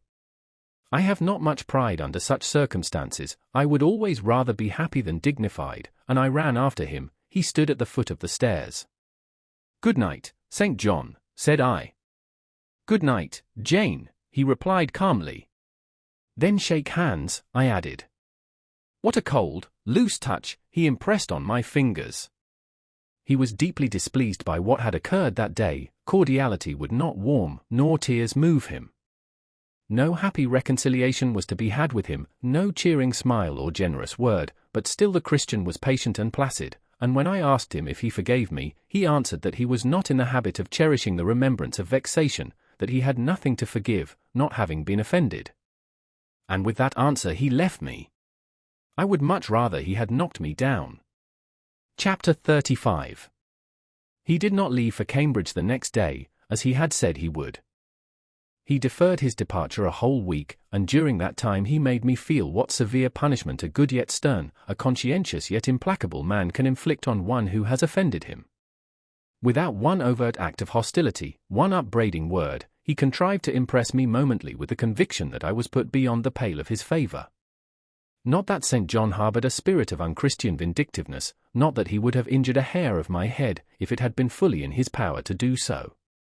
Both by nature and principle, he was superior to the mean gratification of vengeance. He had forgiven me for saying I scorned him and his love, but he had not forgotten the words, and as long as he and I lived he never would forget them. I saw by his look, when he turned to me, that they were always written on the air between me and him. Whenever I spoke, they sounded in my voice to his ear, and their echo toned every answer he gave me. He did not abstain from conversing with me, he even called me as usual each morning to join him at his desk, and I fear the corrupt man within him had a pleasure unimparted to, and unshared by, the pure Christian, in evincing with what skill he could, while acting and speaking apparently just as usual, extract from every deed and every phrase the spirit of interest and approval which had formerly communicated a certain austere charm to his language and manner. To me, he was in reality become no longer flesh, but marble, his eye was a cold, bright, blue gem, his tongue a speaking instrument, nothing more. All this was torture to me, refined, lingering torture. It kept up a slow fire of indignation and a trembling trouble of grief, which harassed and crushed me altogether. I felt how, if I were his wife, this good man, pure as the deep sunless source, could soon kill me, without drawing from my veins a single drop of blood, or receiving on his own crystal conscience the faintest stain of crime. Especially I felt this when I made any attempt to propitiate him. No ruth met my ruth.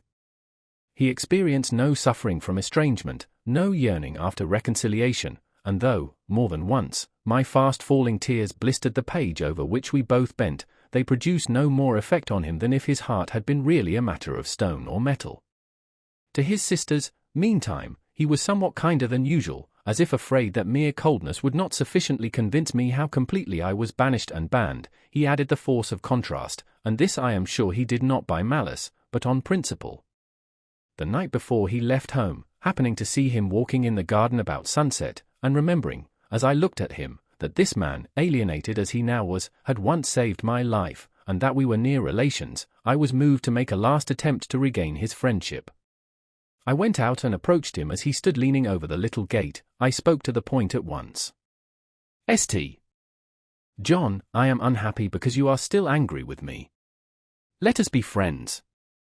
I hope we are friends, was the unmoved reply, while he still watched the rising of the moon, which he had been contemplating as I approached. No, St. John, we are not friends as we were. You know that. Are we not? That is wrong. For my part, I wish you no ill and all good. I believe you, St. John, for I am sure you are incapable of wishing anyone ill, but, as I am your kinswoman, I should desire somewhat more of affection than that sort of general philanthropy you extend to mere strangers. Of course, he said. Your wish is reasonable, and I am far from regarding you as a stranger. This, spoken in a cool, tranquil tone, was mortifying and baffling enough. Had I attended to the suggestions of pride and ire, I should immediately have left him, but something worked within me more strongly than those feelings could. I deeply venerated my cousin's talent and principle. His friendship was of value to me, to lose it tried me severely. I would not so soon relinquish the attempt to reconquer it.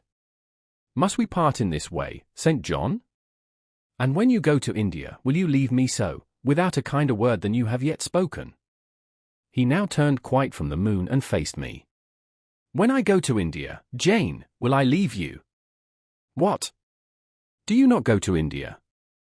You said I could not unless I married you. And you will not marry me. You adhere to that resolution. Reader, do you know, as I do, what terror those cold people can put into the ice of their questions? How much of the fall of the avalanche is in their anger? Of the breaking up of the frozen sea in their displeasure? No. St. John, I will not marry you. I adhere to my resolution. The avalanche had shaken and slid a little forward, but it did not yet crash down. Once more, why this refusal? He asked. Formerly, I answered, because you did not love me, and now, I reply, because you almost hate me. If I were to marry you, you would kill me. You are killing me now. His lips and cheeks turned white, quite white. I should kill you, I am killing you. Your words are such as ought not to be used, violent, unfeminine, and untrue. They betray an unfortunate state of mind, they merit severe reproof, they would seem inexcusable, but that it is the duty of man to forgive his fellow even until 77 times. I had finished the business now. While earnestly wishing to erase from his mind the trace of my former offence, I had stamped on that tenacious surface another and far deeper impression, I had burnt it in. Now you will indeed hate me, I said. It is useless to attempt to conciliate you, I see I have made an eternal enemy of you. A fresh wrong did these words inflict, the worse, because they touched on the truth. That bloodless lip quivered to a temporary spasm. I knew the steely ire I had whetted. I was heart-wrung. You utterly misinterpret my words, I said, at once seizing his hand. I have no intention to grieve or pain you, indeed, I have not. Most bitterly he smiled, most decidedly he withdrew his hand from mine. And now you recall your promise, and will not go to India at all, I presume, said he, after a considerable pause. Yes, I will, as your assistant, I answered. A very long silence succeeded. What struggle there was in him between nature and grace in this interval, I cannot tell, only singular gleams scintillated in his eyes, and strange shadows passed over his face. He spoke at last. I before proved to you the absurdity of a single woman of your age proposing to accompany abroad a single man of mine. I proved it to you in such terms as, I should have thought, would have prevented your ever again alluding to the plan. That you have done so, I regret, for your sake. I interrupted him. Anything like a tangible reproach gave me courage at once. Keep to common sense, St. John, you are verging on nonsense. You pretend to be shocked by what I have said. You are not really shocked, for, with your superior mind, you cannot be either so dull or so conceited as to misunderstand my meaning. I say again, I will be your curate, if you like, but never your wife. Again he turned lividly pale, but, as before, controlled his passion perfectly. He answered emphatically but calmly. A female curate, who is not my wife, would never suit me. With me, then, it seems, you cannot go, but if you are sincere in your offer, I will, while in town, speak to a married missionary, whose wife needs a coadjutor. Your own fortune will make you independent of the Society's aid, and thus you may still be spared the dishonor of breaking your promise and deserting the band you engaged to join. Now I never had, as the reader knows, either given any formal promise or entered into any engagement, and this language was all much too hard and much too despotic for the occasion. I replied, there is no dishonor, no breach of promise, no desertion in the case. I am not under the slightest obligation to go to India, especially with strangers. With you I would have ventured much, because I admire, confide in, and, as a sister, I love you, but I am convinced that, go when and with whom I would, I should not live long in that climate. Ah! You are afraid of yourself, he said, curling his lip. I am. God did not give me my life to throw away, and to do as you wish me would, I begin to think, be almost equivalent to committing suicide. Moreover, before I definitively resolve on quitting England, I will know for certain whether I cannot be of greater use by remaining in it than by leaving it. What do you mean? It would be fruitless to attempt to explain, but there is a point on which I have long endured painful doubt, and I can go nowhere till by some means that doubt is removed. I know where your heart turns and to what it clings. The interest you cherish is lawless and unconsecrated. Long since you ought to have crushed it, now you should blush to allude to it. You think of Mr. Rochester. It was true. I confessed it by silence. Are you going to seek Mr. Rochester? I must find out what is become of him. It remains for me, then, he said, to remember you in my prayers, and to entreat God for you, in all earnestness, that you may not indeed become a castaway. I had thought I recognized in you one of the chosen. But God sees not as man sees, his will be done. He opened the gate, passed through it, and strayed away down the glen. He was soon out of sight. On re-entering the parlor, I found Diana standing at the window, looking very thoughtful. Diana was a great deal taller than I. She put her hand on my shoulder, and, stooping, examined my face. Jane, she said, you are always agitated and pale now. I am sure there is something the matter. Tell me what business St. John and you have on hands. I have watched you this half hour from the window. You must forgive my being such a spy, but for a long time I have fancied I hardly know what. St. John is a strange being. She paused, I did not speak, soon she resumed. That brother of mine cherishes peculiar views of some sort respecting you. I am sure he has long distinguished you by a notice and interest he never showed to anyone else. To what end? I wish he loved you. Does he, Jane? I put her cool hand to my hot forehead. No, Di, not one whit. Then why does he follow you so with his eyes, and get you so frequently alone with him, and keep you so continually at his side? Mary and I had both concluded he wished you to marry him. He does. He has asked me to be his wife. Diana clapped her hands. That is just what we hoped and thought. And you will marry him, Jane, won't you? And then he will stay in England. Far from that, Diana, his sole idea in proposing to me is to procure a fitting fellow labourer in his Indian toils. What? He wishes you to go to India? Yes. Madness, she exclaimed. You would not live 3 months there, I am certain. You never shall go. You have not consented, have you, Jane? I have refused to marry him. And have consequently displeased him, she suggested. Deeply, he will never forgive me, I fear, yet I offered to accompany him as his sister. It was frantic folly to do so, Jane. Think of the task you undertook, one of incessant fatigue, where fatigue kills even the strong, and you are weak. St. John, you know him, would urge you to impossibilities. With him there would be no permission to rest during the hot hours, and unfortunately, I have noticed, whatever he exacts, you force yourself to perform. I am astonished you found courage to refuse his hand. You do not love him then, Jane? Not as a husband.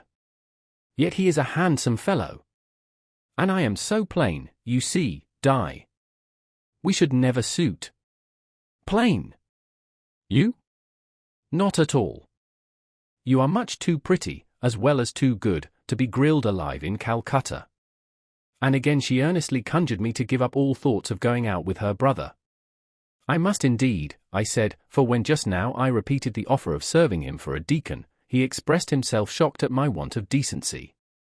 He seemed to think I had committed an impropriety in proposing to accompany him unmarried, as if I had not from the first hoped to find in him a brother, and habitually regarded him as such. What makes you say he does not love you, Jane? You should hear himself on the subject. He has again and again explained that it is not himself, but his office he wishes to mate. He has told me I am formed for labour, not for love, which is true, no doubt. But, in my opinion, if I am not formed for love, it follows that I am not formed for marriage. Would it not be strange, Di, to be chained for life to a man who regarded one but as a useful tool? Insupportable, unnatural, out of the question. And then, I continued, though I have only sisterly affection for him now, yet, if forced to be his wife, I can imagine the possibility of conceiving an inevitable, strange, torturing kind of love for him, because he is so talented, and there is often a certain heroic grandeur in his look, manner, and conversation. In that case, my lot would become unspeakably wretched. He would not want me to love him, and if I showed the feeling, he would make me sensible that it was a superfluity, unrequired by him, unbecoming in me. I know he would. And yet St. John is a good man, said Diana. He is a good and a great man, but he forgets, pitilessly, the feelings and claims of little people, in pursuing his own large views. It is better, therefore, for the insignificant to keep out of his way, lest, in his progress, he should trample them down. Here he comes. I will leave you, Diana. And I hastened upstairs as I saw him entering the garden. But I was forced to meet him again at supper. During that meal he appeared just as composed as usual. I had thought he would hardly speak to me, and I was certain he had given up the pursuit of his matrimonial scheme. The sequel showed I was mistaken on both points. He addressed me precisely in his ordinary manner, or what had, of late, been his ordinary manner, one scrupulously polite. No doubt he had invoked the help of the Holy Spirit to subdue the anger I had roused in him, and now believed he had forgiven me once more. For the evening reading before prayers, he selected the 21st chapter of Revelation. It was at all times pleasant to listen while from his lips fell the words of the Bible. Never did his fine voice sound at once so sweet and full, never did his manner become so impressive in its noble simplicity, as when he delivered the oracles of God, and tonight that voice took a more solemn tone, that manner a more thrilling meaning, as he sat in the midst of his household circle, the May moon shining in through the uncurtained window, and rendering almost unnecessary the light of the candle. On the table as he sat there, bending over the great old Bible, and described from its page the vision of the new heaven and the new earth, told how God would come to dwell with men, how he would wipe away all tears from their eyes, and promised that there should be no more death, neither sorrow nor crying, nor any more pain, because the former things were passed away. The succeeding words thrilled me strangely as he spoke them, especially as I felt, by the slight, indescribable alteration in sound, that in uttering them, his eye had turned on me. He that overcometh shall inherit all things, and I will be his God, and he shall be my son. But was slowly, distinctly read, the fearful, the unbelieving, and see, shall have their part in the lake which burneth with fire and brimstone, which is the second death. Henceforward, I knew what fate St. John feared for me. A calm, subdued triumph, blent with a longing earnestness, marked his enunciation of the last glorious verses of that chapter. The reader believed his name was already written in the Lamb's book of life, and he yearned after the hour which should admit him to the city to which the kings of the earth bring their glory and honor, which has no need of sun or moon to shine in it, because the glory of God lightens it, and the Lamb is the light thereof. In the prayer following the chapter, all his energy gathered, all his stern zeal woke, he was in deep earnest, wrestling with God, and resolved on a conquest. He supplicated strength for the weak-hearted, guidance for wanderers from the fold, a return, even at the 11th hour, for those whom the temptations of the world and the flesh were luring from the narrow path. He asked, he urged, he claimed the boon of a brand snatched from the burning. Earnestness is ever deeply solemn. First, as I listened to that prayer, I wondered at his, then, when it continued and rose, I was touched by it, and at last awed. He felt the greatness and goodness of his purpose so sincerely, others who heard him plead for it, could not but feel it too. The prayer over, we took leave of him. He was to go at a very early hour in the morning. Diana and Mary, having kissed him, left the room. In compliance, I think, with a whispered hint from him, I tendered my hand, and wished him a pleasant journey. "Thank you, Jane. As I said, I shall return from Cambridge in a fortnight. That space, then, is yet left you for reflection. If I listened to human pride, I should say no more to you of marriage with me, but I listen to my duty, and keep steadily in view my first aim, to do all things to the glory of God. My Master was long-suffering, so will I be. I cannot give you up to perdition as a vessel of wrath. Repent, resolve, while there is yet time. Remember, we are bid to work while it is day, warned that the night cometh when no man shall work. Remember the fate of Dives, who had his good things in this life. God give you strength to choose that better part which shall not be taken from you." He laid his hand on my head as he uttered the last words. He had spoken earnestly, mildly. His look was not, indeed, that of a lover beholding his mistress, but it was that of a pastor recalling his wandering sheep, or better, of a guardian angel watching the soul for which he is responsible. All men of talent, whether they be men of feeling or not, whether they be zealots, or aspirants, or despots, provided only they be sincere, have their sublime moments, when they subdue and rule. I felt veneration for St. John, veneration so strong that its impetus thrust me at once to the point I had so long shunned. I was tempted to cease struggling with him, to rush down the torrent of his will into the gulf of his existence, and there lose my own. I was almost as hard beset by him now as I had been once before, in a different way, by another. I was a fool both times. To have yielded then would have been an error of principle, to have yielded now would have been an error of judgment. So I think at this hour, when I look back to the crisis through the quiet medium of time, I was unconscious of folly at the instant. I stood motionless under my Hierophant's touch. My refusals were forgotten, my fears overcome, my wrestlings paralyzed. The impossible, i.e., my marriage with St. John, was fast becoming the possible. All was changing utterly with a sudden sweep. Religion called, angels beckoned, God commanded, life rolled together like a scroll, death's gates opening, showed eternity beyond. It seemed that for safety and bliss there, all here might be sacrificed in a second. The dim room was full of visions. "Could you decide now?" asked the missionary. The inquiry was put in gentle tones. He drew me to him as gently. Oh, that gentleness! How far more potent is it than force? I could resist St. John's wrath. I grew pliant as a reed under his kindness. Yet I knew all the time, if I yielded now, I should not the less be made to repent, some day, of my former rebellion. His nature was not changed by 1 hour of solemn prayer, it was only elevated. I could decide if I were but certain, I answered, were I but convinced that it is God's will I should marry you, I could vow to marry you here and now, come afterwards what would. My prayers are heard, ejaculated St. John.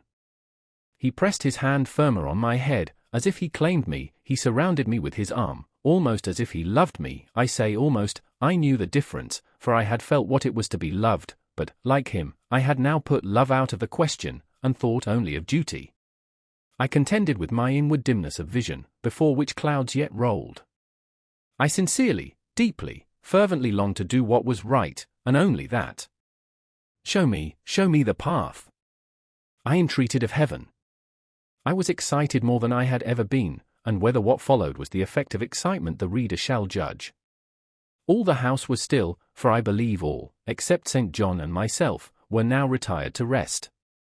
The one candle was dying out, the room was full of moonlight. My heart beat fast and thick, I heard its throb. Suddenly it stood still to an inexpressible feeling that thrilled it through, and passed at once to my head and extremities. The feeling was not like an electric shock, but it was quite as sharp, as strange, as startling. It acted on my senses as if their utmost activity hitherto had been but torpor, from which they were now summoned and forced to wake. They rose expectant, eye and ear waited while the flesh quivered on my bones. "What have you heard? What do you see?" asked St. John. I saw nothing, but I heard a voice somewhere cry, "Jane! Jane! Jane!" Nothing more. Oh God! What is it? I gasped. I might have said, "Where is it?" for it did not seem in the room, nor in the house, nor in the garden. It did not come out of the air, nor from under the earth, nor from overhead. I had heard it, where or whence, forever impossible to know. And it was the voice of a human being, a known, loved, well-remembered voice, that of Edward Fairfax Rochester, and it spoke in pain and woe, wildly, eerily, urgently. "I am coming," I cried. "Wait for me." "Oh, I will come." I flew to the door and looked into the passage. It was dark. I ran out into the garden. It was void. "Where are you?" I exclaimed. The hills beyond Marsh Glen sent the answer faintly back, "Where are you?" I listened. The wind sighed low in the firs, all was moorland loneliness and midnight hush. "Down superstition," I commented, as that spectre rose up black by the black yew at the gate. "This is not thy deception, nor thy witchcraft, it is the work of nature." She was roused, and did, no miracle, but her best. I broke from St. John, who had followed, and would have detained me. It was my time to assume ascendancy. My powers were in play and in force. I told him to forbear question or remark. I desired him to leave me. I must and would be alone. He obeyed at once. Where there is energy to command well enough, obedience never fails. I mounted to my chamber, locked myself in, fell on my knees, and prayed in my way, a different way to St. John's, but effective in its own fashion. I seemed to penetrate very near a mighty spirit, and my soul rushed out in gratitude at his feet. I rose from the thanksgiving, took a resolve, and lay down, unscared, enlightened, eager but for the daylight. Chapter 36. The daylight came. I rose at dawn. I busied myself for an hour or two with arranging my things in my chamber, drawers, and wardrobe, in the order wherein I should wish to leave them during a brief absence. Meantime, I heard St. John quit his room. He stopped at my door. I feared he would knock, no, but a slip of paper was passed under the door. I took it up. It bore these words: "You left me too suddenly last night. Had you stayed but a little longer, you would have laid your hand on the Christian's cross and the angel's crown. I shall expect your clear decision when I return this day fortnight. Meantime, watch and pray that you enter not into temptation. The spirit, I trust, is willing, but the flesh, I see, is weak. I shall pray for you hourly. For yours, St. John." My spirit, I answered mentally, is willing to do what is right, and my flesh, I hope, is strong enough to accomplish the will of heaven, when once that will is distinctly known to me. At any rate, it shall be strong enough to search, inquire, to grope an outlet from this cloud of doubt, and find the open day of certainty. It was the 1st of June, yet the morning was overcast and chilly, rain beat fast on my casement. I heard the front door open, and St. John pass out. Looking through the window, I saw him traverse the garden. He took the way over the misty moors in the direction of Whitcross. There he would meet the coach. In a few more hours I shall succeed you in that track, cousin, thought I too have a coach to meet at Whitcross. I too have some to see and ask after in England, before I depart forever. It wanted yet 2 hours of breakfast time. I filled the interval in walking softly about my room, and pondering the visitation which had given my plans their present bent. I recalled that inward sensation I had experienced, for I could recall it, with all its unspeakable strangeness. I recalled the voice I had heard. Again I questioned whence it came, as vainly as before. It seemed in me, and not in the external world. I asked, was it a mere nervous impression, a delusion? I could not conceive or believe. It was more like an inspiration. The wondrous shock of feeling had come like the earthquake which shook the foundations of Paul and Silas's prison. It had opened the doors of the soul cell and loosed its bands. It had wakened it out of its sleep, whence it sprang trembling, listening, aghast, then vibrated thrice a cry on my startled ear, and in my quaking heart and through my spirit, which neither feared nor shook, but exulted as if in joy over the success of one effort it had been privileged to make, independent of the cumbrous body. Ere many days, I said, as I terminated my musings, I will know something of him whose voice seemed last night to summon me. Letters have proved of no avail, personal inquiry shall replace them. At breakfast I announced to Diana and Mary that I was going a journey, and should be absent at least 4 days. Alone, Jane? They asked. Yes, it was to see or hear news of a friend about whom I had for some time been uneasy. They might have said, as I have no doubt they thought, that they had believed me to be without any friend save them, for, indeed, I had often said so, but, with their true natural delicacy, they abstained from comment, except that Diana asked me if I was sure I was well enough to travel. I looked very pale, she observed. I replied that nothing ailed me save anxiety of mind, which I hoped soon to alleviate. It was easy to make my further arrangements, for I was troubled with no inquiries, no surmises. Having once explained to them that I could not now be explicit about my plans, they kindly and wisely acquiesced in the silence with which I pursued them, according to me the privilege of free action I should under similar circumstances have accorded them. I left Moor House at 3:00 p.m, and soon after 4 I stood at the foot of the signpost of Whitcross, waiting the arrival of the coach which was to take me to distant Thornfield. Amidst the silence of those solitary roads and desert hills, I heard it approach from a great distance. It was the same vehicle whence, a year ago, I had alighted one summer evening on this very spot. How desolate, and hopeless, and objectless! It stopped as I beckoned. I entered, not now obliged to part with my whole fortune as the price of its accommodation. Once more on the road to Thornfield, I felt like the messenger pigeon flying home. It was a journey of 36 hours. I had set out from Whitcross on a Tuesday afternoon, and early on the succeeding Thursday morning the coach stopped to water the horses at a wayside inn, situated in the midst of scenery whose green hedges and large fields and low pastoral hills, how mild of feature and verdant of hue compared with the stern North Midland moors of Morton, met my eye like the lineaments of a once familiar face. Yes, I knew the character of this landscape. I was sure we were near my bourne. How far is Thornfield Hall from here? I asked of the ostler. Just 2 miles, across the fields. My journey is closed, I thought to myself. I got out of the coach, gave a box I had into the ostler's charge, to be kept till I called for it, paid my fare, satisfied the coachman, and was going. The brightening day gleamed on the sign of the inn, and I read in gilt letters, the Rochester Arms. My heart leapt up. I was already on my master's very lands. It fell again, the thought struck it. Your master himself may be beyond the British Channel, for aught you know, and then, if he is at Thornfield Hall, towards which you hasten, who besides him is there? His lunatic wife, and you have nothing to do with him. You dare not speak to him or seek his presence. You have lost your labor, you had better go no farther, urged the monitor. Ask information of the people at the inn, they can give you all you seek, they can solve your doubts at once. Go up to that man, and inquire if Mr. Rochester be at home. The suggestion was sensible, and yet I could not force myself to act on it. I so dreaded a reply that would crush me with despair. To prolong doubt was to prolong hope. I might yet once more see the hall under the ray of her star.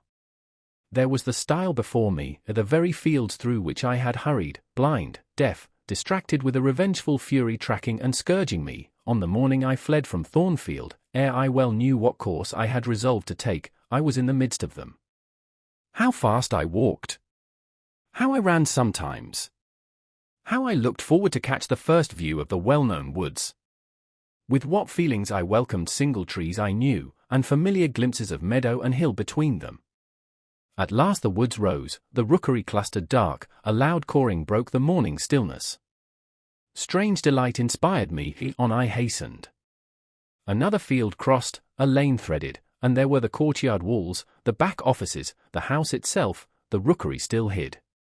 My first view of it shall be in front, I determined, where its bold battlements will strike the eye nobly at once, and where I can single out my master's very window. Perhaps he will be standing at it, he rises early, perhaps he is now walking in the orchard, or on the pavement in front.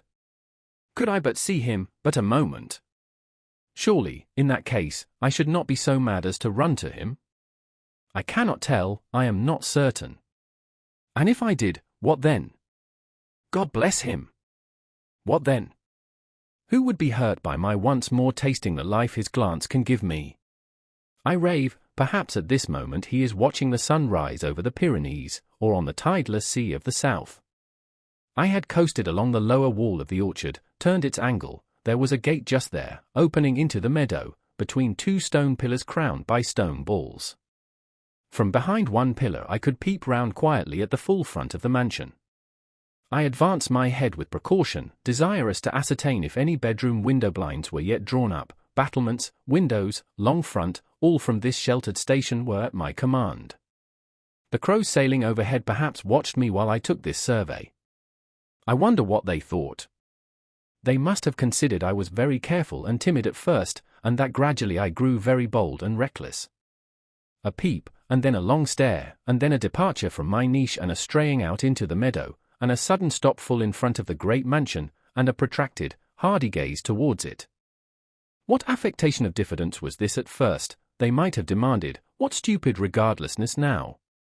Here an illustration, reader. A lover finds his mistress asleep on a mossy bank, he wishes to catch a glimpse of her fair face without waking her.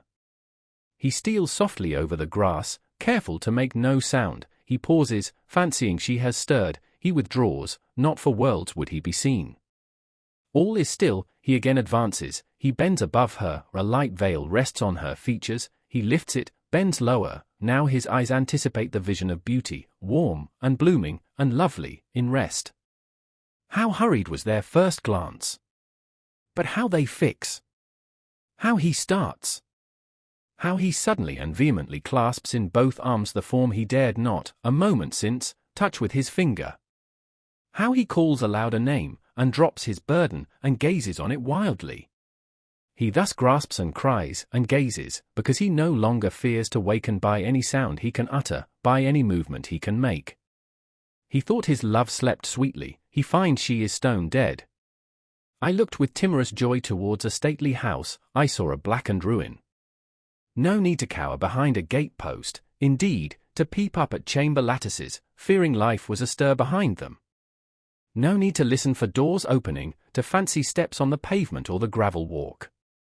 The lawn, the grounds were trodden and waste, the portal yawned void. The front was, as I had once seen it in a dream, but a shell-like wall, very high and very fragile-looking, perforated with paneless windows, no roof, no battlements, no chimneys, all had crashed in. And there was the silence of death about it, the solitude of a lonesome wild.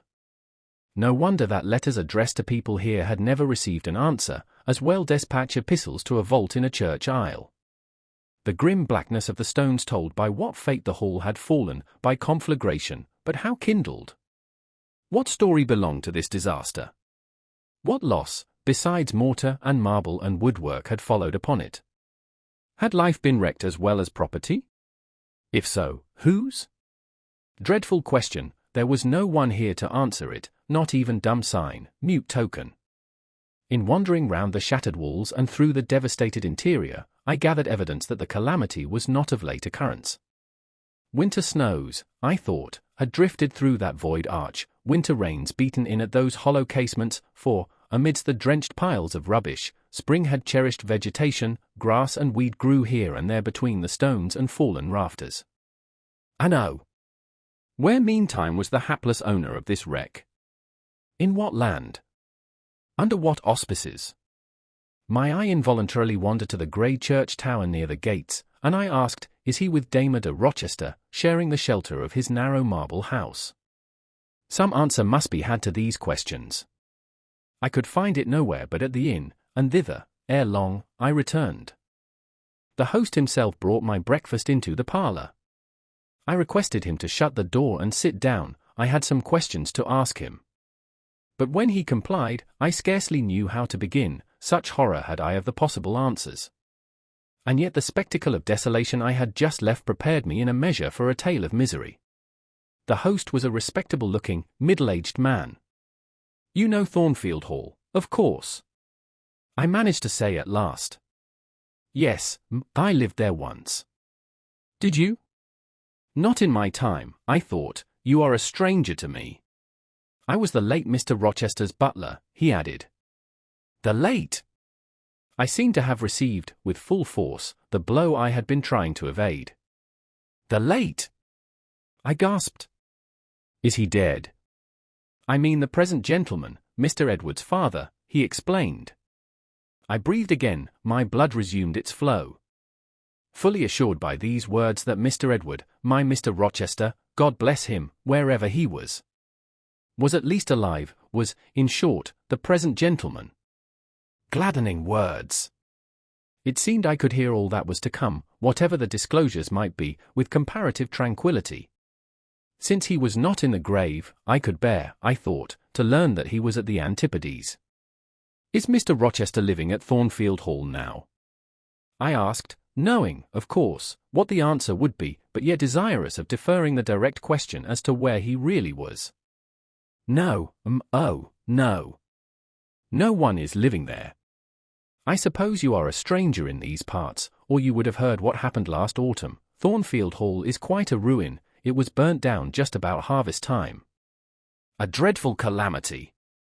Such an immense quantity of valuable property destroyed, hardly any of the furniture could be saved. The fire broke out at dead of night, and before the engines arrived from Millcote, the building was one mass of flame. It was a terrible spectacle, I witnessed it myself. At dead of night! I muttered. Yes, that was ever the hour of fatality at Thornfield. Was it known how it originated? I demanded. They guessed. Indeed, I should say it was ascertained beyond a doubt. You are not perhaps aware, he continued, edging his chair a little nearer the table, and speaking low, that there was a lady, a lunatic, kept in the house. I have heard something of it. She was kept in very close confinement. People even for some years was not absolutely certain of her existence. No one saw her, they only knew by rumour that such a person was at the hall, and who or what she was it was difficult to conjecture. They said Mr. Edward had brought her from abroad, and some believed she had been his mistress. But a queer thing happened a year since, a very queer thing. I feared now to hear my own story. I endeavoured to recall him to the main fact. And this lady, he answered, turned out to be Mr. Rochester's wife. The discovery was brought about in the strangest way. There was a young lady, a governess at the hall, that Mr. Rochester fell in. But the fire, I suggested. I'm coming to that Mr. Edward fell in love with. The servants say they never saw anybody so much in love as he was after her continually. They used to watch him, servants will, you know, and he set store on her past everything, for all, nobody but him thought her so very handsome. She was a little small thing, they say, almost like a child. I never saw her myself, but I've heard Leah, the housemaid, tell of her. Leah liked her well enough. Mr. Rochester was about 40, and this governess not 20, and you see, when gentlemen of his age fall in love with girls, they are often like as if they were bewitched. Well, he would marry her. You shall tell me this part of the story another time, I said, but now I have a particular reason for wishing to hear all about the fire. Was it suspected that this lunatic, Mrs. Rochester, had any hand in it? You've hit it. It's quite certain that it was her, and nobody but her, that set it going. She had a woman to take care of her called Mrs. Poole, an able woman in her line, and very trustworthy, but for one fault, a fault common to a deal of them nurses and matrons, she kept a private bottle of gin by her, and now and then took a drop overmuch. It is excusable, for she had a hard life of it, but still it was dangerous, for when Mrs. Poole was fast asleep after the gin and water, the mad lady, who was as cunning as a witch, would take the keys out of her pocket, let herself out of her chamber, and go roaming about the house, doing any wild mischief that came into her head. They say she had nearly burnt her husband in his bed once, but I don't know about that.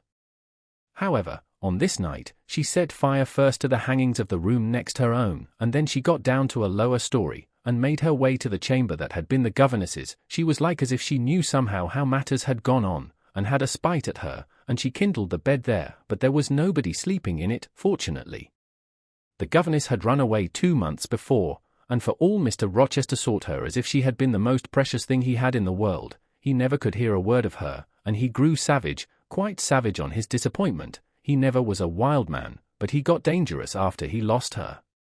He would be alone, too.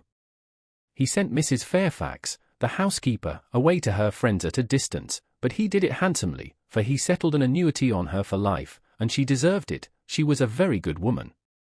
Miss Adele, a ward he had, was put to school.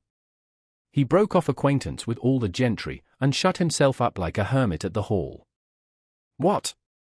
Did he not leave England? Leave England? Bless you, no. He would not cross the door-stones of the house, except at night, when he walked just like a ghost about the grounds and in the orchard as if he had lost his senses, which it is my opinion he had, for a more spirited, bolder, keener gentleman than he was before that midge of a governess crossed him, you never saw.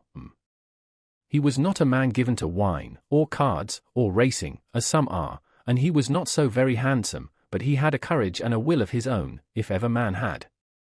I knew him from a boy, you see, and for my part, I have often wished that Miss Eyre had been sunk in the sea before she came to Thornfield Hall. Then Mr. Rochester was at home when the fire broke out. Yes, indeed was he, and he went up to the attics when all was burning above and below, and got the servants out of their beds and helped them down himself, and went back to get his mad wife out of her cell. And then they called out to him that she was on the roof, where she was standing, waving her arms, above the battlements, and shouting out till they could hear her a mile off. I saw her and heard her with my own eyes. She was a big woman, and had long black hair. We could see it streaming against the flames as she stood. I witnessed, and several more witnessed, Mr. Rochester ascend through the skylight onto the roof. We heard him call the Bertha. We saw him approach her, and then, she yelled and gave a spring, and the next minute she lay smashed on the pavement. Dead. Dead. Dead as the stones on which her brains and blood were scattered. Good God! You may well say so. It was frightful. He shuddered. And afterwards? I urged. Well, afterwards the house was burnt to the ground. There are only some bits of wall standing now. Were any other lives lost? No, perhaps it would have been better if there had. What do you mean? Poor Mr. Edward, he ejaculated, I little thought ever to have seen it. Some say it was a just judgment on him for keeping his first marriage secret, and wanting to take another wife while he had one living, but I pity him, for my part. You said he was alive. I exclaimed. Yes, yes, he is alive, but many think he had better be dead. Why? How? My blood was again running cold. Where is he? I demanded. Is he in England? He's in England. He can't get out of England. I fancy he's a fixture now. What agony was this? And the man seemed resolved to protract it. He is stone blind. he said at last. Yes, he is stone blind, is Mr. Edward. I had dreaded worse. I had dreaded he was mad. I summoned strength to ask what had caused this calamity. It was all his own courage, and a body may say, his kindness, in a way. He wouldn't leave the house till everyone else was out before him. As he came down the great staircase at last, after Mrs. Rochester had flung herself from the battlements, there was a great crash, all fell. He was taken out from under the ruins, alive, but sadly hurt. A beam had fallen in such a way as to protect him partly, but one eye was knocked out, and one hand so crushed that Mr. Carter, the surgeon, had to amputate it directly. The other eye inflamed, he lost the sight of that also. He is now helpless, indeed, blind and a cripple. Where is he? Where does he now live? At Ferndean, a manor house on a farm he has, about 30 miles off, quite a desolate spot. Who is with him? Old John and his wife, he would have none else. He is quite broken down, they say. Have you any sort of conveyance? We have a chaise, a very handsome chaise. Let it be got ready instantly, and if your postboy can drive me to Ferndean before dark this day, I'll pay both you and him twice the hire you usually demand. Chapter 37. The manor house of Ferndean was a building of considerable antiquity, moderate size, and no architectural pretensions, deep buried in a wood. I had heard of it before. Mr. Rochester often spoke of it, and sometimes went there. His father had purchased the estate for the sake of the game covers. He would have let the house, but could find no tenant, in consequence of its ineligible and insalubrious site. Ferndean then remained uninhabited and unfurnished, with the exception of some 2 or 3 rooms fitted up for the accommodation of the squire when he went there in the season to shoot. To this house I came just ere dark on an evening marked by the characteristics of sad sky, cold gale, and continued small penetrating rain. The last mile I performed on foot, having dismissed the chaise and driver with the double remuneration I had promised. Even when within a very short distance of the manor house, you could see nothing of it, so thick and dark grew the timber of the gloomy wood about it. Iron gates between granite pillars showed me where to enter, and passing through them, I found myself at once in the twilight of close-ranked trees. There was a grass-grown track descending the forest aisle between hoar and knotty shafts and under branched arches. I followed it, expecting soon to reach the dwelling, but it stretched on and on, it wound far and farther, no sign of habitation or grounds was visible. I thought I had taken a wrong direction and lost my way. The darkness of natural as well as of sylvan dusk gathered over me. I looked round in search of another road. There was none, all was interwoven stem, columnar trunk, dense summer foliage, no opening anywhere. I proceeded, at last my way opened, the trees thinned a little, presently I beheld a railing, then the house, scarce, by this dim light, distinguishable from the trees, so dank and green were its decaying walls. Entering a portal, fastened only by a latch, I stood amidst a space of enclosed ground, from which the wood swept away in a semicircle. There were no flowers, no garden beds, only a broad gravel walk girdling a grass plat, and this set in the heavy frame of the forest. The house presented 2 pointed gables in its front, the windows were latticed and narrow, the front door was narrow too, 1 step led up to it. The whole looked, as the host of the Rochester Arms had said, quite a desolate spot. It was as still as a church on a weekday, the pattering rain on the forest leaves was the only sound audible in its vicinage. "Can there be life here?" I asked. Yes, life of some kind there was, for I heard a movement, that narrow front door was unclosing, and some shape was about to issue from the grange. It opened slowly, a figure came out into the twilight and stood on the step, a man without a hat, he stretched forth his hand as if to feel whether it rained. Dusk as it was, I had recognized him, it was my master, Edward Fairfax Rochester, and no other. I stayed my step, almost my breath, and stood to watch him, to examine him, myself unseen, and alas, to him invisible. It was a sudden meeting, and one in which rapture was kept well in check by pain. I had no difficulty in restraining my voice from exclamation, my step from hasty advance. His form was of the same strong and stalwart contour as ever, his port was still erect, his hair was still raven black, nor were his features altered or sunk, not in 1 year's space, by any sorrow, could his athletic strength be quelled or his vigorous prime blighted. But in his countenance I saw a change, that looked desperate and brooding, that reminded me of some wronged and fettered wild beast or bird, dangerous to approach in his sullen woe. The caged eagle, whose gold-ringed eyes cruelty has extinguished, might look as looked that sightless Samson. And, reader, do you think I feared him in his blind ferocity? If you do, you little know me. A soft hope blent with my sorrow that soon I should dare to drop a kiss on that brow of rock, and on those lips so sternly sealed beneath it, but not yet. I would not accost him yet. He descended the one step, and advanced slowly and gropingly towards the grass-plat. Where was his daring stride now? Then he paused, as if he knew not which way to turn. He lifted his hand and opened his eyelids, gazed blank, and with a straining effort, on the sky, and toward the amphitheatre of trees. One saw that all to him was void darkness. He stretched his right hand, the left arm, the mutilated one, he kept hidden in his bosom. He seemed to wish by touch to gain an idea of what lay around him. He met but vacancy still, for the trees were some yards off where he stood. He relinquished the endeavor, folded his arms, and stood quiet and mute in the rain, now falling fast on his uncovered head. At this moment John approached him from some quarter. "Will you take my arm, sir?" he said. "There is a heavy shower coming on. Had you not better go in?" "Let me alone," was the answer. John withdrew without having observed me. Mr. Rochester now tried to walk about, vainly, all was too uncertain. He groped his way back to the house, and, re-entering it, closed the door. I now drew near and knocked. John's wife opened for me. "Mary," I said, "how are you?" She started as if she had seen a ghost. I calmed her. To her hurried, "Is it really you, miss, come at this late hour to this lonely place?" I answered by taking her hand, and then I followed her into the kitchen, where John now sat by a good fire.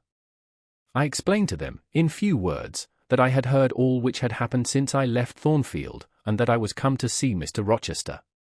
I asked John to go down to the turnpike house, where I had dismissed the chaise, and bring my trunk, which I had left there, and then, while I removed my bonnet and shawl, I questioned Mary as to whether I could be accommodated at the manor house for the night, and finding that arrangements to that effect, though difficult, would not be impossible, I informed her I should stay. Just at this moment the parlour bell rang. "When you go in," said I, "tell your master that a person wishes to speak to him, but do not give my name." "I don't think he will see you," she answered. "He refuses everybody." When she returned, I inquired what he had said. "You are to send in your name and your business," she replied. She then proceeded to fill a glass with water, and place it on a tray, together with candles. "Is that what he rang for?" I asked. "Yes, he always has candles brought in at dark, though he is blind." "Give the tray to me, I will carry it in." I took it from her hand. She pointed me out the parlour door. The tray shook as I held it, the water spilt from the glass, my heart struck my ribs loud and fast. Mary opened the door for me, and shut it behind me. This parlour looked gloomy. A neglected handful of fire burnt low in the grate, and, leaning over it, with his head supported against the high, old-fashioned mantelpiece, appeared the blind tenant of the room. His old dog, Pilot, lay on one side, removed out of the way, and coiled up as if afraid of being inadvertently trodden upon. Pilot pricked up his ears when I came in, then he jumped up with a yelp and a whine, and bounded towards me. He almost knocked the tray from my hands. I set it on the table, then patted him, and said softly, "Lie down." Mr. Rochester turned mechanically to see what the commotion was, but as he saw nothing, he returned and sighed. "Give me the water, Mary," he said. I approached him with the now only half-filled glass. Pilot followed me, still excited. "What is the matter?" he inquired. "Down, Pilot," I again said. He checked the water on its way to his lips, and seemed to listen. He drank, and put the glass down. "This is you, Mary, is it not?" "Mary is in the kitchen," I answered. He put out his hand with a quick gesture, but not seeing where I stood, he did not touch me. "Who is this?" "Who is this?" he demanded, trying, as it seemed, to see with those sightless eyes, unavailing and distressing attempt. "Answer me, speak again," he ordered, imperiously and aloud. Will you have a little more water, sir? I spilt half of what was in the glass, I said. Who is it? What is it? Who speaks? Pilate knows me, and John and Mary know I am here. I came only this evening, I answered. Great God, what delusion has come over me? What sweet madness has seized me? No delusion, no madness, your mind, sir, is too strong for delusion, your health too sound for frenzy. And where is the speaker? Is it only a voice? Oh. I cannot see, but I must feel, or my heart will stop and my brain burst. Whatever, whoever you are, be perceptible to the touch or I cannot live. He groped, I arrested his wandering hand, and prisoned it in both mine. Her very fingers, he cried, her small, slight fingers. If so, there must be more of her. The muscular hand broke from my custody, my arm was seized, my shoulder, neck, waist, I was entwined and gathered to him. Is it Jane? What is it? This is her shape, this is her size. And this her voice, I added. She is all here, her heart, too. God bless you, sir. I am glad to be so near you again. Jane Eyre, was all he said. My dear master, I answered, I am Jane Eyre, I have found you out, I am come back to you. In truth, in the flesh? My living Jane. You touch me, sir, you hold me, and fast enough, I am not cold like a corpse, nor vacant like air, am I? My living darling. These are certainly her limbs, and these her features, but I cannot be so blessed, after all my misery. It is a dream, such dreams as I have had at night when I have clasped her once more to my heart, as I do now, and kissed her, as thus, and felt that she loved me, and trusted that she would not leave me. Which I never will, sir, from this day. Never will, says the vision? But I always woke and found it an empty mockery, and I was desolate and abandoned, my life dark, lonely, hopeless, my soul athirst and forbidden to drink, my heart famished and never to be fed. Gentle, soft dream, nestling in my arms now, you will fly, too, as your sisters have all fled before you, but kiss me before you go, embrace me, Jane. There, sir, and there. I pressed my lips to his once brilliant and now rayless eyes, I swept his hair from his brow, and kissed that too. He suddenly seemed to arouse himself, the conviction of the reality of all this seized him. It is you, is it, Jane? You are come back to me then? I am. And you do not lie dead in some ditch under some stream? And you are not a pining outcast amongst strangers? No, sir. I am an independent woman now. Independent? What do you mean, Jane? My uncle in Madeira is dead, and he left me £5,000. Ah! This is practical, this is real, he cried, I should never dream that. Besides, there is that peculiar voice of hers, so animating and piquant, as well as soft, it cheers my withered heart, it puts life into it. What, Janet? Are you an independent woman? A rich woman. Quite rich, sir. If you won't let me live with you, I can build a house of my own close up to your door, and you may come and sit in my parlour when you want company of an evening. But as you are rich, Jane, you have now, no doubt, friends who will look after you, and not suffer you to devote yourself to a blind lame-tur like me. I told you I am independent, sir, as well as rich, I am my own mistress. And you will stay with me? Certainly, unless you object. I will be your neighbour, your nurse, your housekeeper. I find you lonely, I will be your companion, to read to you, to walk with you, to sit with you, to wait on you, to be eyes and hands to you. Cease to look so melancholy, my dear master, you shall not be left desolate, so long as I live. He replied not, he seemed serious, abstracted, he sighed, he half opened his lips as if to speak, he closed them again. I felt a little embarrassed. Perhaps I had too rashly overleaped conventionalities, and he, like St. John, saw impropriety in my inconsiderateness. I had indeed made my proposal from the idea that he wished and would ask me to be his wife, an expectation, not the less certain because unexpressed, had buoyed me up, that he would claim me at once as his own. but no hint to that effect escaping him and his countenance becoming more overcast, I suddenly remembered that I might have been all wrong, and was perhaps playing the fool unwittingly, and I began gently to withdraw myself from his arms, but he eagerly snatched me closer. "No, no, Jane, you must not go. No, I have touched you, heard you, felt the comfort of your presence, the sweetness of your consolation. I cannot give up these joys. I have little left in myself, I must have you. The world may laugh, may call me absurd, selfish, but it does not signify. My very soul demands you, it will be satisfied, or it will take deadly vengeance on its frame. Well, sir, I will stay with you, I have said so. Yes, but you understand one thing by staying with me, and I understand another. You, perhaps, could make up your mind to be about my hand and chair, to wait on me as a kind little nurse, for you have an affectionate heart and a generous spirit, which prompt you to make sacrifices for those you pity, and that ought to suffice for me, no doubt. I suppose I should now entertain none but fatherly feelings for you, do you think so? Come, tell me. I will think what you like, sir. I am content to be only your nurse, if you think it better. But you cannot always be my nurse, Janet. You are young, you must marry one day. I don't care about being married. You should care, Janet. If I were what I once was, I would try to make you care, but a sightless block.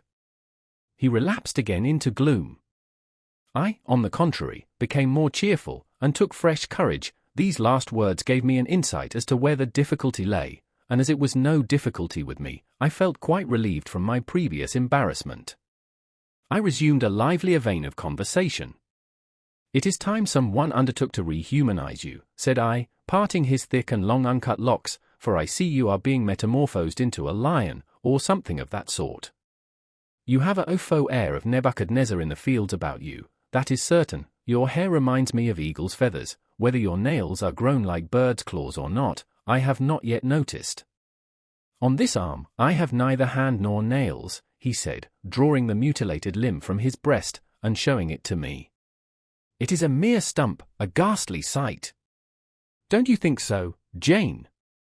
It is a pity to see it, and a pity to see your eyes, and the scar of fire on your forehead, and the worst of it is, one is in danger of loving you too well for all this, and making too much of you. I thought you would be revolted, Jane, when you saw my arm, and my cicatrized visage. Did you? Don't tell me so, lest I should say something disparaging to your judgment. Now, let me leave you an instant, to make a better fire, and have the hearth swept up. Can you tell when there is a good fire? Yes, with the right eye I see a glow, a ruddy haze. And you see the candles? Very dimly, each is a luminous cloud. Can you see me? No, my fairy, but I am only too thankful to hear and feel you. When do you take supper? I never take supper. But you shall have some tonight. I am hungry, so are you, I dare say, only you forget. Summoning Mary, I soon had the room in more cheerful order. I prepared him, likewise, a comfortable repast. My spirits were excited, and with pleasure and ease I talked to him during supper, and for a long time after. There was no harassing restraint, no repressing of glee and vivacity with him, for with him I was at perfect ease, because I knew I suited him. All I said or did seemed either to console or revive him. Delightful consciousness! It brought to life and light my whole nature. In his presence I thoroughly lived, and he lived in mine. Blind as he was, smiles played over his face, joy dawned on his forehead, his lineament softened and warmed. After supper he began to ask me many questions, of where I had been, what I had been doing, how I had found him out, but I gave him only very partial replies. It was too late to enter into particulars that night. Besides, I wished to touch no deep thrilling chord, to open no fresh well of emotion in his heart. My sole present aim was to cheer him. Cheered, as I have said, he was, and yet but by fits. If a moment's silence broke the conversation, he would turn restless, touch me, then say, "Jane. You are altogether a human being, Jane? You are certain of that?" "I conscientiously believe so, Mr. Rochester." "Yet how, on this dark and doleful evening, could you so suddenly rise on my lone hearth?" I stretched my hand to take a glass of water from a hireling, and it was given me by you. I asked a question, expecting John's wife to answer me, and your voice spoke at my ear. Because I had come in Mary's stead, with the tray. And there is enchantment in the very hour I am now spending with you. Who can tell what a dark, dreary, hopeless life I have dragged on for months past? Doing nothing, expecting nothing, merging night in day, feeling but the sensation of cold when I let the fire go out, of hunger when I forgot to eat, and then a ceaseless sorrow, and, at times, a very delirium of desire to behold my Jane again. Yes, for her restoration I longed, far more than for that of my lost sight. How can it be that Jane is with me, and says she loves me? Will she not depart as suddenly as she came? Tomorrow, I fear I shall find her no more. A commonplace, practical reply, out of the train of his own disturbed ideas, was, I was sure, the best and most reassuring for him in this frame of mind. I passed my finger over his eyebrows, and remarked that they were scorched, and that I would apply something which would make them grow as broad and black as ever. Where is the use of doing me good in any way, beneficent spirit, when, at some fatal moment, you will again desert me, passing like a shadow, whither and how to me unknown, and for me remaining afterwards undiscoverable? Have you a pocket comb about you, sir? What for, Jane? Just to comb out this shaggy black mane. I find you rather alarming. When I examine you close at hand, you talk of my being a fairy, but I am sure you are more like a brownie. Am I hideous, Jane? Very, sir, you always were, you know. Humph! The wickedness has not been taken out of you, wherever you have sojourned. Yet I have been with good people, far better than you, 100 times better people, possessed of ideas and views you never entertained in your life, quite more refined and exalted. Who the deuce have you been with? If you twist in that way you will make me pull the hair out of your head, and then I think you will cease to entertain doubts of my substantiality. Who have you been with, Jane? You shall not get it out of me tonight, sir. You must wait till tomorrow. To leave my tale half told will, you know, be a sort of security that I shall appear at your breakfast table to finish it. By the by, I must mind not to rise on your hearth with only a glass of water. Then I must bring an egg at the least, to say nothing of fried ham. You mocking changeling, fairy-born and human-bred! You make me feel as I have not felt these 12 months. If Saul could have had you for his David, the evil spirit would have been exorcised without the aid of the harp. There, sir, you are redd up and made decent. Now I'll leave you. I have been travelling these last 3 days, and I believe I am tired. Good night. Just one word, Jane, were there only ladies in the house where you have been? I laughed and made my escape, still laughing as I ran upstairs. A good idea, I thought with glee. I see I have the means of fretting him out of his melancholy for some time to come. Very early the next morning I heard him up and astir, wandering from one room to another. As soon as Mary came down I heard the question, "Is Miss Eyre here?" Then, "Which room did you put her into? Was it dry? Is she up? Go and ask if she wants anything, and when she will come down." I came down as soon as I thought there was a prospect of breakfast. Entering the room very softly, I had a view of him before he discovered my presence. It was mournful, indeed, to witness the subjugation of that vigorous spirit to a corporeal infirmity.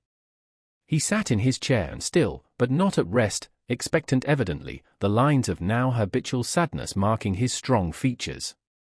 His countenance reminded one of a lamp quenched, waiting to be relit, and alas! It was not himself that could now kindle the lustre of animated expression. He was dependent on another for that office. I had meant to be gay and careless, but the powerlessness of the strong man touched my heart to the quick. Still I accosted him with what vivacity I could.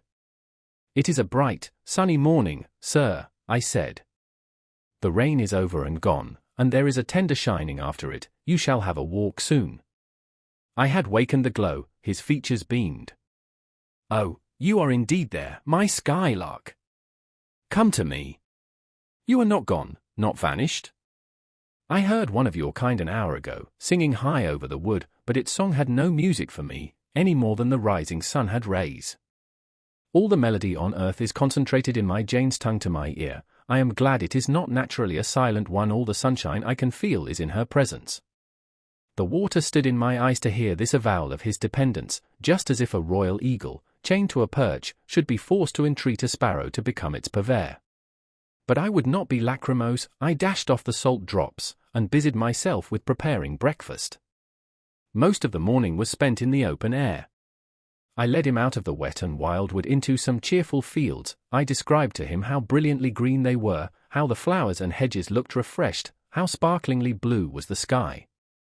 I sought a seat for him in a hidden and lovely spot, a dry stump of a tree, nor did I refuse to let him, when seated, place me on his knee. Why should I, when both he and I were happier near than apart? Pilate lay beside us. All was quiet. He broke out suddenly while clasping me in his arms. Cruel, cruel deserter! Oh, Jane, what did I feel when I discovered you had fled from Thornfield, and when I could nowhere find you, and, after examining your apartment, ascertained that you had taken no money, nor anything which could serve as an equivalent. A pearl necklace I had given you lay untouched in its little casket. Your trunks were left corded and locked as they had been prepared for the bridal tour.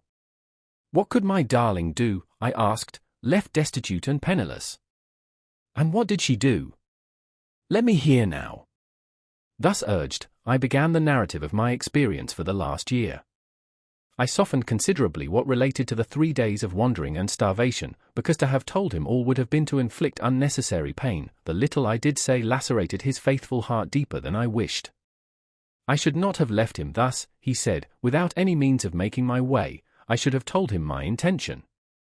I should have confided in him. He would never have forced me to be his mistress. Violent as he had seemed in his despair, he, in truth, loved me far too well and too tenderly to constitute himself my tyrant. He would have given me half his fortune, without demanding so much as a kiss in return, rather than I should have flung myself friendless on the wide world. I had endured, he was certain, more than I had confessed to him. Well, whatever my sufferings had been, they were very short, I answered, and then I proceeded to tell him how I had been received at Moor House, how I had obtained the office of schoolmistress, and the accession of fortune, the discovery of my relations, followed in due order. Of course, St. John River's name came in frequently in the progress of my tale. When I had done, that name was immediately taken up. This St. John, then, is your cousin? Yes. You have spoken of him often. Do you like him? He was a very good man, sir. I could not help liking him. A good man? Does that mean a respectable, well-conducted man of 50? Or what does it mean? St. John was only 29, sir. Jeune encore, as the French say. Is he a person of low stature, phlegmatic, and plain? A person whose goodness consists rather in his guiltlessness of vice than in his prowess in virtue. He is untiringly active. Great and exalted deeds are what he lives to perform. But his brain? That is probably rather soft. He means well, but you shrug your shoulders to hear him talk. He talks little, sir. What he does say is ever to the point. His brain is first-rate, I should think not impressible, but vigorous. Is he an able man, then? Truly able. A thoroughly educated man. St. John is an accomplished and profound scholar. His manners, I think, you said are not to your taste, priggish and parsonic. I never mentioned his manners, but, unless I had a very bad taste, they must suit it. They are polished, calm, and gentlemanlike.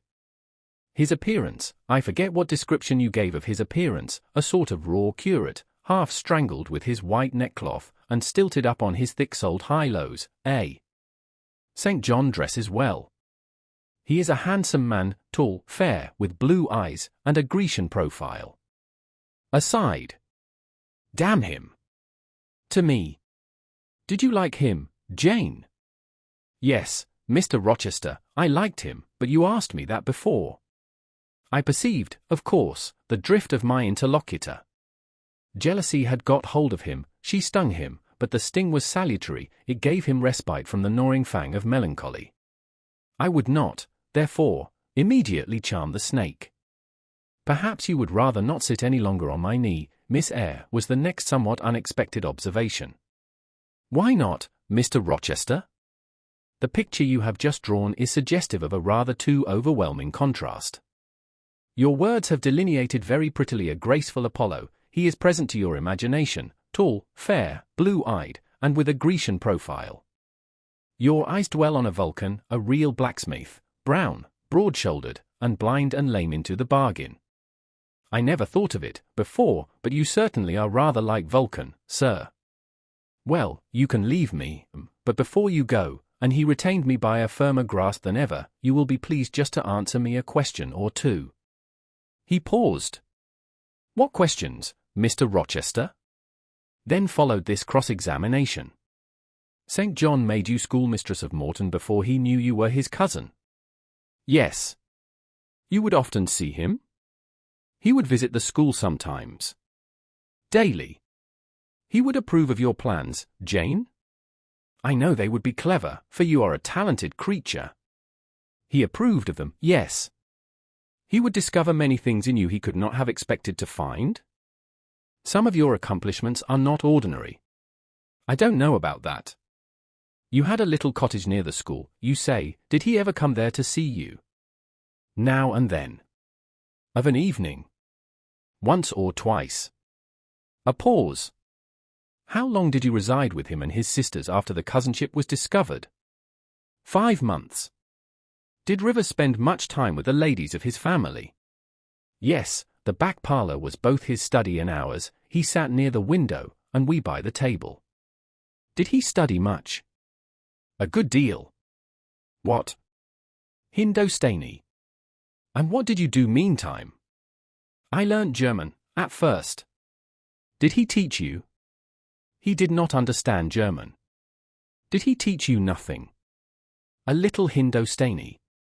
Rivers taught you Hindostani? Yes, sir. And his sisters also? No. Only you. Only me. Did you ask to learn? No. He wished to teach you? Yes.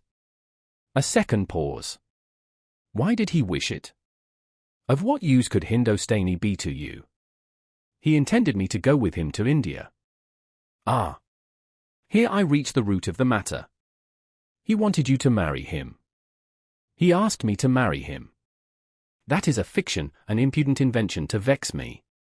I beg your pardon, it is the literal truth. He asked me more than once, and was as stiff about urging his point as ever you could be. Miss Eyre, I repeat it, you can leave me. How often am I to say the same thing? Why do you remain pertinaciously perched on my knee, when I have given you notice to quit? Because I am comfortable there. No, Jane, you are not comfortable there, because your heart is not with me, it is with this cousin, this St. John. Oh, till this moment, I thought my little Jane was all mine. I had a belief she loved me even when she left me, that was an atom of sweet in much bitter.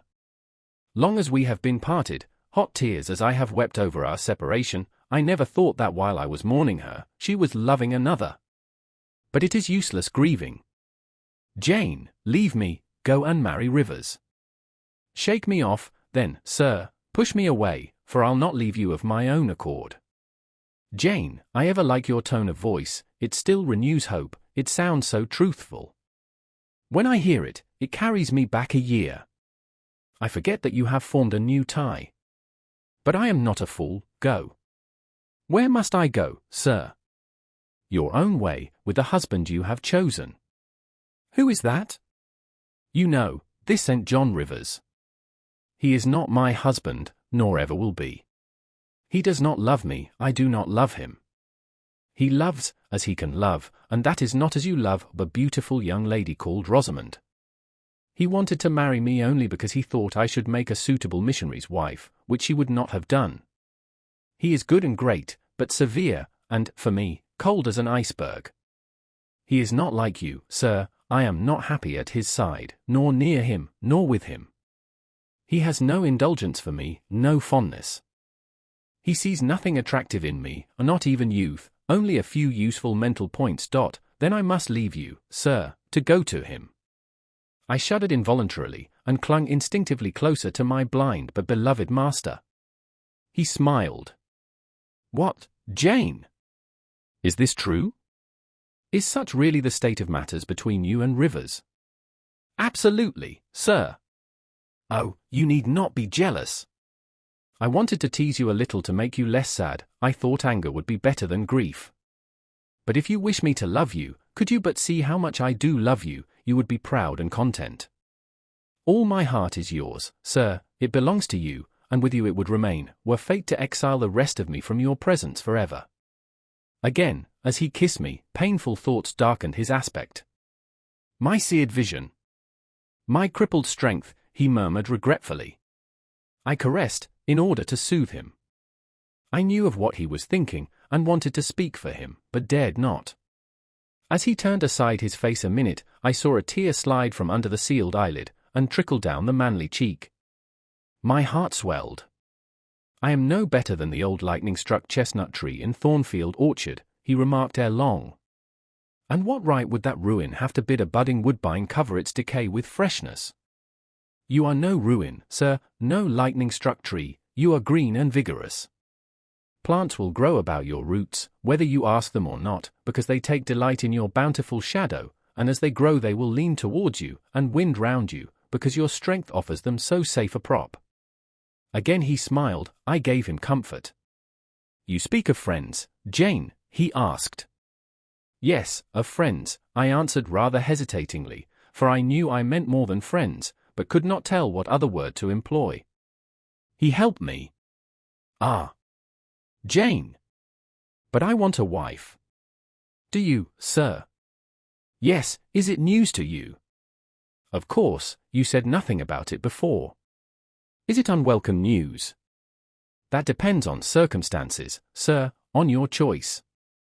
Which you shall make for me, Jane. I will abide by your decision. Choose then, sir, her who loves you best.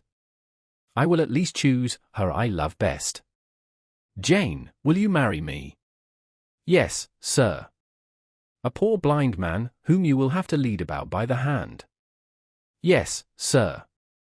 A crippled man, 20 years older than you, whom you will have to wait on. Yes, sir. Truly, Jane. Most truly, sir. Oh. My darling. God bless you and reward you. Mr. Rochester, if ever I did a good deed in my life, if ever I thought a good thought, if ever I prayed a sincere and blameless prayer, if ever I wished a righteous wish, I am rewarded now. To be your wife is, for me, to be as happy as I can be on earth. Because you delight in sacrifice. Sacrifice. What do I sacrifice?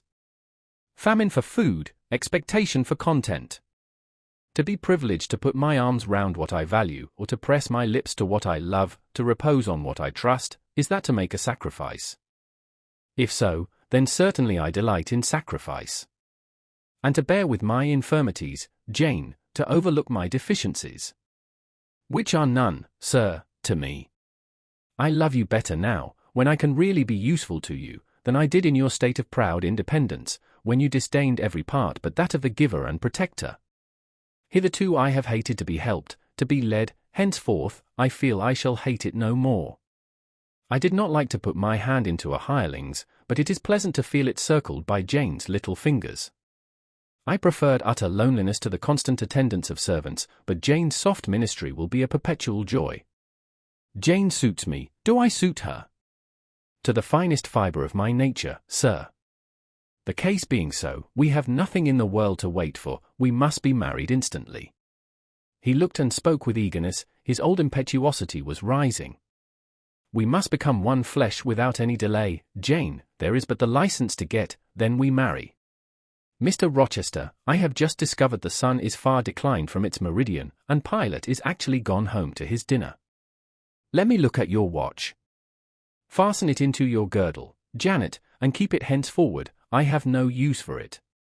It is nearly 4 o'clock in the afternoon, sir. Don't you feel hungry? The 3rd day from this must be our wedding day, Jane. Never mind fine clothes and jewels, now, all that is not worth a fillip. The sun has dried up all the raindrops, sir. The breeze is still, it is quite hot. Do you know, Jane, I have your little pearl necklace at this moment fastened round my bronze scrag under my cravat? I have worn it since the day I lost my only treasure, as a memento of her. We will go home through the wood, that will be the shadiest way. He pursued his own thoughts without heeding me. Jane! You think me, I dare say, an irreligious dog, but my heart swells with gratitude to the beneficent God of this earth just now. He sees not as man sees, but far clearer, judges not as man judges, but far more wisely. I did wrong, I would have sullied my innocent flower, breathed guilt on its purity, the Omnipotent snatched it from me. I, in my stiff-necked rebellion, almost cursed the dispensation, instead of bending to the decree, I defied it. Divine justice pursued its course, disasters came thick on me, I was forced to pass through the valley of the shadow of death. His chastisements are mighty, and one smote me which has humbled me forever. You know I was proud of my strength, but what is it now, when I must give it over to foreign guidance, as a child does its weakness? Of late, Jane, only of late, I began to see and acknowledge the hand of God in my doom. I began to experience remorse, repentance, the wish for reconcilement to my Maker. I began sometimes to pray, a very brief prayers they were, but very sincere. Some days since, nay, I can number them, for, it was last Monday night, a singular mood came over me, one in which grief replaced frenzy, sorrow, sullenness. I had long had the impression that since I could nowhere find you, you must be dead. Late that night, perhaps it might be between 11 and 12 o'clock, ere I retired to my dreary rest, I supplicated God, that, if it seemed good to him, I might soon be taken from this life, and admitted to that world to come, where there was still hope of rejoining Jane. I was in my own room, and sitting by the window, which was open, it soothed me to feel the balmy night air, though I could see no stars and only by a vague, luminous haze, knew the presence of a moon. I longed for thee, Janet. Oh, I longed for thee both with soul and flesh. I asked of God, at once in anguish and humility, if I had not been long enough desolate, afflicted, tormented, and might not soon taste bliss and peace once more. That I merited all I endured, I acknowledged, that I could scarcely endure more, I pleaded, and the Alpha and Omega of my heart's wishes broke involuntarily from my lips in the words, Jane! Jane! Jane! Did you speak these words aloud? I did, Jane. If any listener had heard me, he would have thought me mad, I pronounced them with such frantic energy. And it was last Monday night, somewhere near midnight. Yes, but the time is of no consequence, what followed is the strange point. You will think me superstitious, some superstition I have in my blood, and always had, nevertheless, this is true at least it is that I heard what I now relate. As I exclaimed, Jane! Jane! Jane, a voice, I cannot tell whence the voice came, but I know whose voice it was, replied, I am coming, wait for me, and a moment after, went whispering on the wind the words, where are you? I'll tell you, if I can, the idea, the picture these words open to my mind, yet it is difficult to express what I want to express. Ferndean is buried, as you see, in a heavy wood, where sound falls dull, and dies unreverberating. Where are you, seemed spoken amongst mountains, for I heard a hill-sent echo repeat the words. Cooler and fresher at the moment the gale seemed to visit my brow, I could have deemed that in some wild, lone scene, I and Jane were meeting. In spirit, I believe we must have met. You no doubt were, at that hour, in unconscious sleep, Jane, perhaps your soul wandered from its cell to comfort mine, for those were your accents, as certain as I live, they were yours. Reader, it was on Monday night, near midnight, that I too had received the mysterious summons, those were the very words by which I replied to it. I listened to Mr. Rochester's narrative, but made no disclosure in return. The coincidence struck me as too awful and inexplicable to be communicated or discussed. If I told anything, my tale would be such as must necessarily make a profound impression on the mind of my hearer, and that mind, yet from its sufferings too prone to gloom, needed not the deeper shade of the supernatural. I kept these things then, and pondered them in my heart. You cannot now wonder, continued my master, that when you rose upon me so unexpectedly last night, I had difficulty in believing you any other than a mere voice and vision, something that would melt to silence and annihilation, as the midnight whisper and mountain echo had melted before. Now, I thank God. I know it to be otherwise. Yes, I thank God." He put me off his knee, rose, and reverently lifting his hat from his brow, and bending his sightless eyes to the earth, he stood in mute devotion. Only the last words of the worship were audible. "I thank my Maker, that, in the midst of judgment, he has remembered mercy. I humbly entreat my Redeemer to give me strength to lead henceforth a purer life than I have done hitherto." Then he stretched his hand out to be led. I took that dear hand, held it a moment to my lips, then let it pass round my shoulder. Being so much lower of stature than he, I served both for his prop and guide. We entered the wood, and wended homeward. Chapter 38, Conclusion. Reader, I married him.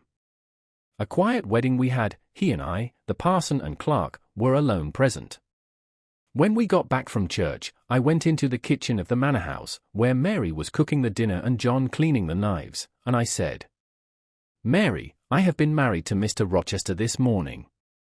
The housekeeper and her husband were both of the decent phlegmatic order of people, to whom one may at any time safely communicate a remarkable piece of news without incurring the danger of having one's ears pierced by some shrill ejaculation, and subsequently stunned by a torrent of wordy wonderment. Mary did look up, and she did stare at me. The ladle with which she was basting a pair of chickens roasting at the fire did for some 3 minutes hang suspended in air, and for the same space of time John's knives also had rest from the polishing process, but Mary, bending again over the roast, said only, "Have you, miss?" "Well, for sure." A short time after she pursued, "I seed you go out with the master, but I didn't know you were gone to church to be wed," and she basted away. John, when I turned to him, was grinning from ear to ear. "I telled Mary how it would be," he said. "I knew what Mr. Edward, John was an old servant, and had known his master when he was the cadet of the house, therefore, he often gave him his Christian name. I knew what Mr. Edward would do, and I was certain he would not wait long neither, and he's done right, for aught I know. I wish you joy, miss," and he politely pulled his forelock. "Thank you, John. Mr. Rochester told me to give you and Mary this." I put into his hand a £5 note. Without waiting to hear more, I left the kitchen. In passing the door of that sanctum some time after, I caught the words, "She'll happen do better for him nor one o' grand ladies." And again, "If she bent one o' handsomest, she's known full and very good-natured, and I his in she's fair beautiful, onybody may see that." I wrote to Moor House and to Cambridge immediately, to say what I had done, fully explaining also why I had thus acted. Diana and Mary approved the step unreservedly. Diana announced that she would just give me time to get over the honeymoon, and then she would come and see me.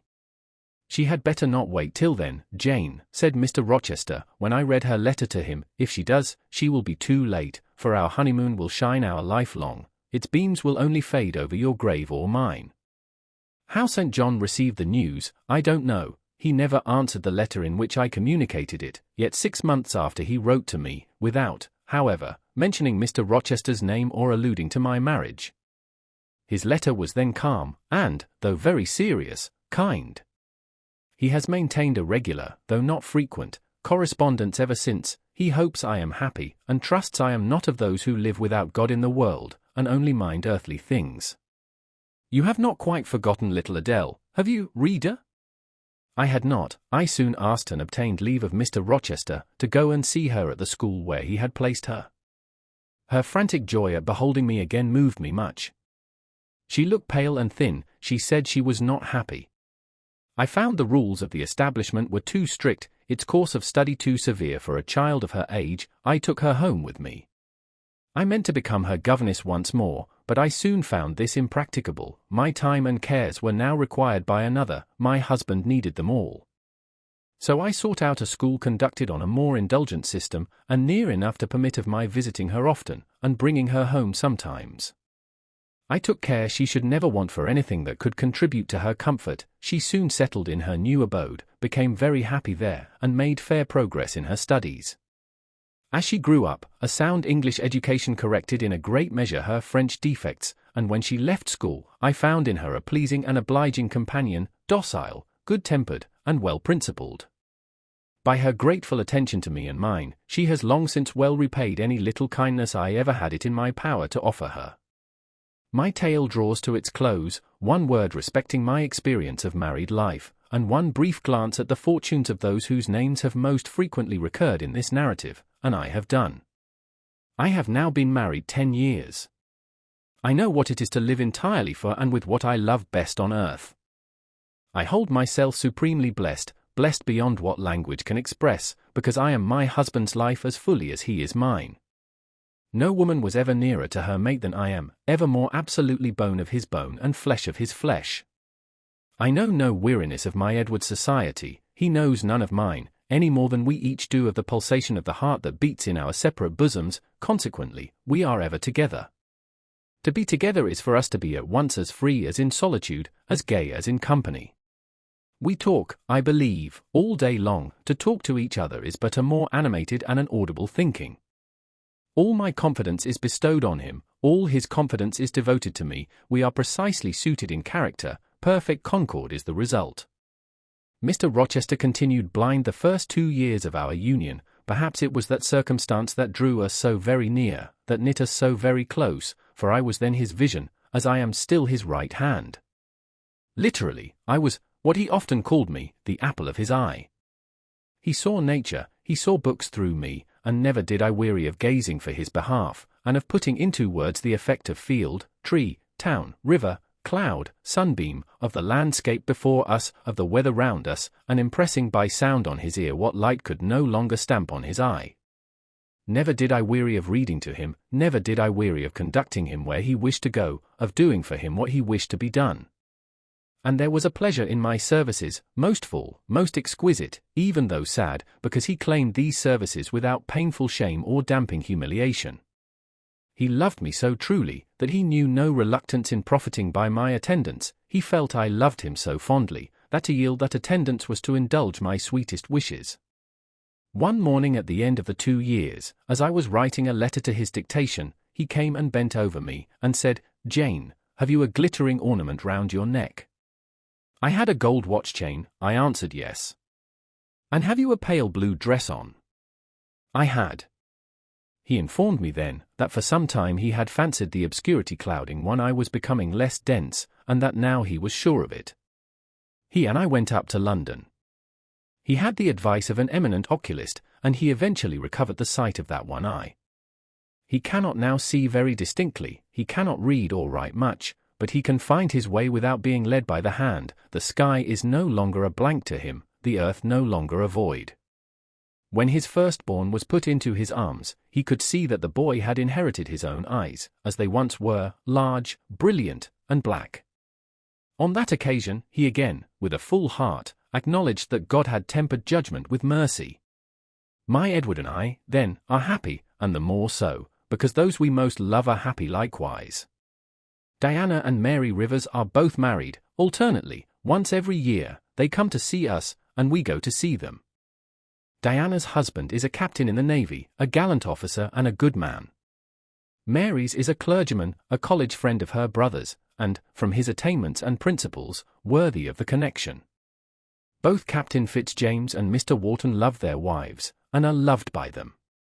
As to St. John Rivers, he left England, he went to India.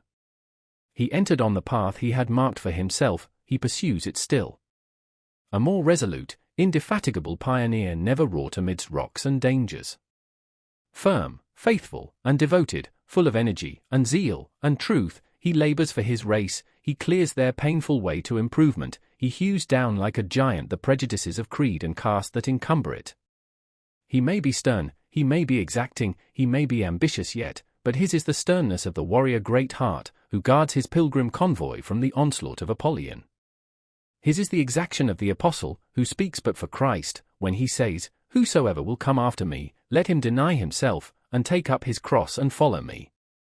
His is the ambition of the high master spirit, which aims to fill a place in the first rank of those who are redeemed from the earth, who stand without fault before the throne of God, who share the last mighty victories of the Lamb, who are called, and chosen, and faithful. St. John is unmarried, he never will marry now. Himself has hitherto sufficed to the toil, and the toil draws near its close, his glorious sun hastens to its setting. The last letter I received from him drew from my eyes human tears, and yet filled my heart with divine joy. he anticipated his sure reward, his incorruptible crown. I know that a stranger's hand will write to me next, to say that the good and faithful servant has been called at length into the joy of his Lord. And why weep for this? No fear of death will darken St. John's last hour, his mind will be unclouded, his heart will be undaunted, his hope will be sure, his faith steadfast. His own words are a pledge of this. My Master, he says, has forewarned me.